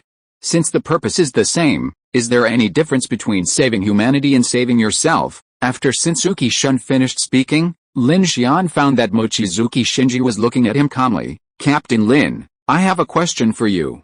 If your team uses light vehicles, and now we know the laws of the inner tides, at least 40–50% of them will survive. If you have no chance of escaping Xingyin, then why did you choose such a risky plan as using a superconducting suspended magnetic anchor array device to launch your own train?" Lin Xian understood what he meant and said bluntly, Like you said, the end of the world may be a year away, but if I lose my train and teammates, I won't survive for a few days. Lin Xian's words were very realistic. Everyone on the United train was tied together for survival, including Hula Xiao and others. In times of despair and danger, humans always believe that unity can unleash greater strength. This survival instinct is engraved in their genes. Bingo, Mochizuki Shinji answered very seriously, we are the same as you, but I think further. My goal is not just to drive Silent City out of Xinjiang and then survive for a year. He pointed at Qianzhou. My group of partners and the 100,000 residents of Silent City have higher ambitions. As long as we can crack the dark invasion and the secret of Xinjiang, my Silent City may have a chance. As he said, Mochizuki Shinji looked at Lin Xian and said leisurely, break through the giant curtain of the sky, take the brilliant civilization of mankind, and head for the distant stars. Everyone was shocked when they heard this. Lin Xian looked at Mochizuki Shinji with some deep eyes. The words spoken from the face of this boy, who looked like he was 16 or 17 years old, made him feel a heroic blood. Mochizuki Shinji, his hands folded in his sleeves, his gaze serene. He stood there like an unshakable mountain. The common fear of being seen through seemed meaningless to him. His gaze was like the abyss, unfathomable yet startlingly open, as if to say, see, this is my path. Why hide it? He had commanded the likes of Chen Sixuan and Ryunosuke to follow him, disregarding a mere year's delay and proactively intervening after discovering the secrets of Xinjiang and the Crimson World. Hearing Mochizuki Shinji's words, Lin Xian inexplicably felt his anxiety calm down, so he spoke. Tell me about your plan, Lin Xian said, and the entire exploration team focused. Shinji Mochizuki smiled faintly, looking at Lin Xian and the others and said, first, I have my sights set on the Crimson World, and the Crimson World has also set its sights on my Silent City. So if we want to complete the transfer, we must deal with the Consumables Research Institute in White City, otherwise they will definitely disrupt our plan to leave. There are 3 difficulties in dealing with them. They are the Red Man Ghost, the internal tide, and the protection device of the mycelium memory. What protection device? Kiki asked at this time. Chen Sixuan replied, we have attacked the clones they sent in more than once, but every time we succeed, the clone's mycelium memory will self-destruct, resulting in us not being able to obtain any information or data. How disgusting! At this moment, 2 people spoke simultaneously, both of whom had been silent since entering. Brother Ho and Zhao King. Brother Ho crossed his arms, his eyes filled with anger. To murder one's own kind, and to use such despicable means, I don't understand. Could it be that the dark creatures are colluding with these people? That's impossible, Mochizuki Shinji said calmly. They only recognize themselves. Do you know what the ultimate goal of the Crimson World Organization is? Everyone looked at him. Fusion, Mochizuki Shinji narrowed his eyes and smiled. They think they can create a new world and survive in the dark dimension as a new race with eternal life. Kiki was surprised when he heard it. They want to become dark life. Jin Deely suddenly realized and said, oh, I understand. Monica continued, you forgot. They don't think it is a weird body, superpowers, genetic evolution, dimensional breakthrough. Chen Sixuan nodded, and said solemnly, they call it God, idiot. At this time, a very low voice came, and everyone looked and found that it was Abe who said it quietly. He didn't expect that his whispered curse would be so loud, so he immediately shrank his neck, picked up the teacup on the table and pretended nothing happened. Lin Xian smiled and looked at Mochizuki Shinji. Inner tides, limited time, higher risks in the city, and the mycelial memory self-destruct device, both of these can be addressed. Now, let's talk about that Red Man Trickster. Lin Xian had heard the term Red Man Trickster several times since entering, and he had always been curious. Now that the conversation had reached this point, he asked directly, can they all be addressed? Chen Sixuan was surprised to hear this. They'd spent so long without a solution, and you had a solution within half an hour of entering? Mochizuki Shinji raised his hand to silence Chen Sixuan and said directly to Lin Xian, the Red Man Ghost is very simple. Didn't I just say that their clone researchers use the bodies of psychics, the consciousness memories of Crimson World researchers, and mycelium converters? The Red Man Ghost uses a mutated human ghost combined with a special inhibitor. I guess the appearance of this thing was not their original purpose. But it has become a big problem. Lin Xian's pupils shrank sharply when he heard this. He stood up on the spot, his hair standing on end, and shouted, you mean the Crimson World used flesh and blood to colonize the ghost body? requesting double monthly votes. Chapter 344 Planetary Transformation. Flesh and blood colonization suits. Interesting. Mochizuki Shinji agreed with Lin Xian's description. He stated bluntly, there's a certain level of technical difficulty between the two. Human-like creatures are, in a sense, just a variant of zombies, humans mutated. Of course, we have every reason to suspect they're attempting to expand this technology. It's not just the Crimson World, other organizations, including the Order of the Phoenix, are conducting similar research, albeit for different purposes. Since the capture of the first creature on Apocalypse Day, humanity has been studying dark creatures. To overcome the global polar night, the first step is to defeat these unknown creatures.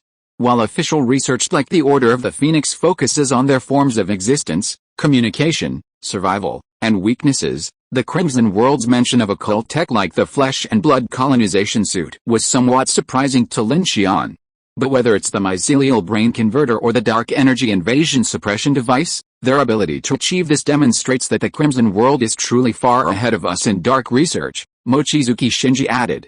Ninjing's expression was complicated, and she frowned. So, this red man ghost not only possesses human consciousness, but can also survive in darkness. That's just theoretical, Chen Sixuan explained seriously. I've encountered them several times, and my conclusion is that they're powerful and immune to the effects of darkness, but their consciousness isn't completely controllable. They're much more difficult to deal with than ordinary ghosts. Kiki rested her hand on her chin, thinking. I see. They must be utilizing digital life and mixed neural interaction technology. Controlling the mycelial brain is still a challenge. Otherwise, humans could truly colonize ghosts to fight back against darkness. Lin Xian, sitting next to Kiki, felt a slight jolt at her words. He inexplicably sensed that the myriad threads of darkness seemed to be converging on a central theme, adaptation. During their escape, all the survivors realized that darkness was adapting to this world, and humanity was also adapting to it. And after Mochizuki Shinji explained the principle of the Star Abyss's expansion, it became even more clear that the dark side might be terraforming Blue Planet through the Dark Tide model. However, after seeing the hive, Lin Xian's understanding of the existence of these dark creatures became even more hazy. He had originally thought that the so-called C, B, and A-level anomalies might represent the social relationships within this dark civilization, but now, it seemed impossible to explain them using human sociology. He knew, however, that the Order of the Phoenix, the City of Silence, and Shinji Mochizuki were on the right track. Humanity's most pressing issue wasn't military expansion or self-evolution, but understanding the darkness. Only by understanding the invasion of darkness and the enemy could one grasp what humanity faced. Since the day of the apocalypse, there had been no plan, no goal. As of D100, the official government remained in a state of confusion. It was precisely because humanity had no idea what the enemy was, or even what the apocalypse was, that the world was in such a state of chaos, fleeing at dawn. So you want us to work together to take down the White City Research Institute in the Crimson World, seize their research data, and then leave, Lin Xian said, looking at Shinji Mochizuki. That's right. Mycelium technology, mechanical colonization suits, and all the research data on the Star Abyss, dark invasion, disaster plants, forbidden objects, and so on. Mochizuki Shinji smiled, his sleeves rolled up. Let's assume the Crimson World has been researching this for over a month. Based on the speed of time here, that's already over a year, and that's 1,000 professor-level scientists working 24/7, iterating through their consciousness memories, researching at all costs, Jin Deely echoed. Wow, Kiki said, arms folded across her chest, her eyes twinkling. And they definitely have more than one such research institute. With all this talk, everyone began to realize the enormity of this situation. Of course, for everyone, the primary concern was the Crimson World targeting them. After all, even if Lin Xian's plans successfully completed the electromagnetic catapult shuttle, it would still depart from White City. If this issue wasn't resolved, both the Union Train and Silent City would be at great risk. So, do you have any solution for the self-destruct mechanism in the memory mycelium converter? Chen Sixuan asked Lin Xian. This problem is a particularly thorny one. The people of the Crimson World have clearly put considerable effort into maintaining secrecy. Forget the encryption level of their consciousness memories, the self-destruct mechanism alone is a significant challenge. The clones' lifespans are extremely short, and if they encounter danger or die, Their self-destruct mechanisms will activate immediately. Add to that the inherent dangers of the star abyss, and even with Mochizuki Shinji's advanced industrial technology and a formidable team, it would be difficult to resolve this hurdle. Oh, that's easy. Lin Xian simply pointed at Chen Sixuan's desk and said, "Is this the thing you're talking about?" Chen Sixuan's gaze dropped in surprise, his pupils suddenly constricting. A brand new silver brain computer interface had quietly appeared next to his teacup. It was identical to the one found on the bodies of the two Crimson World researchers.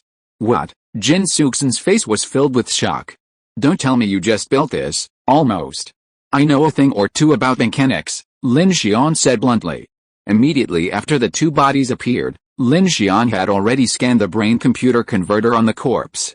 This device was highly integrated, but Lin Xian had previously devoured and scanned the large survival pod and converter at the zero-element center. This new one was simpler by comparison, and with his manufacturing proficiency, creating one was a breeze.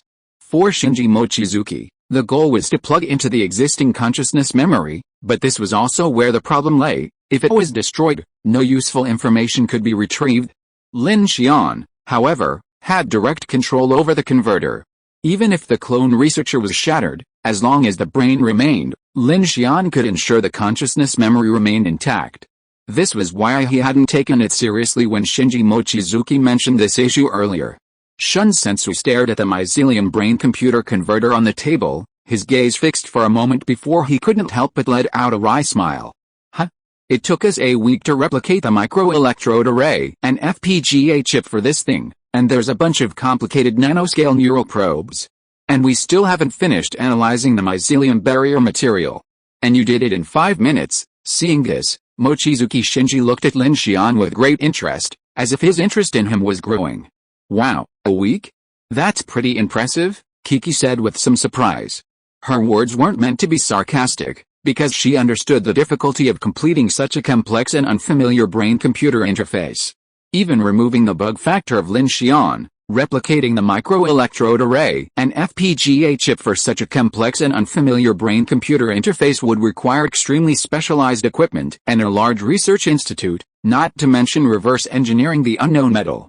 So, back to the second question, Lin Xian asked Mochizuki Shinji. If you achieve your goal, how will you leave Silent City? Lin Xian believed that the biggest problem still lay with the Star Abyss and the strange entity. If Silent City fell under the Star Abyss's yoke, he couldn't imagine any solution to this ultimate problem. Kill the Star Abyss Overlord? I'm afraid that for now, even if all the human beings are combined, they can't do this, not to mention that they are a group of survivors who can only hide in the safe zone. Good question, Mochizuki Shinji answered directly. This is indeed tricky. My original plan was to use the power of special disaster plants. Well, this thing has great temptation to weird bodies, especially those above the Lord level, but the comprehensive calculation of the success rate of escape can only increase 2%-3%. But now I have a new plan, which can allow your joint train fleet, oh yes, including those people with the surname Hu, to have more than 70% chance of escaping from Xinjiang. What plan? Mochizuki Shinji looked at Lin Xian and smiled slightly. Let the Silent City take off and attract the overlord of Xinjiang. As the old saying goes, lure the tiger away from the mountain. Would the problem be solved perfectly? As soon as these words came out, everyone's face changed. Even Qian Suisun was stunned, and looked at Mochizuki Shinji with a puzzled look. Lin Xian couldn't help but frown at this. I don't understand. Didn't you just say that we're trapped here because of your main city? And now you're abandoning it? Just now, you were talking about leading human civilization to distant stars, but now your solution is to use Silent City to lure away the monsters and escape? Isn't that a contradiction?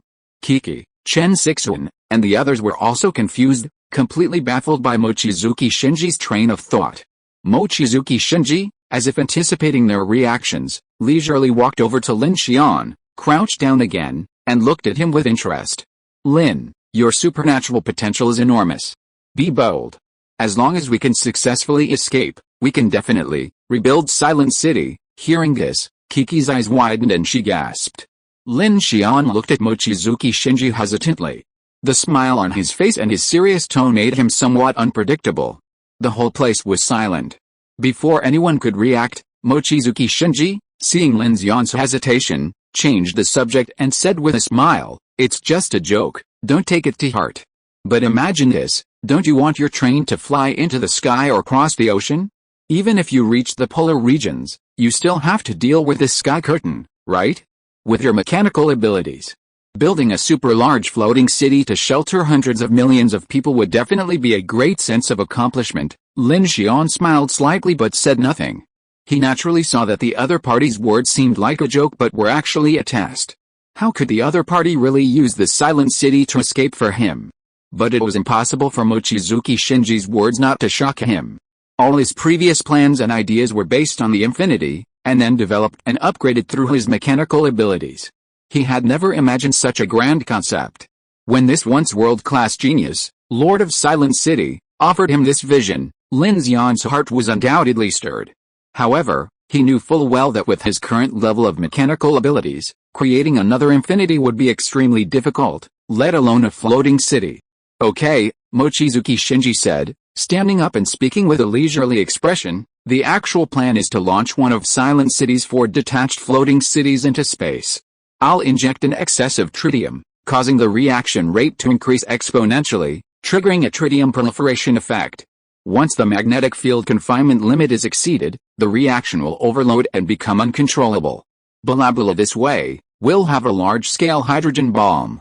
While this might increase the instability of Starbase number 5 and increase the adaptability of the hive's creatures to nuclear energy, whatever, we'll gain the crucial opportunity and time to escape, and our goal will be achieved." Mochizuki Shinji finished his words in one breath.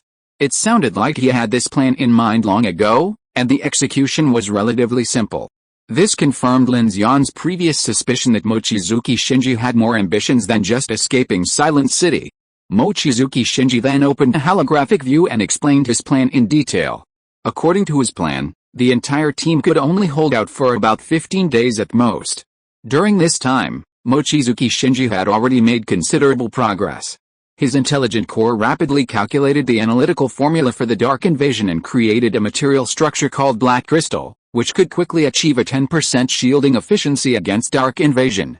While this was clearly still in its infancy, it was a truly exciting breakthrough for all of humanity, indicating that Mochizuki Shinji had likely found the right path. He had also gained a wealth of valuable information from the Zengitan. If these successes were shared publicly, their impact would undoubtedly be as shocking as the discovery of the dark mark in Zilan City. However, due to Lin Xian's appearance, Mochizuki Shinji decided to collaborate and advance the evacuation plan. Lin Xian, on his part, remained true to his original plan for the magnetic levitation flight. Collaborating with Mochizuki Shinji actually saved him trouble.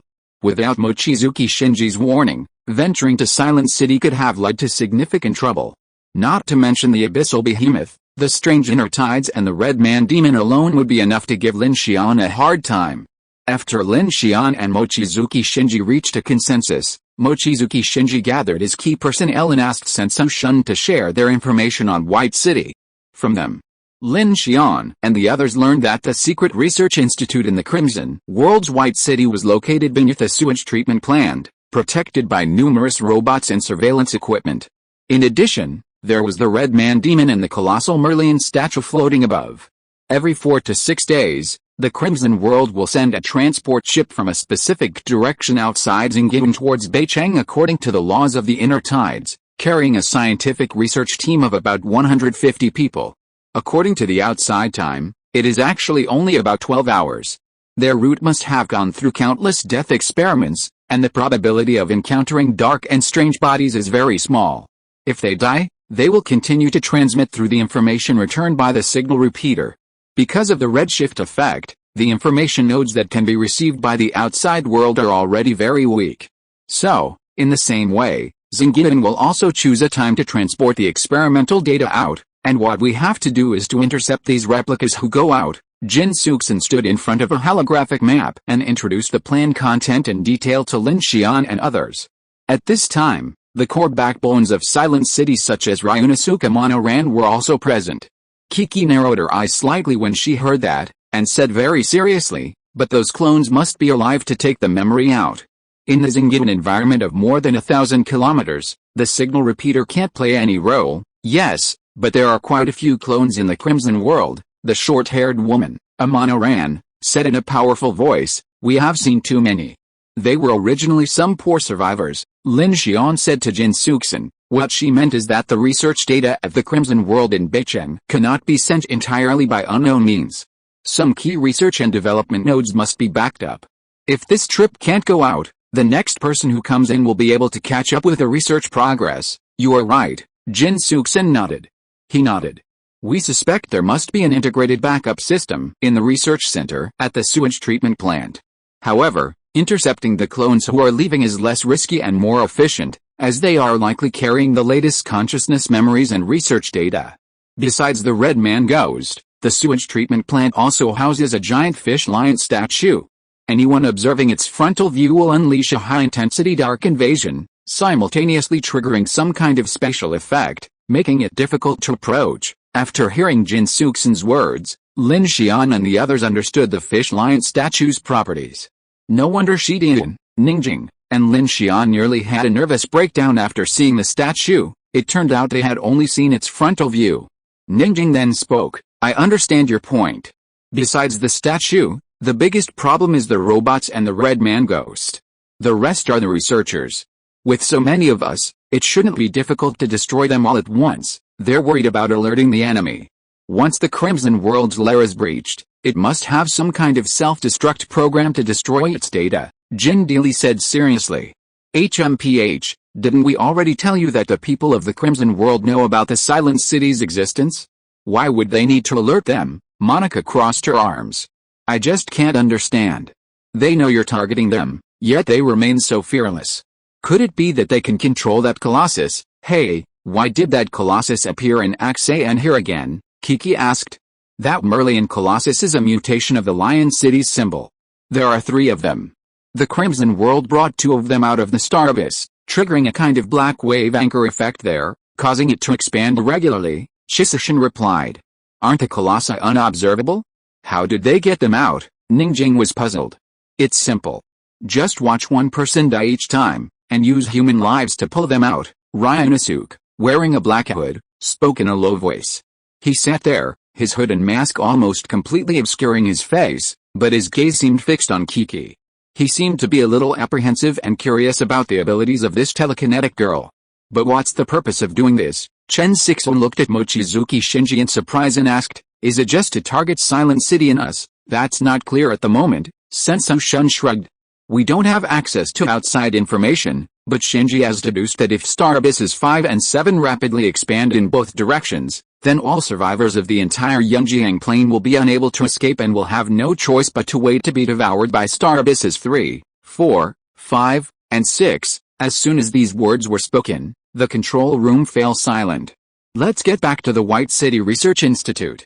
They actually have a very simple self-preservation procedure. At this time, Shinji Mochizuki answered everyone's doubts. If the Research Institute is attacked, they only need to use the clones to trigger the Dark Mark, causing a large-scale monster tide to erupt in the city, because those clones are consumables.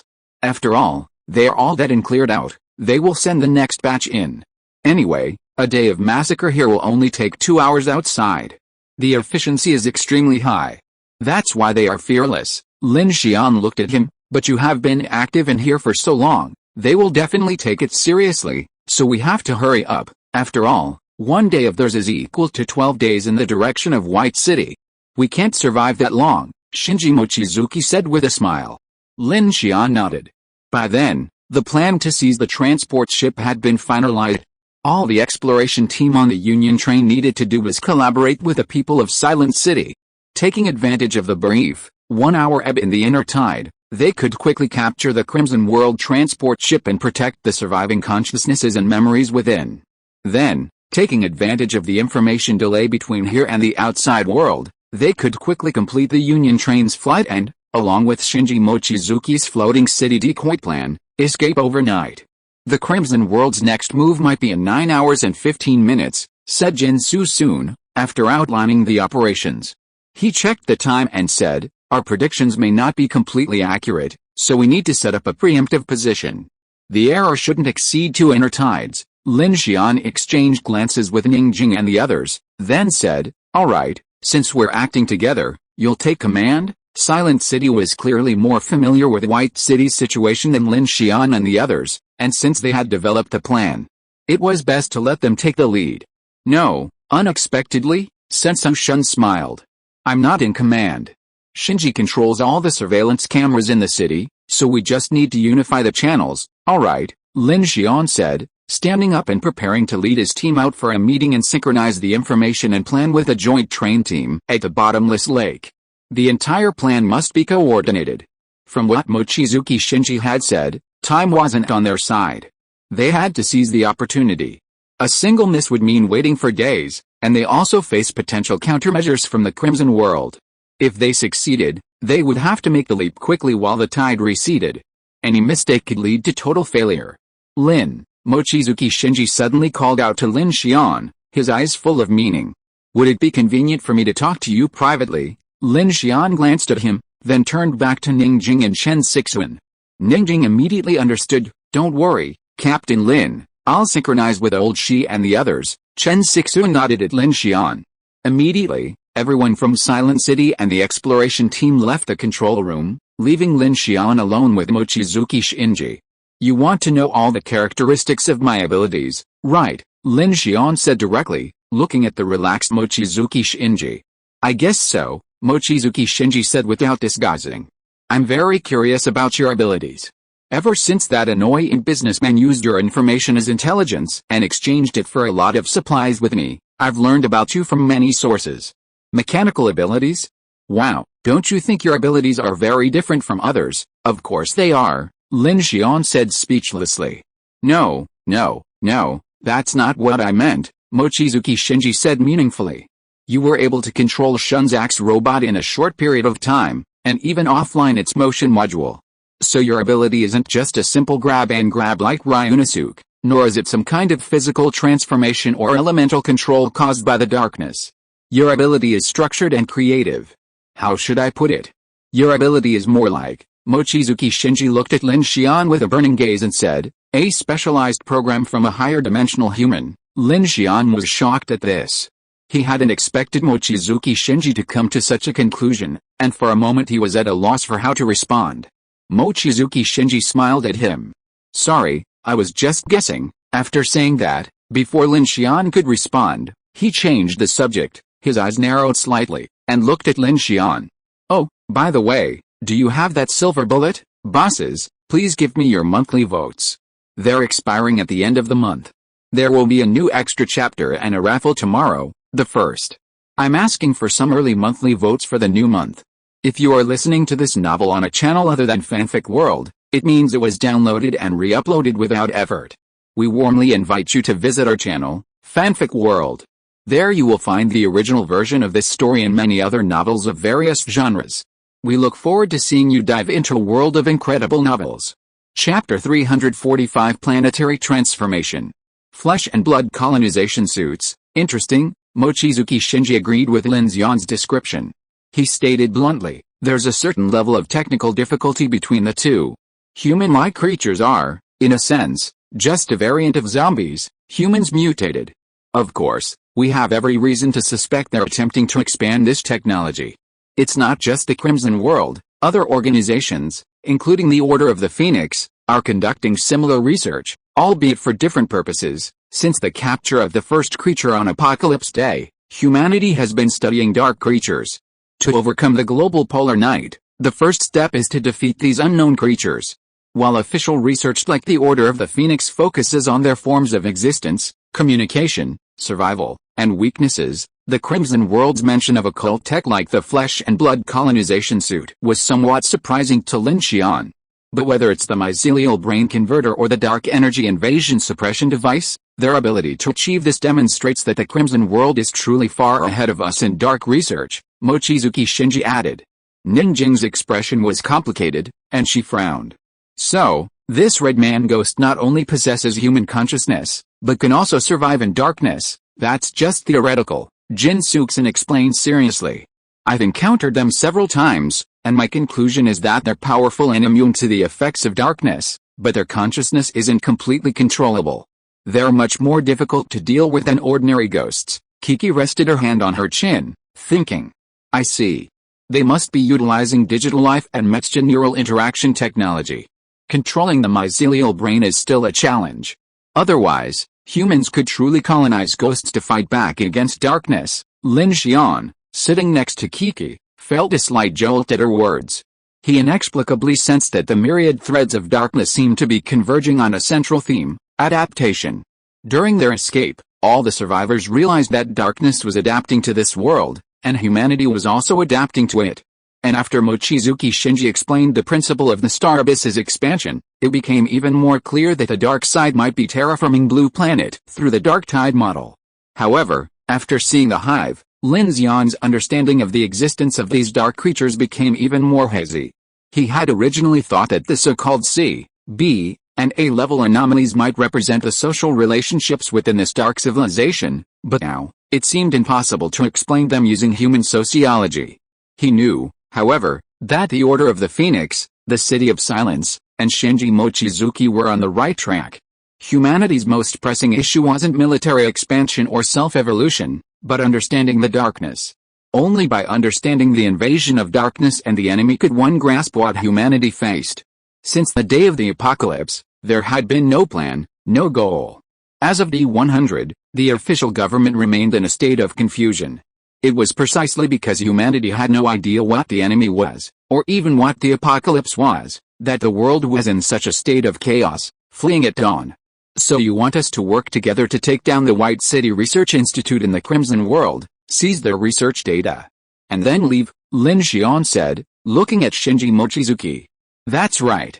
Mycelium technology, mechanical colonization suits, and all the research data on the Star Abyss, dark invasion, disaster plans, forbidden objects, and so on. Mochizuki Shinji smiled, his sleeves rolled up.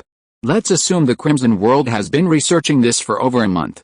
Based on the speed of time here, that's already over a year, and that's 1,000 professor-level scientists working 24/7, iterating through their consciousness memories, researching at all costs, Jin Deely echoed.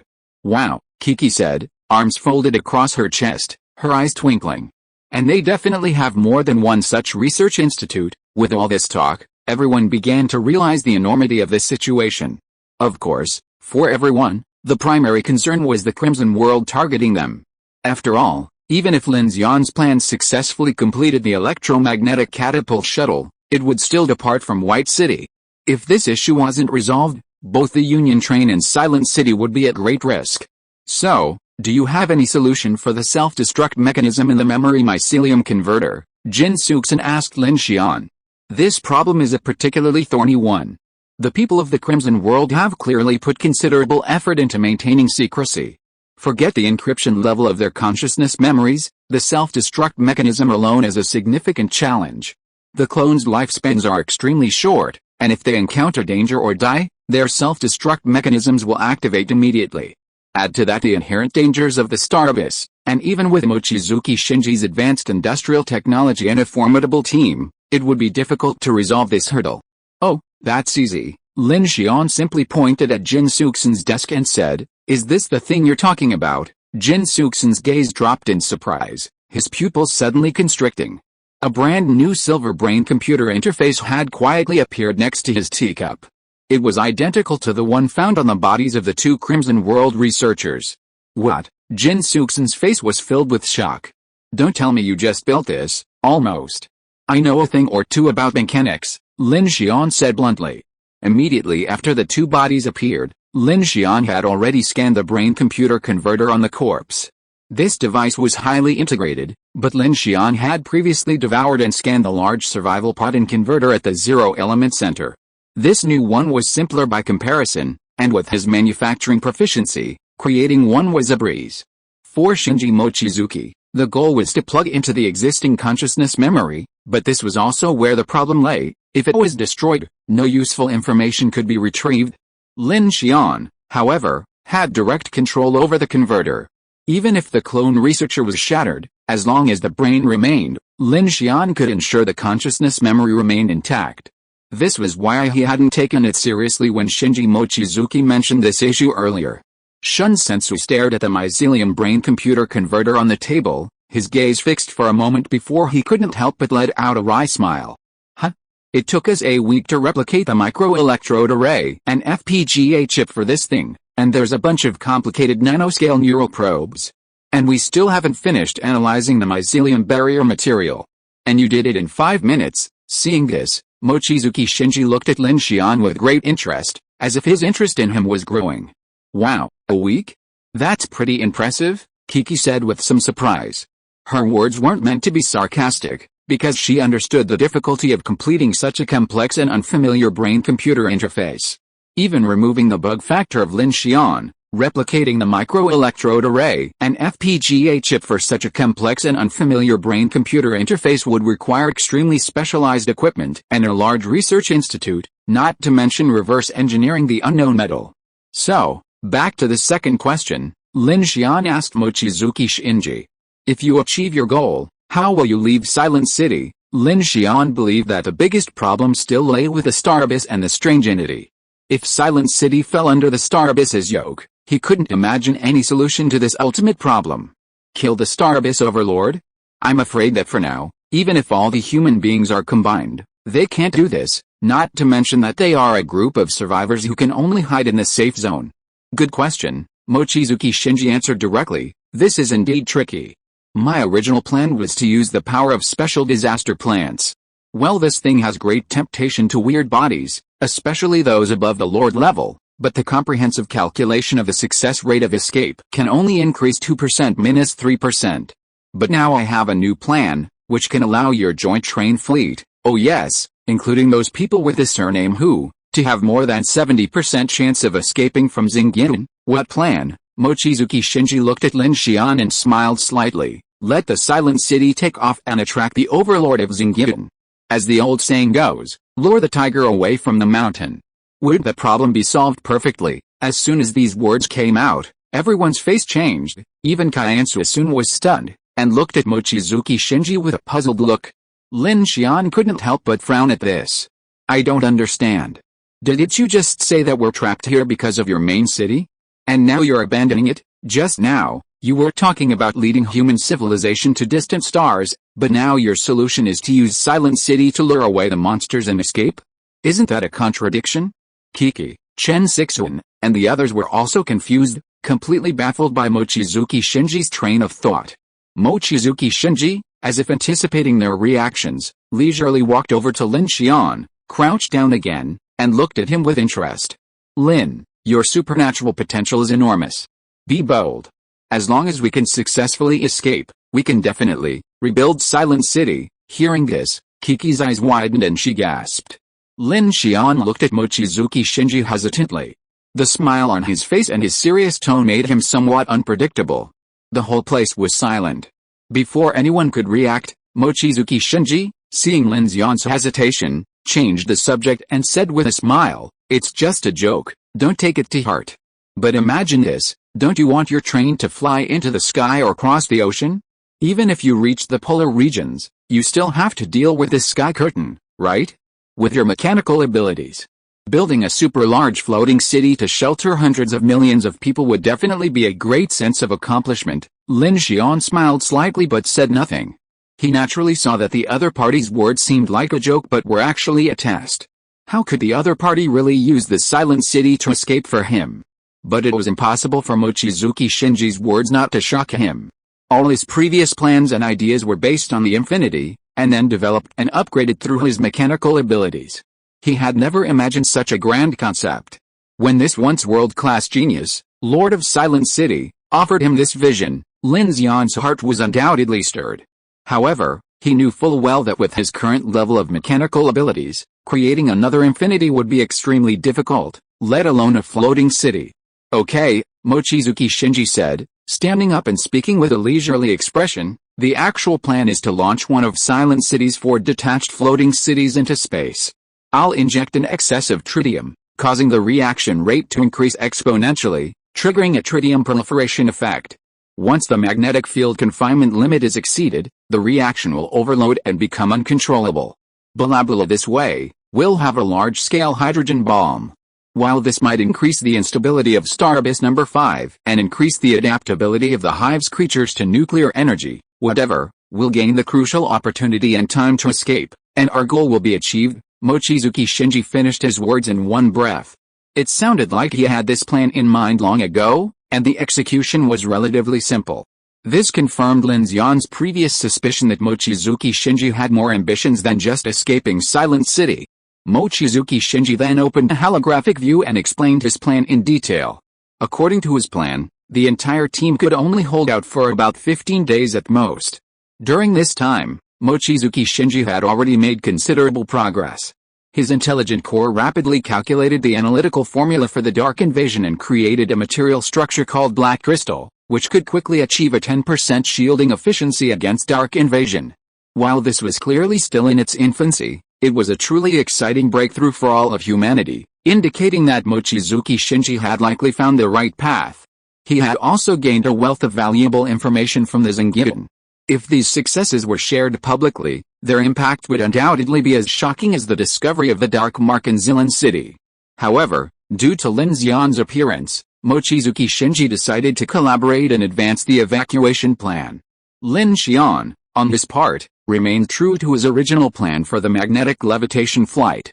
Collaborating with Mochizuki Shinji actually saved him trouble. Without Mochizuki Shinji's warning, venturing to Silent City could have led to significant trouble.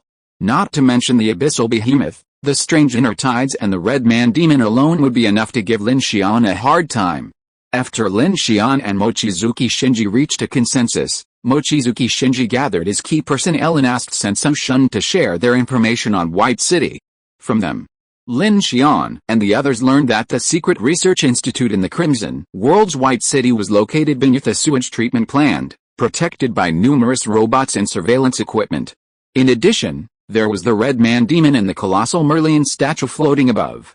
Every 4 to 6 days, the Crimson World will send a transport ship from a specific direction outside Zengian towards Beicheng according to the laws of the inner tides, carrying a scientific research team of about 150 people.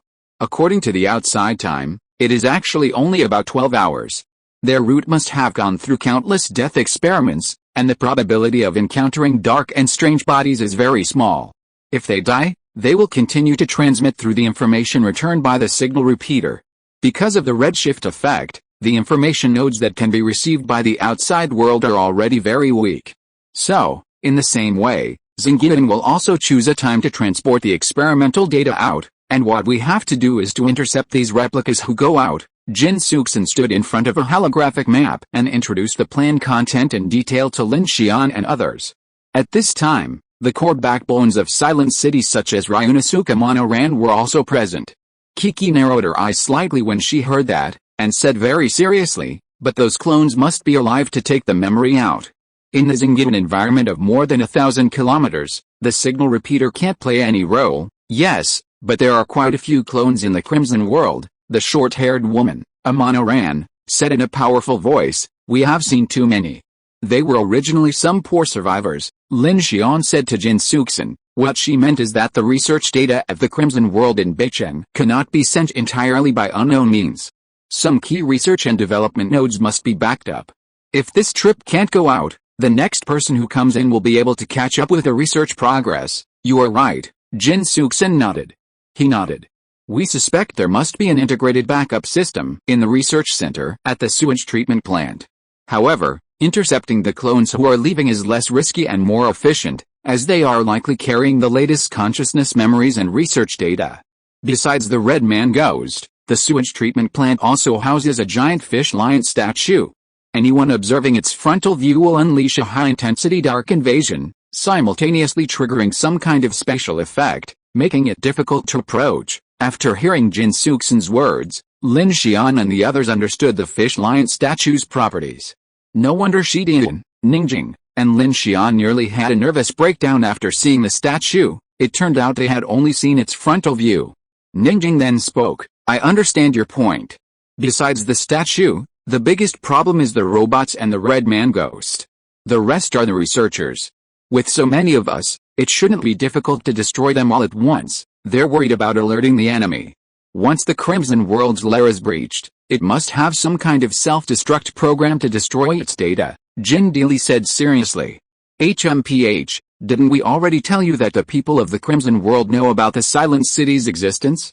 Why would they need to alert them? Monica crossed her arms. I just can't understand.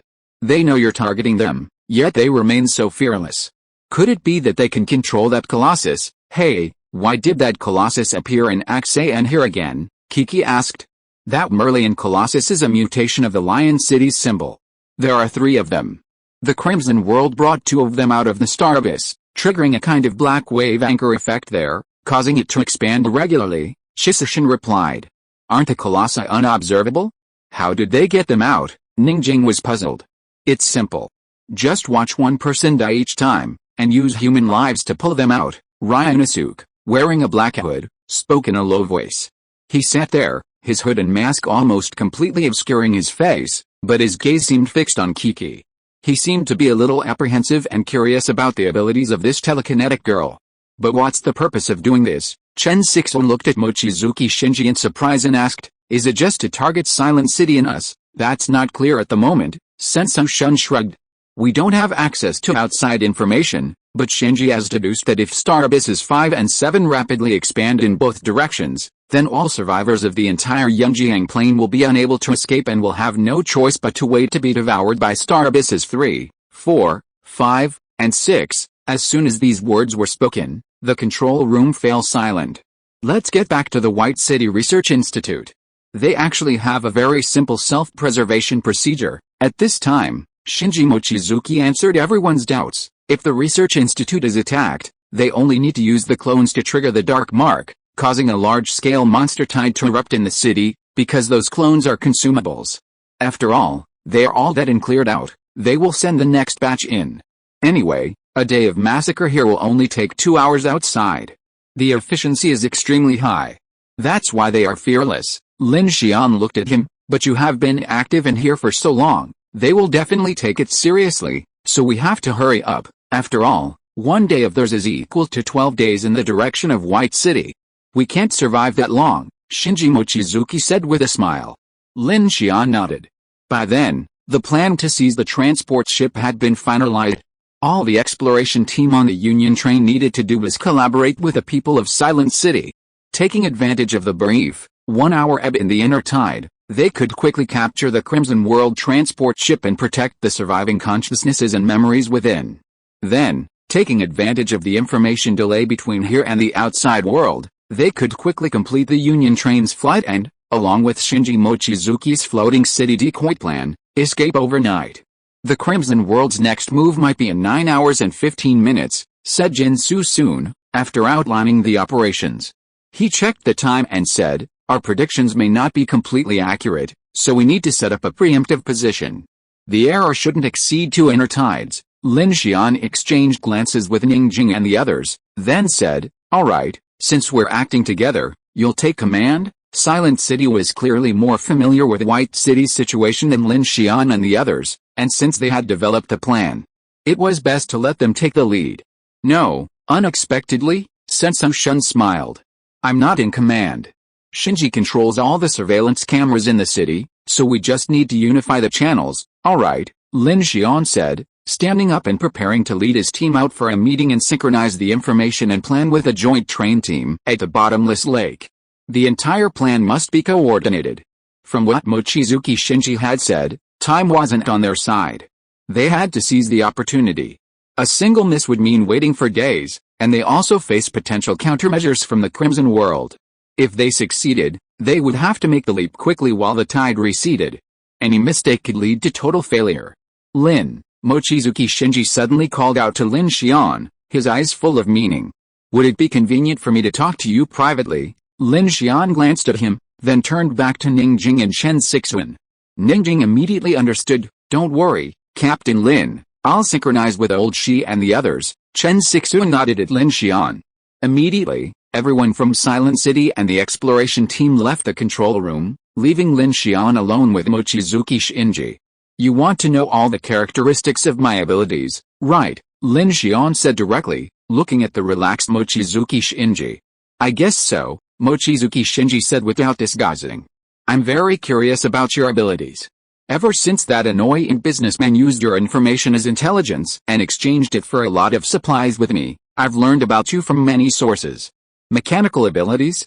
Wow, don't you think your abilities are very different from others? Of course they are, Lin Xian said speechlessly. No, that's not what I mean, Mochizuki Shinji said meaningfully. You can control Shun's axe robot in a short period of time, and you can also offline the motion module on it, so your ability is not just Ryunosuke's simple grabbing and taking it down, nor is it some kind of physical mutation caused by the influence of darkness, element control. Your ability is regular and creative. How to say it? Your ability is more like, Mochizuki Shinji looked at Lin Xian with burning eyes, and said, a special program from humans in a higher dimension. Lin Xian was shocked when he heard this. He didn't expect Mochizuki Shinji to come to such a conclusion, and for a moment he didn't know how to respond. Mochizuki Shinji looked at him with a smile. Sorry, I'm just guessing. After that, before Lin Xian could respond, he changed the subject and looked at Lin Xian with narrowed eyes. Oh, by the way, is that silver bullet with you? Chapter 346 Flashing Bullet. Silver bullets? Lin Xian was a bit surprised by Mochizuki Shinji's words, but seeing his expression, he guessed this item might be related to the Silent City, so he admitted it directly. Is this yours? I guess so, but I have no particular interest in such things. I just want to use them to gain insight into the truth of darkness. He looked at Lin Xian with a calm gaze, as if to calm him down. Do you know the characteristics of this item and its containment conditions? Click. Lin Xian pulled the metal box from the device behind his power armor and shook his head. I'm not sure, Mochizuki Shinji, his hands cupped in his sleeves, said, it's simple. Whoever gets it will be taken care of. Of course, I mean personally, but its properties are very interesting. Mochizuki Shinji raised his hand. At this moment, a drone flew over and slowly extended its mechanical arm to place a bulletless shell with a primer and propellant in his palm. He immediately handed it to Lin Xian and said, this should be easy for you to make. As long as the holder fires this bullet, they can be transferred to the same spatial location as the bullet at any time. Wow, isn't it amazing? We call this thing the flash bullet? Lin Xian was surprised at the words. Space transfer, only in darkness, Mochizuki Shinji added. Instantly, Lin Xian's mind felt like 10,000 horses galloping through it. That silver bullet actually had the ability to move across space. Mochizuki Shinji didn't seem surprised to see Lin Xian's surprised expression. He said calmly, the previous keeper of this forbidden object was a captain of my mobile team named Yoruchi, 22 years old. He had a bit of a headstrong personality, but he was a good kid. He died, Lin Xian asked, hearing Mochizuki Shinji's tone. It was the night we were drawn into the star abyss. Mochizuki Shinji looked at Lin Xian as if he were telling a story.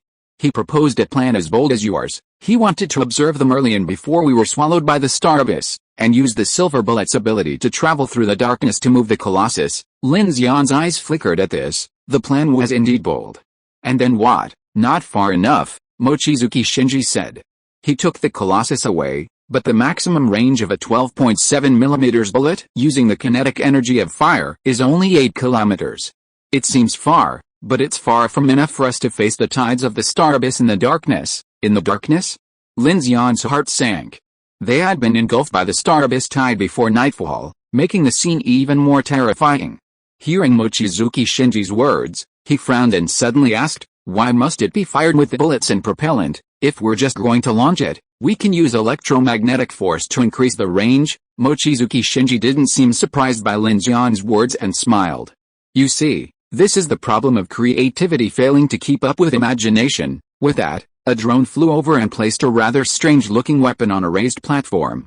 It looked like some kind of arc pulse gun, black and white, without a fusible battery cell, but with a separate automatic magazine drawer. This is an electromagnetic sniper rifle I developed. While its energy density is limited compared to an electromagnetic railgun firing nebula projectiles, it can reach a muzzle velocity of 4,000 meters per second and a range easily exceeding 50 kilometers. Using a projectile trajectory would allow for even greater range. Upon hearing this, Lin Xian immediately used the mechanical scan, revealing the weapon's sophisticated design, its special design not intended for spherical projectiles. With such high kinetic energy and speed, ordinary 12.7 alloy bullets would simply melt and disintegrate. Obviously, this gun was specially designed for the 12.7 forbidden bullet. Mochizuki Shinji walked up to the electromagnetic sniper rifle and said with some regret, This is designed for Yoruchi, but it's a little late." After saying that, he turned around and looked at Lin Xian. "Before we were drawn into Xingyin, that boss who found our silent city, exchanged some information for some items, and then followed us all the way." Lin Xian nodded. "Do you know that he gave me this bullet and wanted me to return it to you?" "No," Mochizuki Shinji said. "I just said that I have no interest in this kind of items except for research. The reason why I don't like the businessman surnamed Hu is because he likes to lie, but I am also very grateful that he saved Yi. Although he didn't survive in the end, at least he was not buried in this darkness. The kid doesn't like the night." Lin Xian understood after hearing this. "So this is why you saved Hula Shao and the others?" "Yes," Mochizuki Shinji said seriously. "The interesting thing is that I saved them. I've learned of your situation, and thanks to this person, we've prevented the conflict from escalating. Now that this bullet is in your possession, I'll give you this electromagnetic sniper rifle as a welcome gift." Lin Xian was a little surprised, but before he could say anything, Mochizuki Shinji waved his hand. "Don't doubt it. You can return it if you don't want it. While forbidden items provide specialized functions, they often come with unknown risks and disasters. I maintain a rational approach to all forces beyond my control." "So," Mochizuki Shinji looked at Lin Xian. "Tell me about your magnetic levitation plan." He smiled slightly, his nanomechanical pupils 1,000 stars, as if everything in the world could be harnessed by him, yet he never sounded arrogant. The only regret he could detect was the passing of his companion, Yoruchi, and nothing else. Lin Xian was touched, and he felt a little more favorable towards the Lord of Silent City. Without pretense, he spoke frankly about the current situation of the joint train and his plan to utilize the superconducting magnetic anchor array. He and Shinji Mochizuki were sitting opposite each other at the tea table. Shinji Mochizuki was listening very carefully. When Lin Xian finished speaking, he was silent for a moment, and then he said, "To complete such a plan, you need to be able to control the subsystems of the Silent City and complete the launch of the array device without energy supply.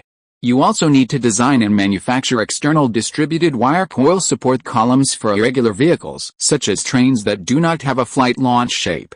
You must also be able to coordinate the energy system, connect the structure, and connect the devices." He spoke a lot of professional terms in one breath, and then looked at Lin Xian and said, "Do you know how many engineers, construction organizations, spare parts and material supply factories, and survey, calculation and execution computing power are needed for such a plan that seems simple to you if it is handed over to modern industry to complete?" Lin Xian did not speak.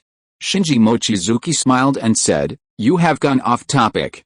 So your ability is to scan mechanical blueprints, generate materials to complete mechanical manufacturing, control the machinery and provide driving energy, right?" "Almost." Lin Xian did not describe his ability in detail, but he knew that for a person like Shinji Mochizuki, it was not complicated to deduce that he had these abilities.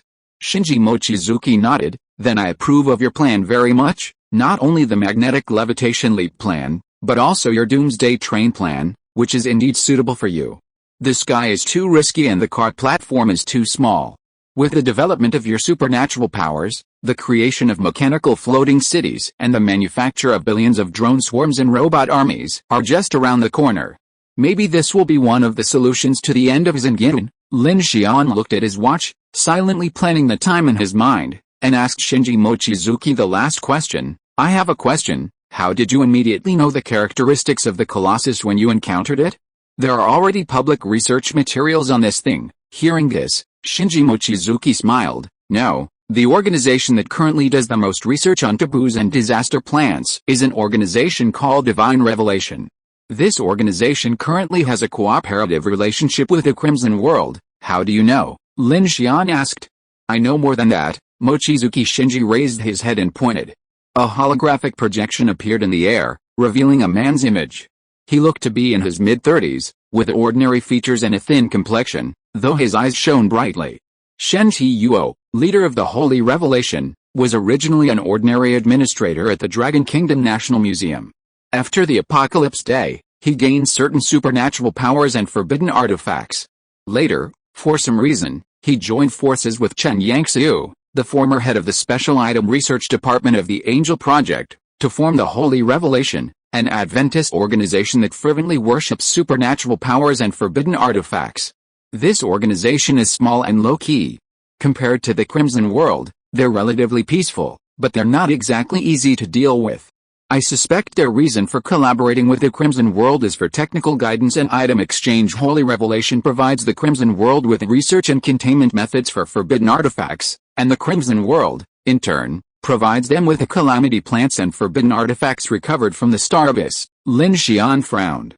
That's about right. Shinji Mochizuki folded his hands over his sleeves. They're nothing more than a bunch of conspirators. They're carrying out these schemes because they possess supernatural powers. As for how I know this, Shinji said, his eyes gleaming as he looked at Lin Xian. When you can control billions of drones and the computing power of over 10,000 quantum volumes, all of this will be a piece of cake for you. Lin Xian was surprised. You want me to become a machine life form too? No. Shinji Mochizuki shrugged, then said to Lin Xian with interest. It's not me who wants to, it's you who wants to. Lin Xian's expression slowly hardened. He froze for a moment, then suddenly realized that the last time he'd felt this way was during the drive to the Black Rose Bar in Axe. He was controlling the vision of several robots, and it was difficult for him to gesture it, making him feel sick. He'd thought then, if it were billions of drones, surely they couldn't be controlled by the human brain's thought processes and visual system? Buzz!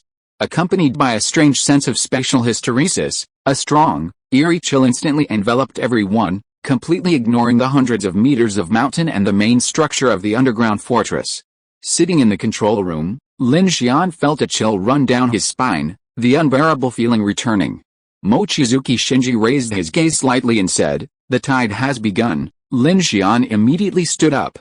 "Before we begin our plan to intercept the transport ship, I need to complete the docking system at the White City Orbital Station. I have a better plan." Mochizuki Shinji pointed, and a robotic arm with coils appeared in the air. Rather than relying on precise self-control, it's safer to let a program do it. This is a magnetically controlled deceleration array. If you can build it quickly, it'll be safer than a hard landing. Lin Xian's eyes lit up. He had been agonizing over this problem. His initial idea was to build a track buffer ramp and have Kiki adjust it midair. It looked like acrobatics, but it was a desperate measure. With this device, the success rate would be greatly improved. After leaving the underground control room, Chen Sixuan led Lin Xian's team to the upstairs lobby.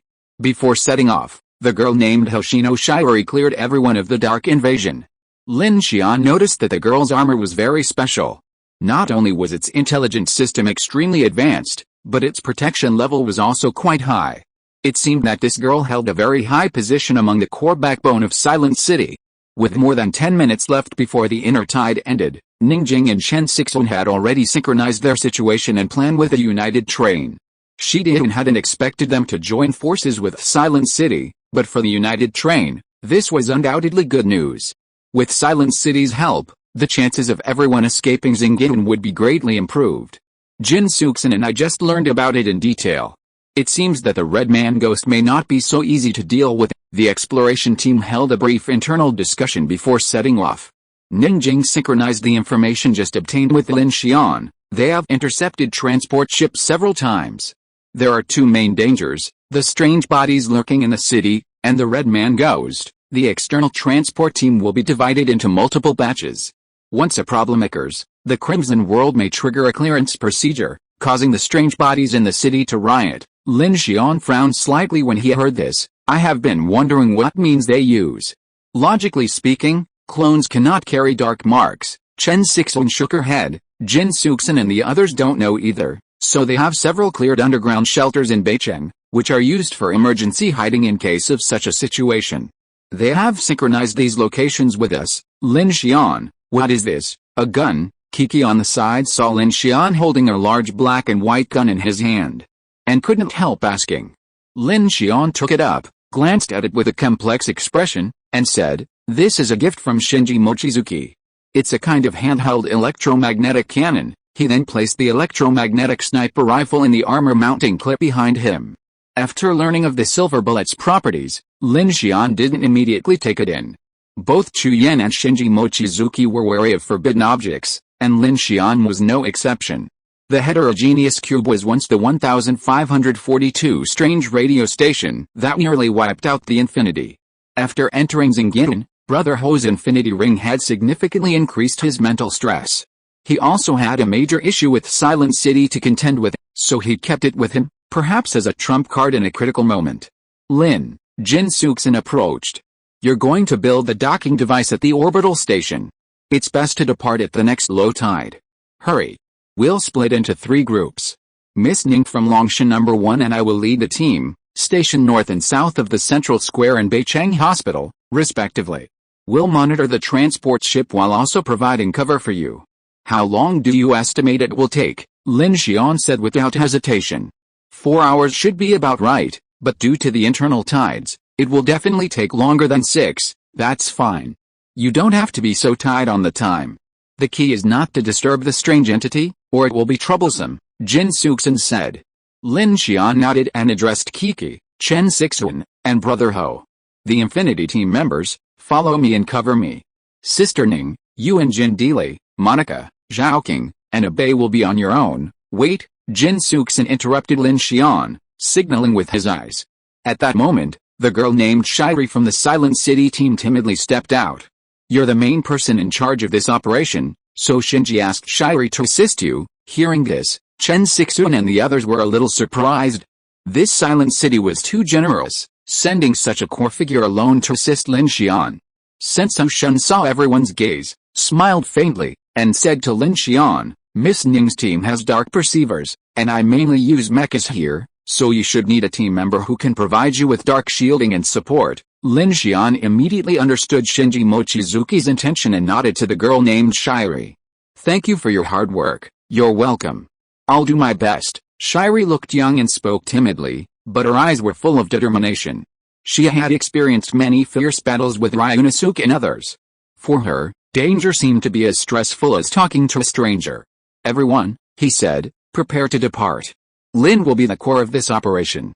Soon, only after Lin is ready, will you use EMP to isolate the transport ship's path. A quick victory. At this moment, Mochizuki Shinji's leisurely voice echoed through everyone's communicators. Simultaneously, a crystal-clear holographic map of White City appeared on everyone's power armor screens.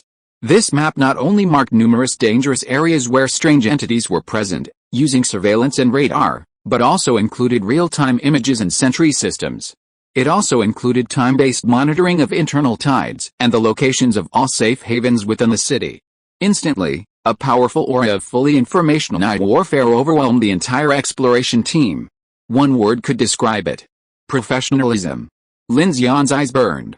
After interacting with Mochizuki Shinji, he had a broader vision for the development of his mechanical abilities. First, he could easily build a massive drone construction and information system, using Grace's intelligent brain as the primary controller. Then, he could enhance the Infinity's construction capabilities. Automated construction would accelerate Lin Xian's soaring goals. Understood. Watching the countdown on the screen, Chen Sixuan activated his nano-soft armor. This time, he brought 3 heavy-duty intelligent control mechas and 1 axe-like guard mecha.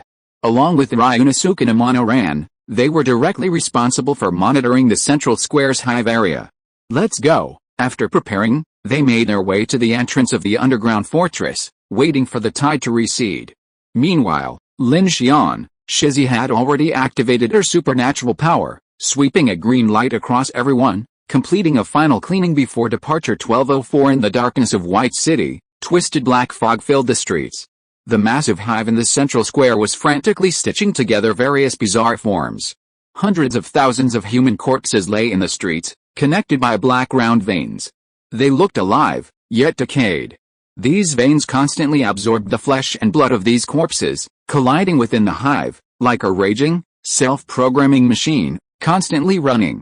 Countless strange entities howled frantically as they scurried into the streets in all directions, like biochemical warriors, born to rush to the battlefields of plunder and slaughter, spreading and infecting. 12:05 The tide receded, and the raging hive, the surging strange entities, hundreds of thousands of standing corpses, the black veins of the ground slowly vanished. The once noisy and roaring White City fell silent again, leaving only eerie whispers in the depths of darkness and the indescribable crawling and pacing hidden in the shadows. Meanwhile, in a corrupted room in a high-rise apartment building, Lin Xian's makeshift steel door was torn apart by a sharp claw. The metal whimpered and fell. A huge figure in a strange windbreaker stood eerily in the doorway, motionless, staring into the darkness.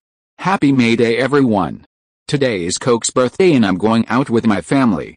I might need a day off, but I'll be back to catch up in the evening if time permits. I'll try not to miss any updates. Chapter 347 Peeper. In Beicheng and the Zishan Tunnel, 3 groups of troops swiftly emerged from the shadows, moving rapidly in 3 different directions. Lin Xian's side had the heaviest task.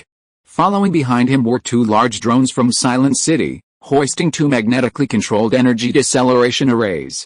He had to complete the scans en route. 2 sets were clearly not enough to catch the joint train. Lin Xian also assigned Grace to lead the charge, while Hojie, Kiki, Chen Sixuan, and Shizi followed him. The city ahead was a pitch-black outline. The team could only rely on the holographic panel's navigation route and night vision and radar systems to discern the surroundings in the darkness. Although Silent City had deployed detection equipment in many areas of the city, its range was limited. To minimize the risk of encountering any strange entities, Lin Xian chose to rush along the streets and onto the rooftops. This method had the advantage of speed, and rooftops were generally not home to monsters. However, the disadvantage was that everyone was more easily visible, forcing him to move quickly. Unknown creature appears high up ahead. Just as Lin Xian and the others had leaped onto a low building, Grace, who was ahead, suddenly delivered a warning. Everyone paused, and Lin Xian opened the map of Beicheng and readjusted his route. Go down, Lin Xian commanded, then activated his power armor and leaped out, entering an underground garage. According to the route plan, there was a path below that crossed 2 streets and led directly to an underground pedestrian mall. As a mountain city, Beicheng was filled with intricate tunnels. Underground tunnels connected to garages, and overpasses ran over the rooftops of residential buildings. It was precisely because of this that this densely packed mountain city, like a strange jungle, seemed particularly oppressive in the dead silence of the darkness. Boom! Grace leaped from the sky and sprinted to catch up with Lin Xian. The power armor's photoelectric systems activated, casting a pale light in the underground garage. The air was filled with dust, and the only sound echoed was the metallic roar of the mechas charging. Kiki held up a telekinetic shield during flight, exercising extreme caution in this enclosed environment. Hojie also held a flame in his palm at all times, both for vigilance and to use the intense heat to dispel the chill that enveloped him. Lin Xian. At this moment, Chen Sixuan suddenly stopped and pointed a rifle towards the deep, right front of the garage. What's going on? Something's coming, I feel it too. Shiri reacted quickly, retreating behind the others and using her psychic powers to connect them all. Suddenly, the others felt a surge of cold, dark energy rising from their feet. Shiri's psychic powers not only temporarily repelled the darkness from the vehicle's surface but also enhanced the psychic power of the psychic. No wonder Ryunosuke Namano Ran had been able to quickly withstand the attacks of Lin Xian's numerous masters in the square without immediately falling victim. He, too, felt the benefits of this unique psychic power. But he had no time for distraction. Upon hearing Chen Sixuan's words, he immediately controlled the 25 Thunder Falcon drones to swirl and explore forward. Grace, support, understood. At the same moment, Grace rushed out. But then, as if hearing something, Chen Sixuan's expression suddenly changed, and she swung her gun and fired directly into the darkness to her left. Bang! This way, the sound of gunfire was followed by a sudden, rapid crawling sound. Lin Xian turned his head, and a white light flashed over. He saw a large, inhuman monster appear in the corner. Its eerie, pointed mouth emitted a humming sound, and instantly, a black aura erupted in all directions. Retreat. Lin Xian knew that Chen Sixuan's shot had definitely hit the target, but the monster's full appearance was now unclear. Its sharp whistle, like the red light they had encountered before, instantly caused everyone's vision to flicker strangely for a moment. Images of blood and horror flashed before their eyes. Terror engulfed them. We've been marked, Shiri's voice followed. Silent City possessed a state-of-the-art soul-destroying value detector, capable of accurately scanning markings on the human body. Squeak.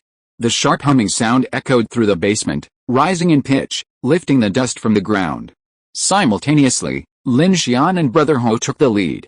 Fire Fist, a massive fireball, accompanied by Lin Xian's drone pulse beam, instantly illuminated the entire basement. The flames and explosions immediately engulfed the unknown monster, shattering the supporting columns and ventilation ducts. At this moment, a loud bang echoed from Grace's side.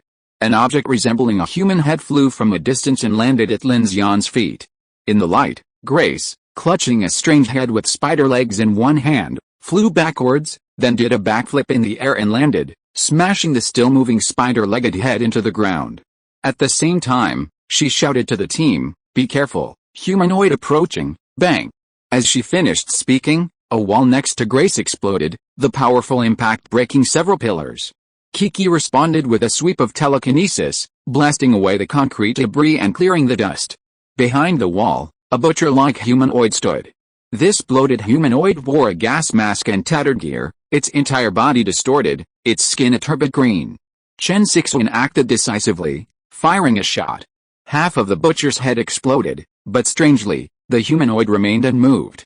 Suddenly, scale-like structures sprouted from its body, turning out to be countless tiny beetles. These scales buzzed around it, and then a thick green liquid began to flow from the butcher's body as it lunged towards the team. "Don't let it get close, or it'll explode," Shiri exclaimed upon seeing this. "Don't even think about it," Kiki raised her hand and clenched it. A powerful telekinesis, swirling dust and dirt, launched towards the butcher like a column of wind. Lin Xian immediately blasted the sharp-mouthed monster apart and turned to fire at Kiki's column of wind. Instantly, the jet of flames burned the garage's pillars, the floor, and the walls above it red. Boom! A dull explosion echoed, and a torrent of dark green liquid erupted in all directions. However, the frontal impact was deflected by Kiki's column of wind. At this moment, several more strange figures swarmed out of the darkness. Lin Xian could tell they weren't zombies or other forms of beings. Judging by their clothing, they looked more like evolved humans, transformed after being devoured by Zingyan. For a moment, the entire basement was filled with black smoke and green mist. After being struck by Lin Xian and Brother Ho, the screaming monster swiftly retreated into the darkness behind them, its eerie cries like a crying child. Lin Xian stared at the flashing marker detector and gritted his teeth. While Grace and Kiki suppressed the human demon, he burst forth. The human demon wasn't the primary concern, it was the strange entity, marked only by darkness. Swoosh, swoosh, swoosh. The drones darted swiftly through the basement, pulsing crimson arcs. Under the searchlight, Lin Xian seemed to see a monster, over 10 meters long, retreating continuously until it reached the elevator entrance. The monster seemed to be clinging to the building, its pointed body at the front merely its head. Seeing this, Lin Xian didn't hesitate. He thrust his hands forward, unleashing his match's palm cannons. Simultaneously, 6 small needle missiles from his shoulders unleashed, accompanied by the drone's barrage, directly impacting the monster's main body, which was attached to the elevator entrance. Under a barrage of bombardment, the monster's snake-like trunk severed from the base, its shrieking intensifying. At that moment, Brother Ho, freeing his hands, flew over, his hands blazing with flames, cleaving the monster into several pieces. After dispatching the human ghosts, Kiki turned back and used telekinesis to crush the sharp-mouthed monster's head, abruptly silencing the shrieking. Ugh! By this time, the dark markings on Lin Xian and the others had indeed been removed. However, the brief, intense battle seemed to have attracted the attention of several dark creatures. Voices rang out from the distance, upstairs, and at the exit. Move, Lin Xian didn't hesitate. After dispatching the monster, the entire basement was nearly filled with black mist. This terrifying force was highly toxic, making it impossible to stop. He immediately called everyone to regroup and head back toward the planned route. Simultaneously, high-energy explosives, accompanied by rotor drones, continuously emerged from Lin Xian's hands and flew out, landing on the basement's supporting columns.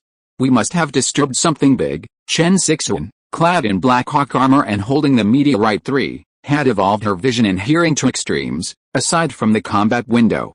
While she couldn't sense the power of darkness like a Shiri, she could detect the movements of monsters in advance. Lin Xian observed the changes in the detector as he ran, and said sternly, "Don't worry, I'll take the underground route. As long as we're not marked, don't attack." Whether above ground or underground, the route to the orbital station was one rarely used by people from Silent City. Lin Xian knew there was a high probability of encountering a strange entity, but choosing to go underground had the advantage of suppressing the scale of the battle. As long as they could remove the mark, they could retreat into the darkness and remain silent like the strange entity. If they were above ground, Hoja Kiki's attack would make too much noise. Crack! After entering the underground, Communications were severely disrupted. Lin Xian couldn't contact the other two groups for the time being, so he could only lead the team forward quickly. After exiting the underground garage and entering a dilapidated building, a wire mesh door appeared in front of them. Lin Xian raised his hand and activated his mechanical devouring, and the door disappeared in an instant. They needed to climb up from the building to the platform above to enter the street. Front, Lin Xian. Front, Chen Sixuan and Shizzy said simultaneously. As the lights flickered, a twisted, strange creature suddenly emerged from the dilapidated staircase ahead. As if startled by the team's lights, the creature opened its mouth wide, and dozens of Lin Xian's drones spun and fired pulse beams, completely disintegrating the monster's upper body. Sea-level monster, Lin Xian glanced at the monster, half of its body still burning. Without further ado, he ran past it and headed upstairs. With their current strength, this sea-level monster would not be difficult to deal with, but the fear was that it would be marked. In this abyssal darkness, even the slightest mark could, as just now, expose the entire team to the surrounding strange entities. "We've lost contact with the fortress," Shizzy whispered as she ran. "We'll have it soon." Whoosh, whoosh. Lin Xian steadied his breathing.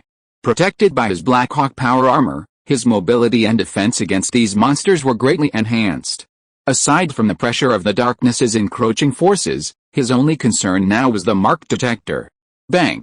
On the dark, dilapidated street, a gate burst open, and several figures in power armor, accompanied by a swarm of flying drones, burst into the street. They had already crossed 3 streets through various underground passages and were less than a kilometer away from the White City orbital station. Grace's calm voice echoed, transmitting route information as she continued to lead Lin Xian and the others through the streets and alleys. Soon, they arrived at the White City orbital station. From the bell tower, Lin Xian looked over to see the abandoned vehicles left by Hu Xiao and his team after the earlier battle still scattered across the station's square. Chen Sixuan raised his gun and scouted for a moment before saying, "Lin Xian, there's definitely something in there. I can hear some noise." A zigzag sound emanated from the air. Lin Xian raised his hand and created a signal repeater, placing it directly above the clock tower. After strengthening the signal transmission, it finally connected to the Silent City signal base stations deployed throughout the area. "Lin, I see your position has reached the orbital station. It looks like everything is going well, not bad, no major problems," Lin Xian replied. In the main control room on the lower level of the White City nuclear bunker, Shinji Mochizuki, dressed in a plain robe, stared at the positioning points of the 3 teams on the holographic screen, commanding them simultaneously with different voices. "Ms. Ninjing, there's a high probability of a strange entity in the morgue on the basement level of Beichang Hospital. Sun and his team encountered it once before, and they haven't completely cleared it. Be careful there, Sun. Place detonators at points A and B on the north side of the central square, and on the Minchang building on the east side. Place EMP drone missiles on the commercial center in the TV tower." Lin Xian, meanwhile, had handcrafted an infrared sentry sensor and placed it atop the clock tower. He then addressed Chen Sixuan, "Teacher Chen, you hold this position.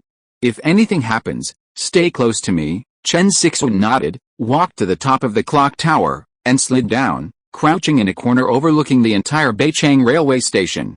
"Kiki, brother Ho, you go up, we'll go down." "Okay." With that, Kiki and Lu Xingchen leaped out.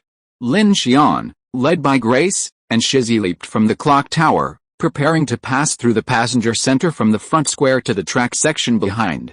Lin Xian sprinted, swallowing an SUV in the process. Kiki and Ho Jeff flew to the orbital station behind them in the blink of an eye. Before they even landed, their marker detectors suddenly beeped. Her face paled, and she and Lu Xingchen looked for them. "Oh no, Sister Chen, I didn't see it. The noise I heard was inside the bus station," Chen Sixuan called out. But by then, Lin Xian and Shizzy had already entered the bus terminal lobby, and no dark markers had appeared on their bodies. "Separate yourselves," Lin Xian declared. As Lin Xian finished speaking, Chen Sixuan, hiding in the clock tower, immediately became aware of eerie noises in the surrounding streets. Adjusting her perspective, she saw on the holographic screen under her night vision radar that some unspeakable creature in the dark alley not far away began to slowly crawl towards the orbital station behind them. All this happened the moment Kiki and Lu Xingchen were marked. "A strange entity is approaching you. We must deal with it immediately," Kiki and Lin Xian, upon hearing this, were on high alert. One of them stood on the open-air tracks, the other on the steel roof of the platform, their power armor systems searching relentlessly but finding nothing. The dilapidated track seemed to lead to hell, with no visible distance. Meanwhile, Lin Xian and Shizi had already emerged from the bus station and arrived on the tracks. Shizi immediately pointed outside the outer wall of the railway station, toward an old residential building. Over there, there's a peeper. The term peeper was revealed to Lin Xian by Chen Sixuan after he asked him about the strange entity that had emerged from the tunnel and then disappeared. According to the Silent City team, it was a creature that could emit dark signs but did not actively attack, similar to the scouts among the strange entities. Hearing this, Lin Xian immediately thought of the S-rank Blackthorn in the cloud from Zilin City. He had never expected such a creature to exist among ordinary strange entities. Shinji Mochizuki called these strange entities peepers, and believed them to be of considerable rank. They lurk in the shadows, marking humans and attracting surrounding strange entities to attack and feed on them. Upon hearing Shiri's words, Kiki and Hoja immediately sprang into action, flying towards the residential building. "You despicable thief, I'll incinerate you, quick, there's no time." Kiki's expression was serious. In this situation, she dared not hesitate for a moment. Just as they passed the wall, they spotted a white figure rapidly retreating behind the building. However, when they pursued it, they lost sight of it. Meanwhile, Lin Xian and Shiri caught up. "I sense a presence." Shiri, her face slightly tense, activated her supernatural powers to purify the group, then spoke. "Grace, scan." Grace, following behind, leaped onto the wall and scanned the surroundings. Scan in progress, suspicious locations marked. Soon, several path points appeared on Lin Xian's new screen, pointing to several escape routes. Separate and chase. Meanwhile, Shizi stood nearby, her brow furrowed. For some reason, she could sense the dark, terrifying aura wasn't leaving, but lingering close to her. Suspicious, she quickly looked around and discovered what looked like an ancient well in the corner of the residential building's courtyard. The well's enclosure had collapsed, revealing a dark hole. "It's right here." "It hasn't left." Just as Lin Xian and the others were about to leave, Shizi called out to them, pointing to the well. Lin Xian and Kiki, the fastest of the group, rushed over. Kiki, knowing she had to use her telekinesis to capture the monster immediately and then cooperate with Lin Xian to eliminate it. Otherwise, the markings on their bodies would quickly attract a large number of strange entities, creating a serious problem. But just as she flew over the well and shone her searchlight downwards, a terrifying scene suddenly unfolded. A white ghostly figure was huddled at the bottom of the well, emitting an eerie laugh. "Kakaka!" Kiki was startled. In an instant, the white ghostly figure suddenly rushed upwards, as if preparing to escape again. Kiki focused her attention, her eyes flashing with telekinesis, and immediately poured her telekinesis down, pinning the ghostly figure down. Brother Ho and Lin Xian, already nearby, saw this and gave it no chance. They attacked with all their might, one on each side. Burning Heaven Sword, Mechanical Energy Cannon. To ensure a foolproof outcome, Brother Ho unleashed his ultimate attack. A crimson flame, accompanied by a mock ring, sliced through the newly emerged white ghost, along with the large residential buildings behind it. The raging flames melted even the walls, sending billowing smoke soaring into the sky.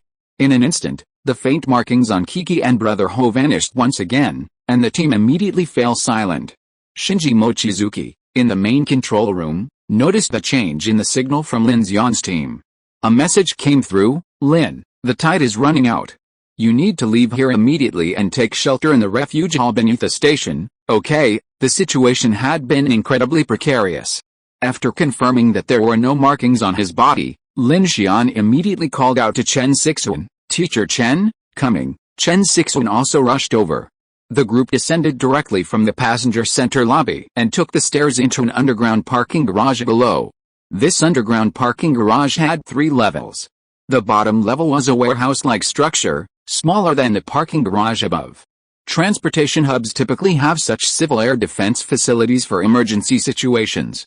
Lin Xian, checking the time, led his team directly into the refuge hall and closed the blast-proof door. A dull thud echoed through the empty hall.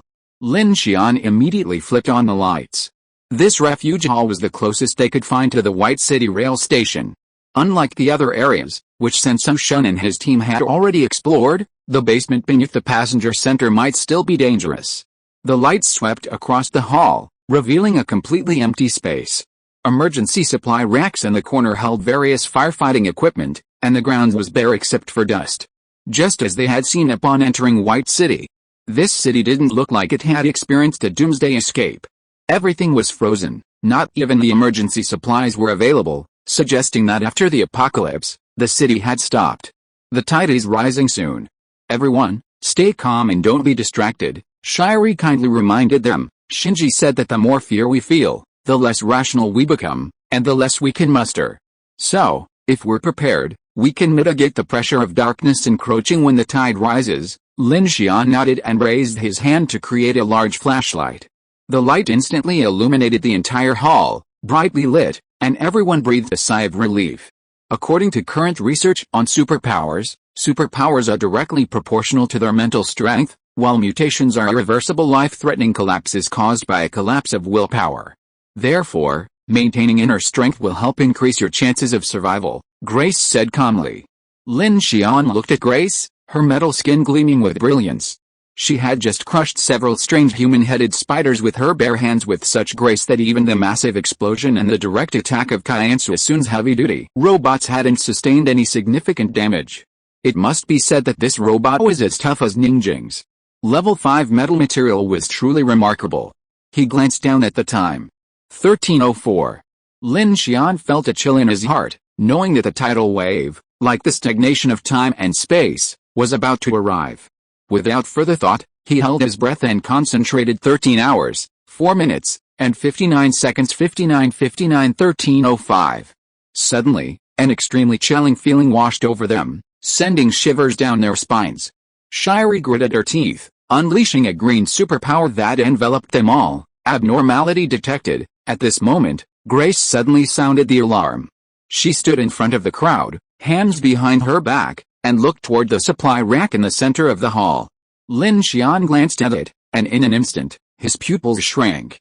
On the wall that had been completely empty just a moment ago, as the tides rose and fell, a huge scarlet creature slowly grew. Please vote for me. Chapter 348 High-Altitude Interception. In the underground refuge hall of Beicheng Orbital Station, the air seemed to freeze completely. Zzz. The lighting system created by Lin Xian emitted an eerie flicker, and a scarlet color began to fill the entire space. Lin Xian, Chen Sixuan, Kiki, Brother Ho, and Shizzy stood in a row at this moment, all of them with tense expressions, as if facing a great enemy. Countless scarlet tentacles slowly grew in all directions. In the center was a luminous egg case covered with blood-red lines. It seemed to be filled with some kind of liquid and continued to expand. Finally, after the scarlet thing began to expand to cover an entire wall, it stopped expanding. Only those smooth red tentacles kept swaying, looking weird and terrifying. Lin Xian, are you going to take action? Kiki asked in a low voice. Lu Xingqian watched, his hands blazing with fire, and he was also ready to take action at any time. Lin Xian braced himself. It was high tide. If they were marked, hiding in this airtight basement would be tantamount to cutting off their escape route. They would undoubtedly be surrounded by an endless stream of strange entities. Therefore, he immediately prepared to use the gravitational lens to eliminate the strange creature at all costs. Strangely, after the scarlet creature emerged, there was no further movement. The soul drain detector detected no dark markers. Aside from the terrifying crimson image, there seemed to be no abnormality. No attack, no sound. Everyone only saw the countless tentacles slowly moving. Shizzy, standing beside Lin Xian, looked nervous. She whispered into the communicator, there's a strong dark aura, and it's also outside. Outside she meant the passenger terminal lobby and the railway station. Boom, boom, boom, bang, bang. Even through the thick floor, Lin Xian could hear the sounds of numerous creatures crawling and moving from the parking lot above and even the railway station. The sound carried through the concrete, making his scalp tingle. Even the signal was severely affected by the rising tide. At this moment, Chen Sixuan suddenly said, Lin Xian, something is coming down. Lin Xian looked at the crimson object and frowned. We clearly don't have the dark mark. Could it be attracted by this thing? Kiki, Brother Ho, Lin. Just as Lin Xian was about to call a few people to destroy the crimson object, Mochizuki Shinji's voice suddenly came through his headset. The signal delay allowed him to finally receive the image sent back by Shadowy. He said to Lin Xian, "That's a disaster plant. Remove it quickly, or many supernatural beings will detect it." Its allure is comparable to that of a prey mark. Lin Xian and the others' expressions changed drastically. A disaster plant? How did this even look like a plant? Shadowy, upon hearing Shinji's words, also realized what was happening and said in surprise, "Yes. We also encountered one on the third night after entering Xingqian. It was different from this one, growing in the bunker's passage." Lan pulled it out and collected it. Its characteristics are still unknown, but it is indeed a disaster plant. She pointed to the huge scarlet egg case and said, "Pull it off first, otherwise it will attract many strange entities." Kiki, hearing Shadowy's words, Lin Xian didn't hesitate and asked Kiki to take action. Kiki nodded, gritted his teeth, and immediately stepped forward and used his telekinesis to grab the scarlet thing with countless tentacles attached to the wall, and then pulled it hard. Shishi. Instantly, everyone heard the frantic ripping of wall and biological tissue. Under Kiki's telekinesis, the crimson object seemed startled, its countless tentacles rapidly twisting. The next moment, Kiki's powerful telekinesis tore its entire body from the wall. Countless red blood splattered, the wall peeled off, and beneath the flickering light, the dense shadows of its tentacles twisted and swayed wildly throughout the refuge hall. The scene was truly horrifying. Kiki shouted silently, pulling back with her right hand, and the crimson object, like a giant sea anemone, was finally torn free. In an instant, half the hall's floor and walls were coated in the blood. At this moment, the flickering light stopped, and the countless tentacles on the crimson object ceased their movement after being detached. Lin Xian and the others couldn't help but step back at this scene. At that moment, the restless sounds on the upper floors gradually faded, and the crawling sounds deep underground also stopped abruptly. Chen Sixuan glanced around, her breath held. She saw the tentacles of the crimson object fading, shrinking, and dissolving at a visible rate, transforming into a pool of thick, brownish-red water on the ground. The giant, glowing egg case wriggled, its light gradually fading and fading. Finally, the membrane burst open, leaving only thick water on the ground. In the center, a scarlet blood vine emerged, dotted with a few leaves, resembling seedlings. "It's a disaster plant indeed," Chen Sixuan exclaimed in shock. This was the first time they had seen a disaster plant grow, and it didn't look like a plant at all. It was clearly a strange parasite infesting some plant, causing a mutation. Seeing this, Lin Xian's expression froze. He raised his hand and created a plant cultivation chamber similar to the one that had previously housed the regional black chrysanthemum. As a precaution, he instructed Kiki to use telekinesis to capture the blood vine. Kiki flicked his finger, and the blood vine, barely a dozen centimeters thick, twisted and flew over. Lin Xian then placed it in a sealed plant cultivation chamber. Upon closer inspection, the others realized it bore a striking resemblance to the smooth skin of the crimson tentacles. If it weren't for the leaves, it wouldn't have looked like a plant at all. The refuge hall fell completely silent. The power armor detected the air pollution, but fortunately, each of them was wearing full body armor, making them more resilient to the harsh environment. They retreated to a quiet corner and quietly waited for the tide to recede. Lin Xian assigned Grace to patrol the perimeter of the refuge hall, monitoring any movements. After discovering the hall was unattacked, everyone's concerns were finally at ease. "You're lucky." At this moment, Mochizuki Shinji's voice reached him. Standing in the control room, he stared at the incoming feed of blood vine footage and began. "The calamity plants, forbidden objects, and human psychics all share similar characteristics. They're all mutations of beings on Blue Planet influenced by the forces of darkness. It's just that the number of plant mutations is too small, and all living things, except humans, are nearly extinct. It seems to me that humanity hasn't seen the true existence of the darkness." Lin Xian responded, "You mean those S-level anomalous entities?" Mochizuki Shinji smiled faintly at Lin Xian's words, then offered a thought-provoking remark. "As intelligent beings, you can't describe something that doesn't exist. Everything you can describe essentially has a model in human cognition, isn't it?" Lin Xian pondered this, his expression faltering. Mochizuki Shinji's words undoubtedly touched upon a question that had long lingered in his mind. From the initial white giant, the crimson centipede, the three-headed spider, and later, the atmospheric mica and black thorns in the clouds, they all seemed like terrifying creations mutated from natural creatures. It was after seeing the mother nest that Lin Xian began to gain a new understanding of strange entities, proving that Mochizuki Shinji's theory was correct. Lin Xian now looked at the blood vine in the plant chamber and wondered if he could bring it back to Director Ding. She would surely know its original plant family. After thinking about it this way, Lin Xian felt that humans' understanding of dark creatures might have been wrong from the beginning, or their current understanding is still zero. Oh, right. Mochizuki Shinji turned around and said to Lin Xian calmly, I have always believed that superpowers, forbidden objects, disaster plants and other energy forms infected by dark forces, deconstruct our world. This power that can deconstruct the world has both destroyed the world and brought us some benefits, but in essence, we don't need these benefits, haha, of course, except for those fanatics who want to build a new civilization, so whether it's disaster plants or superpowers, the more concentrated they are, the stronger this deconstruction power will be.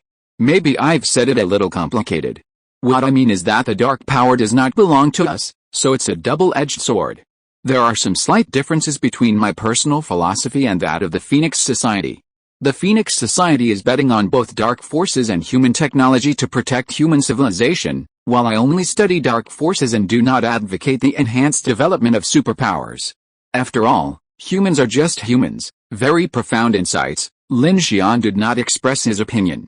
At this moment, a message from the infinity finally reached Lin Xian after a delay. According to the description, it's a species of thorn vine.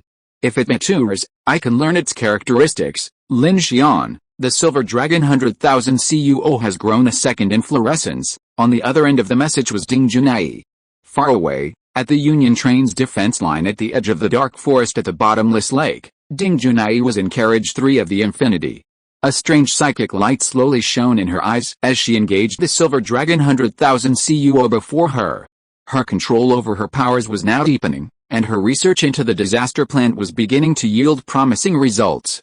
It appears that the growth rate of the disaster plant in the Xingqian is accelerated, but this phenomenon cannot be defined as growth. It should be described as a kind of. She wanted to say more, but the message was severely delayed, and even Lin Xian's words, when they came back, were sporadic, making many of them inaudible. I'll explain when I get back. In the underground shelter, Lin Xian only caught one piece of information from Ding Junai. The silver dragon 100,000 errors had opened a second inflorescence. This was undoubtedly good news, meaning the United Train Group had another chance to eliminate it. However, while the power of this disaster plant was extremely valuable, Lin Xian hoped not to use it. Its growth was slow after leaving the Xingqian, and keeping it meant having more life-saving trump cards. After a moment's thought, Lin Xian collected his thoughts and handed the blood vine to Chen Sixuan. Teacher Chen, it's the same later. We will go out 5 minutes after the tide goes out, and you will occupy the commanding heights on the clock tower, okay? Kiki, Brother Ho, you two will be on guard in the east and west respectively. I will build a docking equipment at the orbital station. The next time the tide rises, we will be back here 5 minutes in advance. Shiri, just stay with me. Shiri nodded. Kiki said at this time, won't this thing attract strange bodies? Is it really convenient for us to carry it? Did we throw it away? Lin Xian smiled and said, we are fine now, which means that the impact range of this thing is limited after it is taken off.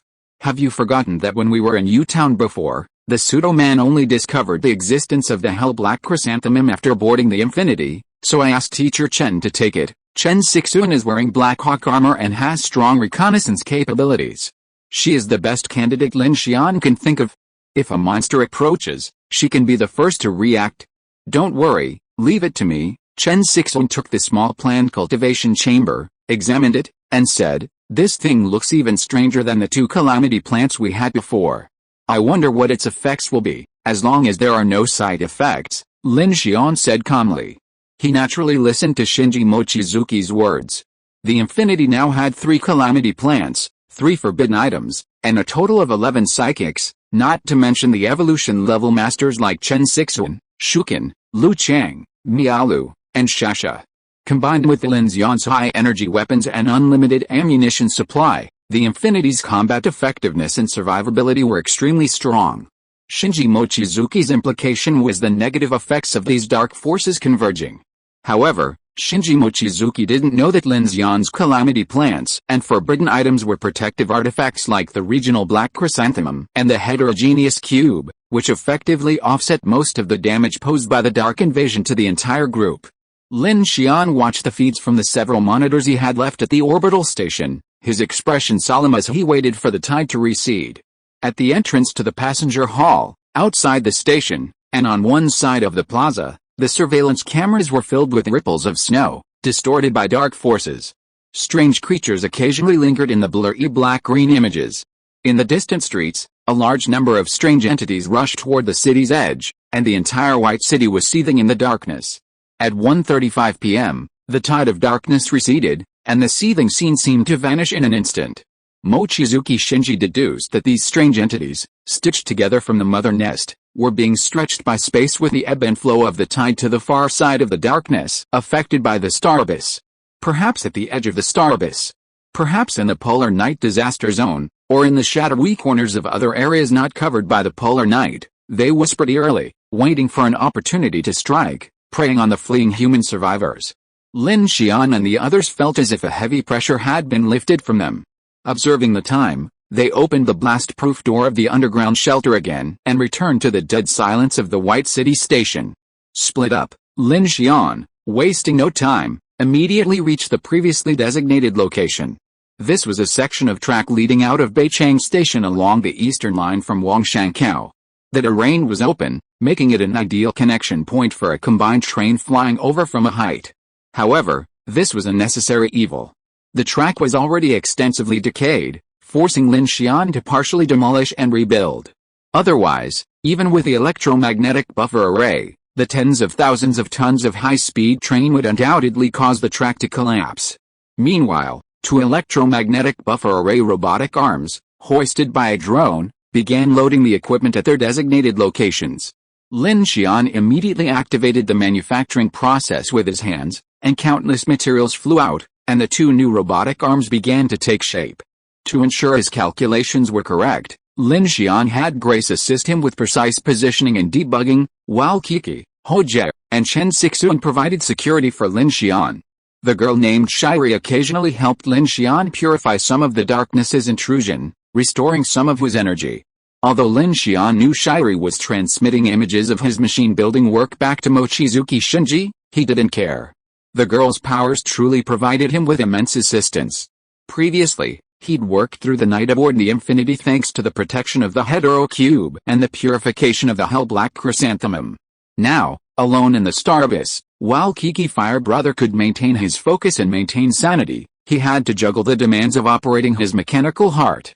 Without Shiri's assistance, the pressure would be immense. Buzz. Periodically, Shiri would cast a green light curtain on him, instantly filling Lin Xian with a refreshing warmth that even sharpened his focus. Lin Xian checked the team's vitals on the holographic panel and saw that Shiri's heart rate spiked significantly each time she used it, forcing her to pause before resuming her powers. It was clear that such powers were taking a significant toll on her. "Thank you," Lin Xian said. Shiri was surprised Lin Xian would suddenly address her. She quickly responded politely, "You're welcome. We're teammates." "This is what I'm supposed to do." In the underground fortress's main control room, Mochizuki Shinji watched intently as Lin Xian crafted the machine. His nano-machine pupils shrank and expanded, and he muttered to himself, "This is truly the most interesting creativity I've seen since the day of the apocalypse. It seems that annoying businessman was right. This world has indeed gained something interesting to me." On Lin Xian's side, with Mochizuki Shinji's information and technical support, the construction of the docking device went exceptionally smoothly, aside from the initial difficulties encountered upon entering the orbital station. Sensum Shun and Ningjing encountered some trouble with the strange entities. But these were quickly resolved. This precise control system explained how the core team from Silent City had been able to remain hidden for 2 months. The only problem was that the Dark Invasion was unstoppable. Even with Mochizuki Shinji's combined wisdom, the core team couldn't survive for long, which was why he planned to evacuate within 2 weeks.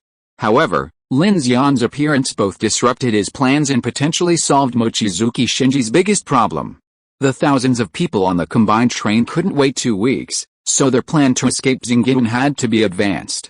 At 7:05 p.m., The inner tides began to surge again, and Lin Xian and the others retreated to the underground shelter. The docking device has been completed. From now on, we'll wait here for the Crimson World's transport ship to appear. A flash of green light passed, and Kiki and the others breathed a sigh of relief. She gasped for breath and said to Shaori, "This environment is truly depressing.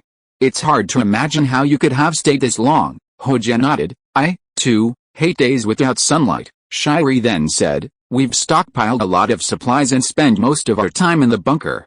Besides the protection of the blood magnolia, we drink vegetable juice every day, so..." Lin Xian looked at her and said, "The hundreds of people in the bunker should all be Silent City's operations and maintenance personnel and armed forces, only a small number," Shaori explained.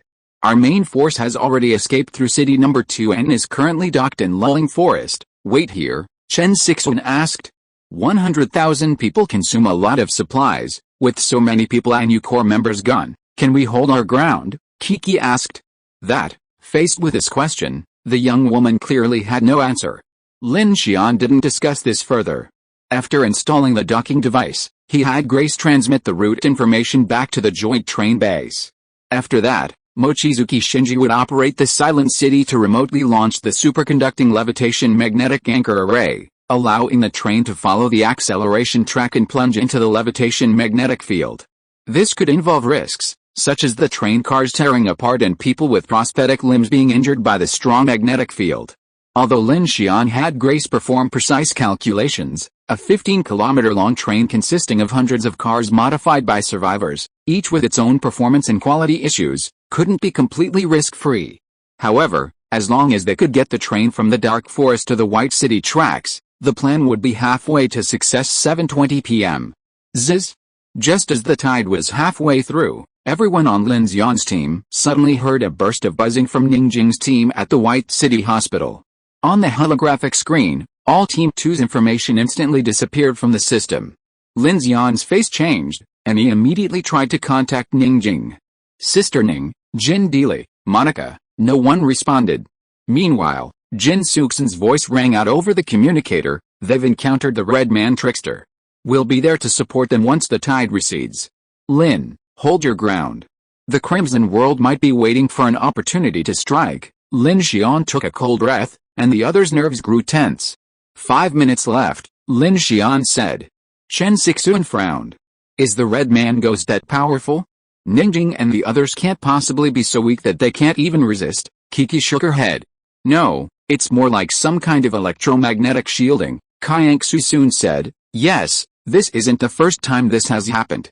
The Red Man Ghost's deployment means the Crimson World's transport ships are about to be dispatched. This situation was familiar to the people of Silent City."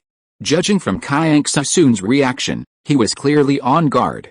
So Lin Xian calmed down and said to Kiki and Brother Ho, "The transport ships are moving pretty fast. If they're monitoring their path, we need to intercept them immediately." Kiki nodded. "I know, Lin, be on guard. The Crimson World's people outside Xingin are aware of the situation inside the city 12 times faster than we are. They've already been engaging us in previous interceptions. So be careful. Those clones are not stupid," Mochizuki Shinji's voice echoed.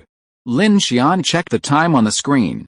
After the tide receded, they had an hour, and the Crimson World also had an hour. They could easily escape by using aircraft to escape Xingin, regardless of the cost. The Crimson World had rehearsed this death plan countless times, its efficiency astonishing. Due to the time difference between the inside and outside world, if Lin Xian failed today, he might have to wait 6 days or more. An AI like Mochizuki Shinji wouldn't have to worry about that, but for Lin Xian and the United Train Corps, waiting that long was simply impossible. At 7:30 p.m., in an underground facility in the central square, Chen Sixuan and his companions kept their eyes fixed on the clock. Above them, the vast hive roared, as if the very earth was shaking. Chen Sixuan, however, remained calm as he watched the surveillance screen while simultaneously operating several micro-drones in the shadows. "There's been an outbreak of corpse key in White City Hospital, and the signal is being jammed. It must be the Red Ghost from last time. We must take it down this time," Ryunosuke said in a deep voice from behind. "This one's a little more troublesome than the previous one. It's more aware and faster." Lan, clad in high-powered armor, crossed his arms, his eyes fierce. Chen Sixuan said, "No, killing the red man isn't the most important thing." Meanwhile, on his surveillance camera, the water in the massive sewage treatment plant's cesspool receded to the sides. Beneath it was a large aircraft elevator. 2 transport ships, gleaming with light, slowly rose from the ground. Seeing this, Chen Sixuan frowned. 2. They're going to split up and flee, and that means there's more than one red man in the city. At the Beicheng orbital station, Lin Xian and his men, fully armed, stood at the entrance to the refuge hall, waiting for the tide to recede so they could open the blast-proof doors. But then, Chen Sixuan's voice rang out over the communicator, "Lin, be careful, Sky." As the voice faded, a loud bang erupted from outside the blast-proof door. The 2-meter-high circular blast-proof door blew inward, creating a massive crater. A broken alloy bearing behind the door shot out directly at Lin Xian. Lin Xian remained motionless, the broken bearing strangely frozen in place before the door of his power armor. Kiki's eyes flashed as she dropped the broken metal to the ground. Lin Xian said solemnly, "Prepare." Even before Chen Sixuan's voice reached her, Chen Sixuan had already caught the noise outside, and they were not ready. Gasping for breath, Lin Xian realized the blast door couldn't withstand a second impact, so he used his mechanical mind to forcibly pull it open. Bang! The next moment, a massive axe roared from the passage outside the blast door, slashing down upon the group with immense force. Kiki immediately used her telekinesis to snatch the axe mid-air. At that moment, a towering black figure, clad in a strange black leather jacket and wearing a tall hat, stepped into the hall with bloodshot eyes. The monster emanated a seething corpse aura, and a powerful surge of soul destruction surged through its body, causing the soul destruction meter to flicker. "Lin, one of the 2 transport ships is in your path." "Got it," Lin Xian replied coldly, and immediately, the drone unleashed dozens of pulses of light. At that moment, the tall red ghost suddenly swung its left arm forward, sending ripples of silver scales through the air, as if distorting it. The Thunder Falcon drone's pulse beam blasted forward, causing a violent explosion. The next moment, the red ghost rushed forward unscathed. Everyone saw that beneath the top hat was a humanoid creature resembling a black mummy. Its eyes glowed red, as if from some mechanical device. Its hands shone with a faint grayish-white light, and it charged forward, punching Lin Xian and his companions head-on. Boom! In an instant, an extremely strange corpse aura, accompanied by a jolt of energy, erupted with a roar, charging directly towards them. However, the exploding energy collided with an invisible protective shield covered in hexagonal patterns, diverting all airflow away from Lin Xian and his companions. The red ghost's mechanical eyes took in the scene and glanced hesitantly. "Shield, huh?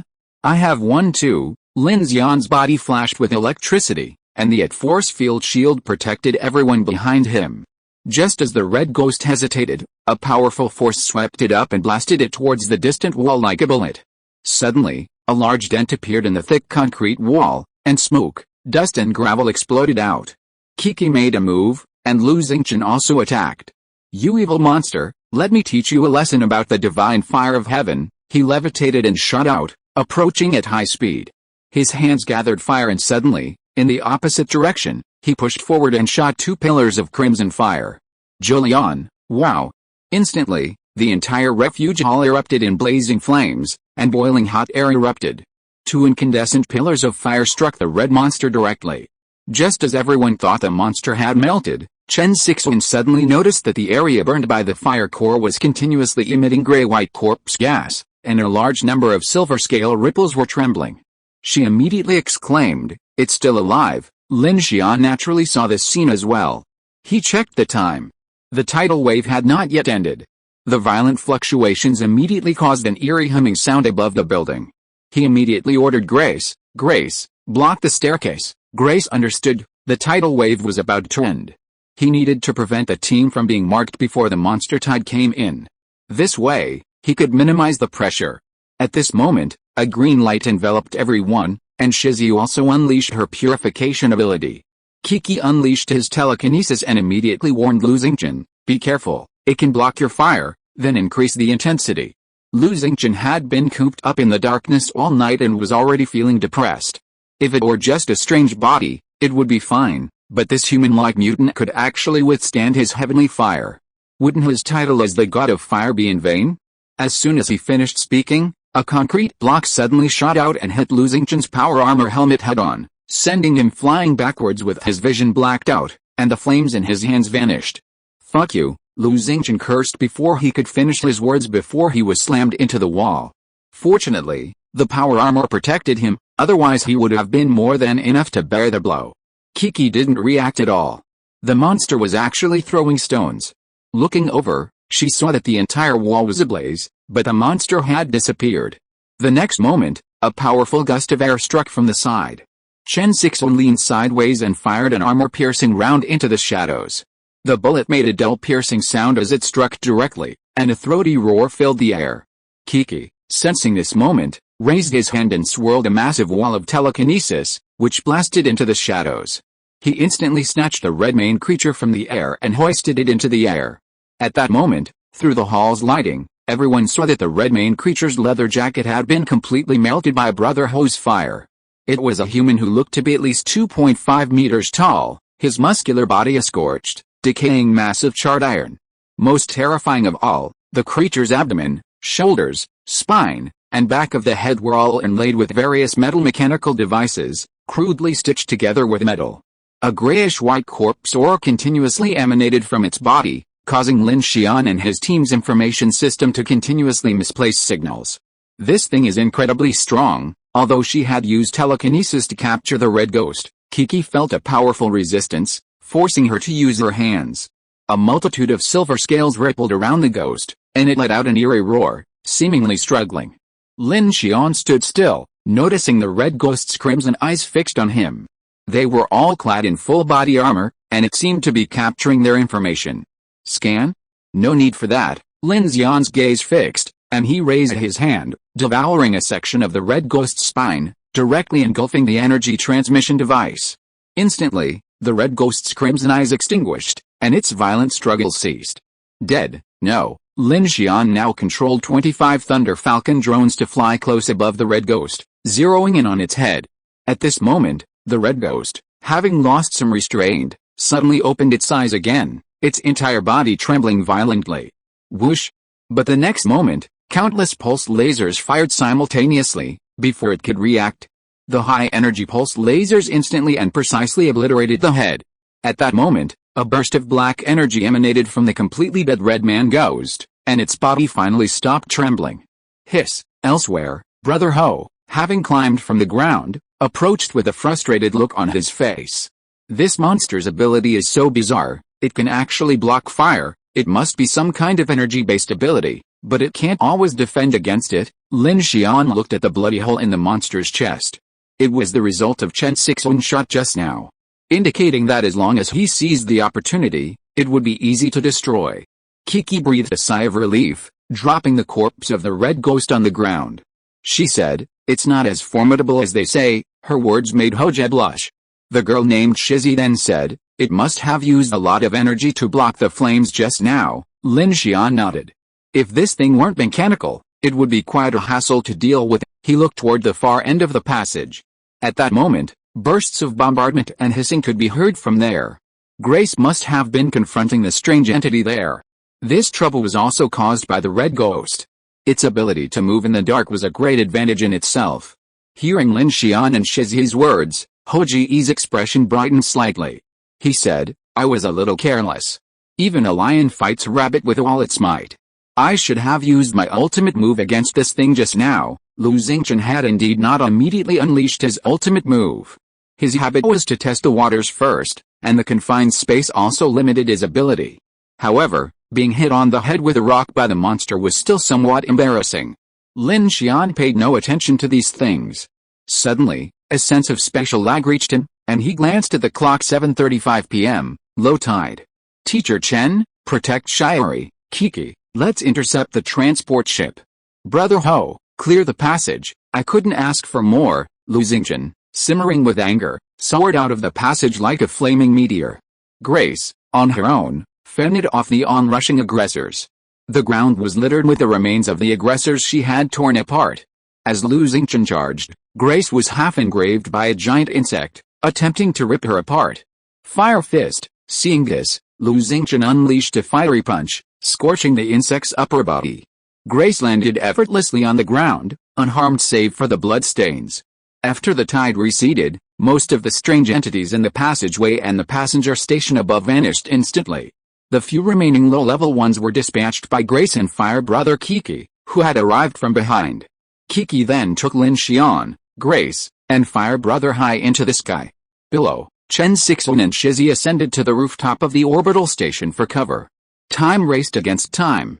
Almost at the moment the tide receded, the Silent City surveillance feed detected 2 transport ships from the sewage treatment plant taking off at high speeds, heading southeast. Kiki used telekinesis to continuously increase his altitude while adjusting his direction from the Silent City surveillance anchor point, aiming to lock onto the transport ship's course and altitude before they reached supersonic speeds, allowing them to intercept them. This was a complete novelty for Lin Xian and Kiki, but the situation left no room for hesitation. The enemy was clearly well prepared. Wow! Wow! Wow! As he soared into the air, Lin Xian felt the surrounding air and a twisting black fog grow thicker. A deadly, oppressive silence hung heavy overhead. Looking down, the shadowy outline of White City below gradually faded, leaving only a black void all around, as if drifting in a black hole-like universe. 3 seconds, target approaching, Lin Xian said, addressing Brother Ho in the airspace behind him. Kiki, Brother Ho, if Grace isn't caught, just blow up the transport ship. Lin Xian's only task was to capture the escaped clones and control their brain-computer interfaces before they triggered memory self-destruction. This operation was already a breeze for Lin Xian. The Red Man Ghost's mechanical inhibitors were incredibly complex. Even if you were to scan them, it would take some time. But if you were to just deal with them, he could simply melt their power supply and shut down the target. Lin Xian was a natural nemesis for machines, even before he dealt with Grace in Aijin City. However, in order to seize the intelligent computer, Lin Xian had merely controlled its power module. The current problem was that the transport ship's speed at this distance was likely exceeding Mach 1, and the instantaneous overload of the interception would undoubtedly exceed 30 Gs, a force Lin Xian wouldn't be able to withstand even in his Black Hawk armor. Grace was carrying around suction-type bomb, part of Mochizuki Shinji's interception plan. If it exploded, it would instantly disable the transport ship's power and electrical systems. However, to be on the safe side, Lin Xian assigned Kiki and Brother Ho as a backup plan. Understood, Brother Ho responded immediately. The group now floated in the air, Kiki's expression stern. 3, 2, 1. There was no sound. Suddenly, in the darkness of the sky ahead, a bright light pierced through the black fog. Instantly, a large, silver-black human transport ship appeared before them. In that moment, it felt as if all sound in the world had vanished. Kiki grunted, enveloped Grace with telekinesis, and pressed her directly over the transport ship. Simultaneously, she used telekinetic waves to form a massive wall, attempting to slow the ship down. Instantly, Kiki felt a jolt throughout her body, her telekinesis instantly loosening its grip. But in that brief moment, Grace had already smashed into the transport ship like a nail. Boom!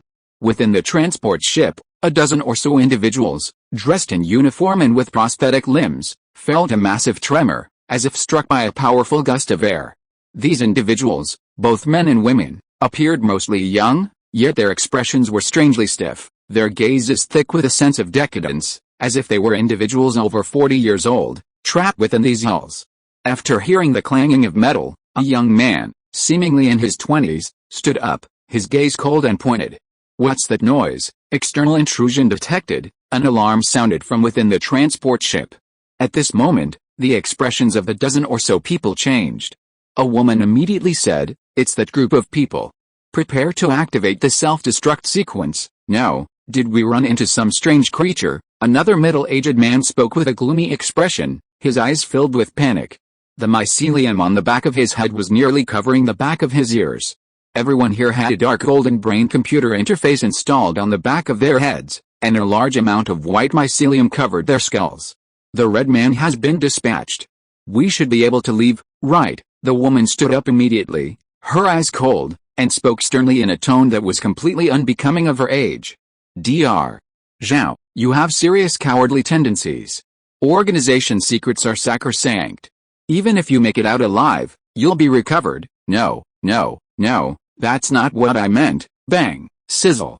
As he spoke, a massive explosion echoed, and the interior of the transport went dark in an instant. As the power disappeared, an intense feeling of weightlessness took hold. A second later, the transport's emergency systems activated. Inside the cockpit, the autopilot module had failed, and various alarms began to sound: losing altitude, danger alarm, propulsion system offline, pilot system offline. At that moment, the entire aircraft began to plummet. At that moment, the dozen or so clones inside the transport ship's interior immediately sensed the danger. The woman who had spoken collapsed to the ground, her neck severed by a cable, her bloodied head tumbling to the floor. Still, she calmly issued orders. Deep 3056 batch researchers, all units prepare for shutdown. Self-destruct sequence activated. Deep 3056 batch, this directive will not be repeated. Thank you all for your sincere cooperation in the journey of creating Crimson Civilization. Farewell, beep, beep. For a moment, the brain machines at the back of everyone's head simultaneously hummed red light, followed by bursts of sparks exploding and flashing in their heads before all else fell silent. At that moment, a pair of iron hands suddenly tore a gaping hole in the roof of the rapidly plummeting transport ship's cabin. Grace tore the roof open. At that moment, Lin Xian's mechanical scans flooded in, detecting the latest activated frequency. Without hesitation, he used mechanical devouring to erase the self-destruct module in the brain machine. Kiki, the second one on the left, the man the woman had just called Dr. Zhao, stared in surprise, realizing his self-destruct sequence had stalled. At the same moment, he was suddenly swept out of the transport by an invisible force. Amidst the raging wind, he saw only a few men in power armor grabbing him. He immediately understood his fate, and the moment Lin Xian grabbed him, his expression of fear suddenly gave way to a wild laugh. Lin Xian, mechanical abilities, infinity, our crimson world will not, click. Lin Xian ripped a rectangular memory module from the man's brain computer interface. Got it. Kiki raised her hands and grabbed Lin Xian. Grace and Brother Ho hovered in midair, watching the transport plummet into the darkness. Lin Xian observed the memory module in his hands and breathed a sigh of relief. After a narrow escape, he had finally obtained it. Just when Lin Xian thought the mission was over, Chen Sixuan's voice suddenly rang through the communicator. Lin, come to Beichang Hospital quickly, we have intercepted the second transport ship. Today's extra update? Thank you all for your monthly ticket support, there will be extra updates later. Chapter 349, Flying Fire Meteor. High in the sky, a black fog thickened and twisted. Lin Xian had just received the memory stick when he heard Chen Sixuan's call. His immediate reaction was that something had happened to Ningjing. Without hesitation, he ordered Kiki to lead the others down quickly, find Chen Sixuan and Shizi, and prepare to rush over from the street level. Lin, the sewage treatment plant must have received the feedback signal. You have 15 minutes to evacuate, Mochizuki Shinji's voice called out. Lin Xian, checking the time, inspected the memory stick in his hand for damage. This black memory stick was invaluable, capable of storing the high energy volume of an adult human brain. For digital life, it represented many generations of iterations. He wiped off some cerebrospinal fluid and mycelium and handed it to Grace beside him. Grace, check the memory card. Grace took it, opened the skin on her left wrist, and a slot emerged. She inserted the memory card, inspected it, and said to Lin Xian, confirmed it's intact. This memory card uses RSA encryption, and my quantum computer can brute force it. Not yet. After confirming it was intact, Lin Xian took the memory card back. He decided to let Shinji Mochizuki take care of it. Their current mission was to assemble and evacuate. In the city of White City, decaying, old buildings stood in a row. Strange noises could be heard from all directions, and the signal band in the headset crackled. Just as Lin Xian and his companions arrived at the White City Hospital, they saw from afar a burning transport ship, firing heavily downwards. Simultaneously, countless silver drones swarmed around it, firing in a staggered pattern. The sky and the ground were ablaze. Explosions rippled across several blocks, and smoke billowed into the air. This scene was clearly different from the transport ship they had encountered earlier. Not only was it heavily armed, but it was also escorted by a large number of drones. Bang, bang, bang. The transport ship unfolded like angel wings, projecting dozens of large cylindrical devices in both directions. These devices exploded and disintegrated in midair, disintegrating into countless spider-like robots. These robots quickly clung to the walls and ground, their main body a rotating round head, continuously emitting red pulse lasers. With a resounding roar, half a street's worth of building facades and the decayed debris of vehicles on the ground were ripped apart by a powerful force, which then surged forward like a tsunami, directly obliterating the vast number of drones in the air and on the ground. Ryunosuke, holding a red samurai sword, had just landed on the roof of the tall building when he slashed backhand, slicing an oncoming humanoid mecha in two. A high-energy explosion erupted. Boom boom boom. Two silver heavy armored mechas rampaged through the street, constantly shredding the spider robots that pounced on them while simultaneously facing a vast wave of strange and ferocious entities. Chen Sixuan, sitting in the shadows of a distant rooftop, controlled two mechas to provide cover below while commanding another to engage in fierce battle on the transport ship. Lin Xian, sensing the arrival of Lin Xian's team, immediately declared, "The Red Man Ghost has triggered a monster tide. This transport ship is the main force, and Lan is aboard. We must resolve this battle quickly." Lin Xian and his men flew over. Before they even reached them, Chen Sixuan had already spotted a large-scale battle taking place in the dilapidated hospital's inpatient building in the distance. A loud explosion echoed, and a dark figure was ejected from the wall by a punch. Ninjing leaped out of the hole. "Captain Lin, there's a spy here, be careful." Before he could finish his words, a series of explosions erupted in the hospital grounds. A flash of golden light instantly shot out, kicking the dark figure, sending it flying. Jin Deely burst out from the smoke, twisting his ankle and cursing softly, while the tough guy, before he could finish his words, the Red Man Ghost he had kicked suddenly lit up a pair of crimson eyes in the smoke and darkness. A violent burst of energy gathered and erupted. Buzz! Bang! Bang! Bang! Bang! Bang! A burst of energy, like a combination of a Bay's laser beam and Luo Yang's explosive pulse, instantly annihilated the area where Jin Deely had been standing. Dozens of fireballs erupted throughout the area, blasting through the hospital building and corridors on one side. Lin Xian looked over and saw Zhao King, swinging a grappling hook and holding a spear blade, charging out from a strange tide outside the hospital. Above, Monica used sonic blades to shield Abe as he dealt with a swarm of drones attacking from the air. Then, Abe fired a laser beam at the transport ship. However, a strange black device dangled from the transport ship's bow. Like a projectile of flaming foil, it ejected a series of micro-devices that exploded instantly, creating a dark red mist. The mist was remarkably similar to the one Lin Xian had encountered during his previous fight against the Python. Abe's laser beam was blocked by it, but the immense energy caused the red mist to explode, blowing apart a portion of the transport ship. There are more and more strange entities. If this continues, no one will be able to escape. Kiki observed the scene. "Brother Ho, go help Jin Deely and Ningjing deal with the Red Man Ghost. Teacher Chen, take Shizzy and help Monica and Abe. Have Abe and Shizzy find the spy. If we don't take him down, killing more will be pointless." "Kiki, Grace, let's take down the transport ship." "Okay, I'm going." Hearing Lin Xian's words, Lu Xingqian's fighting spirit surged. Seeing the towering Red Man Ghost burst out like a meteor, he crossed his index fingers while still in midair, condensing a tiny fireball. The infinite rings spun wildly, turning the fireball blue. The blazing heat even incinerated his power armor. He then grasped the blue fireball with both hands and launched it outward like a powerful Kigen blast. Divine Infinite Burning Sword, puff. Boom. Frustrated by his previous defeat against the Red Man Ghost, Lu Xingqian saw his chance to unleash his newfound ultimate move.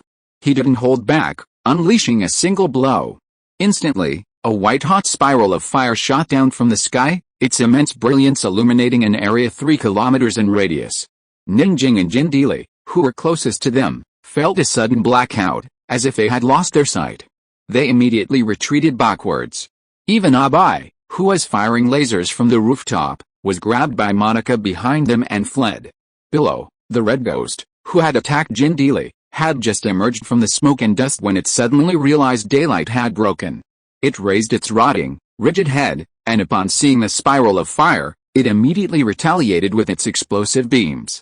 But in the next instant, the empty space where the Red Ghost lay, along with a corner of the adjacent inpatient building, vanished in an instant.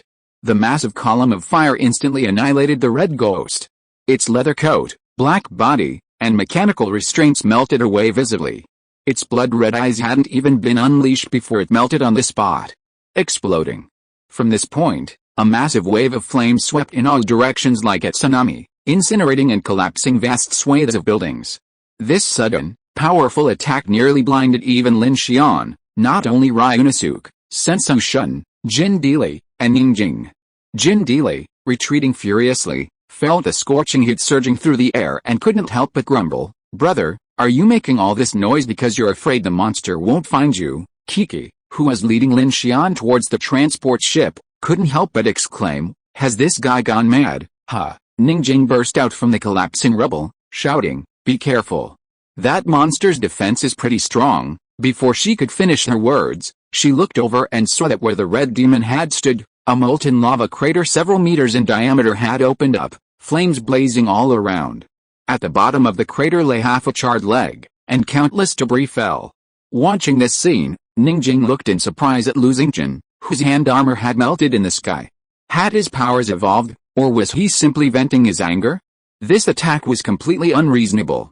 From the air, Lin Xian gazed at the blazing earth below, then at his own scorching hands. The pent-up anger he'd felt after blocking the flames suddenly dissipated, and he nodded in self-approval. The fire I wield can only incinerate cities and split rocks, not reach the level of burning the wastelands, boiling the seas, and scorching the heavens, but my Dao heart truly needs sharpening. With the red man ghost defeated, the pressure on Ning Jing's side suddenly eased. This was their first encounter with this monster, and they were caught off guard from the start. Ning Jing, Zhaoqing, and Monica quickly gained the upper hand, but then the sudden arrival of the monster tide, coupled with the approaching transport ship carrying a large number of weapons, escalated the battle. Chen Sixuan, after reuniting with Monica Nabe and Shizzy, immediately began searching for the spy. "That thing is definitely within range of us. Only by destroying and annihilating these monsters can we neutralize the mark on us," Shiri said. Elsewhere, as the three teams converged, the transport ship seemed to sense the situation was unfavorable and began to rev up its engines, preparing to flee. However, above the transport ship, a heavy meteor was furiously demolishing the ship. On the upper deck, Ranamano was locked in a fierce battle with a humanoid mecha. As Lin Xian and Kiki approached, they were shocked to discover that the mecha, like Grace, was a female body and appeared to be made of similar materials. The only difference was that it lacked a quantum computer and looked more ordinary. While ordinary, since this robot had Grace's skin, it would surely be extremely difficult to deal with. It would be difficult for masters of physical combat like Ranamano and Ning Jing to subdue it in a short period of time. But then Lin Xian and Kiki arrived. Facing the transport ship, which hadn't yet accelerated, she used her telekinesis to seize it. Ugh! The transport's engines began to rev up furiously. Just then, Ryunosuke arrived from the air, using his own powers to seize the transport, just as Kiki had done. One after the other, the transport was completely trapped in mid-air, unable to move. Lin Xian and Grace took advantage of the opportunity to land on the transport. The robot battling Amano Ran turned to look at Grace, its head tilted slightly, as if curious. At that moment, Amano Ran unleashed a powerful punch, slashing sparks and lightning into the robot's roof. After more than 10 minutes of fighting, the robot sustained only a minor dent, no fatal damage.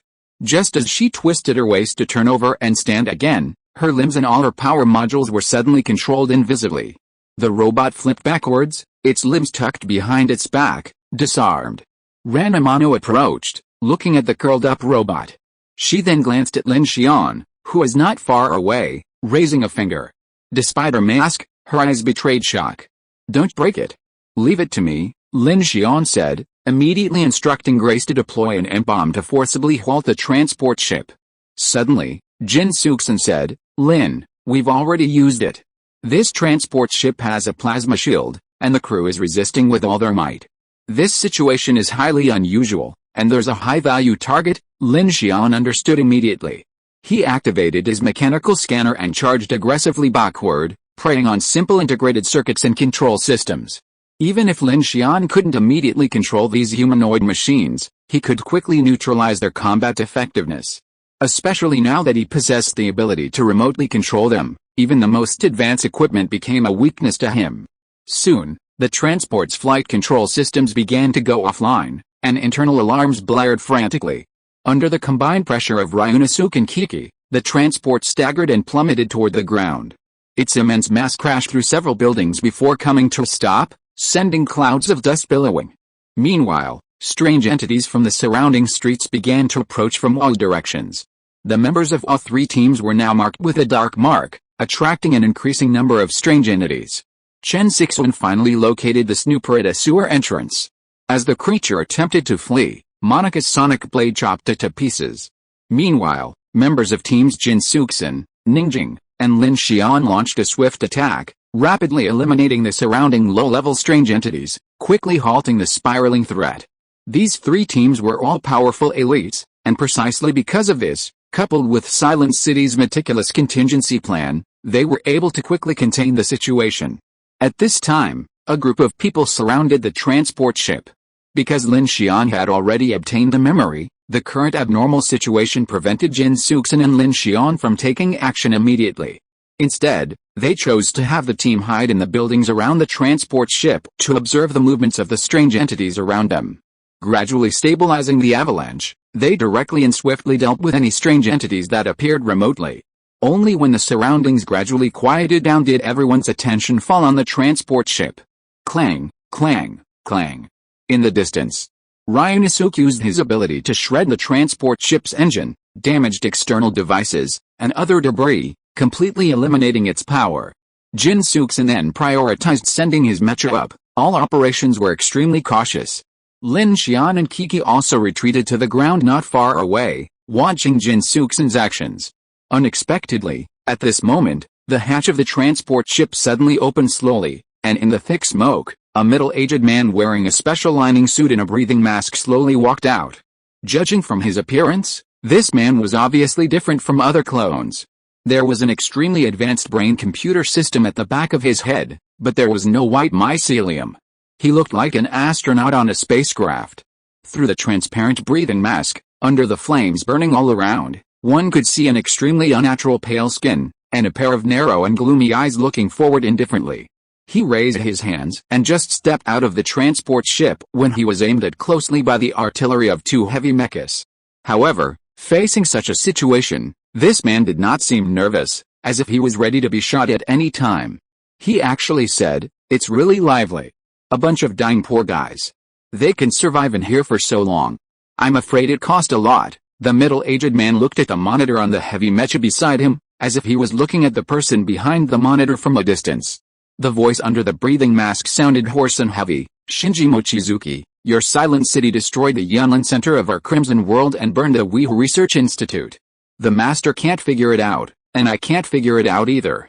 Digital life, intelligent machine ascension, isn't this the path of new civilization what you have been pursuing for decades? Why do you always want to go against the sacred evolutionary path?" The surroundings became quiet, and the man actually spoke directly to Shinji Mochizuki. At that moment, in the main control room of the underground fortress on Beichang's West Mountain, Shinji Mochizuki, dressed in a plain robe, stood with his hands behind his back, observing the holographic image before him. He said with a carefree expression, "That tone sounds familiar. Let me guess, it's Julius again. You, Julius?" Lin Xian couldn't help but frown at the sound of Shinji Mochizuki's voice emanating from the heavy armored mecha. Why did the name sound so familiar? He remembered. Wasn't this the director of the Zero Element Center, the high-ranking official from the Crimson World whose consciousness Chu Yan had infiltrated at the Beihoten Star Observation Base? He was a little surprised, wondering why this guy was everywhere, but then he remembered that the Crimson World had copied countless memories for the Starbase exploration experiment. Combined with this guy's brain computer device, he seemed to be a clone of Julius Litt. Gene compilation, alien colonization, dark fusion? Hey, you really insult the significance of digital life to the existence of human civilization, said Shinji Mochizuki. Civilization? The 100 days of the apocalypse surpassed the 1 million years of evolution of human civilization. The truly wise should understand that this is not destruction, but an opportunity for a breakthrough for human civilization, Julius said, looking at Kiki and Ryunosuke flying in the sky. Flight. It took hundreds of years of development of the Industrial Revolution for humans to master this power.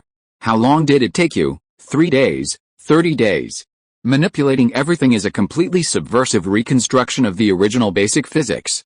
There is no point in talking about saving the world. History will prove that we are the creators of a new era for mankind. Interesting. If you can tell me the truth about the power of the star abyss, I might be convinced. After hearing this, Julius was suddenly speechless. Mochizuki Shinji, with a deep smile on his face, observed Julius's silence, then softly commanded Sensei Shun. As soon as he finished, Sensei Shun immediately prepared to attack him. Wait, Julius suddenly glanced towards Lin Xian. Seeing Grace and Lin Xian standing beside her, he offered, "You must be Lin Xian, right? With your mechanical abilities, you're a perfect test subject. It's a shame such a good test subject is about to perish in this abyss. Otherwise, your abilities might be a valuable solution to our bottleneck in solving the lifeblood of Omnics. Can I ask a question?" Lin Xian suddenly asked, hearing the other person addressing him. Although time was short, this was Lin Xian's first direct encounter with someone from the Crimson World, and they were clearly in a high-ranking position. They had previously destroyed the Zero Element Center in Yijin City, and with Chu Yan, his understanding of this vast organization was only the tip of the iceberg. Hearing Lin Xian's words, Chen Sixuan paused his actions and refrained from immediately shooting Julius. However, he warned, "Lin, don't reveal too much information. Even if there's a delay, everything he's communicating with you will be transmitted to the Crimson World organization outside Zengin." Lin Xian understood and immediately looked at Julius. "My question is simple. Are your Colossus anchors at Aksay and Weha targeting Silent City and me?" No one present expected Lin Xian to ask such a question. Only Shinji Mochizuki in the control room showed a hint of concern. Julius looked at Lin Xian and suddenly smiled silently. "What a pitiful fellow. Do you think you're about to succeed and steal our research data and leave with peace of mind? Oh, let me give you a gift." As he finished speaking, the palm of his raised left hand suddenly cracked, revealing a unique device that looked like some kind of control button. At that moment, Chen Sixuan immediately noticed something was amiss, his brow furrowed, and he prepared to control the mech to fire. Julius was incredibly fast, completely ignoring the muzzle and any incoming attacks, pressing down with his left thumb. Goodbye, eliminated contestants, but just as everyone expected something to happen, the air suddenly fell silent. Julius' smile froze, and he turned to look, only to find that his entire left palm had vanished. The so-called pressing was merely a movement in the air. What a shame, such a good robotic arm is attached to a pig's brain, Lin Xian, clad in Black Hawk power armor, said in a distant voice. Trying to perform mechanical tricks in front of him was like showing off one sword in front of Guangguang. How could this be possible? Julius subconsciously tried to comprehend what was happening to him. All his mental communications were being transmitted to the outside world in real time, but before he could process what was happening, his brain computer core suddenly shut down. The device was actually a destruction device on the transport ship. Besides self-destructing, it would also leave a massive cloud of darkness on everyone present. While not a direct indicator, it would increase the risk and danger for Lin Xian and the others. At that moment, in a research facility deep underground, far beyond Zengin, the blond Julius Litt sat in his office chair, his voice garbled and intermittent, coming from the holographic screen in front of him. Even with numerous signal relay stations, over 90% of the information transmitted through them was lost. Therefore, commands within Zengin could only be transmitted via specially encoded short messages. At this point, the only audio transmissions he could hear were the muffled voices of Lin Xian and Mochizuki Shinji. Julius frowned as he watched the interrupted message on the screen, awaiting the return of the destroy command. According to the speed of time, it should have arrived within seconds. But he waited for several minutes, and still no signal came. The destruction procedure failed. The mechanical ability does possess remote control capabilities, a voice boomed from behind him. Julius turned. A large screen behind him displayed several specially processed faces, each with a unique code name. Our Zero Element Center has been destroyed. This mechanical ability and Mochizuki Shinji's collaboration pose a significant threat. Julius, ensure the recovery of Crimson 3. The Master has informed us that a major operation is imminent in Dawn City. The expansion of the anchor point at Star Abyss 5 will be accelerated. Roger that. Julius calmly checked his watch. It's almost time. The decontamination of White City will begin. The next activation will be in 24 hours, at White City Hospital, beside the crashed transport ship. Blazing flames illuminated the darkness. With a thud, Julius, who had been speaking just moments ago, collapsed to the ground. Thank you for your trust, Lin Xian said to Chen Sixuan. Sensei Shun breathed a sigh of relief. Just as he was about to strike, Lin Xian quietly told him to stop. This made the usually positive Chen Sixuan nervous. If it weren't for Xinji's order to focus on Lin Xian, he would never have hesitated. But for now, it seemed that Lin Xian had achieved his goal. It's okay, you wanted to obtain his memories, right? Looks like you succeeded, Lin Xian nodded. His brain-computer system is different from others, so it took a little time. At this time, a mono-ran walked over and forcibly pulled a memory from the back of Julius's head. Turning to Chen Sixuan, she said, "It should be intact, then let's retreat quickly." Jin Dili, standing nearby, breathed a sigh of relief. Both transport ships had successfully intercepted and obtained the memories. Whether it belonged to a researcher or this person who seemed to be a leader, their goal had been achieved. All that remained was for Shinji Mochizuki to decipher the information in the memories. Kiki said to Lin Xian with some doubt on his face, "That guy shouldn't have activated the self-destruct program just now. His device may have some other conspiracy." Upon hearing this, Lin Xian said to Chen Sixuan directly in the communication band, "Don't you think it's strange? This transport ship has tried its best to resist. It can self-destruct as soon as it crashes. I don't believe he came out just to say some boring words, and it also gave me the opportunity to control him." When Lin Xian saw that a mono-ran had obtained the memory, his expression became even more solemn. From his point of view, he would not assume that the people of the Crimson World did not know the characteristics of his mechanical abilities, because Lin Xian's abilities have been widely exposed in Yubai City, Hangshan Pass, and Zilin City. Perhaps for most people, they do not have a particularly detailed understanding of Lin Xian's mechanical abilities, but Lin Xian now has a team of thousands of people and has experienced Yijin City. Naturally, he would not think that his abilities are a secret to an organization like the Crimson World. Even if the enemy truly didn't know, he now possessed sophisticated abilities like remote devouring, scanning, and controlling. Julius's actions just now were certainly counterintuitive. On the first transport they intercepted, the clones immediately self-destructed upon encountering trouble. This had been one of the issues that had previously plagued Mochizuki Shinji and Chen Sixuan, so Lin Xian sensed something was amiss. In fact, it wasn't just him, Chen Sixuan was also puzzled. Just as he was about to say something, Mochizuki Shinji's voice suddenly rang through his earpiece. "Jun, use your mech to immediately inspect the clone bodies within the transport." Chen Sixuan immediately commanded his light mech and charged into the transport, quickly capturing footage and information. 65 clones have self-destructed. There's a suspicious explosive device inside, likely something they were attempting to activate. Jun, Lin, this is a conspiracy. What? In the bunker, Mochizuki Shinji focused his gaze on all the holographic screens. His quantum brain calculated millions of scenarios in a second, and he immediately pinpointed the problem. There are a total of 86 clone corpses on the two transport ships. The last batch sent in at least 1,600. Based on the data we've collected over the past 2 months, the lifespan and survival rate of the clones, excluding our interference, is around 87%. Therefore, the estimated number of living individuals who made it out of the transport ships is around 368. This figure has steadily increased from 91.1% initially, which is consistent with the Crimson World's interest in researching the star abyss and increasing survival rates.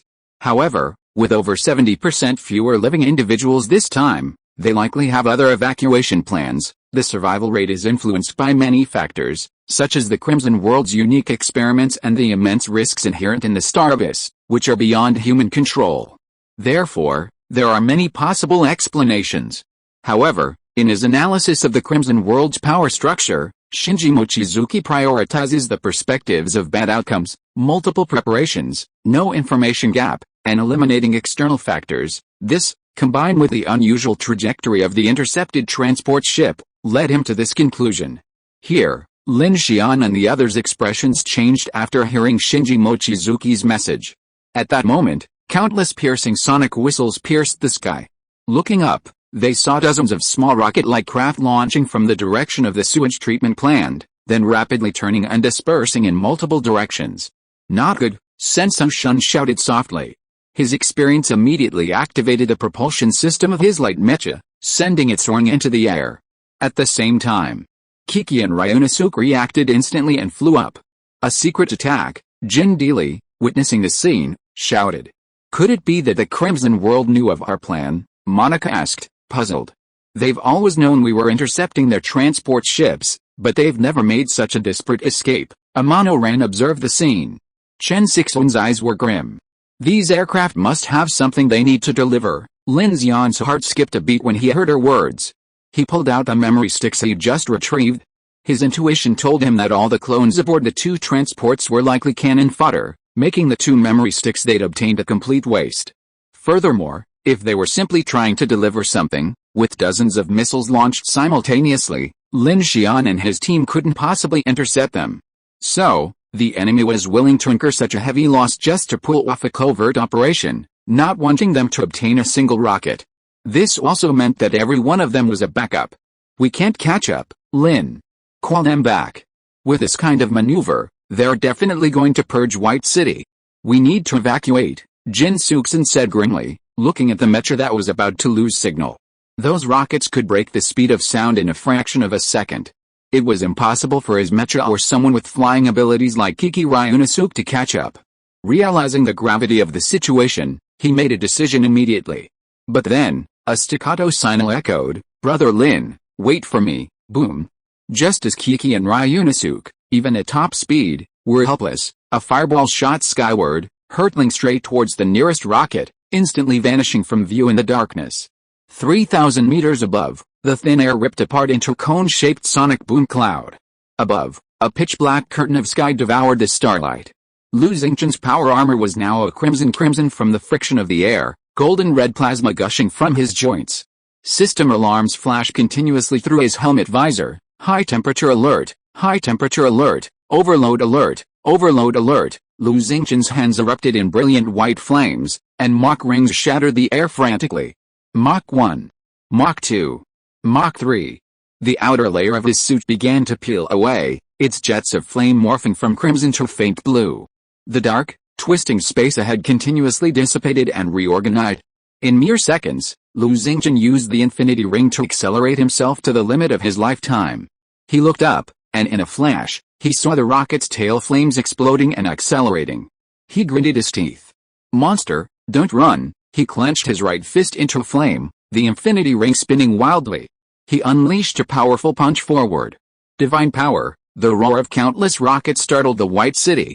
In the dark streets, countless strange entities began to stir. Huge, massive entities were awakened, screaming and mocking in all directions. Lin Xian and Chen Sixuan's team gathered on a rooftop near the crashed transport ship, watching the fireballs streak across the sky with solemn expressions. Sensing the growing fear within the city, Shizi used her supernatural powers to help everyone relieve the pressure of the darkness. "The tide is about to rise," Chen Sixuan said. Lin Xian checked the clock, only 5 minutes remained. "Brother Ho is back," Kiki's voice echoed from the sky. And Lin Xian and the others looked up. A distant fireball was rapidly approaching them. Kiki immediately ascended to meet it, only to find Lu Xingqian, scorched and battered from the distance, his power armor nearly completely consumed. He clutched a half-fired rocket in one hand, his figure chart and in disarray. Seeing this, Kiki immediately used her telekinesis to help him land. Everyone stared in amazement at this fire-powered psychic who had managed to retrieve a rocket. "Lin Xian, thank you for your mission, Brother Ho, how are you?" Lin Xian immediately noticed something was wrong with him. A battered Lu Xingqian was panting heavily, looking extremely weak, his eyes slightly red. "That's impressive, Brother Ho." "I'm impressed by you," Kiki exclaimed at Brother Ho's heroic performance. When Chen Sixuan saw Lu Xingqian's expression, he frowned and immediately asked Shizi to take action. "Shizi, purify him quickly. He's exhausted and has absorbed too much fear power." "Yes," Shizi nodded and immediately used all her strength to focus the green light on Lu Xingqian. Only then did the red in Lu Xingqian's eyes slowly disappear, and his complexion also improved a lot. Chisa soon came over in a heavy armored mecha. The chest armor opened, revealing a narrow cockpit. "Come in and have a rest. You are not in good condition." "It's okay. I am fine." Lu Xingqian tried to pat his sleeves, but there was hardly a piece of intact cloth on his body. Lin Xian noticed his embarrassment, and since there were no other power armors available, he said, "Brother Ho, go in and rest for a while. We'll need you to descend from the heavens later. In that case, then I'll..." Lu Xingqian coughed dryly, and before the crucial clothing fell off, he walked into the mech. Chen Sixuan manipulated the mech to close the hatch. Soon, his holographic panel transmitted losing Chen's vitals. He's not feeling well, but he's not injured. Let's go. The tide is rising soon, let's get out of the way. Everyone immediately understood and rushed to the morgue below Beichang Hospital. This was where Ningjing and the others had hidden. The gate had been destroyed by the Red Man Ghost, but Lin Xian had created multiple sealed doors from the inside and outside and generated lights inside. In a moment, the dozen or so people, along with several mechas, were crowded into the cold morgue. Ho, come down here together.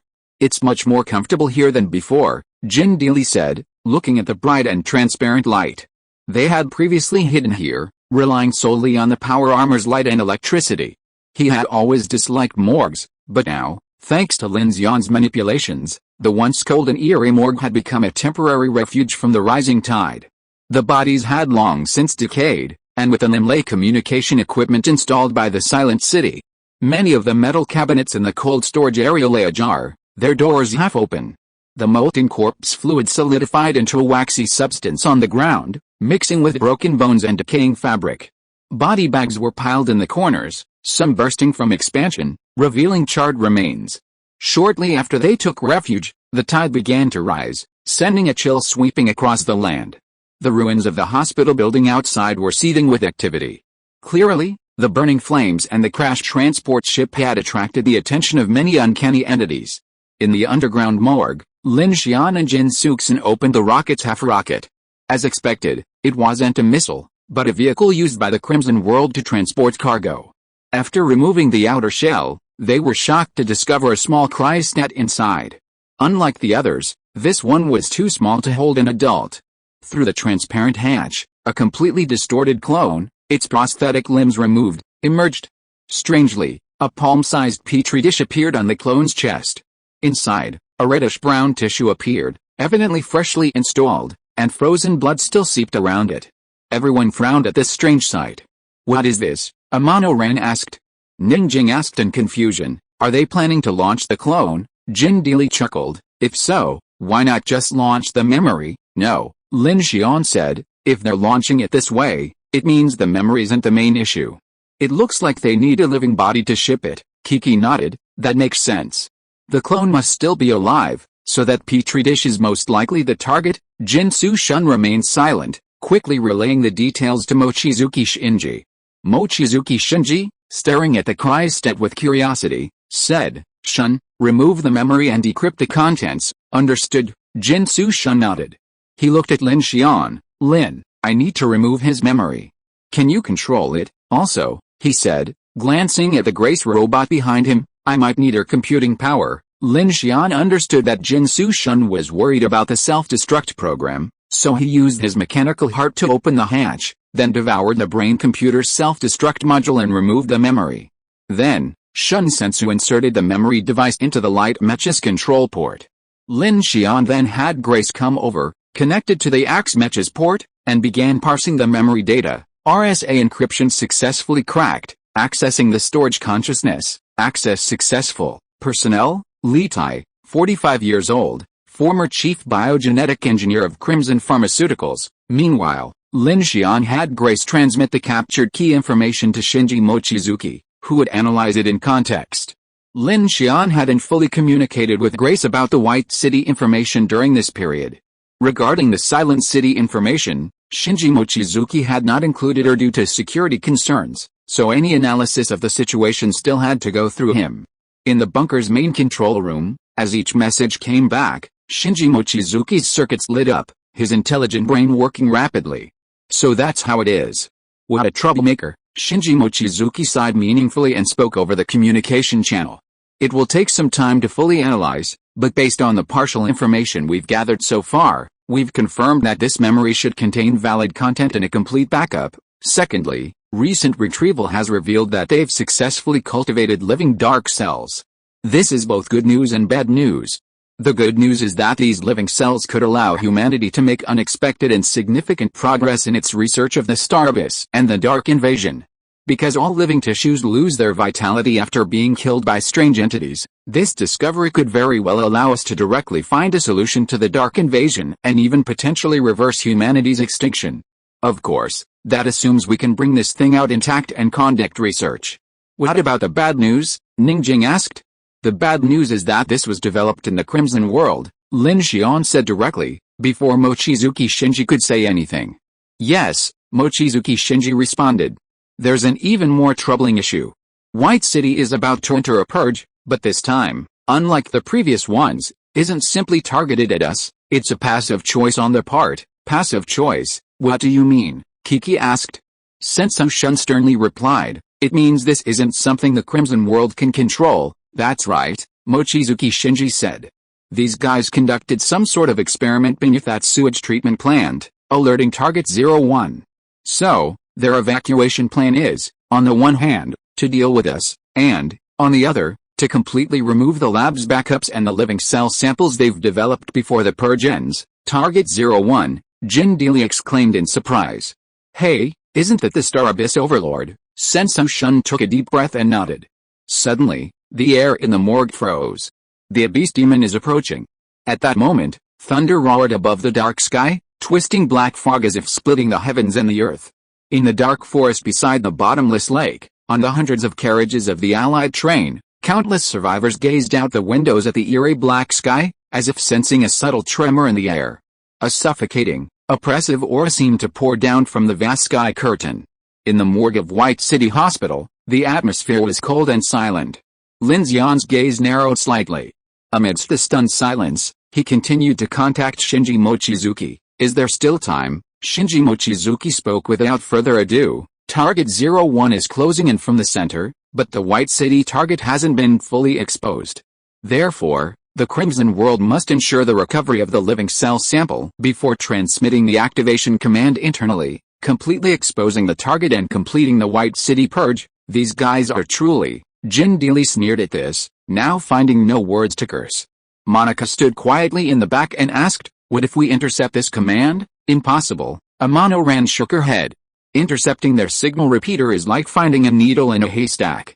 And even if we succeed, it only prevents White City from being exposed so quickly, while that Star Abyss beast is already approaching. No, she means we go directly into the sewage treatment plant and eliminate their device before the command is sent back, Lin Xian said immediately. Amano Ran, Ryunosuke, and Shiri all frowned upon hearing this. Shinji, Jin Sujin, looking at Lin Xian, asked Mochizuki Shinji through the communicator, is the time you mentioned enough? Maybe. Mochizuki Shinji took a deep breath. In the Zingyuan, this kind of rocket can only use inertial guidance. We set coordinates. After it flies out, people outside will recover it at a designated point. However, due to signal delays and accuracy issues, recovery takes a while. According to the efficiency of the Crimson World, it may only take a few minutes to 10 minutes, but we have 12 times the time. Just as Mochizuki Shinji finished speaking, Lin Xian bluntly said, even if it's 5 minutes outside, we have an hour here. Minus the high tide, we still have a chance before the next high tide, right? Hearing Lin Xian's words, everyone, including Jin Sujin, looked a little surprised. His words seemed to indicate that the difference in the speed of time inside and outside the Zingyuan had given them a crucial opportunity. Everyone held their breath, waiting for Mochizuki Shinji's response. After a long moment, Mochizuki Shinji's clear voice came through everyone's communicator. Yes, more and more. Please give me a monthly ticket. Please give me a monthly ticket. Please give me double the monthly ticket. Chapter 350 Mechanical Team. At 8:35 p.m., the 14th inner tide began.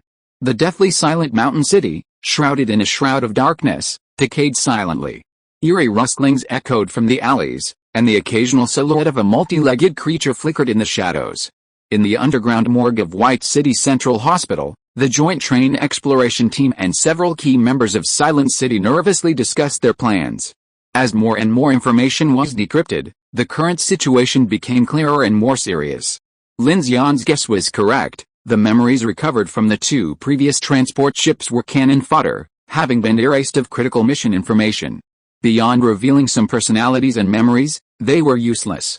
The missile, recovered by Lu Xingchen at the last moment, was the real key. Through analysis by the Axe and Grace, and further processing by Mochizuki Shinji, a disaster, catalyzed by the fanatical Adventists, was gathering within the celestial storm of Star Abyss No. 5. Combined with the information originally obtained by Silent City, the Crimson World conducted brutal and bloody human experiments using mycelium as a medium, and obtained a sample of living tissue known as the Umbra cell from the White City's Hive Research Institute. They currently don't know the Crimson World's purpose in cultivating these living tissues, but they do know that some of their experiments appear to have alerted the Abyss Demon. If the sewage treatment plant's massive cleaning device were activated, the entire White City, including Silent City, would undoubtedly be affected. If they were all marked level 5, Shinji Mochizuki's plan to divert the enemy and evacuate by sacrificing a floating city would likely be thwarted.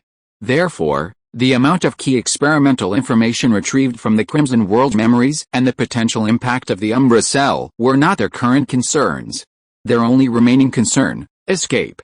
So, we need to enter the sewage treatment plant and dismantle their so-called cleaning device within an hour after the tide ends at 21:05, and then evacuate. Jin Dealey lifted a shroud on the morgue with disdain, then leaned against the edge of the table and said in a puzzled tone, "It's not realistic to complete the transfer of the joint train in Silent City in 1 hour, impossible." Chen Sixuan said directly, "Lin's meaning is to win time for the next low tide by dismantling the cleaning device.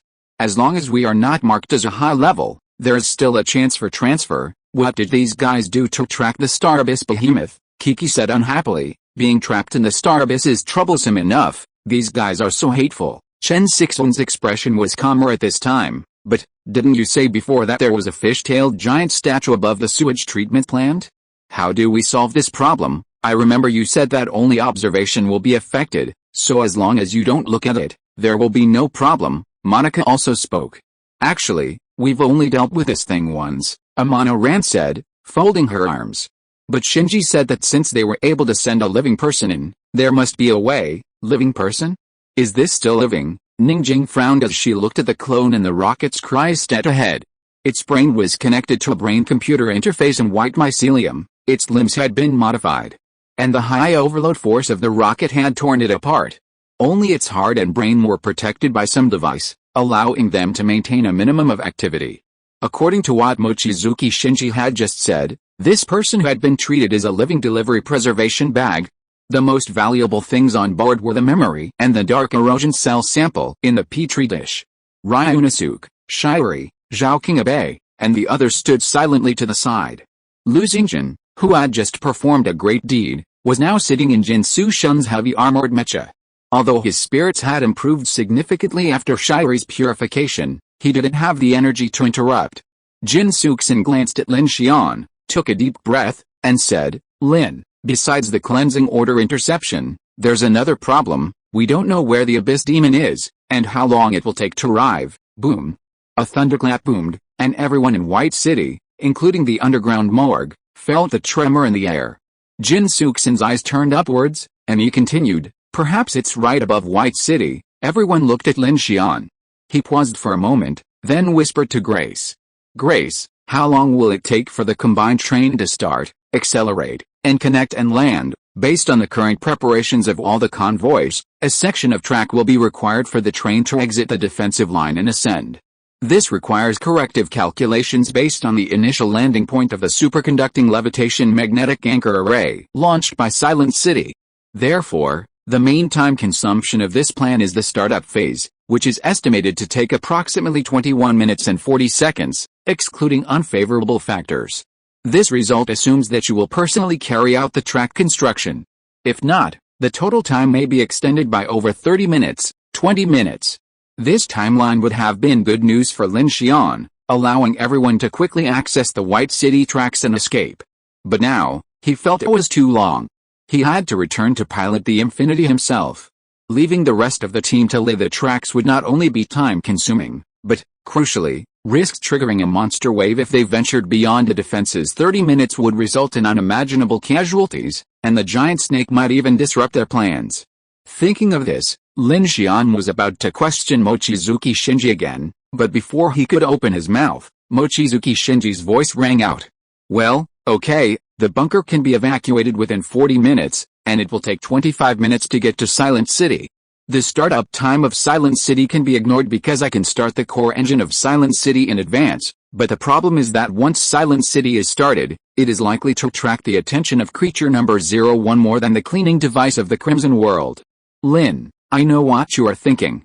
It is necessary to solve the cleaning device, but if we want to complete the transfer of everyone at the same time, there are too many influencing factors, which is indeed a bit risky. Lin Xian shook his head and smiled bitterly. Of course I know, I didn't think about solving it all at once, but the problem is, let's not talk about how to enter the sewage treatment plant. Even if we get in, we don't know what the cleaning device is. Whether it can be lifted is the first problem.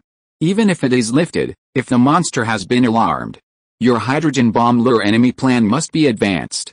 Moreover, since the Crimson world outside wants to bury us in Zengyan, there is no guarantee that there will be no other means, so we may only have one chance, which is the current time difference. With your calculation ability, you are sure it's also calculated that the further we go, the fewer opportunities, isn't it? Lin Xian finished speaking, and the other people in Silent City fell silent. Shinji Mochizuki, in the bunker's main control room, also remained silent. He looked at Lin Xian, wearing power armor, on the monitoring screen, his fingers clasped together and tapping his arms in an orderly loop. After a few seconds, he smiled slightly, sighed, and said, "You're right. According to the calculations, all kinds of unfavorable factors have converged. It's time to prepare for evacuation. Well, let me check the time. It's 8:40 p.m. The next low tide is at 9:05 p.m., so from now on, there are 85 minutes until the next high tide.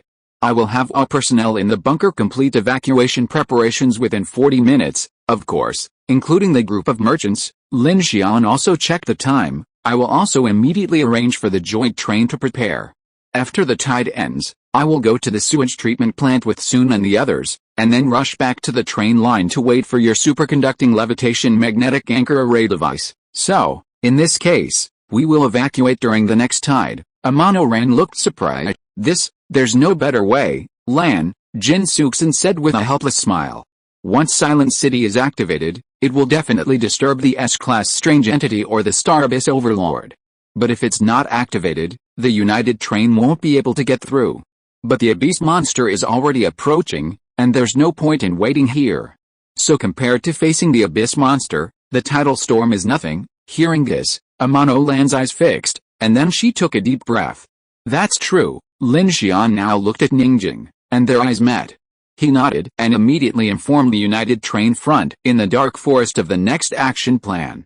When Lin Xian's news arrived, Shi Dian and others immediately understood the seriousness of the situation. The atmosphere in the previously quietly stationed front suddenly became tense. The captains of each team informed their team members one by one, and each position began to prepare according to the plan previously formulated by Grace and Lin Xian.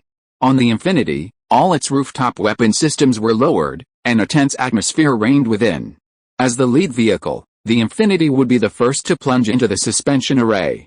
Luo Yang and Lao, along with a group of engineers, made final preparations. "Okay, Captain Lin, we'll get ready." No other anomalies in the position at the moment. The radar didn't pick up the giant snake either. "Understood." In the rear car, Sasha operated a 6-axis robotic arm to reinforce the Sally, while Li Yi, Sun Yuzhen, and others secured all of the Infinity's supplies. In the building, Shukin and Liang Lei arranged for ammunition replenishment. In car number 3, Ding Junai heard Lin Xian's message and immediately said, "I understand. Have Grace sync some key information to me." Ding Junai knew Lin Xian had no time at all. Fortunately, Grace could handle multiple tasks simultaneously. Although there was a significant delay in information transmission, she didn't mind in this situation. Getting more information might allow her to assist. At the morgue of Beicheng Hospital, the evacuation plan was finalized, and both sides began to prepare for evacuation, while Lin Xian began to discuss the issue of the sewage treatment plant, which was the most pressing crisis at the moment. "There are still 15 minutes. Chen Sixuan manipulated the axe robot and walked forward to project a holographic stereoscopic image, which was a panoramic view of the sewage treatment plant.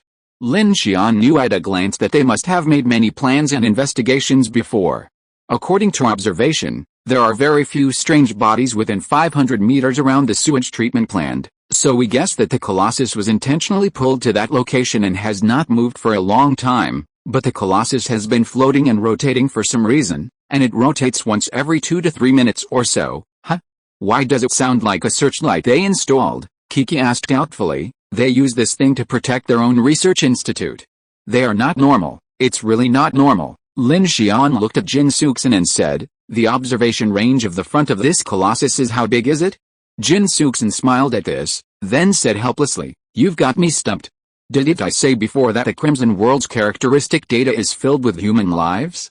We don't know much about it, and that place has considerable firepower, making it difficult to penetrate with drones and mechas alone. Amano Ram twisted the mecha components on her wrist and said sternly, we've tried using drones for reconnaissance before, but they were all intercepted by the EMP defense system. Lin Xian's expression froze slightly at this, realizing why a silent city, with its powerful lineup, couldn't breach an unguarded clone research facility.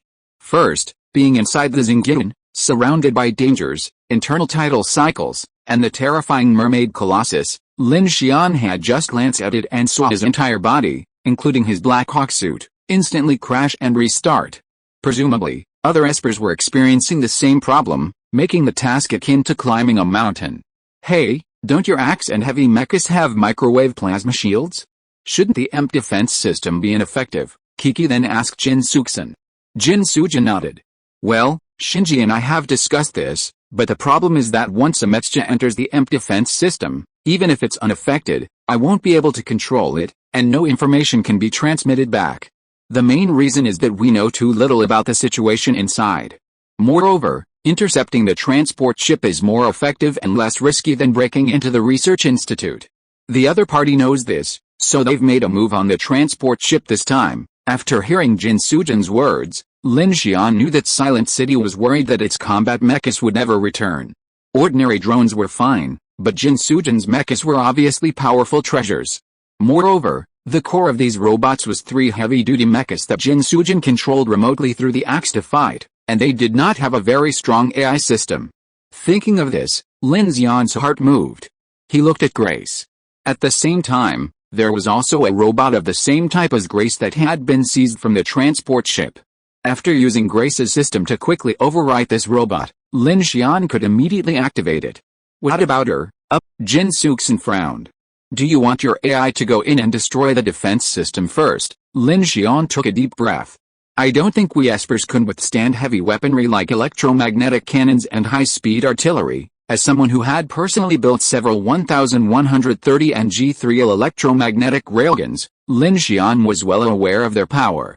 Even against the monster tide, these heavy weapons were insufficient. During the Battle of Zilin, hundreds of Great Wall 50 orbital cannons on the city walls couldn't stop them. But these weapons were powerless against the endless monster tide.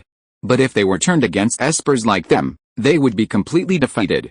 They had just used heavy weaponry to massacre a group of powerful sand bandits in Axe. What espers could easily withstand Gatling guns? Even if they wore power armor, they couldn't fight a head-on assault. This plan is feasible. At this time, Mochizuki Shinji's voice came over. With the intelligence of this Crimson 3, it can carry out such a mission, Lin Xian said directly. Actually, you've already thought of it. You were just waiting for me to speak out first, right? Standing in the main control room, Mochizuki Shinji crossed his arms and said non-committally, after all, it's your asset, and you may not yet clearly understand the value of an intelligent computer with an 8192 quantum volume. Julius just saw this robot, and Crimson World will definitely not give up on recovering it later. Then let's wait for them to come and get it, Lin Xian said calmly, immediately looking at Grace. Grace stepped forward gracefully with her hands behind her back. I understand. You need me to go to the facility to destroy the EMP defense system and weapons system and conduct internal reconnaissance. This mission is very challenging for me. I can handle it for you. Also, Grace looked at the robot, similar to her, curled up on the ground next to her and said, I suggest activating this Crimson Dancer Series combat robot formation and making it my deployment unit to support my actions. This will help increase the mission's success rate. No problem. Lin Xian raised his hand and grasped it, and the Dancer robot's power module was restored. Grace had completed the system overwrite. As the system started up, there was a humming sound as the internal power source group worked. All the robot's flipped joints began to return to their original positions, and it stood up on the spot. Program start. The Dancer robot walked over to Grace and made an emotionless mechanical sound. Protocol has been implemented, and the controlled program is being imported. At this time, the two ballet dancer robots stood together, each with a different shape, revealing an artistic beauty that combined machinery and human body. You can name it, or we can call it answer number 1. Its basic protocol is the same as mine. Grace said, let's call it that. Lin Xian didn't have time to care about this right now. Lin, rubbing. At that moment, several heavy mechas standing in the rear stepped forward. Chen Sixuan pointed at the axe robot and said sincerely, in that case, please bring my mechas along as well. The Crimson Intelligence will temporarily take over command. I think they could be of some use. Lin Xian looked at him and nodded without hesitation. Okay, let's do it. With Chen Sixuan's mechas assisting, the success rate would be higher. Lin Xian certainly didn't want the crucial Crimson Intelligence to be damaged, but there was no better solution. He knew Chen Sixuan's actions were a gesture of sincerity, a gesture of solidarity. Lin Xian, after we take down the defense system, what about the Colossus? Chen Sixuan asked. Kiki suggested, if we don't need to observe, can we just drive in with a vehicle? Ningjing suggested, the Crimson World's aircraft are completely sealed, so perhaps that's a factor. Chen Sixuan nodded and said, we've monitored the Crimson World's transport ships taking off. They'll be launching from the opposite side of the Colossus rotation. We can take advantage of this opportunity, but we need to calculate it accurately. I thought so too. Lin Xian checked the time and said, when the tide ends, Grace will lead a robotic team through. Kiki and I will take down the 2 transport vehicles on the transport ship. As long as the defense system is successfully destroyed, we'll find an opportunity to drive in. Since they didn't know the specific angle of observation, they could only maximize the opportunity to enter from the opposite side of the fish-line Colossus rotation. Team, the fewer people, the better, Lin Xian said directly. That Colossus has a strong dark invasion power. Since there's no one controlling it, we don't need too many people going in. Just Kiki and Brother Ho can go in. The others will defend the strange entities on the periphery. Our breakthrough of the Research Institute will definitely cause quite a stir. Chen Sixuan nodded. In that case, Shiri and I will go with you.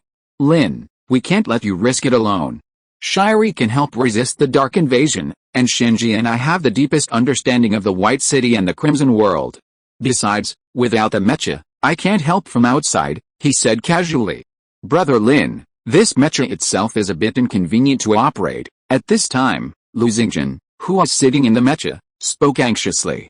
Oh, yes, I almost forgot. Chen Sixuan looked at the mecha and then at Lin Xian. Brother Ho had just burned out his power armor and temporarily sat in Chen Sixuan's heavy mecha. This mecha would soon enter the Research Institute for operation, and Brother Ho definitely couldn't continue to sit in it. Unexpectedly, Jin Deely stepped forward, opened his power armor, stretched, and said, I'll give this to you. I'm really feeling cramped in it. Jin Deely's words were half humble and half sincere. He really didn't like wearing heavy power armor, not to mention that it offered no protection against the invasion of darkness. Thank you, Brother Jin. Lu Xingqian breathed a sigh of relief. He didn't want to stay in this heavily armored mech forever, but his clothes were badly burned, and going out would tarnish his image as a fire god. Given his personality, he would never back down from such a crucial mission, so he was momentarily troubled. Jin Deely's gesture immediately resolved his dilemma. The plan was quickly finalized. First, Grace would lead Dancer Number 1 and several heavily armored mechas to infiltrate the sewage treatment plant research facility, responsible for destroying the imp and defense systems. Then, Lin Xian, Kiki, Lu Xingjian, and Chen Sixuan and Shiri from Silent City would seize the opportunity to break through the Colossus's observation post and enter the interior. Outside, Ningjing, Zhaoqing, Abe, Jin Deely, Monica, Ryunosuke, and Amano Ran were tasked with guarding and resisting the strange entities within the city, protecting the evacuation route. At 9 p.m., within the underground nuclear fortifications on Beichang's West Mountain, members of Silent City, Hu Luxiao, Lu Zhao, and other teams began frantically preparing for the evacuation. Numerous drones systematically hoisted supplies onto Silent City's large evacuation base vehicles. Swarms of drones from various combat groups quietly charged, and lights flickered in unison, filling the bunker with the air of impending storm. Mochizuki Shinji, however, stood quietly in the control room, a place where he could remain motionless all day. The powerful quantum core, Silent Heart number 18, was constantly processing data. The vast majority of its computing power wasn't used for evacuation coordination, bunker control, or communicating with Lin Xian's team. Even that amount of computing power was a drop in the bucket for him. Maintaining this massive computational complexity relies almost entirely on calculating the formulas for the Dark Invasion using data collected from the star abyss. Every second, exponential assumptions, calculations, recalculations, and restarts are made. Meanwhile, across the bunker's several floors of automated laboratories, thousands of robots repeatedly process these formulas and experimental data. The entire bunker resembles a vast automated intelligent computer experimental center, and the Silent City team of several hundred, along with Lin Xian and his team, constitute only a tiny fraction of it. This is precisely why Mochizuki Shinji and his core team have been stationed in the Star Abyss for 2 months.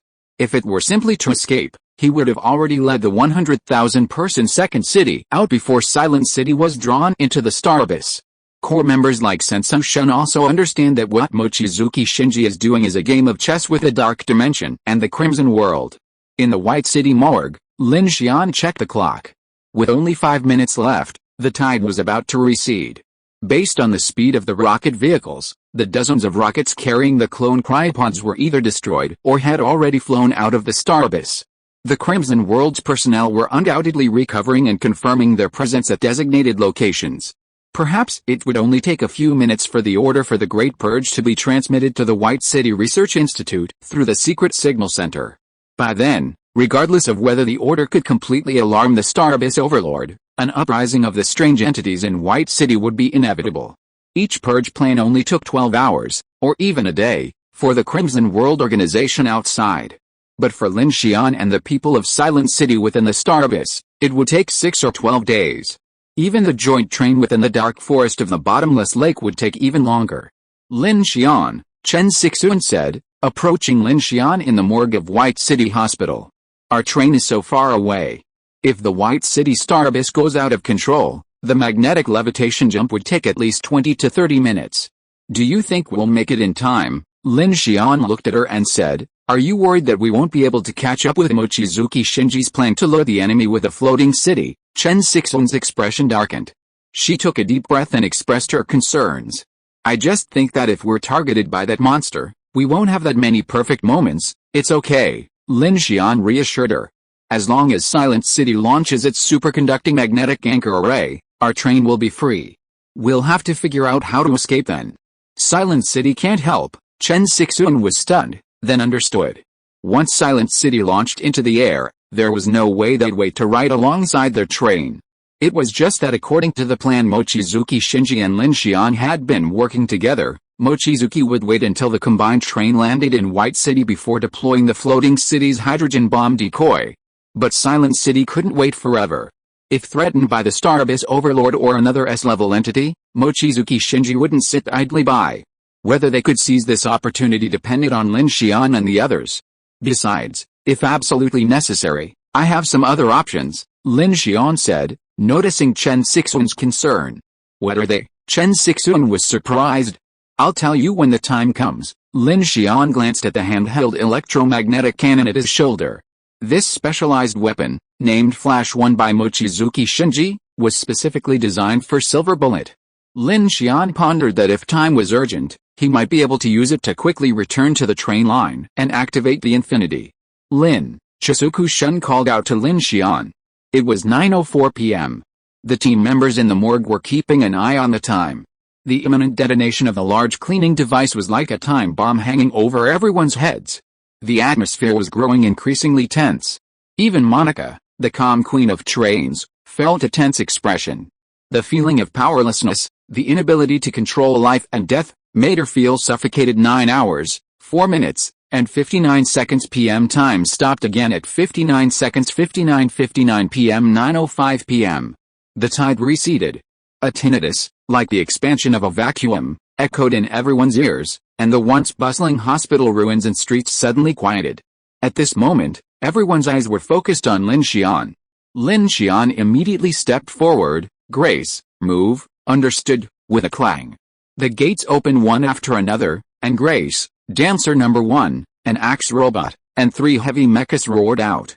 Within seconds, the sounds of mechanical bombardment and fighting could be heard from outside, accompanied by the roars of various strange entities. Clearance complete. Split up, Lin Xian said to Ningjing and the others. The team immediately split into two groups. Ninjing, Amano ran, Ryunosuke, and the others headed directly for several designated coordinates of the sewage treatment plant. They would clear the area in advance and maintain covert security, while Lin Xian rushed to the transport ship they had seized and, together with Kiki, retrieved two transport vehicles. This armored transport vehicle was not equipped with any weapon systems. But Lin Xian didn't expect to rely on its weapons to resist. It was simply used to storm the sewage treatment plant. Distance to target, 3 kilometers. Lin Xian and Chen Sixuan's men got on two transport vehicles respectively. Grace kept sending messages at this time. Buzz, at the same time, they also drove the transport vehicles and headed towards the sewage treatment plant. Brother Ho sat in the back seat, concentrating and holding his breath to adjust to his state, looking like he was going to have a big battle, while Kiki helped Lin Xian report information through the surveillance cameras deployed throughout the city of Silent City through the holographic system. Lin Xian, go from here and turn left in front. Ryunosuke and the others have cleaned up here. We can drive directly into the unfinished building and then wait for Grace's situation. Lin, let's not be too far apart. Shiri can provide support with two vehicles at this distance. Chen Sixuan's voice came. Okay, Lin Xian responded, and then drove all the way into the darkness. Lin Xian, a large, strange creature has been spotted in the old factory building southeast of the sewage treatment plant. You're going to take a devour hopping road. On a tall building, Chen Sixuan and Ningjing stood in a vent, watching a large, black figure standing in the corner of a building a few hundred meters away, its head lowered and its back to the street. It was unmoving, a truly eerie sight. There are floating creatures above the Yulong Street office plaza. They're at least Class B, and they're clustered together. Ryunosuke and I didn't take direct action, but we've already dealt with those elsewhere. On a street corner, Amano ran crouched on a high-voltage pylon, with Ryunosuke in flight behind her. The robot squad is moving in, from atop a shopping mall far from the main entrance to the sewage treatment plant. Monica, using her mech's radar and her own supernatural powers, precisely observed Grace's movements. Her gaze now turned toward the massive sewage treatment plant. A strange, floating giant figure loomed in the sky, slowly rotating. Monica frowned, sensing a terrifying dark surge sweeping over her. She crouched down and said, correct the angle. Due south, counterclockwise. Lin Xian, simultaneously monitoring his teammates and Grace's transmissions, drove into the dilapidated factory and stopped in the shadows beneath an unfinished building. A low wall blocked their view of the sewage treatment plant. Of course, in such darkness, visibility was impossible. Just because Lin Xian couldn't see it didn't mean they wouldn't face the fish-lion giant in the dark sky. 1,000 meters from target, activating tactical operation mode. Grace's voice echoed through Lin Xian's earpiece. Boom boom boom. Lin Xian had just parked his car when a shrill alarm rang out in the distance. Simultaneously, artillery fire roared, signaling Grace's invasion. Under the night sky, the Beichang wastewater treatment plant lay as silent as an abandoned steel tomb. Rusted pipes glowed a sickly crimson in the moonlight. Boom, boom, boom. Suddenly, the ground shook, shattering the stillness. 3 heavy mechas suddenly emerged from the dense fog and raced towards the treatment plant's main gate. As the sentry systems on the abandoned factory buildings registered the approach of a dangerous target, the entire complex suddenly groaned like mechanical awakening. Metal covers disguised as sludge-drying beds suddenly flipped open, and twin electromagnetic pulse cannons rose like black bone claws reaching out from hell. The blue-white arcs dancing from their muzzles exploded into a blinding paleness in the drone's camera. At the main gate and on the rooftops, countless concealed automatic cannons flipped out and opened fire in an instant. Beep. Countless artillery fire frantically strafed the heavy mechas. Immediately, a swarm of flashing red drones swarmed out of the ventilation ducts, swarming towards the invaders. With a whirlwind roar of electromagnetic force, the EMP defense system activated. Communications in the surrounding streets, including those between Lin Xian's several teams, were instantly cut off. Even the motors of the cars stopped. In front of the sewage treatment plant, 3 heavy mechas deployed their microwave plasma shields. Simultaneously, a thick alloy shield materialized from the front of their robotic arms. Instantly, countless metallic storms exploded on the shields, sending sparks flying. Under the torrential bombardment, the 3 heavy mechas held out for only seconds before the intense firepower and electromagnetic cannons shattered 2 of them. This, however, also gave them an opportunity. At that moment, Grace, Dancer 1, and the Axe immediately launched a counterattack against the hidden defensive weapons, firing various pulse lasers, destroying each automatic cannon. Atop a distant high-rise building, Chen Sixuan used long-range sniping to help the robot squad eliminate the firing points. Monica, Abe, and other long-range combat units also joined in. Soon, a large number of machine guns, drone swarms, and electromagnetic cannons were quickly eliminated. Even the alarm system was blasted to pieces by Chen Sixuan's single shot on the darkness. The battle situation shifted in an instant. Grace and Dancer number 1 were as nimble as ghosts in the night. Their metal armor seemed stronger than the thick shield of Chen Sixuan's heavy armor. They rushed into the factory under a hail of bullets. Under the night, Grace and Dancer number 1 were like two ballerinas in the dark, dancing in the violent metal storm. As the first tungsten steel round from the electromagnetic cannon ripped through the air, her super-solid carbon-condensed alloy toes had already left the ground. Her slender mechanical limbs stretched out, slicing through the gaps in the barrage like unsheathed samurai swords. The tail flames of the swarm missiles illuminated the streamlined armored carcasses of the two graceful robots. Their black paintwork now glowed with a faint blue light, like phosphorescence floating on the sea in the middle of the night. Trajectory prediction complete. Grace's quantum processor calculated the trajectories of all incoming fire in 0.0003 seconds. A high-frequency blade flickered from her right wrist and slashed gracefully. 3 approaching micro-missiles silently shattered into 6 petals, exploding in orange-red fireballs behind them. Under covering fire, the two Gemini ballerinas swiftly entered the factory. With the last heavy mecha destroyed, the once roaring Secret Research Institute fell silent again. However, the massive battle had alarmed the surrounding streets, sending numerous strange entities rioting. The massive creature, head bowed in the shadows, suddenly appeared beneath the building where Chen Sixuan, Ningjing, and the others were. Ryunosuke and Amano Ran were surrounded by countless strange, twisted, floating creatures overhead. Monica, leaning back in the shadows, felt gently sense a creeping creature rapidly approaching them from the mall's stairs. A strange explosion erupted. Marker generated. At 9:22 p.m., communication was not restored, but Lin Xian and the others, hidden in the shadows, could sense large-scale fighting erupting from several directions. Ryunosuke's inorganic matter-driven ability had already lifted half the street's surface into the air. Abe's laser beams illuminated the sky. Their fighting, a green film of light enveloped the two transport vehicles in the darkness, purging them of the overwhelming dark force. Lin Xian breathed a sigh of relief, only to be instantly overcome by a wave of fear like the abyss. The Merlian Colossus was spinning. He suppressed his inner turmoil, watching the clock and Grace's response intently. 1 minute. 2 minutes. 3 minutes.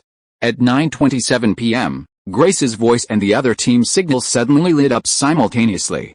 Base systems have been successfully overwritten. All weapon systems are under my control. Captain Lin, you may now enter the research facility at your convenience. Well done, Grace. Lin Xian breathed a sigh of relief, and he and Chen Sixuan immediately observed the Merlian Colossus's angle and prepared to advance. You're welcome. Grace's voice remained calm in the headset. You can always trust Grace. Brothers, here's a triple bonus. Please give me your monthly votes. End of this chapter. Thank you so much for reading until the end. Don't forget to give it a like.